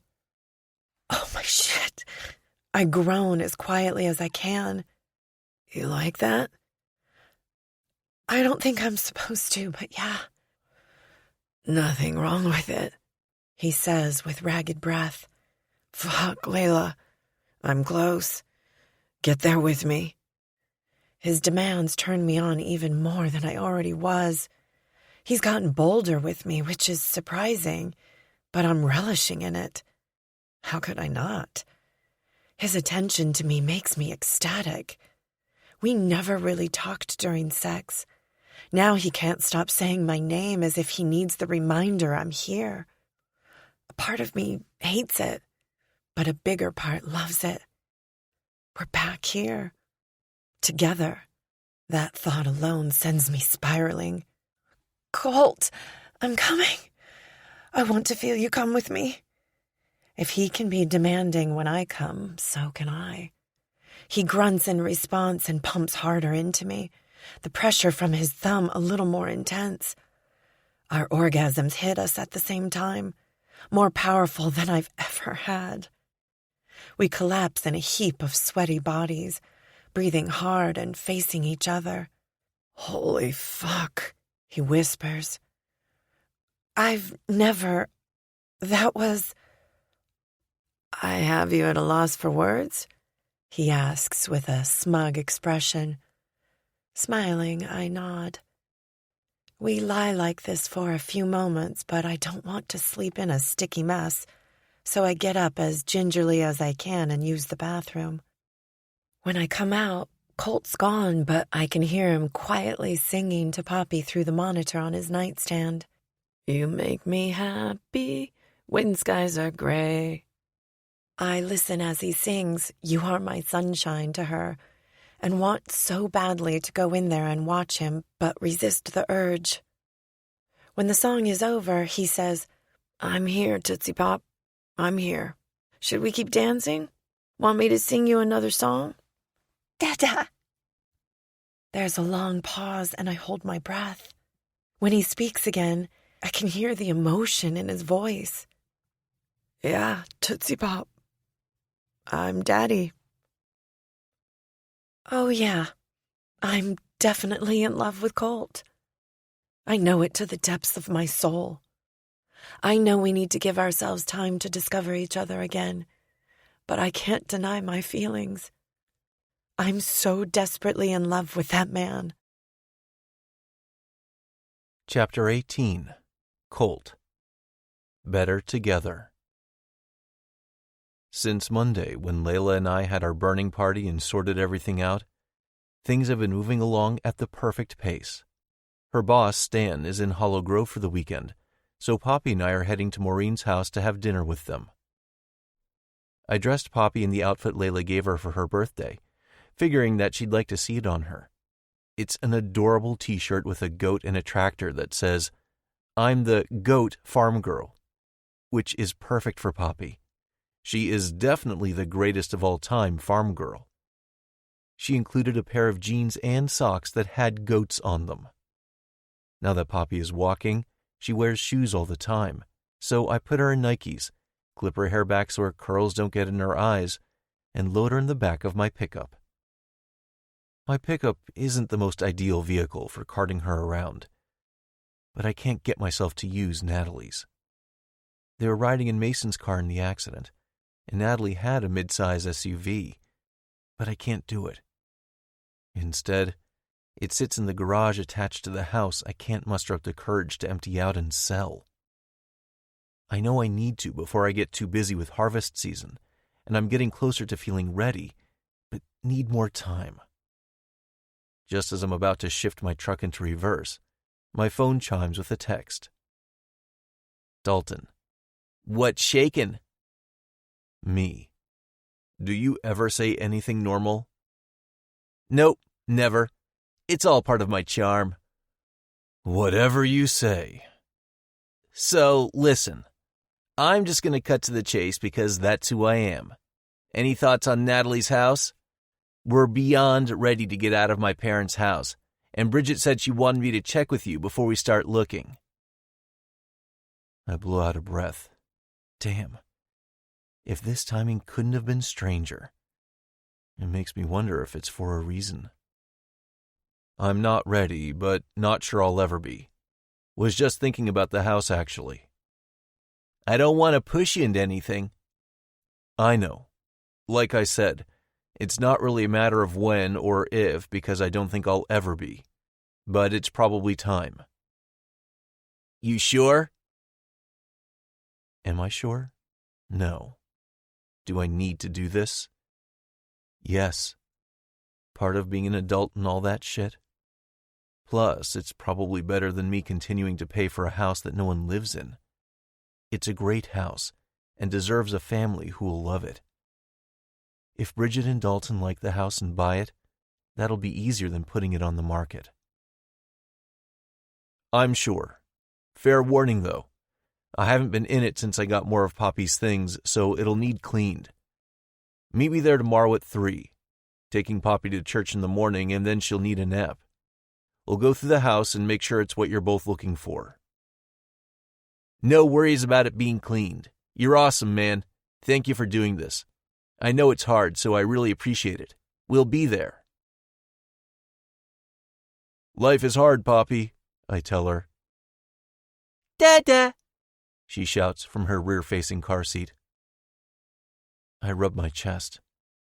When she first called me Dada the other night, I almost started crying. It was hard to hear, but she's right. I'm her daddy now. Not just her daddy, but her only parent, her only family.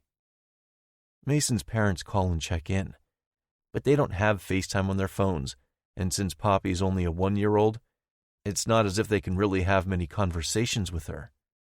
They sent her a gift for her birthday, and I know they'll come see her when they can, but it's not like they'll have a close relationship with her.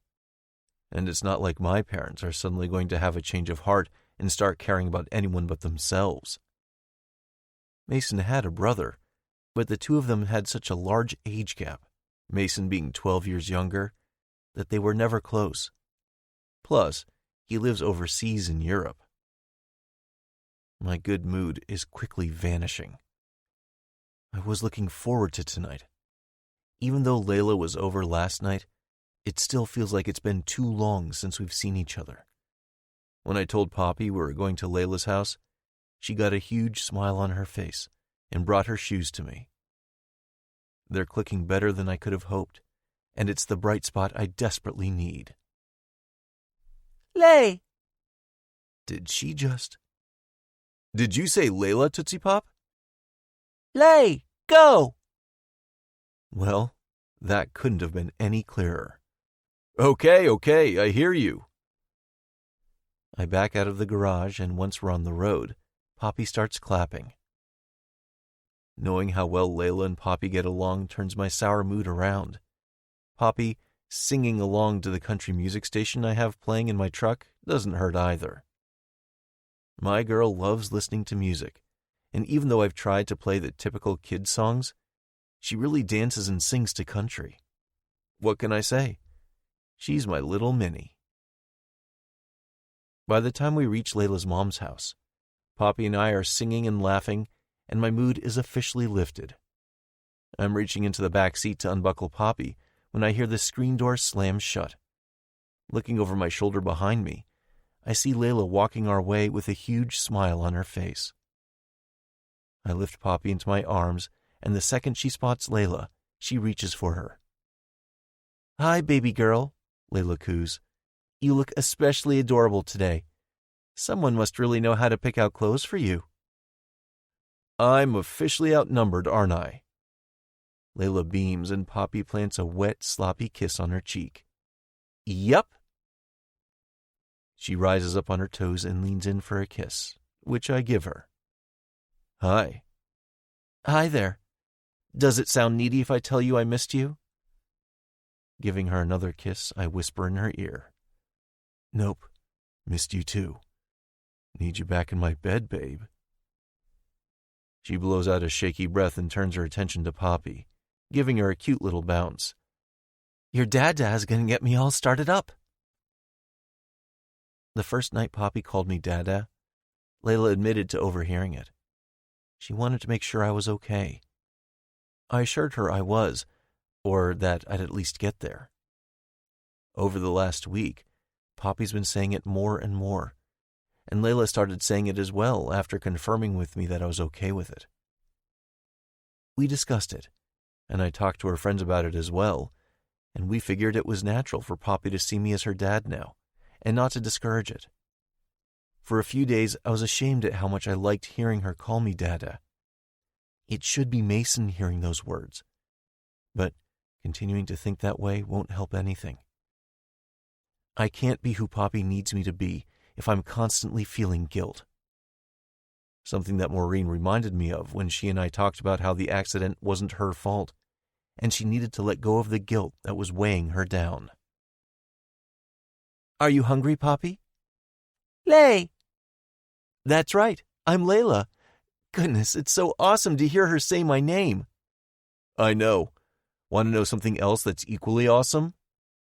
Always. I drape the diaper bag over my shoulder and we walk toward the house while she carries Poppy, who can't stop playing with Layla's hair. I get it, though. I love playing with it, too. Preferably when we're doing other things. But still. Tonight I told Poppy we were coming to see you, and she brought me her shoes so we could leave. She pointed at them and said, "Go," like she was in a hurry to get out of the house. Apparently, she was as excited as I was to see you. She gives Poppy a tight hug, then kisses all over her face. Oh my gosh, I love her so much!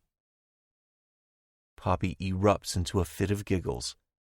It's strange to let my heart be this happy, especially with Layla. I spent years not only thinking I wouldn't find love again, but also that what Layla and I had when we were teenagers was gone forever. The past is always going to be there, but after we burned it up, it doesn't feel like it's taking over and threatening to ruin whatever is between us. Over the week since we burned those papers, we've focused on the future. We've talked over her moving to Chicago, and I told her the only thing she had to apologize for was lying to me when she left. Telling me she didn't love me hurt, and I let the anger fuel me for a lot of years. Some of those years turned ugly because of self-pity, and I blamed Layla. So, yeah, we had things to apologize for, and we did that. Now it's our time, and I have every intention of not letting her get away again. I reach out and grab her hand to stop her from going inside and pull her to me, Poppy still on her hip. I don't like missing you, I say in a gruff voice, burying my face in her neck and inhaling deeply. Damn, she smells good. Better than good. Enticing and so tempting. I don't like missing you either, she replies, giving me a kiss. Whose idea was this whole taking things slow anyway? I tease. She chuckles. Someone who needs his head examined, apparently. No kidding. The door flies open and a 60-something man steps out. I know this is Stan, because that's why I'm here, but never would have guessed it. He's dressed in a pair of Nike basketball shorts, an old t-shirt, and flip-flops. "This the guy?" he asks. "Nope, this is my side piece," Layla replies flippantly. "Ah, good, good. I won't tell the other one when I finally meet him then." "Make sure you don't. I've been very careful not to let the two cross paths. Obviously he knows," she says, pointing to me with the tip of her head. "He's cool with it." "Hilarious," I say with a straight face. "We are, aren't we?" Stan says, smiling. "Hi there, I'm Stan." He holds out his hand for me to shake. "This is your other boss?" I ask Layla. "I like him," Stan says, laughing. "We'll get along just fine. Sorry about my attire. Working from home has brought out my casual side, and I refuse to wear real pants anymore." Just be glad he's actually wearing shorts. He's gotten a little too comfortable. Stan's expression says she's being completely serious, and that he's not apologetic about it at all.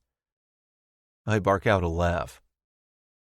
"Not that I don't care about you, but I really want to meet this cutie." Poppy's been watching our introductions with wide eyes and her head on Layla's shoulder and her thumb in her mouth. "This is Poppy. Poppy, can you say hi?" I pluck her thumb out of her mouth and she says a quiet, "Hi," then pops her thumb right back in her mouth. "Oh, she's precious. I know Maureen's dying to see you two, but I saw you pull up and got excited, so I knocked her down in the kitchen." "I don't blame you," Layla says. "They're both pretty exciting to see." I grin like a total cheeseball. Stan shakes his head. "Ah, young love. Come inside. We'll see if Maureen's off the floor yet." Layla looks at me to see my reaction. "So, that's Stan." "He's a trip, huh?" "He is. But something about working from home has brought it out even more. And I think he loves it here too. Maybe the fresh air is making him go a little loony." I follow Layla and Poppy inside and I stop in my tracks. It's strange being in this house again.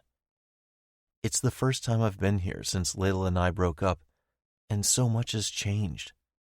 Well, I've only seen the kitchen, which has been fully remodeled. But something is exactly the same. The scent. Apple pie. "Smells amazing in here, Maureen." She turns from the stove with a smile. "Thanks, Colt. You met Stan?" "We met," Stan says, coming to stand next to Maureen. I share a look with Layla. If I didn't know better, I think Maureen's the reason Stan loves it here. Layla shrugs, but I can see she's thinking the same as me. And the way she's so casual about it tells me she's not upset by the thought of her mom and Stan being together either. "There's some toys in the living room for Poppy if you want to show her around so she's comfortable. Supper won't be ready for a little bit yet. Stan's going to grill some burgers. Hope that's okay?" "Sounds great." "Good. You kids go on. Layla, I'm sure Colt would love to see all the improvements I've made around here." "Okay, Mom." I laugh as we walk out of the kitchen and whisper, "You just got dismissed by your mom. She and Stan must want some privacy." She wrinkles her nose. "Right? They're so obvious." "Bother you at all?" She turns her head to the side. "Why would it bother me?" "Your boss and your mom?" I shrug. If it doesn't work out, it could be awkward. "I know. But I also know Mom and Stan. Neither of them would even consider being together if they weren't sure." "Wow, that's kind of impressive." Layla takes Poppy's fist and splays out her hand, kissing her palm several times. "What is?" "How chill you are about it. It almost seems like you want them to be together." Once we're in the living room, she places Poppy on the floor. We sit on the couch next to each other, and Poppy stands in front of me, her hands on my knees. I'm sure she's unsure of her surroundings, so I'm not surprised that she hasn't toddled off to play yet. Layla lowers her voice. Mom's been alone a really long time. Stan has too. They're good for each other. He makes her laugh, and she seems to make him really happy too. They trust each other too. That takes a lot for my mom, you know? Yeah. Poppy, do you want to see some of the toys we bought? She grins at Layla, and they walk hand in hand to the corner of the living room. Just like the kitchen, this room is totally different. Newly remodeled, but still homey. I like the updates Maureen has made. From her place on the floor by Poppy, she smiles up at me. She did a great job, didn't she?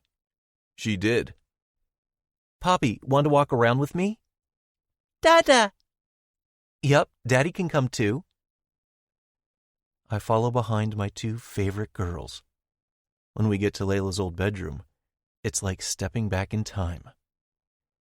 This is my bedroom, Poppy, just like you have a bedroom at home.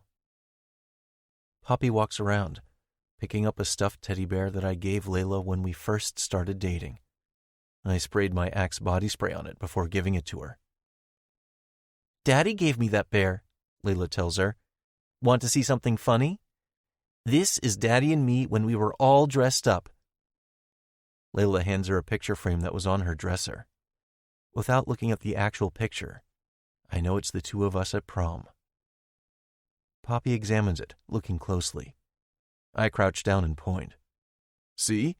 That's me when I was younger. And that's Layla. She giggles like what I said is hilarious. Picture forgotten, she moves around Layla's room, investigating before quickly growing bored with it. She grabs my hand and tugs, walking toward the door. I'm sure she's wanting to see the toys that are in the living room. Want to play a bit before supper, Tootsie Pop? She smiles and says, Ba! Which I've learned means ball. There's a little plastic basketball hoop that's just a little taller than she is with a foam ball that she gravitates to, picking up the ball and tossing it in my direction. I have to reach for it, her aim not yet developed.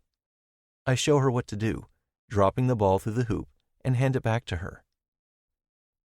For the next several minutes, she cheers for herself every time she drops the ball through the fabric, Layla and I encouraging and clapping right along with her. She's so happy and full of joy. She's learning so much and growing up quickly. Too quickly. Stan joins us sitting on the couch. Poppy brings the ball to him and he smiles gently, taking it from her. She goes to the hoop and points, silently telling him to play along. He tosses it from where he sits and it bounces off the rim, so she brings it back to him, giving him another chance. This time when he shoots, he scores. Poppy cheers. Stan chuckles.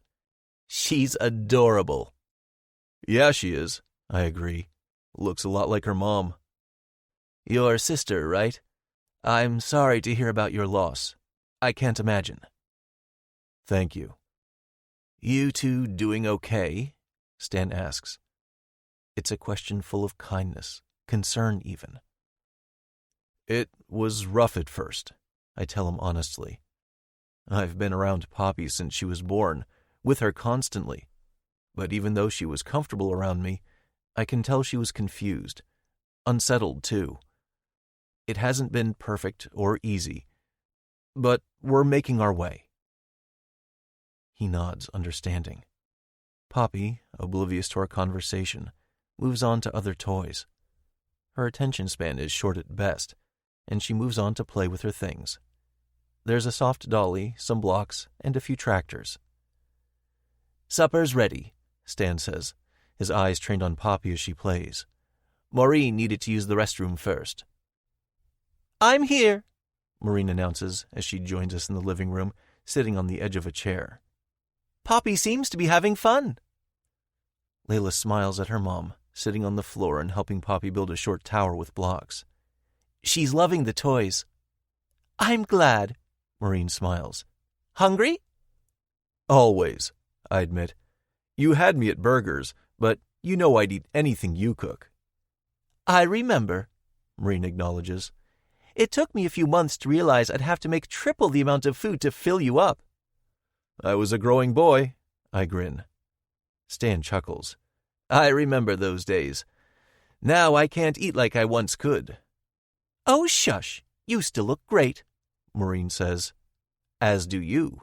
You and Layla could be sisters. Okay, Layla calls out. Enough of that. Time to eat. We all laugh as I pick up Poppy, following everyone to the kitchen. I notice there's a portable high chair similar to the one I have at home set up. You guys thought of everything. Mom wanted to make sure Poppy would be comfortable here. The implication of her words is clear. She wants Poppy comfortable here because she knows, or maybe hopes, that she'll be here often. I always thought of Maureen as a mother figure in my life, but her doing this feels like a gift. I don't want to rush the steps, but Maureen setting her house up for Poppy tells me she sees the same thing that Layla and I do, that it's not a temporary thing. The two of us are going to be together, which means Maureen will have a role in Poppy's life too. I swallow down the lump in my throat. My own parents aren't this considerate. Thank you, I finally choke out. Layla takes my hand. It's her way of letting me know she understands. She's letting me know that Poppy and I aren't alone. Being with Layla means I not only get her, but Maureen too. Dinner around Maureen's table is different than it once was, for obvious reasons, but it's just as delicious as always. The four of us talk easily. Poppy eats good, and Stan and Maureen are clearly smitten with each other. At some point in the evening, Stan assumes the role of Poppy's assistant. After we've eaten our fill and moved to the living room, he sits on the floor with her and reads every book she brings him, plays with every toy she not so subtly demands she wants him to, and even offers to change her diaper when she needs it. The only bothersome part of the evening is that I notice Maureen hasn't warmed up to Poppy as much as I expected.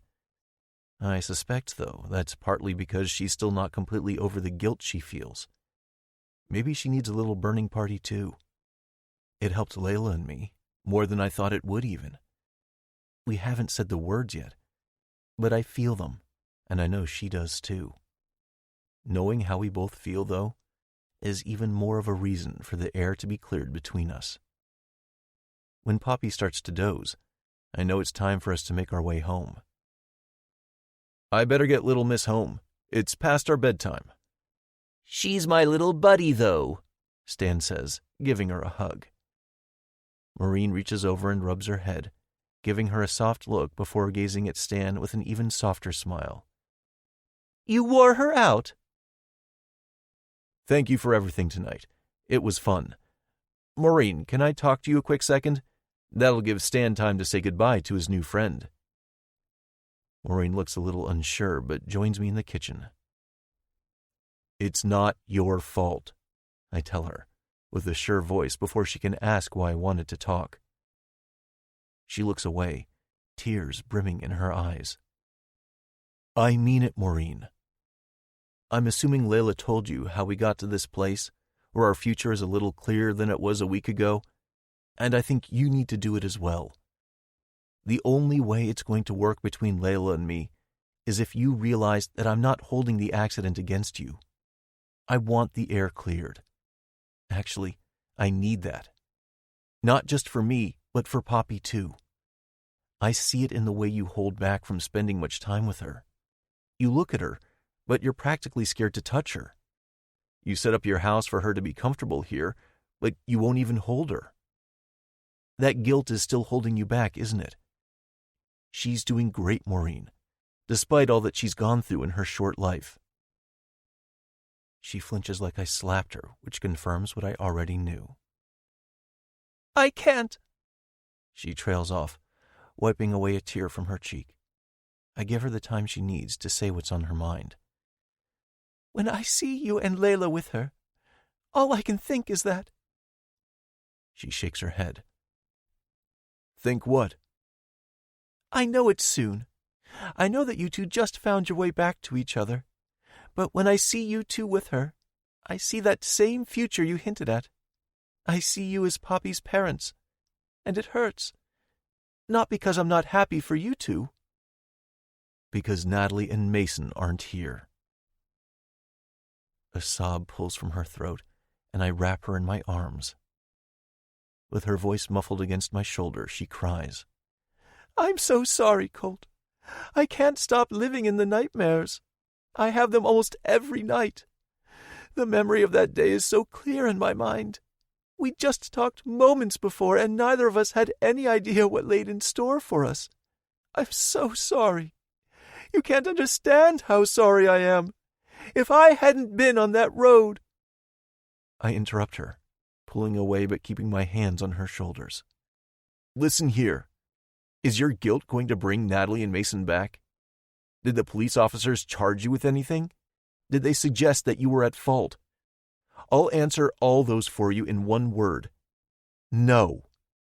Trust me, if I could bring Natalie back, I would, but only for Poppy's sake. For Natalie, she's in a better place and watching over us. And she'd be pretty damn mad at you right now. I add on the last, earning me a tiny smile. Write your shit down, all of it. Anything that's holding you back from living the life you really want. Being who you want to be to Poppy, and even to Stan. I tell her with my eyebrows raised. There's something there, and Layla's on board, but you can't go there unless you get this. I tap her head. And this. I tap her heart. Fixed. Layla and I burned our pain to ash, and while it's not perfect, it's a hell of a lot better between us than it was. She nods solemnly. I think maybe I need to talk to someone. I don't know if the burning thing is for me, but I know I need help. The nightmares, Colt. They're awful. I won't tell you more than that because I won't burden you. Layla doesn't know. She thinks I'm not having them anymore. Something tells me she would want to know, Maureen. She shakes her head and looks away from me, crossing her arms over her chest. It's not fair for her to shoulder that, Colt. Life isn't fair.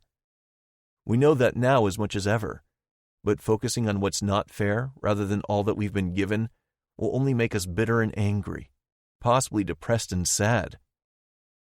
She's still looking away, so I turn her to face me. I need her to see my truth. That's not a way to live. I've told you I don't blame you, and I meant it. Now, you just need to give yourself that same forgiveness. How'd you get to be so smart? I'm a genius, I know. My smile is more of a smirk, but my reply makes her laugh.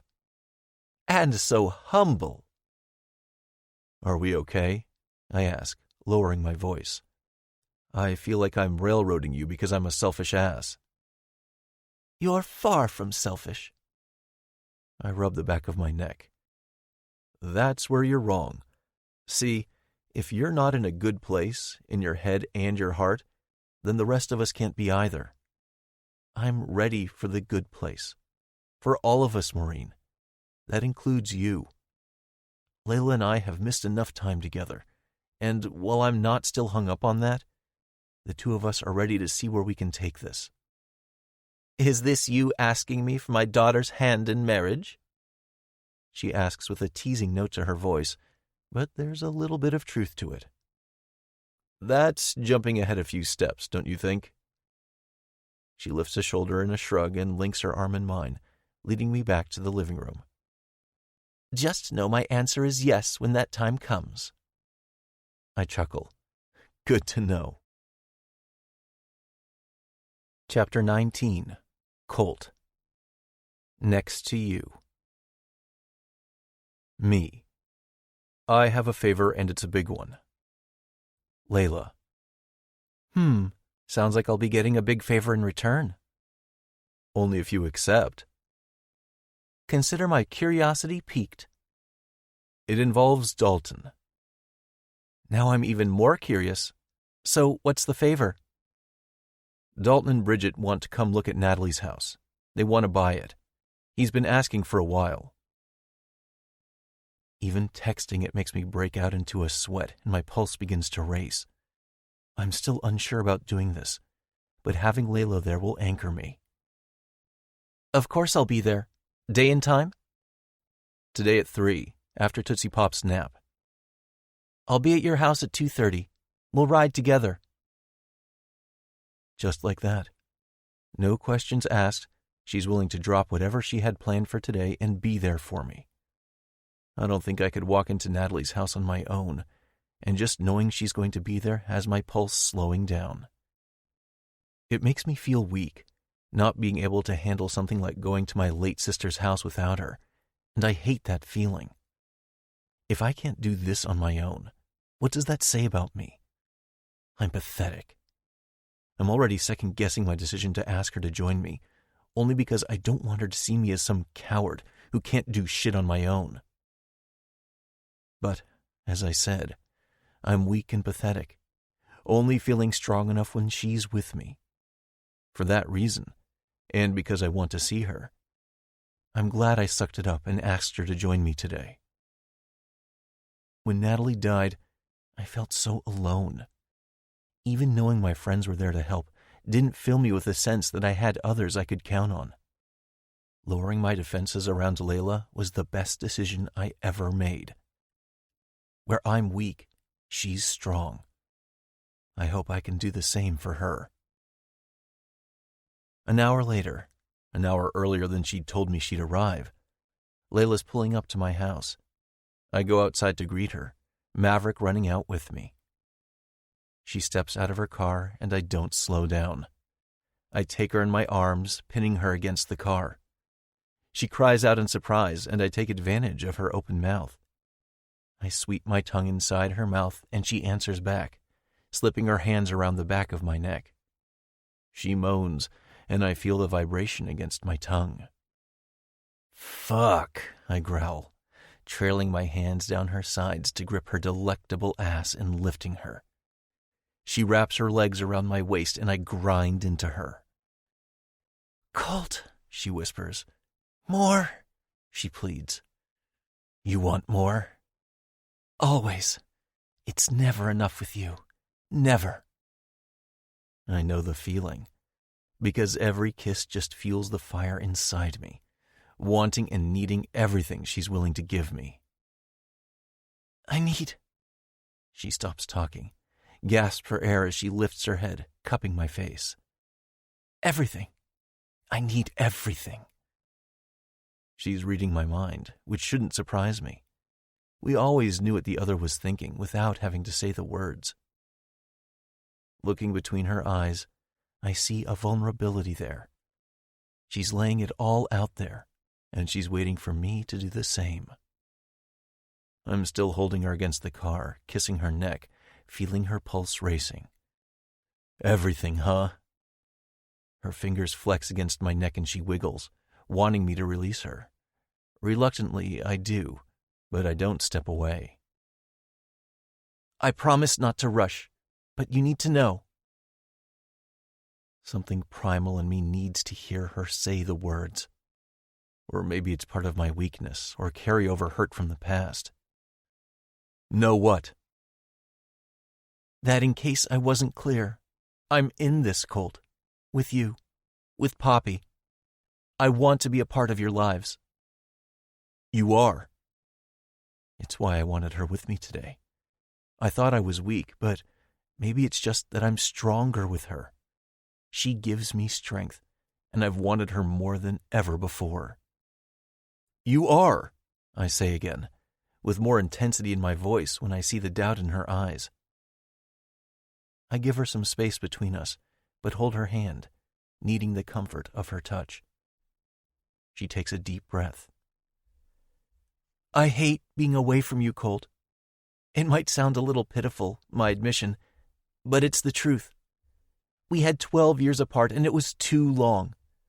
I've been trying to go slow, but it's killing me. Last night, when you and Poppy left, it felt like a part of me was leaving with you." "Do you know why I asked you to come with me today?" She shakes her head. "Because I need you with me. You wondered if it made you pitiful, and I thought it made me weak and pathetic. But that's not true. We're just stronger together. What you're feeling, I'm feeling too. The only reason I'm not demanding more is because it's not just about me. If it were, I wouldn't let you out of my bed. I'd handcuff you to the headboard if I had to. She bites her lip, and I don't miss the sparkle in her eyes. It's the same one I see when she's turned on. Kidnapping me? Handcuffs? The corner of my mouth ticks up. I think there's a naughty side to Layla that she hasn't let me see yet. Looks like we have some exploring to do. Layla tugs on the waistband of my jeans and pulls me to her. I cage her between my arms, kissing her until we're both breathless. Poppy sleeping? Should be for another hour. Think you can be quiet? I'm becoming a pro at quiet, she replies with a wink, then ducks under my arms, running toward the house. The game of cat and mouse is on again. I'm a predator on the chase. It takes us no time at all to tear each other's clothes off when we get to my bedroom. She lies on the bed, completely naked and all for me. When she feels my erection brush against her inner thigh, she whimpers, wiggling around for more. I nudge at her opening, her wetness brushing against my tip. Is this what you want? You know what I want, she pants. Now give it to me. Without more teasing, I give her exactly what she's begging for. Our bodies connected. She pulls my face down to hers, her eyes wide and sparkling as she stares at me. I love you, Colton Samuelson. I never stopped. I don't want to go through the steps slowly. I love you too, Layla. So damn much. When we come together, our eyes never stray from one another, just like our hearts never did. A thought occurs to me, and I grumble. That's not exactly the sound I like hearing after what we just did, she says, her head on my chest after we used the bathroom to get cleaned up. With another groan, I say, I just realized something, and it's gonna suck. What's that? Her fingertip is making a figure 8 on my left pec. Dalton's never going to let us live this down. Her finger stops and she looks up at me, her cute little nose wrinkled. Worse yet, he's going to think he's going to be my man of honor. Layla squeezes my hand when we pull into the driveway of my sister's house 20 minutes before 3. She gives me time to process before I'm ready to go inside. If you're not ready, we can tell Dalton to wait. This isn't anything you need to rush. Well, I can't burn the house down, and selling it is the only way I'll be able to move past it. Burning it down would probably not be a wise decision. Plus, I feel better knowing that Dalton and Bridget will raise their family there. It's what Natalie would want. She gives me a reassuring smile, and in the back seat, Poppy babbles. Oh, shit, I mutter quietly. I didn't even think about bringing Poppy back here. Do you think it's a bad idea? Layla thinks for a few seconds. I don't think so. It's been 4 months, and even if she remembers the house, it won't be a bad memory. Her stuff isn't there anymore since you brought it all to your house, which might help. Besides, you plan to keep Natalie's memory alive, and you talk about her all the time. This will be a good thing. You think so? I ask, still not sure. She turns in the seat to face me, holding my face in her hands. Listen to me, Colt. You are Poppy's everything.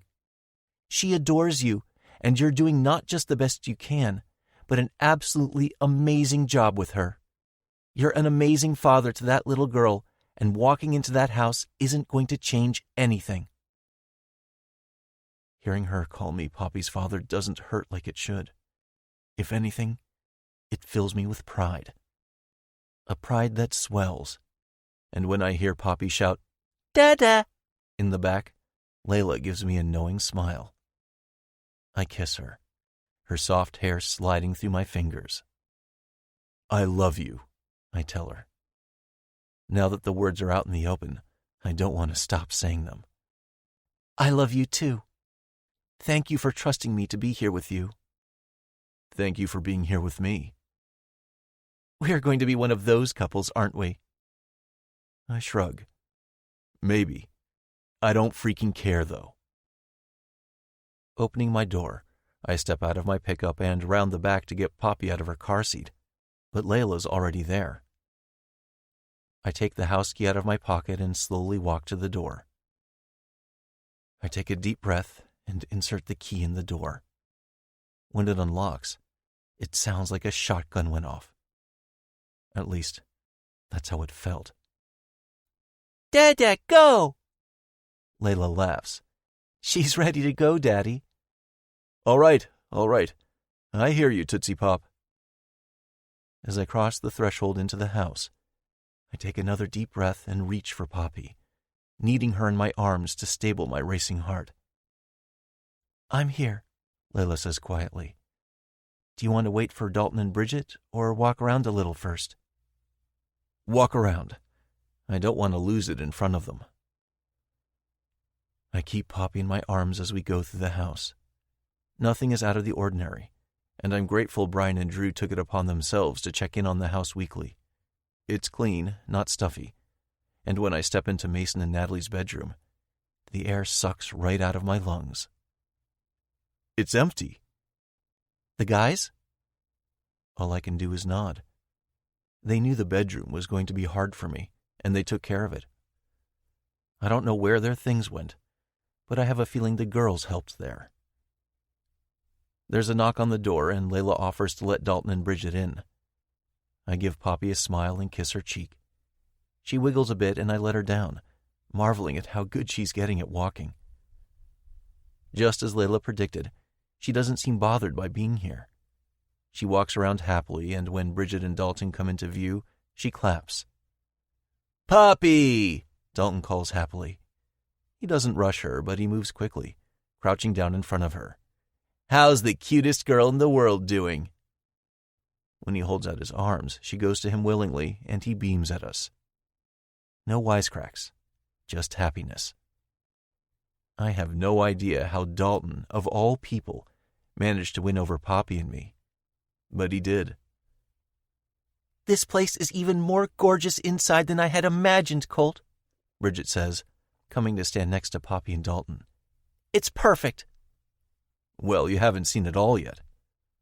We don't need to. As long as the inspection comes out good, we want it, Dalton explains. She's been lusting over this house for months, and now that she's inside, I'm afraid I won't be able to get her out.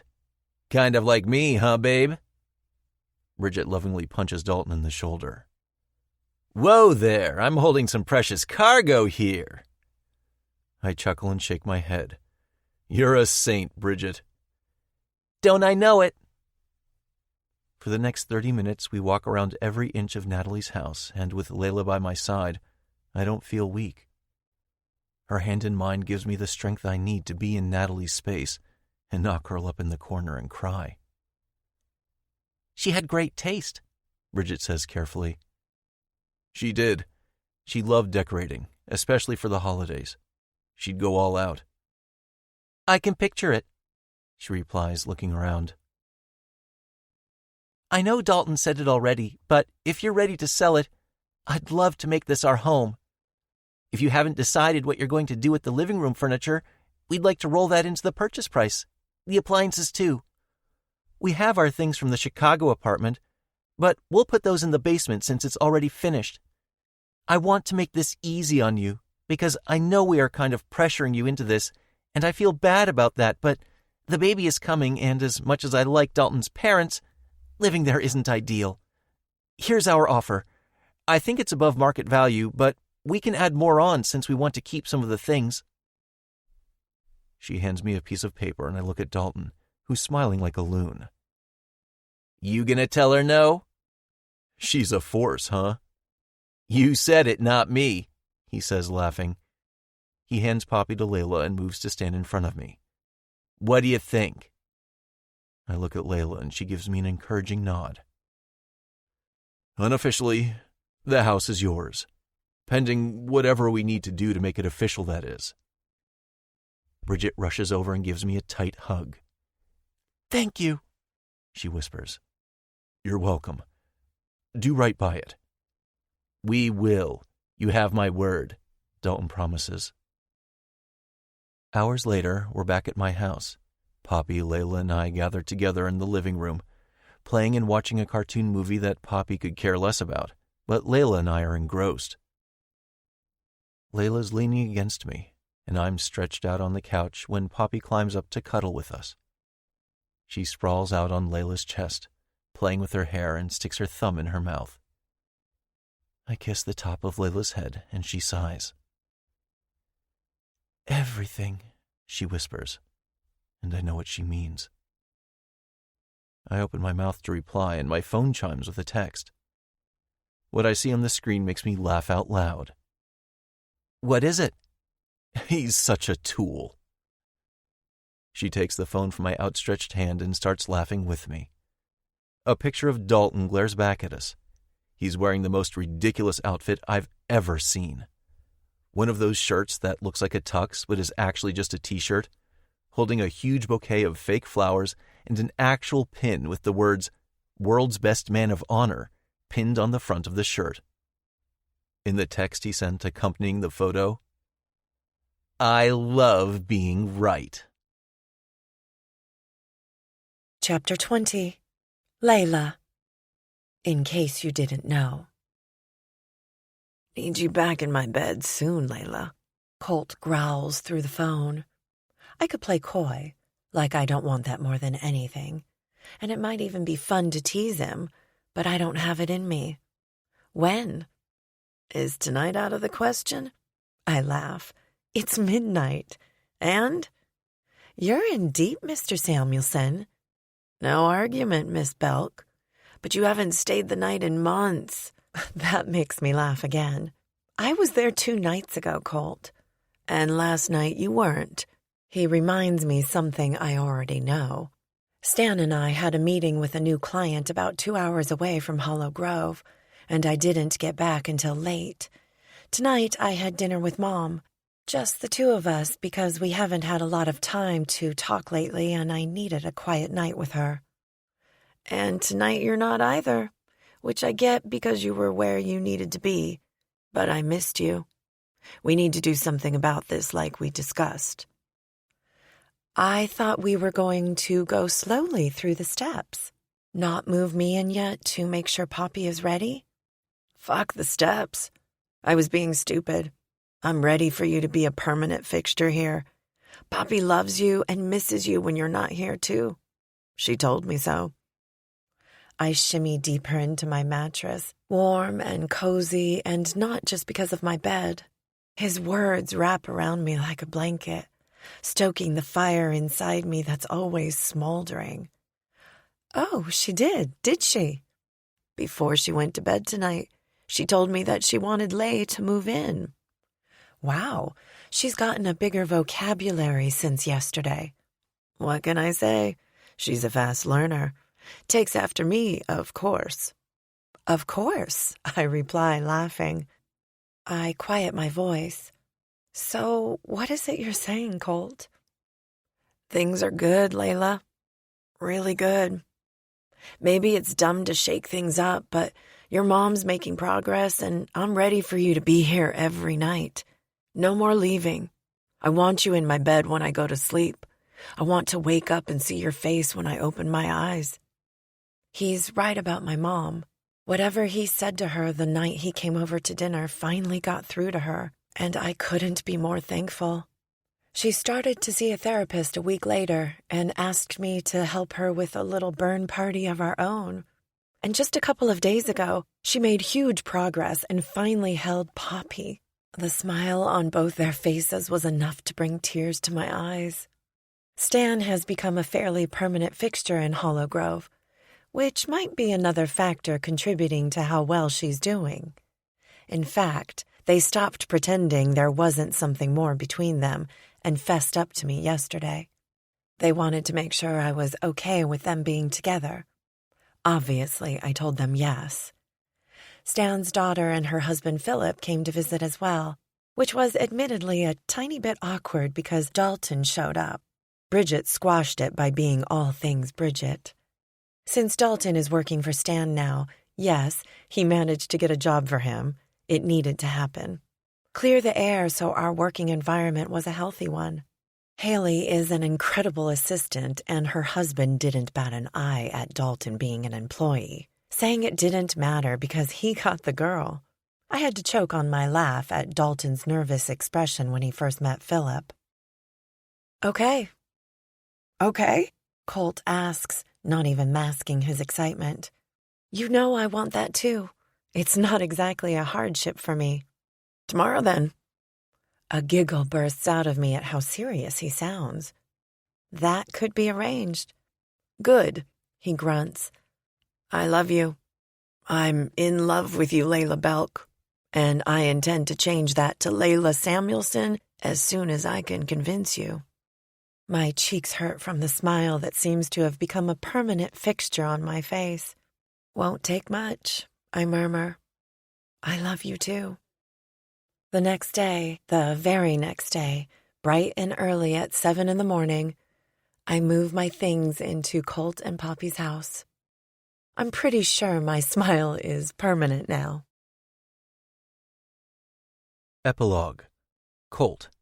5 years later. Prayed for you. Tootsie Pop, we gotta go. Just a minute, Daddy, she grumbles. Layla raises her eyebrows and stifles a grin when I murmur, Is she 6 or 16? I tip my head back and look to the ceiling. I blame you for this. Natalie was never sassy, Layla argues, still trying not to laugh. I cut my eyes to Layla and glare. Like hell she wasn't. She was always sassy. She shakes her head at my grumpiness and goes to Poppy's room to check on her. When she comes back to the kitchen, she has a worried expression on her face that doesn't bode well for what we're about to do. I don't think she's feeling too confident of herself this morning. She's very nervous. I glance toward Poppy's room and back to Layla. Last night she was excited. Apparently she had a dream that no one would be her friend. Kindergarten is a big deal. Oh. Yeah, she needs you, she says quietly. I'll get the littles ready so we can get her to school on time. I hand over our 2-year-old son Chase just as our almost 5-year-old daughter Natalia comes running into the kitchen. Her wide blue eyes tell me she was just in Poppy's room. Poppy's room is a mess, she tattles. Yeah, I know. She's a little worried about starting school today.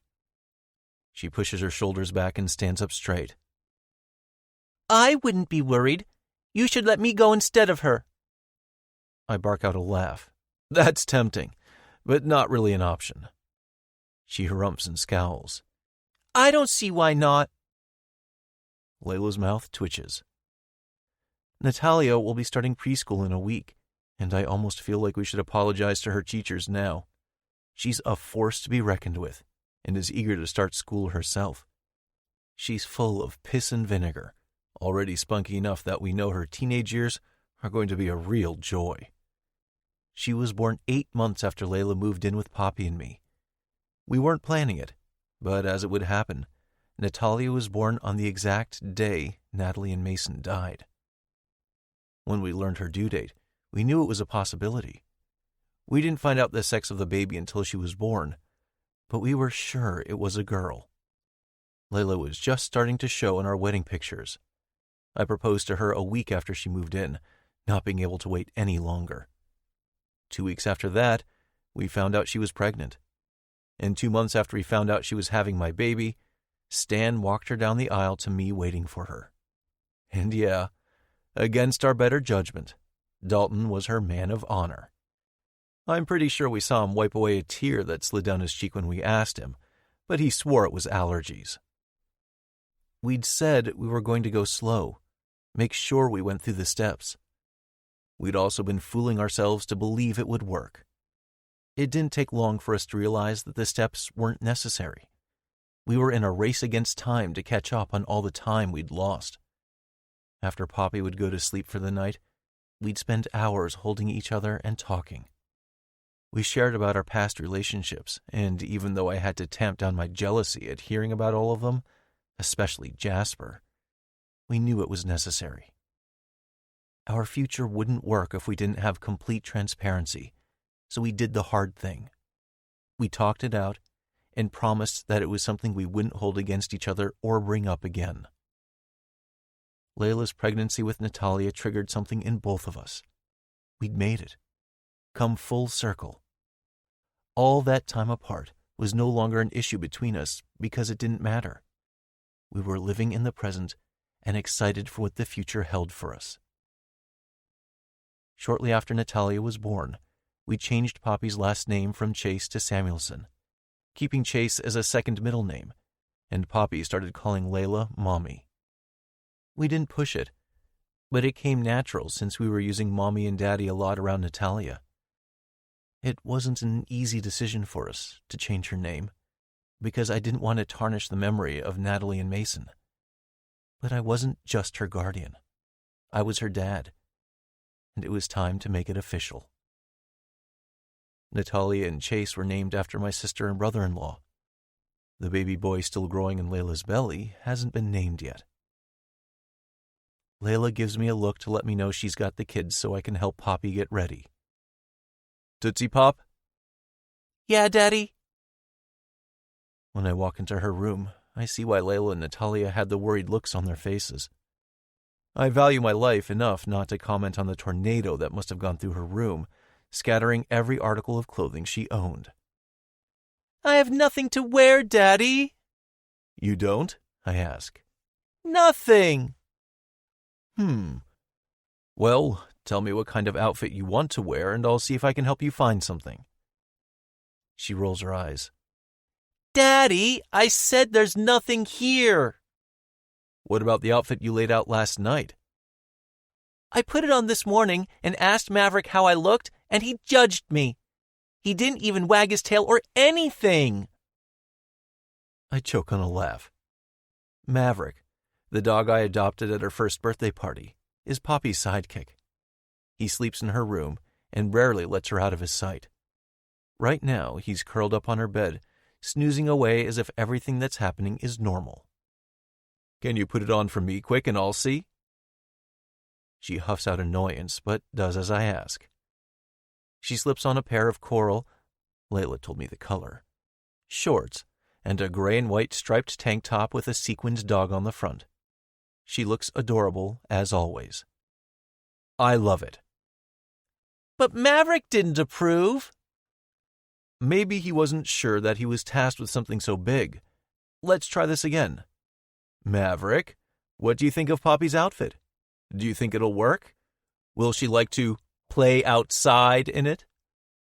I emphasize the words play and outside, knowing they're words that always get him wagging his tail. He does just that, lifting his head to look at Poppy. Is it okay, Maverick? Poppy asks nervously. He wags his tail again, and I couldn't be more grateful for a dog. She sighs. I guess it'll do. Today's going to be great, Poppy.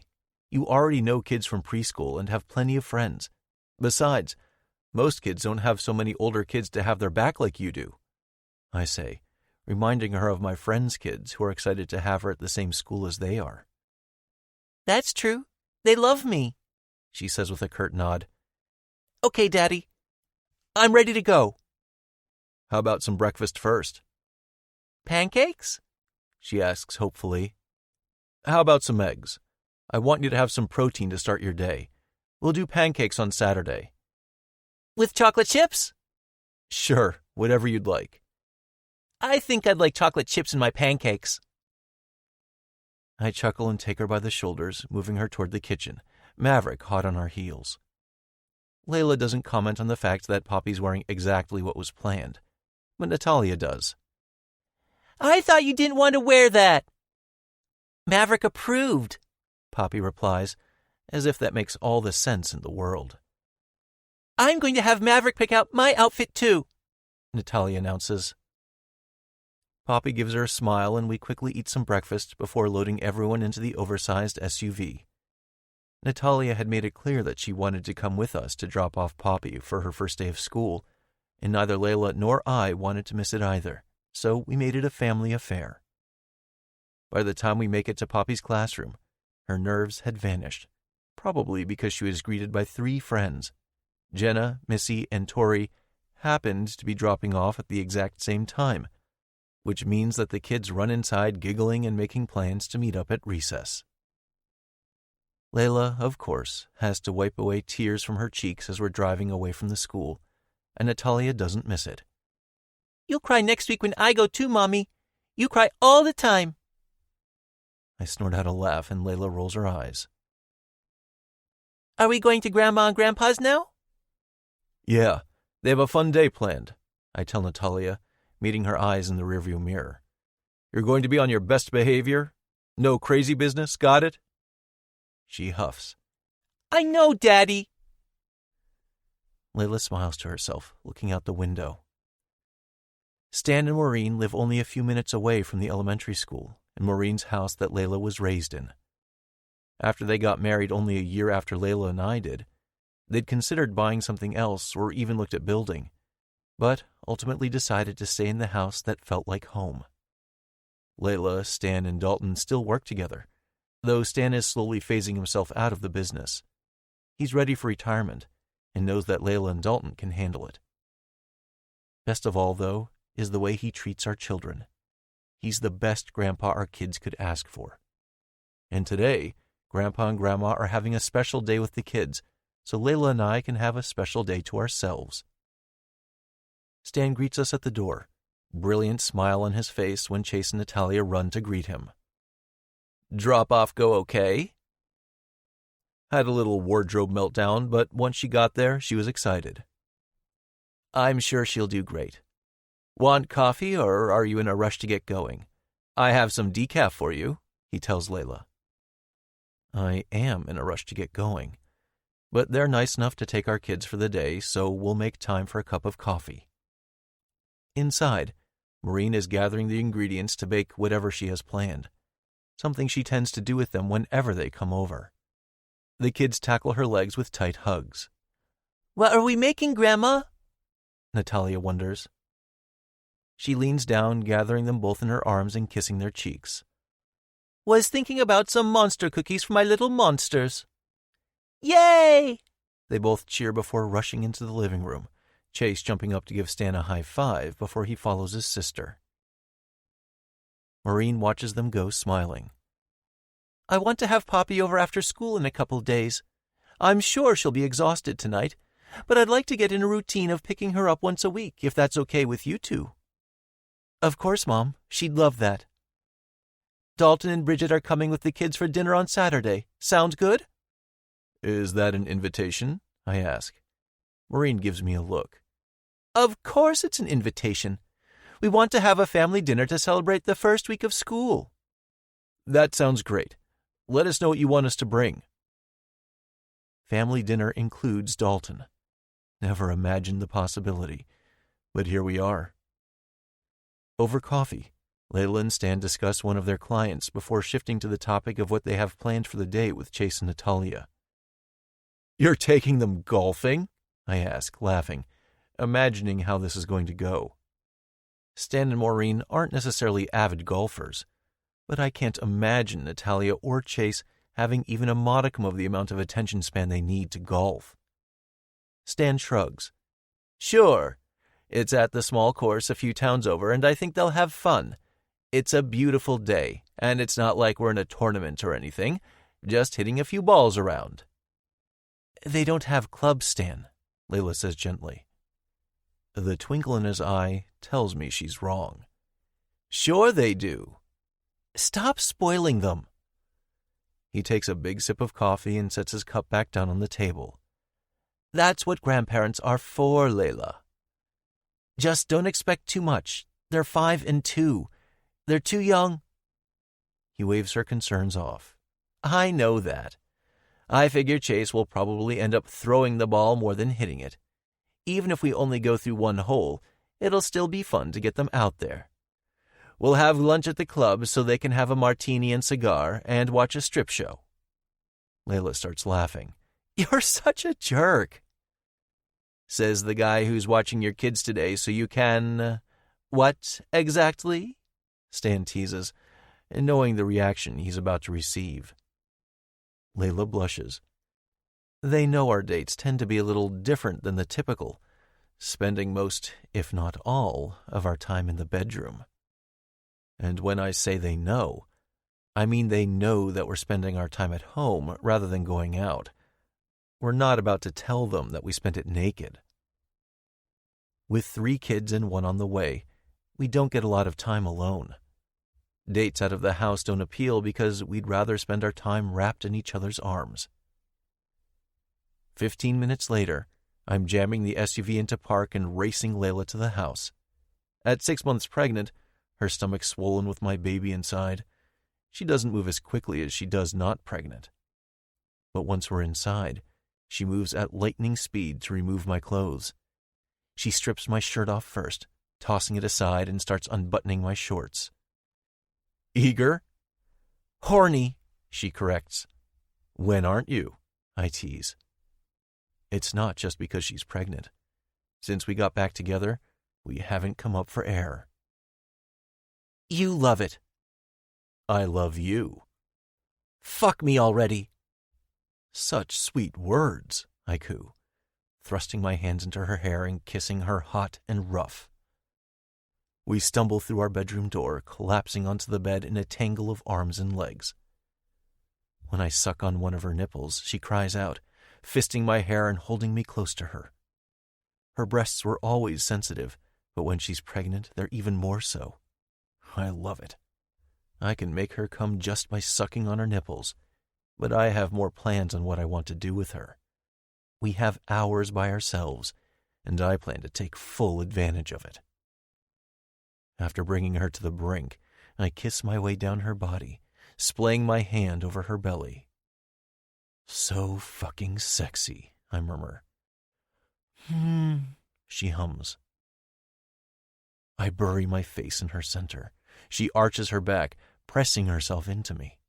I suck and lick and kiss until she's panting and begging for more while telling me not to stop. When she comes, I don't give her time before I'm pushing inside her, feeling her walls clench around me so tight I see stars.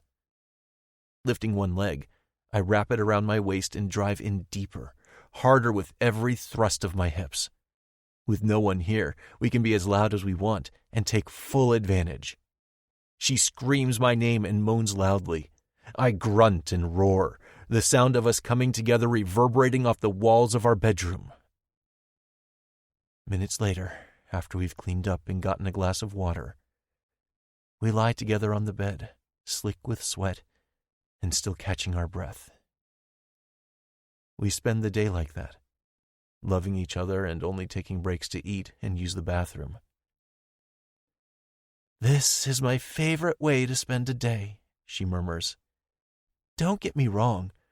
I love our kids, but I needed this. I don't want the day to be over." "Haven't you figured out by now?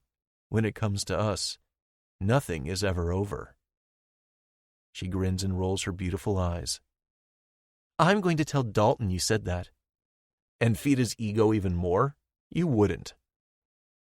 "You have exactly 48 minutes before we have to get Poppy from school to convince me not to." Challenge accepted, Mrs. Samuelson. This concludes Never Really Over by Jennifer Van Wyck. Narrated by John William Maddox and Monica Plant. Copyright 2021 by Jennifer Van Wyck. This unabridged audiobook is published by arrangement with Jennifer Van Wyck and was produced in the year 2022 by Tantor Media Incorporated, a division of Recorded Books which holds the copyright thereto. Please visit tantor.com for more information on our growing library of unabridged audiobooks.